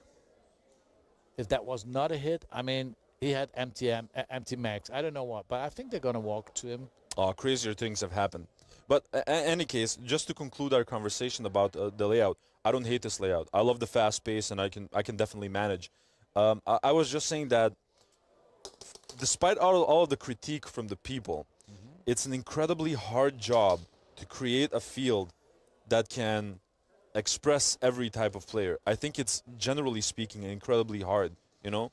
And I think that I honestly, this field, I like it way more than the one in the past, like the one from 2024 and before. Yes. I definitely like it more. So it's so we're gonna do some experiments. Let me say it like this, but we have one tournament, and we have that one Sunday, the Saturday, the pickup games, the monk training Sunday, and then we have the one 3v3.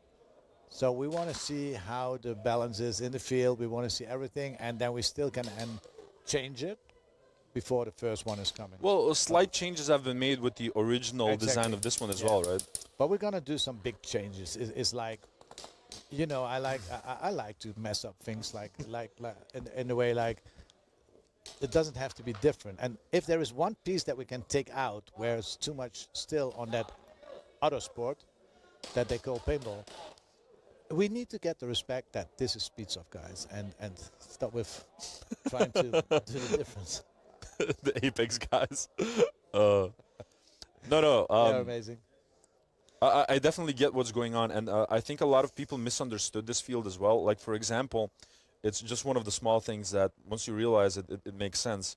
If the enemy is pushing hard through the snake, your defense should be pushing up on the D side, because all of the bunkers on the D side are turned. Yeah, exactly. No, but they turned towards the snake, so you have a lot more cover. So, but that's like one of the things that a lot of people misunderstood about the field. But you need to compete, and you need to get your spot to get free there, because if you don't get the cover to get to the, we call it orange, if you don't get into the orange, if you get to the orange, you have so much freedom, because from the back side you have the snake cover, from this side, from the inside, you have the whole, home 1, home 2, and home 3 cover. So it's such an important, but you need to earn that bunker. And if you earn that bunker, and we train on that a lot, but even then, we are as second to none, we are a very snake-heavy team, and we have some extra pockets where we can use. Well, you trained many times against us. No. But it's like, for us, it's changing, and every time that we train or we play, the guys are coming back to the locker room and they say, okay, we need to change that and that. And they play already a year on this field. Yeah. And that's what, you know what I'm saying? And every team is different, and that makes it exciting. LSA, player 9, first degree penalty, blind fire. Penalty was in the last 30 seconds, automatic hang and bonus points for ECE. Listen, and now 30 seconds. And the 30 seconds, and listen, and they have the hang now. They have the first try. I told you. 9. Who's player number 9? I'm looking at. Yeah, they're gonna complain, definitely. But player number 9. Who's player number 9? So for me, is that Simon? No. I have no idea who number 9 is, man. But I definitely understand the analogy, and I'm really excited about the new layout. For me personally, I would not accept. There's only one team captain, not 5. Get them away and just talk with the team captain. I mean this, I say it very clear to the guys of second to none. Stay away, only team captain, communicate. Because this could be ref interference, to be honest, on my side. But number 9, I'm sorry, who is number 9? I'm also looking at. Is that not the British guy? Is it Simon? Yeah, it might be Simon. I think it's Simon. Someone said I just dislike. Someone said Mustard said I just dislike the snake side. That's all. So okay. Now we're really going to change it next year.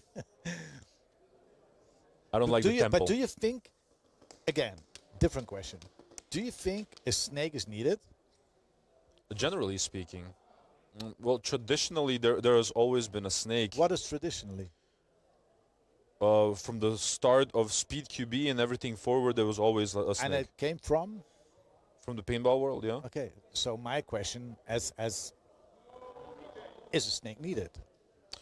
No. But I do think that the snake addresses to a specific style of player. Yes. Which is like the high risk, high reward type of player. You know, that they sort of managed to do that. Yeah, and if you can change it in a different way, that would be awesome.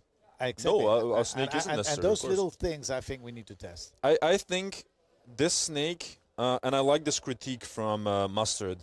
This snake was the source of a lot of discussions in terms of decisions. Was the hit? Wasn't it a hit? Yep. I cannot see it. What happened actually through that temple? I don't like the temple personally, but that's me. Yeah. It was a discussion point for so many topics. You know. Can you imagine the snake from last year? That was the most boring snake ever. It was. I mean, that was not a snake. That was line. That was a line. So look. Now you have the most beautiful snake fights. Oh man, I personally love the snake from 2023. I think that was a really cool snake. I think the 2020, the last. Remember the last PQB snake? I remember that one. That was an amazing snake too. And the double snake. Once we did the double snake. That was my favorite one. Really? That was my. I like the one when the last time that the bunkers were gray. Yes, remember that snake? yes, That was a really cool snake. That was cool. That was 2022. When it was next to the castle. Yes. That was a really cool snake. That was a cool snake. So, but I think again, if you see, especially with creating this field last year, we changed so many things. You hate the castle, I understand, but we did it, and now is a very tactical thing if you can use it on the right way. How can you put a Dorito into a... Next team, Savage, first try. How? We did it. And it gives you so much advantage if you play it. No, it's not the playing that haunts me. It's the policing of it. It's way too hard for a referee to make the... Yeah. A lot of shenanigans happen in the temple, and I dislike that. That's the issue. You need to be able to police everything that you put on the field. It's not only about the players, it's mainly about the referees. Because at a certain moment, if the players identify certain bunkers that they can mess around with, they will do so. I agree and I disagree, but I agree to disagree. So it's but how many penalties or what was actually happening in the castle? Castle is pure tactical thing. And there are not many people standing in the bunker or standing in the castle. It's just a tactical movement. And there are, but my opinion, again. No, people shoot through it, you know. That's good. Very, very often, yeah, but they don't take it. Stupid, you know? Oh, you know, you can't police it, prove it. Well, put somebody on top of it. That's why I put it there. Put two on there. But I like it. It's you can discuss everything. Still 1 minute and 47 seconds left. Yeah, but for this matchup. But this game is slipping away from Apex slowly but surely. Yeah, but Blossom's now trying to do his job. Savage, Trade being oh, two of them. Oh my gosh. Hey, Mel. Oh, Mel. She's all right. Thank you, Mel. She's taking care for us always. For me. Mel is the best. Oh, and that's a zone 3 by Big J. Yeah. I think a lot of people also underestimate how fast Big J is. He's not only a fast shooter. For the record, NSL, I think you guys are doing a great job. Thanks, man. Really appreciate that. Appreciate always like it. I always tell people I love when people talk about these topics like you and I are talking right now. You know, as long as it's constructive. I think we have a lot of naysayers in the world. It's like easy to be negative about an idea, but it's really hard to come up with something that adds on to something. Apex, administrative penalty, early buzzer. It's a game-altering plays.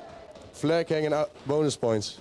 If they had a chance. This is the second time, by the way, that this has happened with Apex. And with the experience that you have with Apex, actually you cannot allow this as a team. Next teams. LSA, first try. I know it sounds like I'm making excuses or something like that, but at the same time, they have a couple of additions in the team. first time like in a S tier setting. You know, maybe some I nerves. understand, but that's why it's not good. I'm sitting here because I always. You're doing amazing. I'm saying things maybe that, but I don't want to insult people. I just want to try to say like.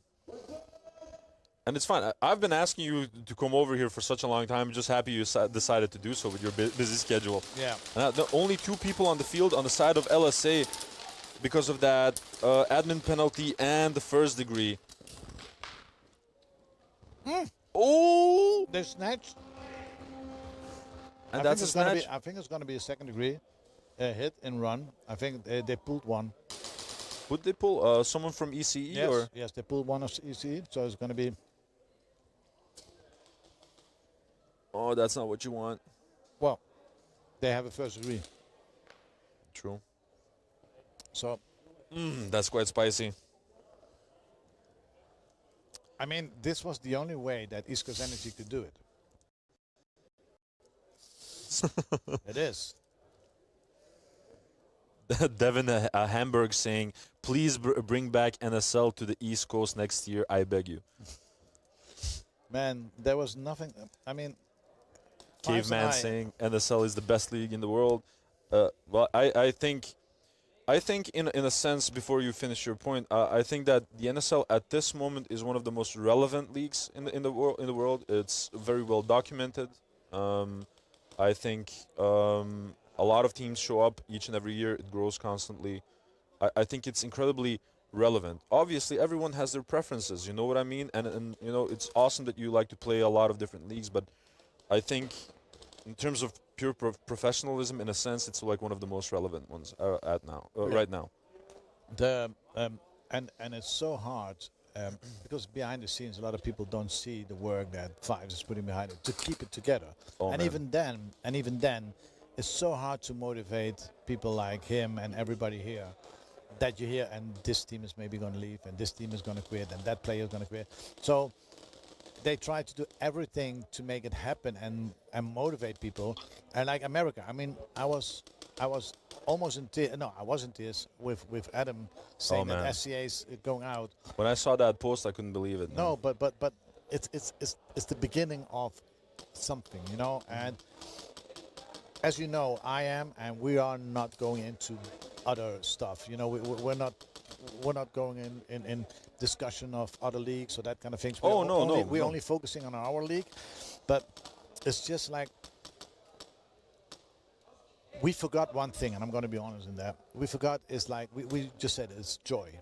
And I know that moment when I saw that for the first time, the joy I had as a non-player, I tried to bring it over to people, and they start playing it. But we forgot the lower part. We forgot to get new people in. That's why pools came in. It's like playing on this level. People are getting scared to play on NSL level on this moment when you're a new team. Even when you go to a challenger. It's already hard. So let's get back and go to people who has a backpack with a bottle in there, and people want to play with. Oh man, those were the days. Yeah, or shotguns, you know, and I think that's forgotten in the last. ECE, player 24, second degree penalty, hit on the belt. It's a game-altering penalty, so automatic flag hang and bonus points for LSA. And that's game. Yeah, LSA was attacking. And that's an end game. Oh yeah. And that's additionally an end game. So beautiful victory by LSA, hard-fought victory, I might say, with some shenanigans left and right. Next teams, Apex first try. They've really fought tooth and nail to get this one. So LSA, congratulations on remaining undefeated on this Globals 2025. Really eager to see what else you bring to the table for the remainder of the tournament. Good luck. Yes. And now back to the last 1 minute and 28 seconds of Apex versus Savage. Savage in the comfortable lead. More than 22 points. This game is slipping away from Apex. What would you do if you were Apex position? I think now at this moment? Yeah. I would do the surprise. Oh, and another pull incoming. That's Blossoms getting pulled. So as Apex, for me, you remember our Terminator thing? It's like everything on Snake. And I would do that to have at least a chance. But yeah, look. Oh, look at the pushing power of Ube and Apollo Big J, my man. Big J. And That's he what I just like. full sent it. It's enough, he says. It's enough. Enough is enough. And when I see him That's like a this, really pretty purple oracle. oh yeah. But when I see him like this, I see his dad. You know, it's like Full sent. That guy he's such an amazing dude. Yes. I know you're still jealous of the jersey that he gave me. Well, no, I know. No, but You were saying about Pulse.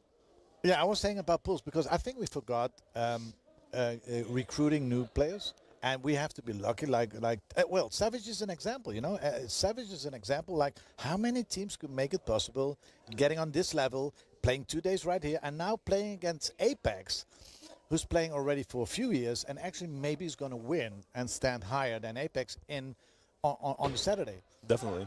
But how hard is it to find those kids? Yeah. Because those kids are there, but they are playing with backpacks. They are playing with AEGs, and there is nothing for them to experience that because they will never come to an NSL tournament because the level is too high. Yeah. And with Apex, player 21, second degree penalty, hit during slide. So Blossom's got a second degree Apex, penalty. first degree penalty, number 16, blind fire. Oh, and a first degree as well. Okay. Apex cannot get a the catch only a break. thing that Sugar Rush has to You do guys now play is back to back, so quick 1 minute, quick refill. Sugar Rush has to go, just like go to the, I don't know where they are, go to the hotel or go over there. Forget today, because tomorrow, even if they are lost, it doesn't matter.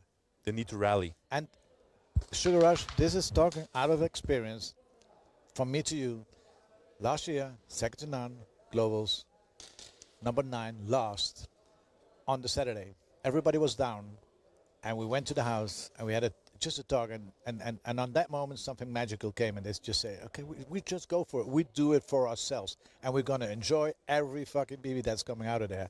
And I remember the first game against Secret Bros, we needed to win that, and we had a little bit of confidence in them, and then we had to play Hakai. You remember that one? They didn't lost one game before, and we had to win that game too.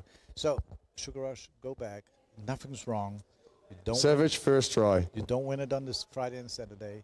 You win it on the Sunday. So reset, and tomorrow's a new day. You still have the chance. Here. Nothing to add to that one, honestly. Rally. That's what you need. Exactly. And now, here's that Granger is going to be defending against the additional, the bonus. Well, no, never mind. So, guys, the Granger is the only one on the field.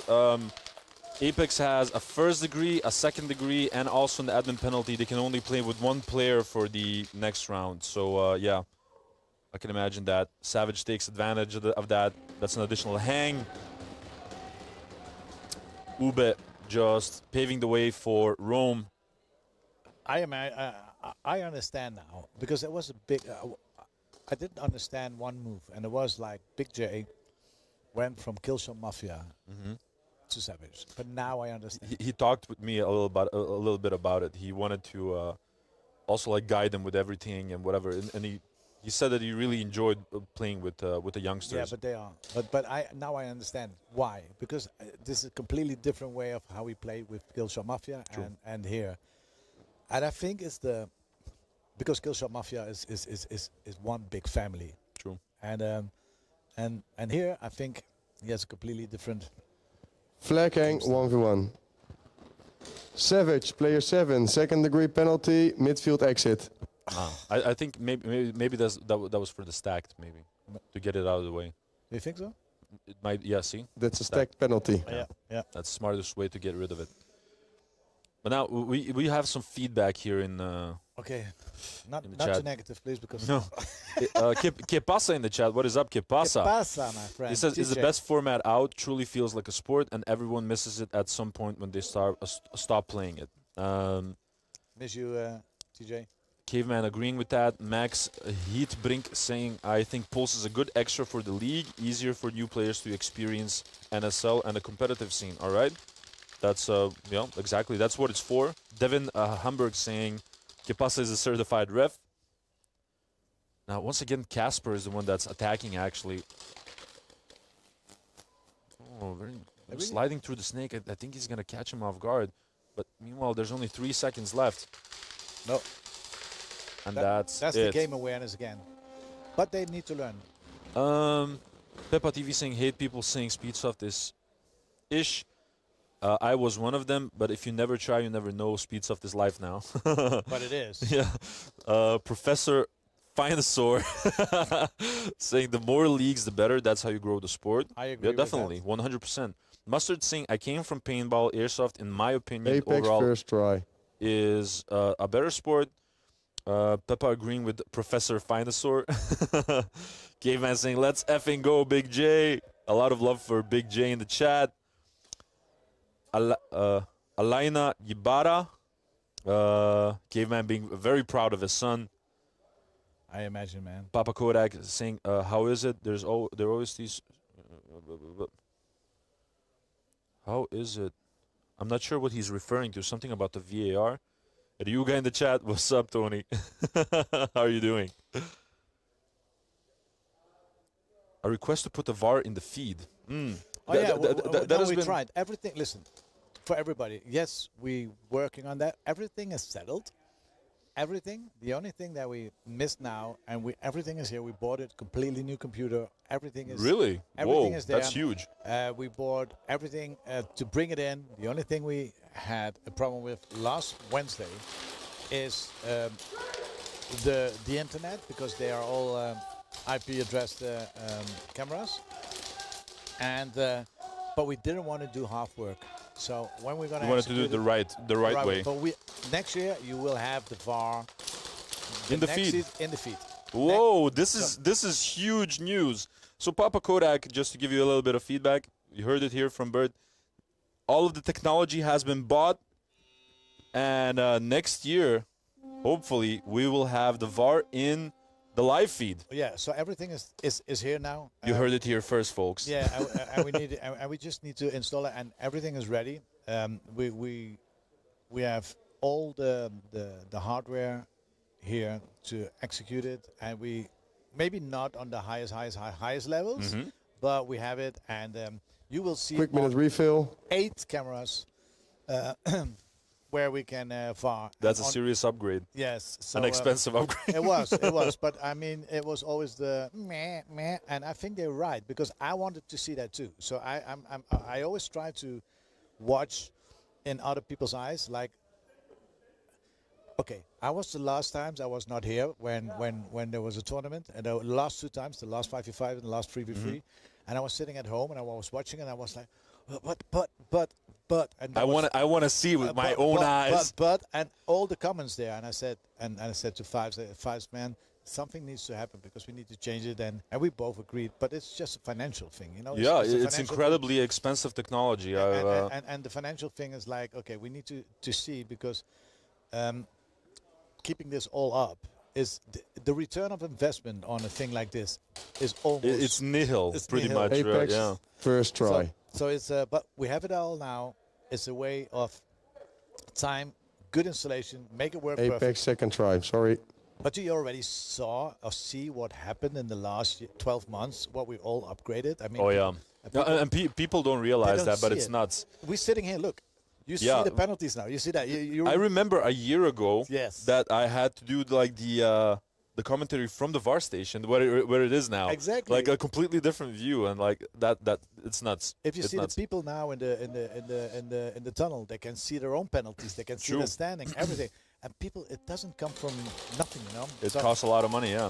And now Apex has unfortunately lost this one, but at least they have gotten rid of most of their penalties right now. Congratulations to Savage on a beautiful victory. I would have loved to see it, you know, panning out differently with a lot more battle from both sides, but it seems that Savage right now was playing such a way that Apex, together with some of the mistakes that they've made, like the early buzzers, just didn't have an answer. I know. Like Savage, shout out to you guys. You played amazingly. I'm gonna put a little bit extra on there.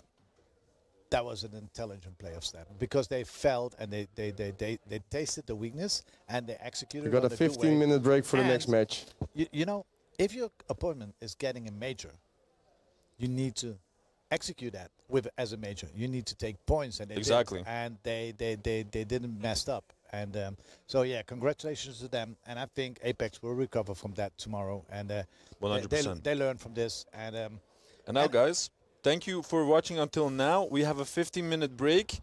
Please don't leave yet. And after that, we'll be back with the final heats of the day, which will be Wolves versus Militas and Synergy versus Delta Speed Division. Bert, thank you very much for joining me up until now. You're obviously welcome in the next session as well, but I'm going to leave that up to you. No. It's fine. It was fine. It was nice talking to you. And likewise. I think that those conversations is always nice having with you, because I feel we can talk about the sport because we both know, you know the background. You know what everything was happening there, and it's nice always to talk that because there's so much bullshit on this world. Because and we just want to lift up this sport. And no, I love the conversation as well, and that's one of the reasons I've invited you over so many times, because I think that people need to sort of hear the conversation as an open forum. Yes. Like, I'm very much intertwined with the sport, definitely, but even I have my remarks and my concerns, but at least I express them in a respectful way and in an understandable way, you know what I mean?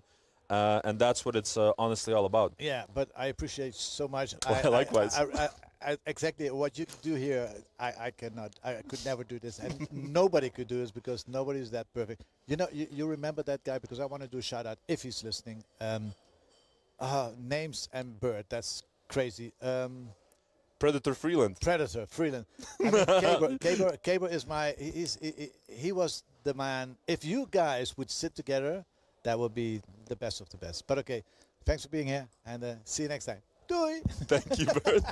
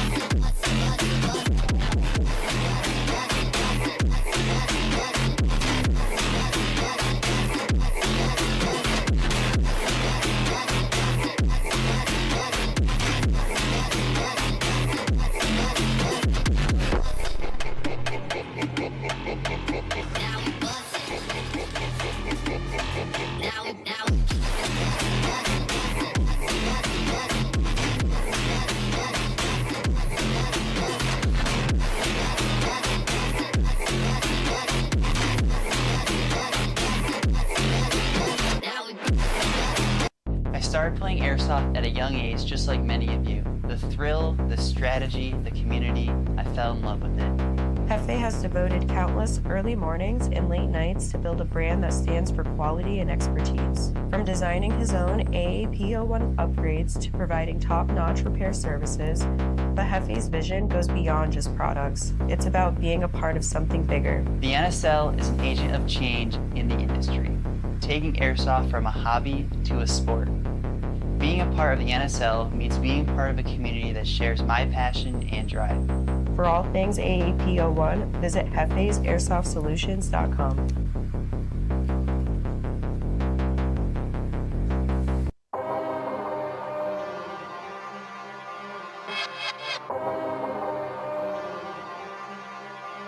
Now I am become death, the destroyer of worlds. I suppose we all thought that, one way or another.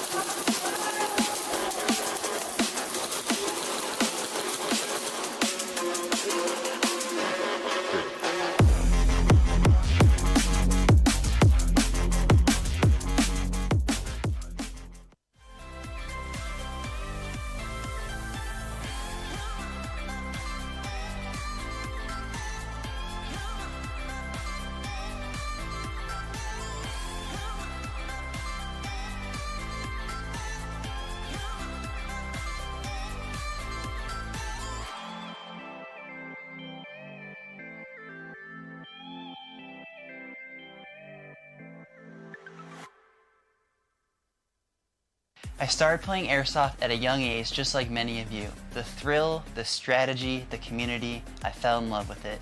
Jefe has devoted countless early mornings and late nights to build a brand that stands for quality and expertise. From designing his own AAP01 upgrades to providing top-notch repair services, but Jefe's vision goes beyond just products. It's about being a part of something bigger. The NSL is an agent of change in the industry, taking Airsoft from a hobby to a sport. Being a part of the NSL means being part of a community that shares my passion and drive. For all things AAP01, visit jefesairsoft.solutions.com.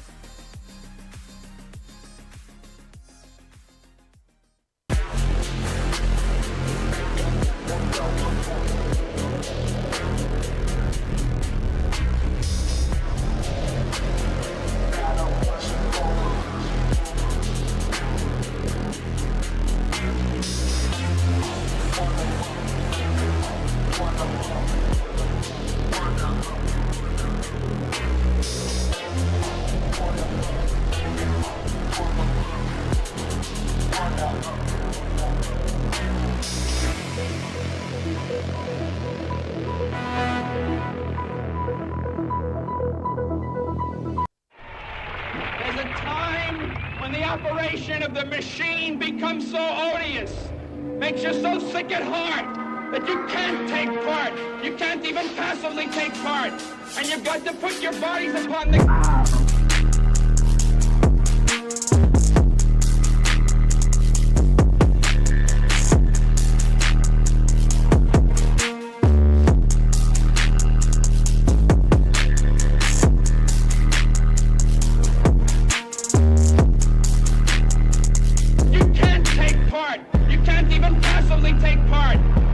To put your bodies upon the gears and upon the wheels, upon the levers, upon all the apparatus, and you've got to make it stop.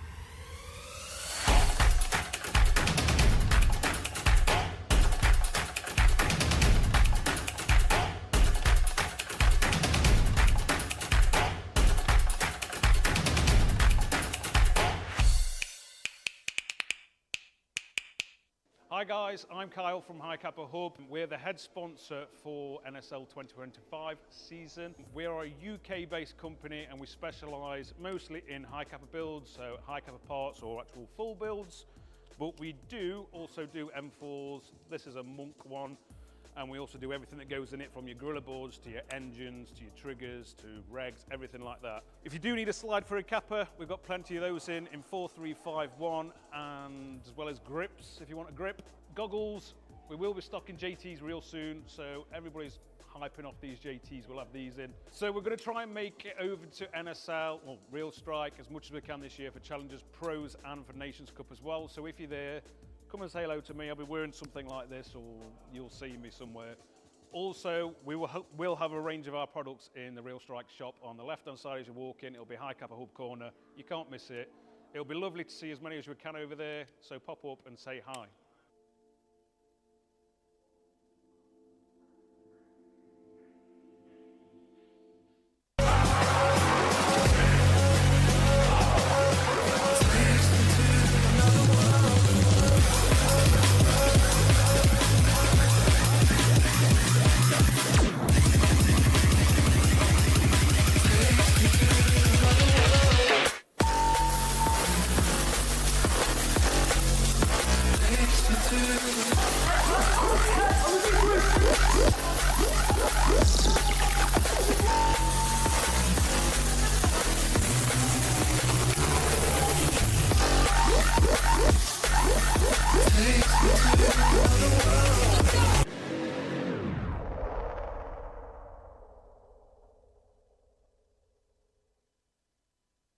Hey, this is Walker with Carbon Paintball here to talk to you about our SC custom jerseys. To start your team's design, head over to crbnpaintball.com, fill in some team information, including what colors, what template you want to base your jersey off of, upload your main team logo and any sponsors, enter your name and your number, and we're going to kick you back a 3D image of your jersey. The custom jersey is built on a 5-panel design that's all customizable. The jersey features a DWR coating all throughout the jersey, so it is water resistant. It also is stain proof, and it has side mesh venting. The jersey is also very fitted, so it has a compact neck collar, and it also features elastic thumb loops to keep the sleeves in place while you're sliding or running. To start your team design, head over to crbnpaintball.com. Yo, it's BRNT at CRBN, here with our new GRX Elemental Teal Goggle, metallic finish. Comes with a highlight lens, mid-light, low-light, matching visor, slip bag, and our zippered goggle case. Check it out at crbnpaintball.com.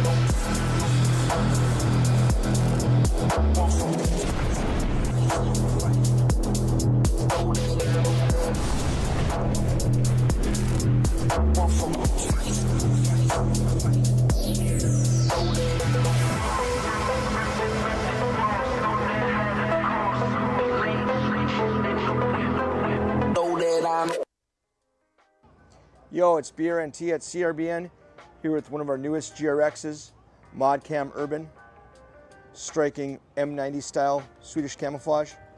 Comes with 3 lenses, highlight, mid-light, low-light, matching visor, matching slip bag, and our zippered goggle case. Check it out at crbnpaintball.com.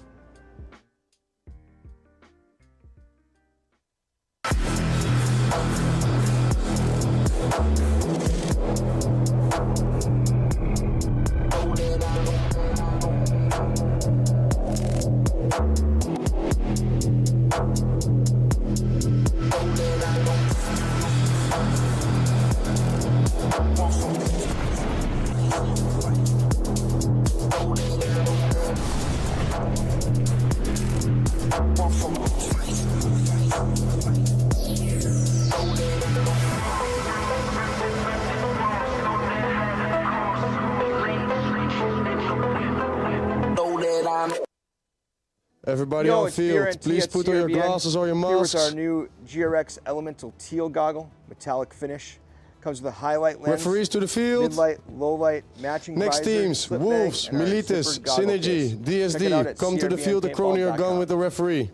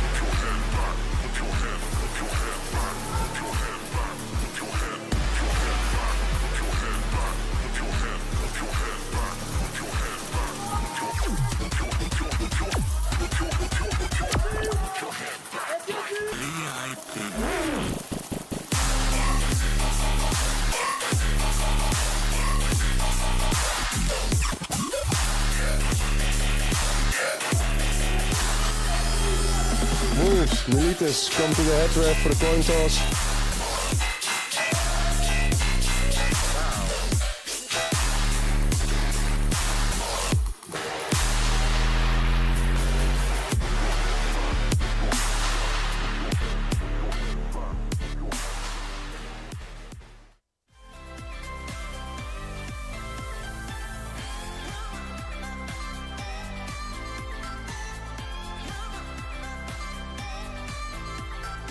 Wolves first try.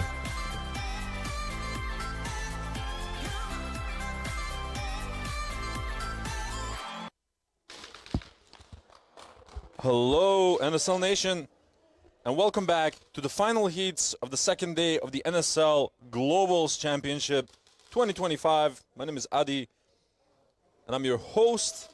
Thank you for joining me on the last ones of the day. We're about to start with the heats of Wolves versus Militas, and it's Wolves that will be attacking first. They get clipped off break immediately by some wonderful breakout shots by Militas.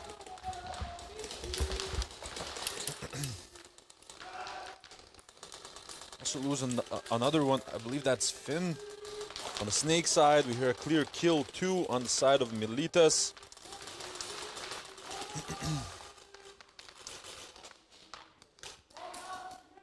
But no immediate movements made just yet. Branne is just waiting patiently on the snake 4.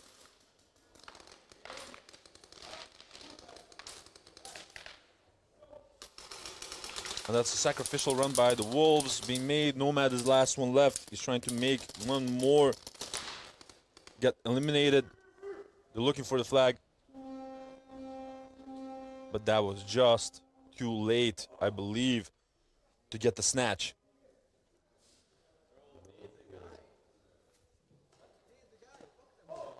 Oh, wait. That was a snatch? I could not see. Did they Synergy, DSD, go to the header for the coin toss. Oh, they might have grabbed the flag on the Dorito corner. I couldn't see from my point of view. But that was a wonderful round by Militas, especially considering the fact that they were still serving that admin penalty for the early buzzer from the previous matchup that they had. And now we're going to see Rhode Island Synergy versus DSD. Synergy, first try. Synergy was finding their footing a little bit throughout this tournament. I thought that they did an amazing job versus ECE at the first half of the matchup. They were communicating quite well, and that sort of fell away. Spoke with some of them outside. They're going to try and adjust that. Meanwhile, DSD has lost one, but won 2 matchups. They're looking incredibly strong, very well synchronized. Let's see if they can show up once again to gain the victory. Number off. No bodies being dropped just yet. And Cappa's trying to get a pick from that snake, already entering the 50. Getting one assassination beautifully done onto Optics. Being supported by Bart Fusenek from that snake 1. Now Montagne trying to get a pick onto the snake 1. Shooting him. Tapping the wall and getting the snatch. That was a 35-second snatch by DSD, looking incredibly strong, in sync, and picking apart the defenses Next of teams, Rhode Island Militas, Synergy. first try.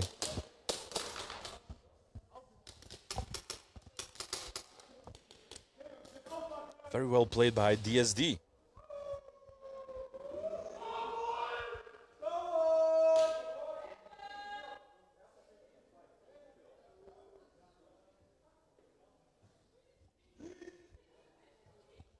Now back to this Wolves versus Militas game. Militas still serving that admin penalty. Only 4 of them on the breakout wall.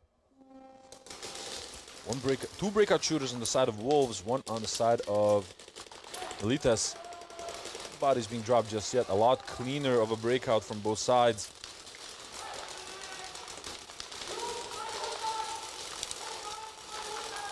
Branne getting shot out of that snake. Fatal as well, getting eliminated. That entire snake side has collapsed from Militas. Now they're trying to move up.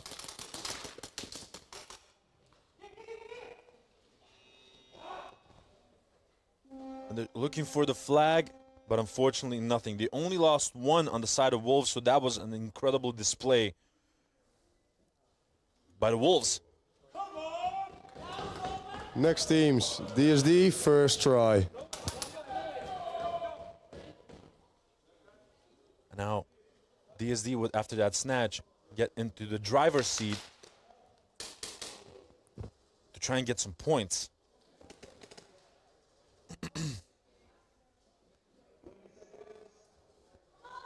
The 20-second call has been given.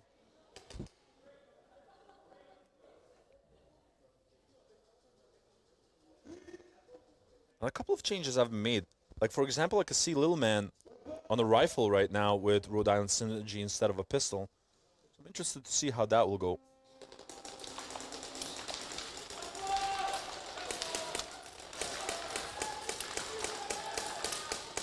You can see that the flag is with Montagne on the D1.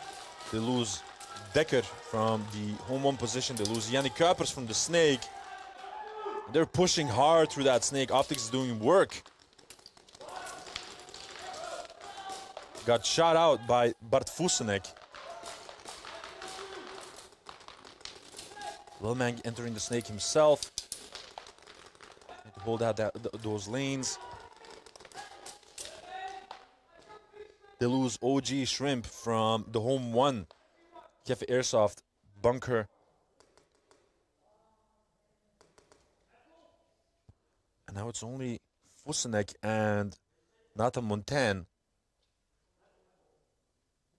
that are trying to coordinate an attack, and the flag is with Nathan Montagne. They lose Fusenek. Great shooting by Lucky. She gets shot herself by Nathan Montagne, who gets shot by Lil Man. Oh! And there might have been a snatch by Rhode Island Synergy. Some incredible patience by Lil Man. And I think that they assumed that the last person left. Zone 2. Oh, but Next no snatch. teams, No Militas, snatch. It was second just try. a tad too late. Zone 2 for DSD. They thought that Lucky on the Dorito corner was the last one. So that's why Nathan Montagne started running so ferociously once he got that pick. But a nice little shot by Lucky to Fusenek on the center carbon Dorito. Really changed the dynamic of that one. Let's see if Militas able to score some additional points. Well, not additional, any points. Trade happening in the snake between Finn and Branne. Snake side is completely gone. No one's filling it up just yet. And this is the last round, I believe, that Militas is serving that admin penalty. Now Fatal's trying to get closer a little bit to the snake, get different angles. One of the baby wolves is actually in the snake as well, trying to get a pick. They shoot down Fatal from the plus. One of the baby wolves gets shot out. The flag is with De Ruiter, who's now on the D1. Be battling against Toxic. He gets Toxic. And he gets a zone 2. Some good shooting by De Ruiter.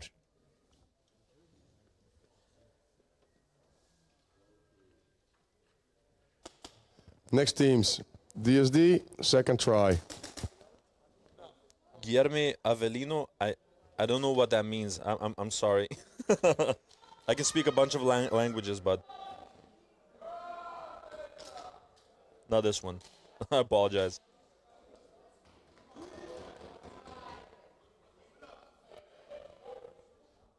Now let's see if DSD is able to orchestrate a better attack than the ones before.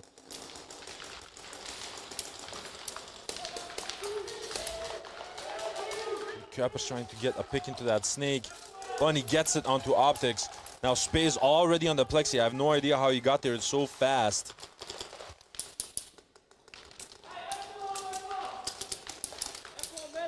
Now he has to be careful of that cross. Cross getting shot out. That was little man. Cappa's trying to get a pick onto Lucky. They managed to do it. Oh. And just as he got a little bit of momentum, he couldn't completely get through it. But a nice attempt by Nathan Montan, getting another zone 3 for his efforts. Next teams, Militas, third try. Now DSD will get a third opportunity to actually get that hang as we enter the third try for Militas.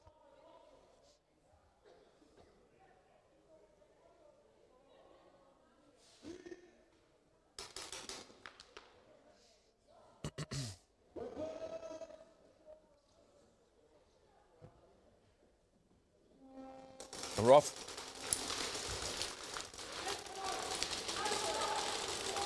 Oh, what a pull incoming. The snake player from Wolves getting pulled. That's Finn. Not getting into the snake that easily. The baby wolves also got clipped by Branne. Nice little pop-up in that snake.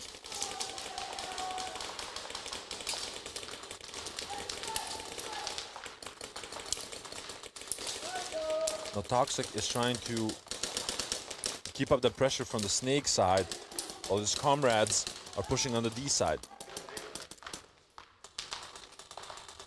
Bene trying to get a pick on the Toxic. Toxic getting the better of him, unfortunately. Now Toxic is pressuring the D1 quite hard.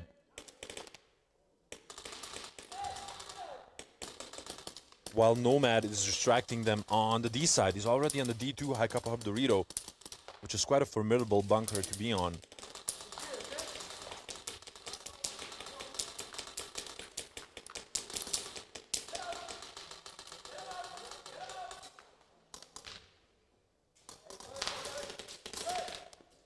Ooh, the shootout Toxic. And now the Ruiter either had a zone 2 or a zone 3. It was just on the edge, but some good shooting by Militas. It seemed for a second that Wolves was getting in a more dominant position. Militas managing to get them out of there and create another opportunity. It's not the ideal scenario. Wolves, player 24, second degree, no call, hit during movement. Right, so I believe that's Finn. Finn got clipped as he slid into Next the teams. snake. DSD, third try.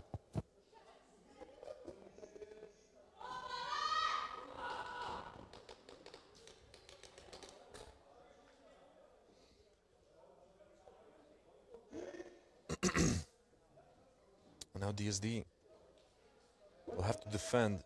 No, they get a third try for a hang. Wow. One breakout shooter on both sides. No. Optics already in that snake.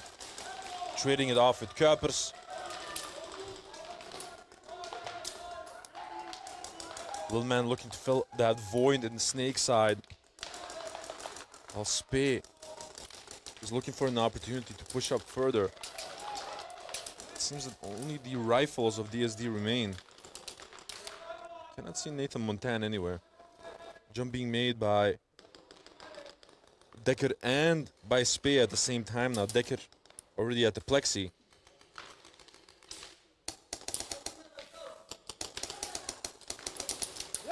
A beautiful little pick by Dekker onto Lil Man.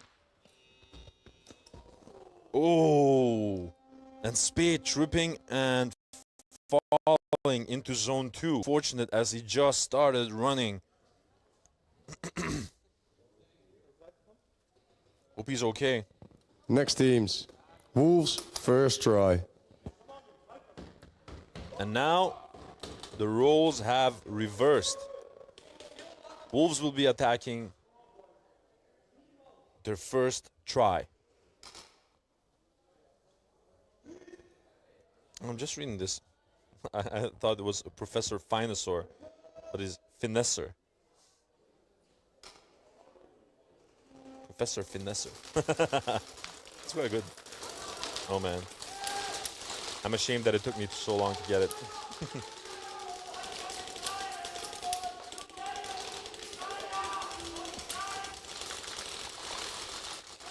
Communication by the Wolves. We have Brana trades it off in the snake. And Pene is trying to fill that void in the snake. Trades it off himself. And I'm not sure whether he got that snatch on time. But that was some good shooting by James on the D side.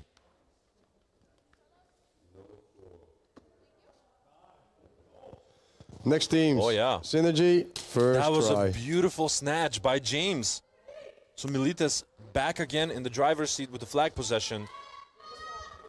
It was a nice little snatch on their end.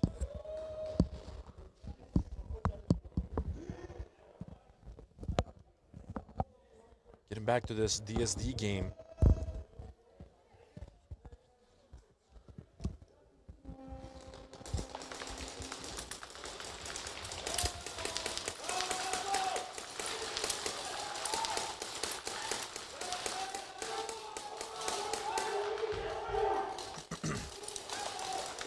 We hear a clear kill 2.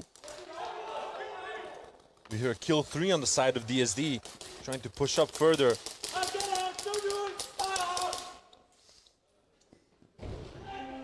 And that's a snatch by DSD. That was one hell of a push being made by Dekker Spee and Montaigne. Next teams. And it seems that the Militas, same, first try. it seems that the same things are happening on both of these matchups. 3 tries for DSD, 3 tries for Militas.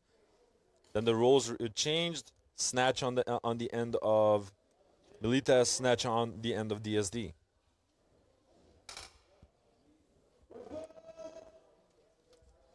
Let's see if Militas devises a different plan for the attack sequence. Get that hang. They lose one body off the break on the side of Militas. Some good shooting by Wolves.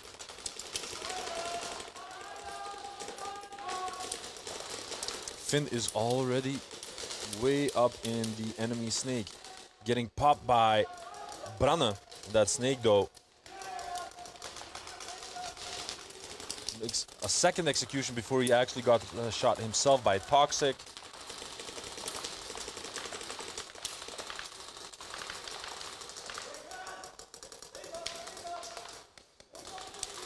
Toxic trying to push up through the snake side before he gets shot himself. Now the last one is Nomad on the Dorito corner, who's trying to do a sacrificial run.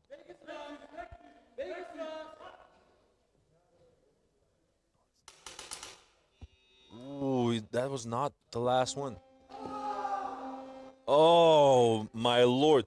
So I completely missed the second wolf in the snake. Next teams. DSD, first try. It's one of the baby wolves, number 55. He completely got an angle on James while Nomad was distracting him from the D1. And it was funny because the baby wolf didn't understand whether they were attacking or defending, and once he shot James, he wasn't even looking for the flag or anything, and oh, he must be really torturing himself over it right now. They lose one off break on the side of Synergy. Cappa's getting closer to the 50 line before he actually got shot.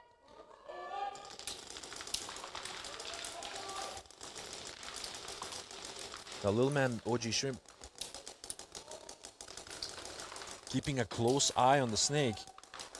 They need to be careful with watching the same angle.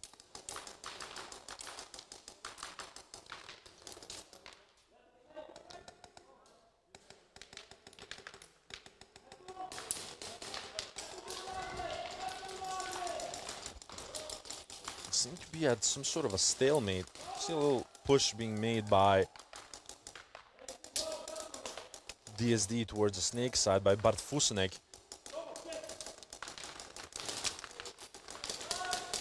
a little bit of a tic-tac-toe between Spey and Nathan Montan. Spey already now in the position to score. He's on the D side staple with the flag.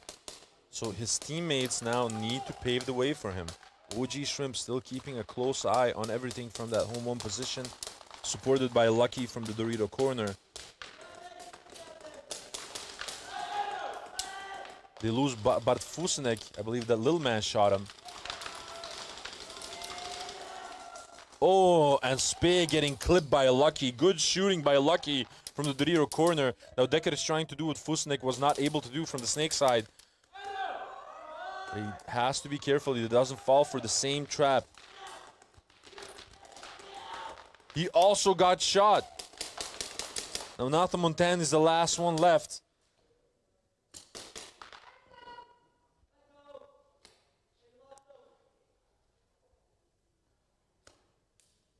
Just waiting for the tension to build.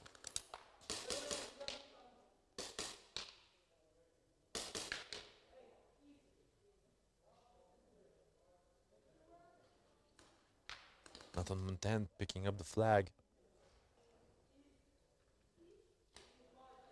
I don't think that he knows what the kill count is. Almost got. No, you missed, man. I get out. Don't get out. Don't do it. Nathan Montan getting the clip on Lil Man. Laughing about it. And that's a snatch by OG Shrimp. Eliminating Nathan Montan. That was a valiant effort by Nathan Montan, but getting clipped by OG Shrimp. Smart for him to move away from that home, not get bunkered at all. But I love the little banter that they had.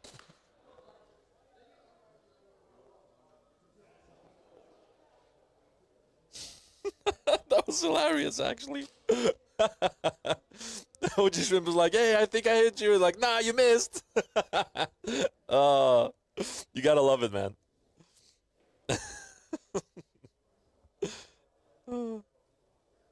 That's great. Next teams, Militas, second try. Second try for Militas.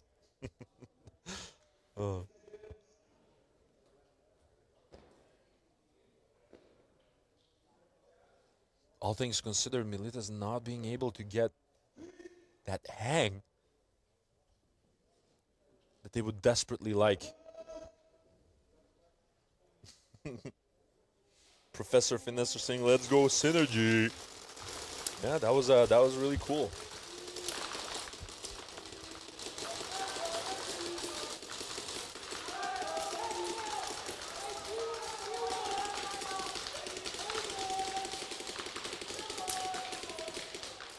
Toxic trying to apply more pressure from that home one position, but he's being held down by James from that D1. Pena getting a shot out of that cross. Brano also getting eliminated from the Snake. Now the Snake side has completely collapsed, and the Wolves can do whatever they want from there. The Snake play is paying off for them. Toxic deciding to move to the D1.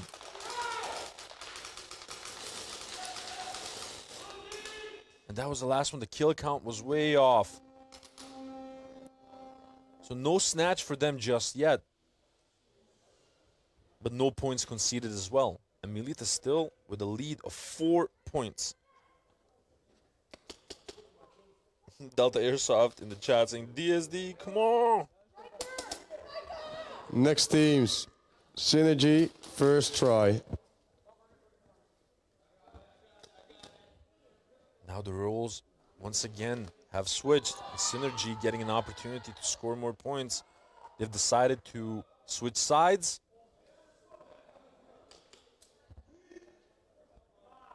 And there's still only 4 of Synergy on the field because I believe that they have 2 teammates that have stacked penalties. So this is what they have. Oh, 2 people in the Snake by Synergy. Then the Cappa's trying to get a pick on Little man.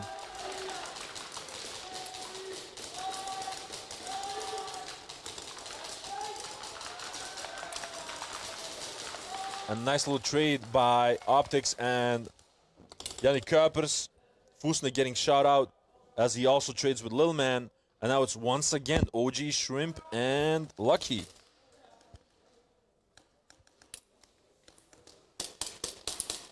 OG Shrimp getting shot out. Oh, and was that on time by Decker?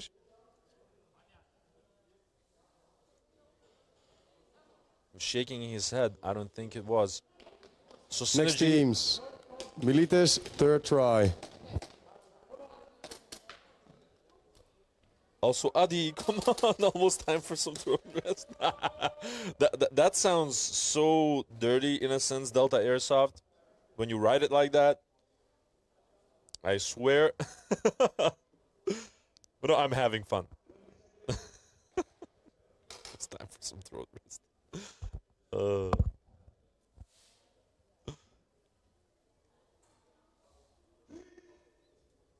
Now we're about to commence try number 3 for Militas. So despite that snatch that they had, they weren't able to really do anything with it up until now. 2 breakout shooters on the side of Wolves. That Baby Wolf is still lacing it up on the Snake side. 3 people in the Snake by Wolves. Branne has put a trap there, and he got shot. Oh, they lose 2 bodies on the side of Wolves, though. That was going to be Finn and one of the Baby Wolves on the Snake side, I believe. James already pushing to the D3 and tracks Dorito, because the D side is completely collapsed on the side of Wolves. Got shot out himself. Kevin Booker also getting eliminated by Finn. And that is going to be a hang by Pene. It took too long 1v1 for that buzzer to go on the side of Wolves. And I can understand that, because you have to imagine that the person that's pressing the buzzer is on the side where that Wolves starts their games off it, on that side of the field, so to speak. So if the last person that got eliminated from Wolves was all the way in the enemy Snake, the person at the buzzer cannot see him. The temple is in your way. Pene took complete advantage of that and got an easy hang. Well played, Pene. Beautiful shot by Nomad. Good defense. So 14 points on the board for Militas. That's going to be probably a lot more comfortable for them.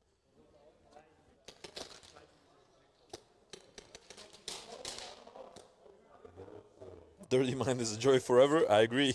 Next teams. Synergy, second try. But a perfect third try hang by Militas. 14 points. And Wolves still needs to create some sort of opportunity to score some points themselves, as we're nearing the second half of the matchup. Now back to the Synergy and DSD game, which is also nearing the second half of the matchup. Second try for Synergy. Let's see if they can make it happen. Oh, and they lose Fusanek off break, but it seems that Optics will be pulled. And I think he might be getting close to a stacked. I haven't done any sort of counting or whatnot, but Lucky getting shot out of her bunker. The flag is with OG Shrimp on the home 1 bunker. Decker is trying to make an execution. It's 1 elimination as he gets shot by OG Shrimp. And that is gonna be a snatch, I believe, by Nathan Montan. An excellently synchronized sort of push by DSD to regain possession of the flag.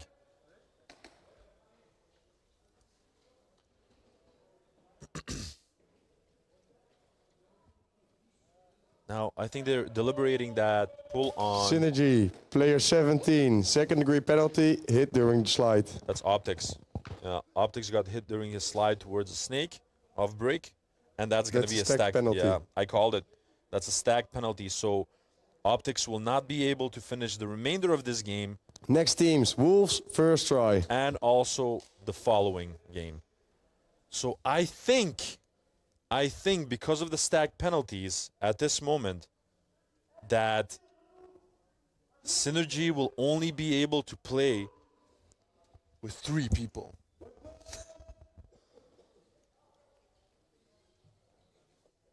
That's gonna hurt probably.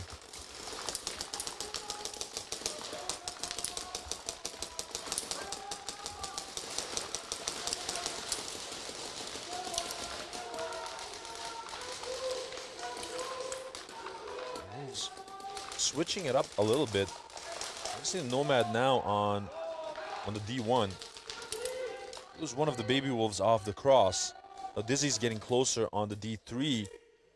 Fatal trying to get the execution. He gets it onto Finn, getting closer into enemy territory, trading it off with Nomad. And that's gonna be a snatch by Dizzy. Well played, Militas, regaining control of the flag again. They're not giving any room to the Wolves. Next teams, Score some additional DSD, points. first try. And maybe for some people that are joining us at this moment, the team captain from Wolves, Didi, he has had a nasty injury on Farcheck his... requested by Wolves. He's had a nasty injury on his ankle on yesterday during the first day of Globals. As he made a hang, he sort of twisted through his ankle. And it was a hell of a lot of pain, got worse. He went to the hospital yesterday, and he got advised not to participate on the remainder of the tournament. So again, we're wishing Didi a quick recovery. Hope he's doing okay.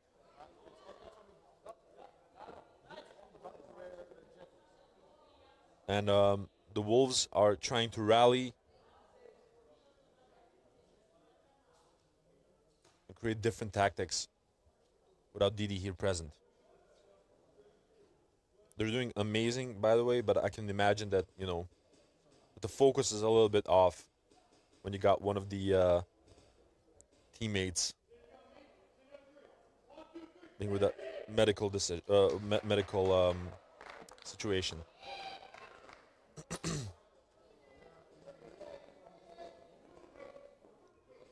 Like I said, now, well, like I pretty much thought, Synergy is going to have to play with 3 people because of those stack penalties.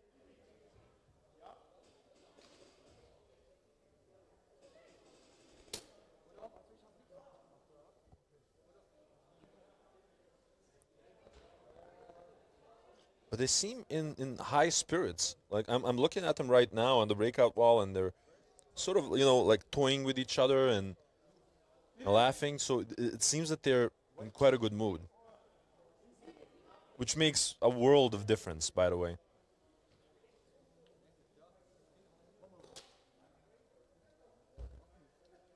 First time ever in the Real Strike Arena. I really admire them. There's a VAR check requested by the Wolves. Trying to figure out exactly from where and what angle, which is hard to determine when, you know, people make these hard pushes, the stampede pushes, you know.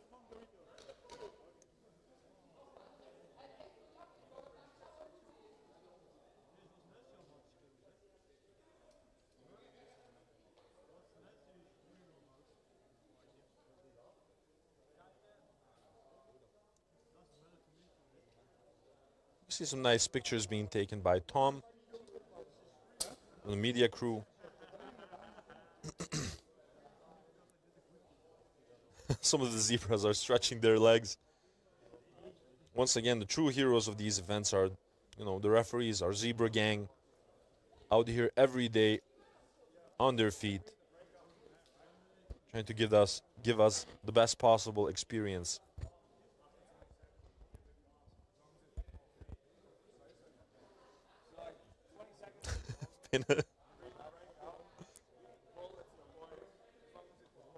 But right now, the VAR check is still going on that the Wolves have requested. So I don't think that anyone was pulled specifically from Wolves. So it's not going to be a defensive VAR check. It means that it's like an offensive one, meaning that they're absolutely sure that they hit someone. So they're trying to figure out with the VAR whether it was a hit or not. VAR check unsuccessful. But no cigar, guys. VAR check unsuccessful by the Wolves. Which means we're going to that. Next teams, DSD, first try. 7 minutes and 4 seconds left on this Rhode Island Synergy versus DSD game. DSD once again in control of the flag. Going to try and score some additional points because right now they only have 7 points of a lead. So it means that if Synergy manages to get one hang, they would already be ahead. Ideally, DSD does not want this to happen.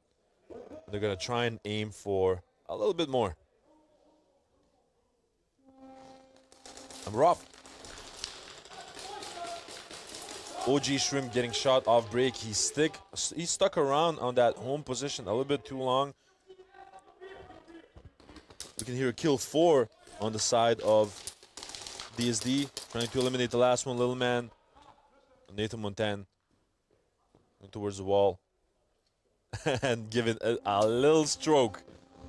That's a hang, a first try hang for DSD, which will bring them to 19 points. 1v1.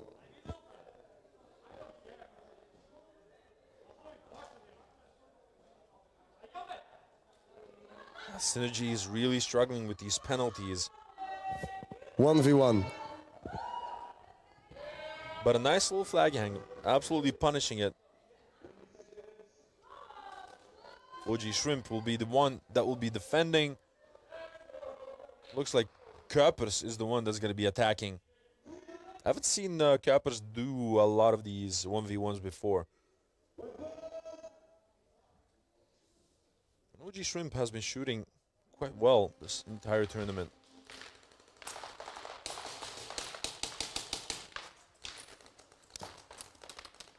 Kuipers already on the D3, trying to remain unpredictable with these movements.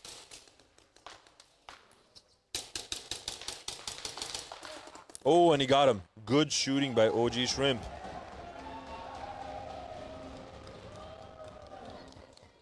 That's some excellent, excellent shooting by OG Shrimp. But DSD definitely on the map with those 19 points.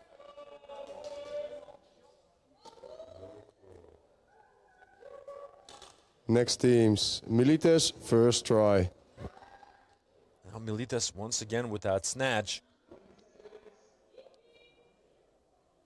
have complete control over this game.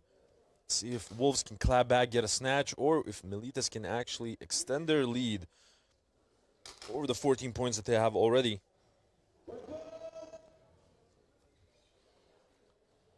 See one breakout shooter on both sides. They lose, I believe, Oda from that D2. They lose James from the D1 as well on the side of Militas. Plus one more body on the side of Militas, all the way from the sneak corner. And Toxic, with Toxic with the run and gun on Branne. That was absolutely nuts. Edgar Bruna. And now Fatal is left pretty lonely on that home 1 position, getting a nice little snipe on Finn. They're looking for the flag.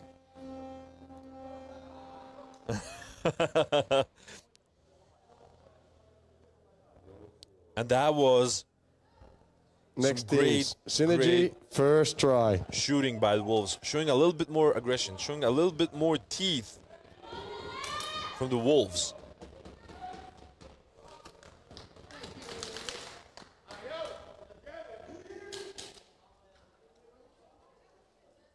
Now, again, only with 3 people on that wall on the side of Synergy because of the stacked penalties. Rough. Lucky's with the flag on the D1.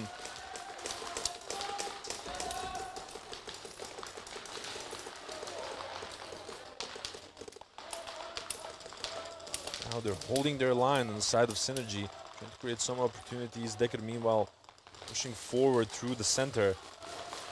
Oh, and as I say that, he got clipped by Lucky. Lucky has been shooting some good shots. Switching platforms. She was playing with a pistol yesterday.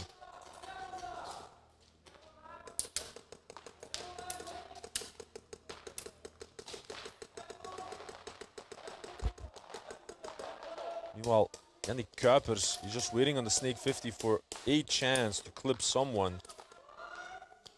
Lucky getting shot from the D2.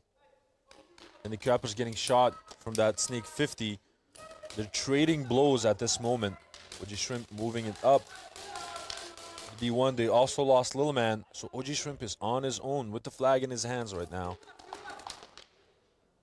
Nathan Montan trying to get an angle on him. He got it. He's looking for the flag. And he got the snatch.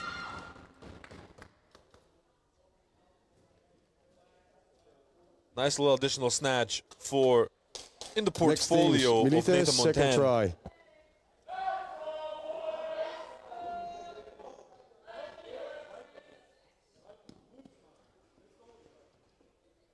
And 5 minutes, 17 seconds left.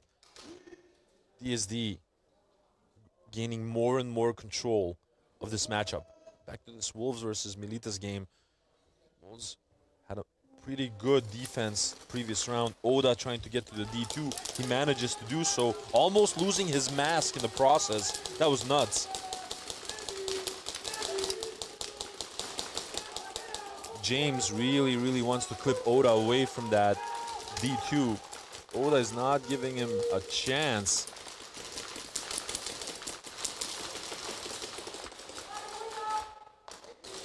And James being pressured on 2 sides.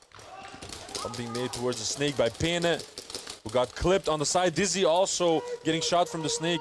Wolves are in control of this round. It's only James trying to do the sacrificial run. He does so. And not getting in time for the flag on home 1. Next teams, DSD, first try. But the Wolves are getting these picks, and they're gaining the control over the Snake game after game.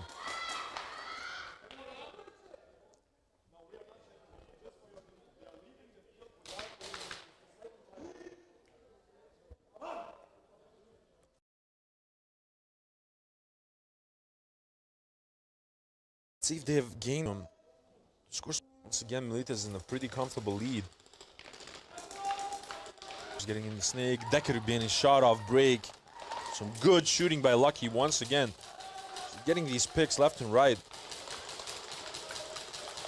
Lil Man is trying to get an angle down the Snake lane.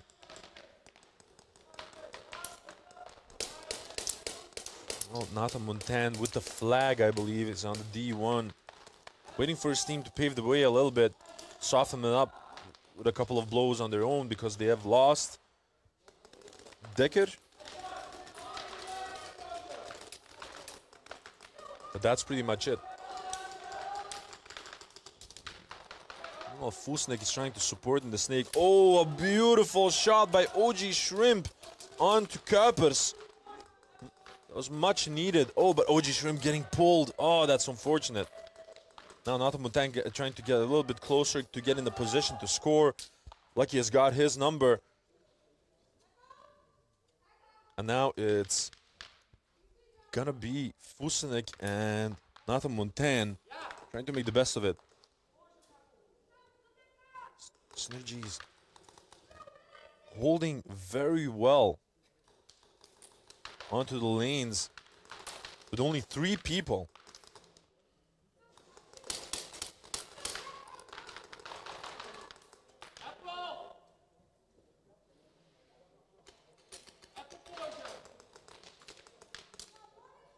We're getting in a similar situation like a couple of rounds ago. It's only Fusnik and Anta Montagne trying to get, create an opportunity, but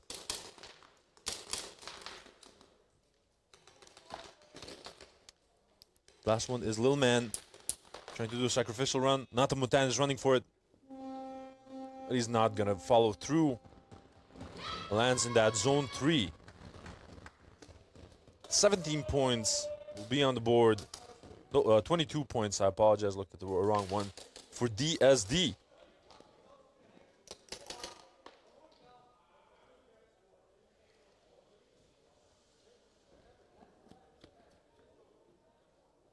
And with 3 minutes and 14 seconds left on the clock, with flag possession, DSD is in absolute control of this game.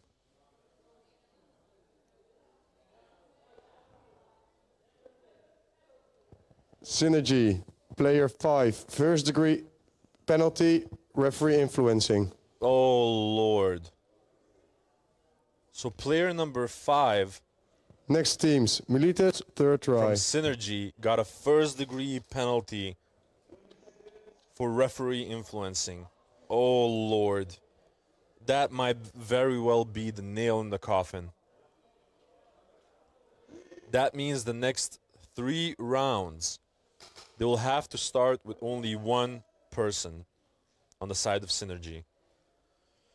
Oh, that is quite a punch in the stomach. Oh my God, Oda is already on the plexi.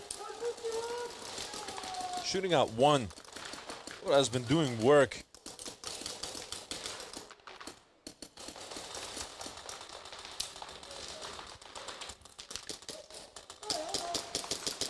And he gets an additional pick onto Fatal. Trades it off with Branne. And the Ruiter gets an additional zone 3 for his efforts. That was really crazy to me because Oda was on that plexi for a while now. So Next teams, DSD, second try. I'm just imagining someone telling Fatal like, hey, watch out because there's a guy on plexi or something like that. But he still chose to move to the plus, where it was an easy pick for Oda. Same thing with Branne as he was trying to move forward. He completely lost sight of Oda on that plexi. So Oda just turned around and made the trade with him. It really surprises me that Oda was able to do what he did on that plexi. He got there like super duper quick, but it seems that no one was relaying the information on the side of Militas. So now they're just running it down hard. Getting the pick. Montagne has all the time in the world.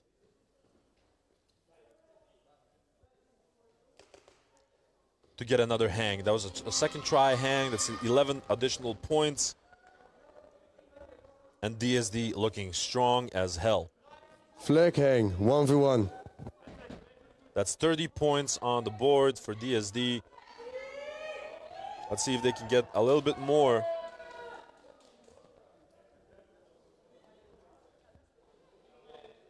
With the bonus points. It's going to be Lilman who's going to be defending. But these penalties from Rhode Island Synergy are costing them big time. Again, I think that the fight they're putting up is amazing. For sure, when you consider that this is their first time in the Real Strike Arena on an S-tier event.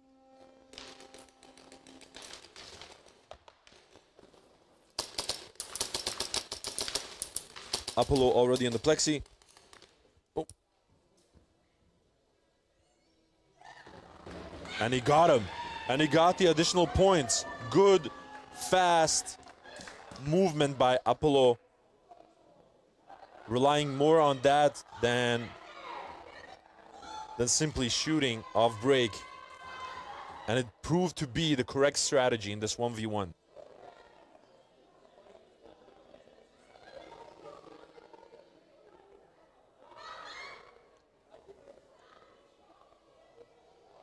So it seems to me that that's going to be 2 additional points.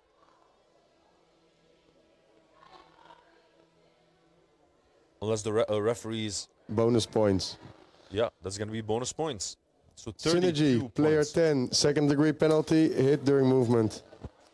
And another second degree penalty for Synergy. Oh, Lord. Next teams, Wolves, first try.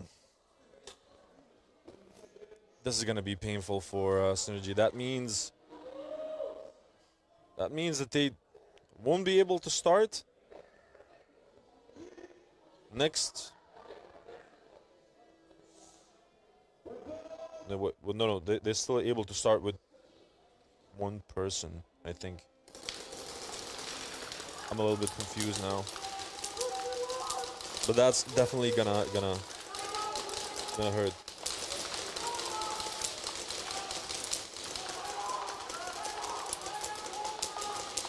Getting a little bit sad. No. Wolves with the flag possession are trying to create some sort of opportunity to score. Brana now trying to get a pick, and he manages to do so on one of the baby wolves who's trying to enter the snake. Oh, Brana almost got Oda, but he was smart to dive. James getting clipped himself.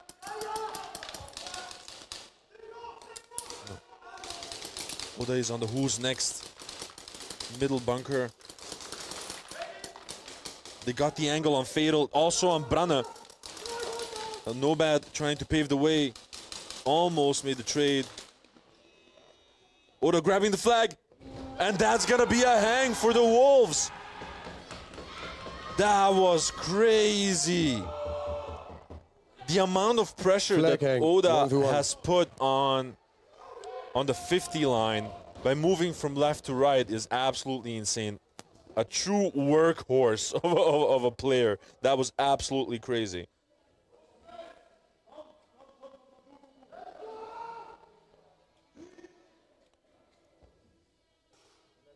Synergy is doing awesome. They stand their ground in an awesome way. Completely agree with you, Delta Airsoft. They're doing absolutely amazing. Penalties are part of the game. It sucks that they happen from time to time. You're not in control of everything. They're defending perfectly against that bonus attempt from Wolves, but I can also read here from Professor Finesser, the cards weren't in our favor to begin with for Synergy. 6 Next out of teams, 12. Synergy, first try. 6 out of 12 of our team could actually make it, and 3 out of 5 of the starters are actually there. Just proud of them for giving it their all. And that's all you could actually ever ask for from your team. That they just give it their all.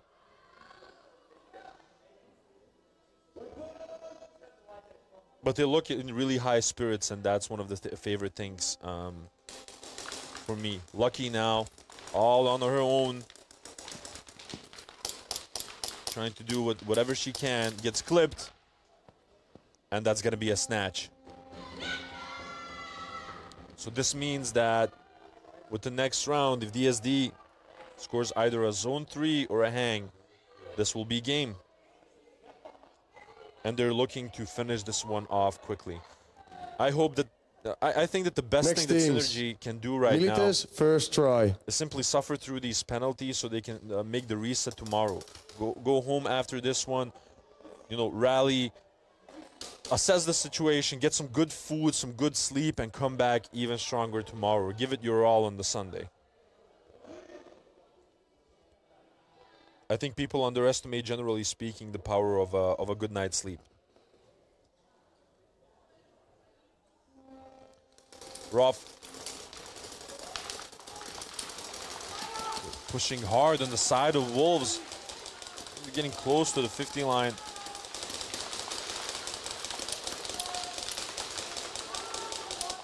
Oh, the baby Wolves got shot. Oh, where's that fin? I couldn't see from here. Bennett trying to keep them at bay on the D side. Kevin Booker trying to keep the snake under control. Branda getting shot out of the snake. That's going to be a huge one. It was a huge threat in that snake. Kevin Booker trying to keep up the pressure, getting into the plus. Nomad already on that small who's next bunker. putting on the plexi as well. It's going to be him and Toxic now, together with Oda against the world. 3 minutes and 5 seconds left on the clock. Trying to get a snapshot onto Kevin Boca, who absolutely has that angle on him, and he's not letting it go. Meanwhile, Fatal has got his back from the snake, and he got him. Oh, that was a nice little trade. Now Kevin Boca got to the home, grabbed the flag. He doesn't see Oda.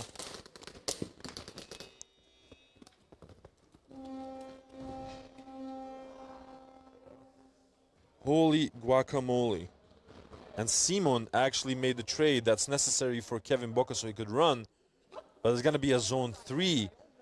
Extending their Next lead teams, to 20 DSD, points. first try. I didn't hear a lot of communication on the side of Militas, but they coordinated well non-verbally. Those are the things that you only manage to do when you establish a certain level of synergy. So once again, it's going to be Lucky all on their own on that wall.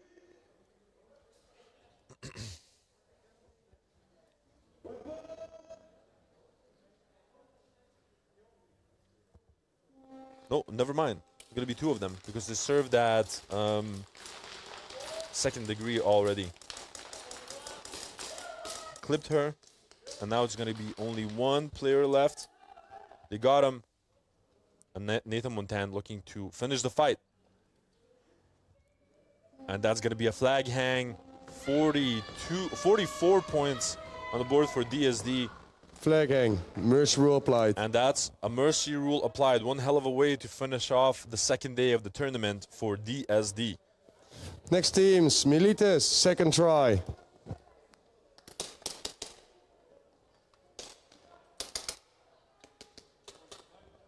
Blue heart for the frontliners referees.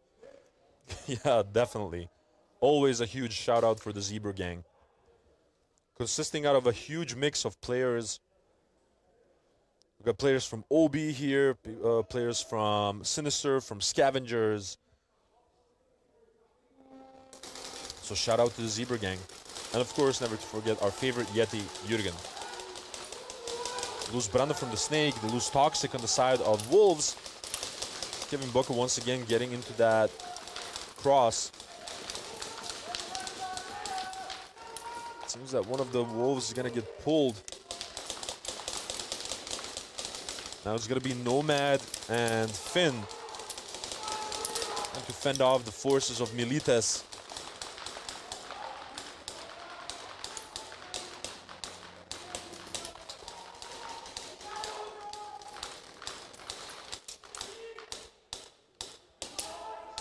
Now 1 minute and 55 seconds left on the clock.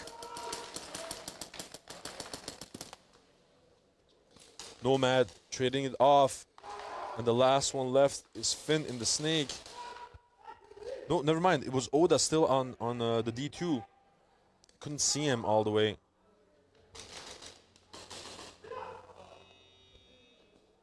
But the flag carrier was shot. Oh, that was huge. Finn shooting the flag carrier on the plus. That was Kevin Booker, I believe, then. Is massive. So listen to this scenario, right? They're playing back-to-back now anyway. We still have 1 minute and 32 seconds left on the clock. So the only thing that the Wolves can do at this moment is wait for the 30-second mark to pass, because it's going to be the third try for Militas after this one, right? And then they get flag possession, and they have 1 minute to get that flag hang. That's the opportunity that took this moment. So let's see how well they strategize with this one.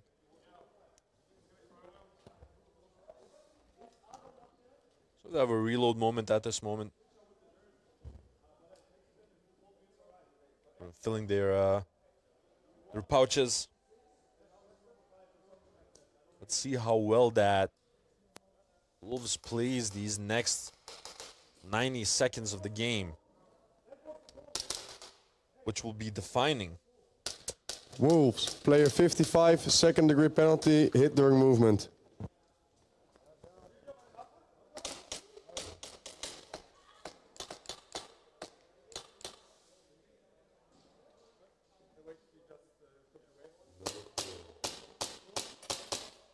1 minute refill, you guys play back to back.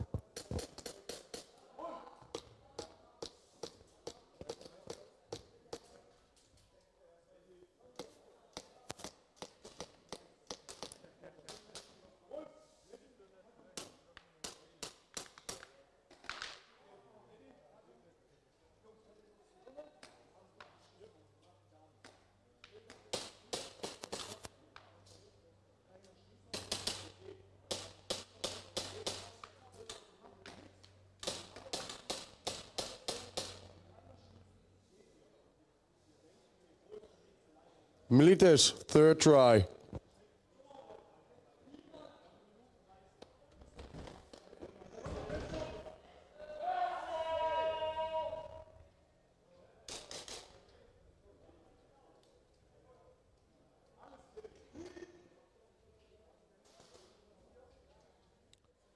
All right. So now, player 66 from Wolves got a second-degree penalty.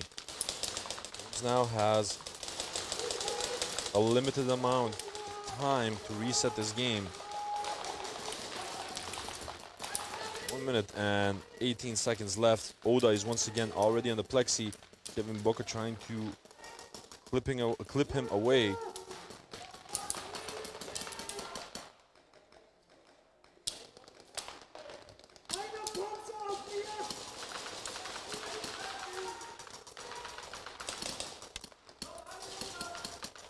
.56 seconds left. Toxic getting shot out. Nomad moving forward, trying to get a pick. Oda trying to reset the game as fast as he can. Got clipped. And no points scored.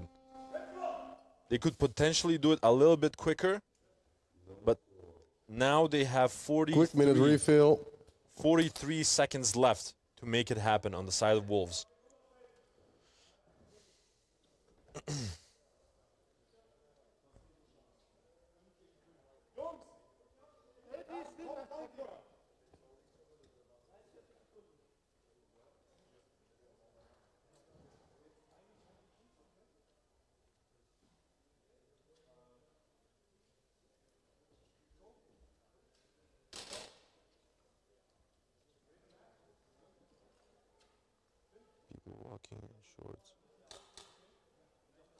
People walking in shorts in minus 1,200 degrees Celsius is crazy.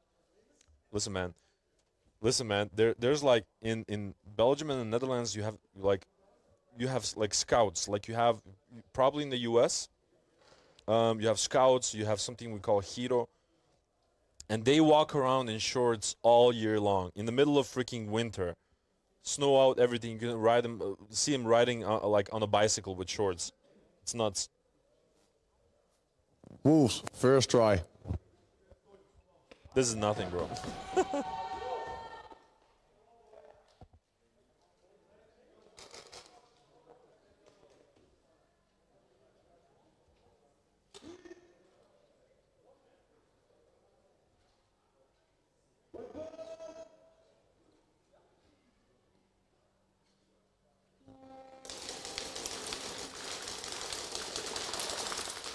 Off.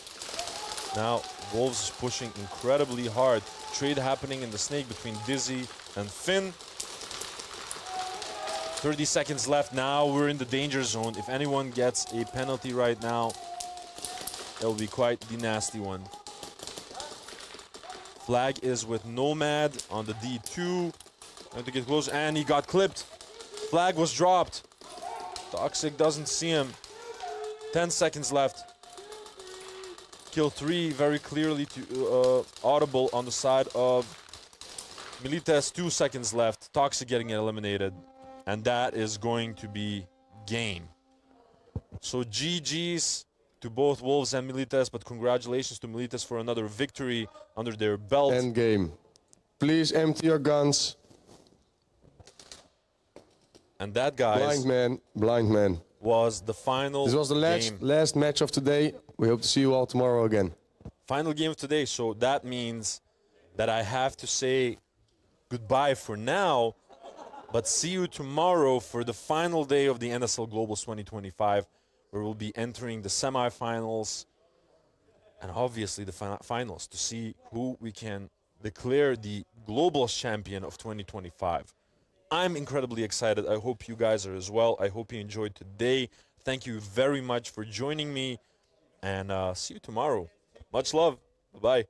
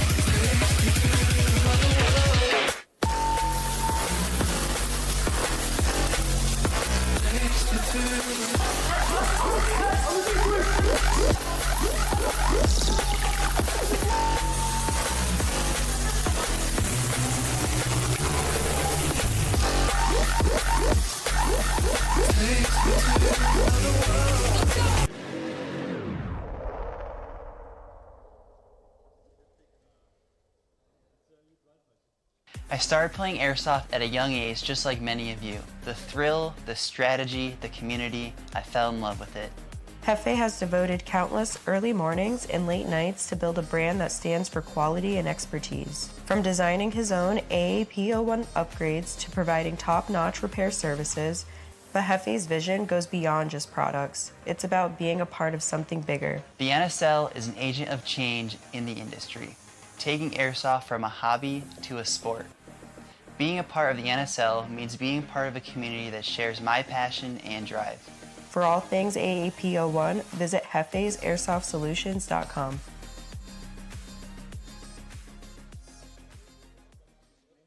Hey, this is Walker with Carbon Paintball here to talk to you about our SC custom jerseys.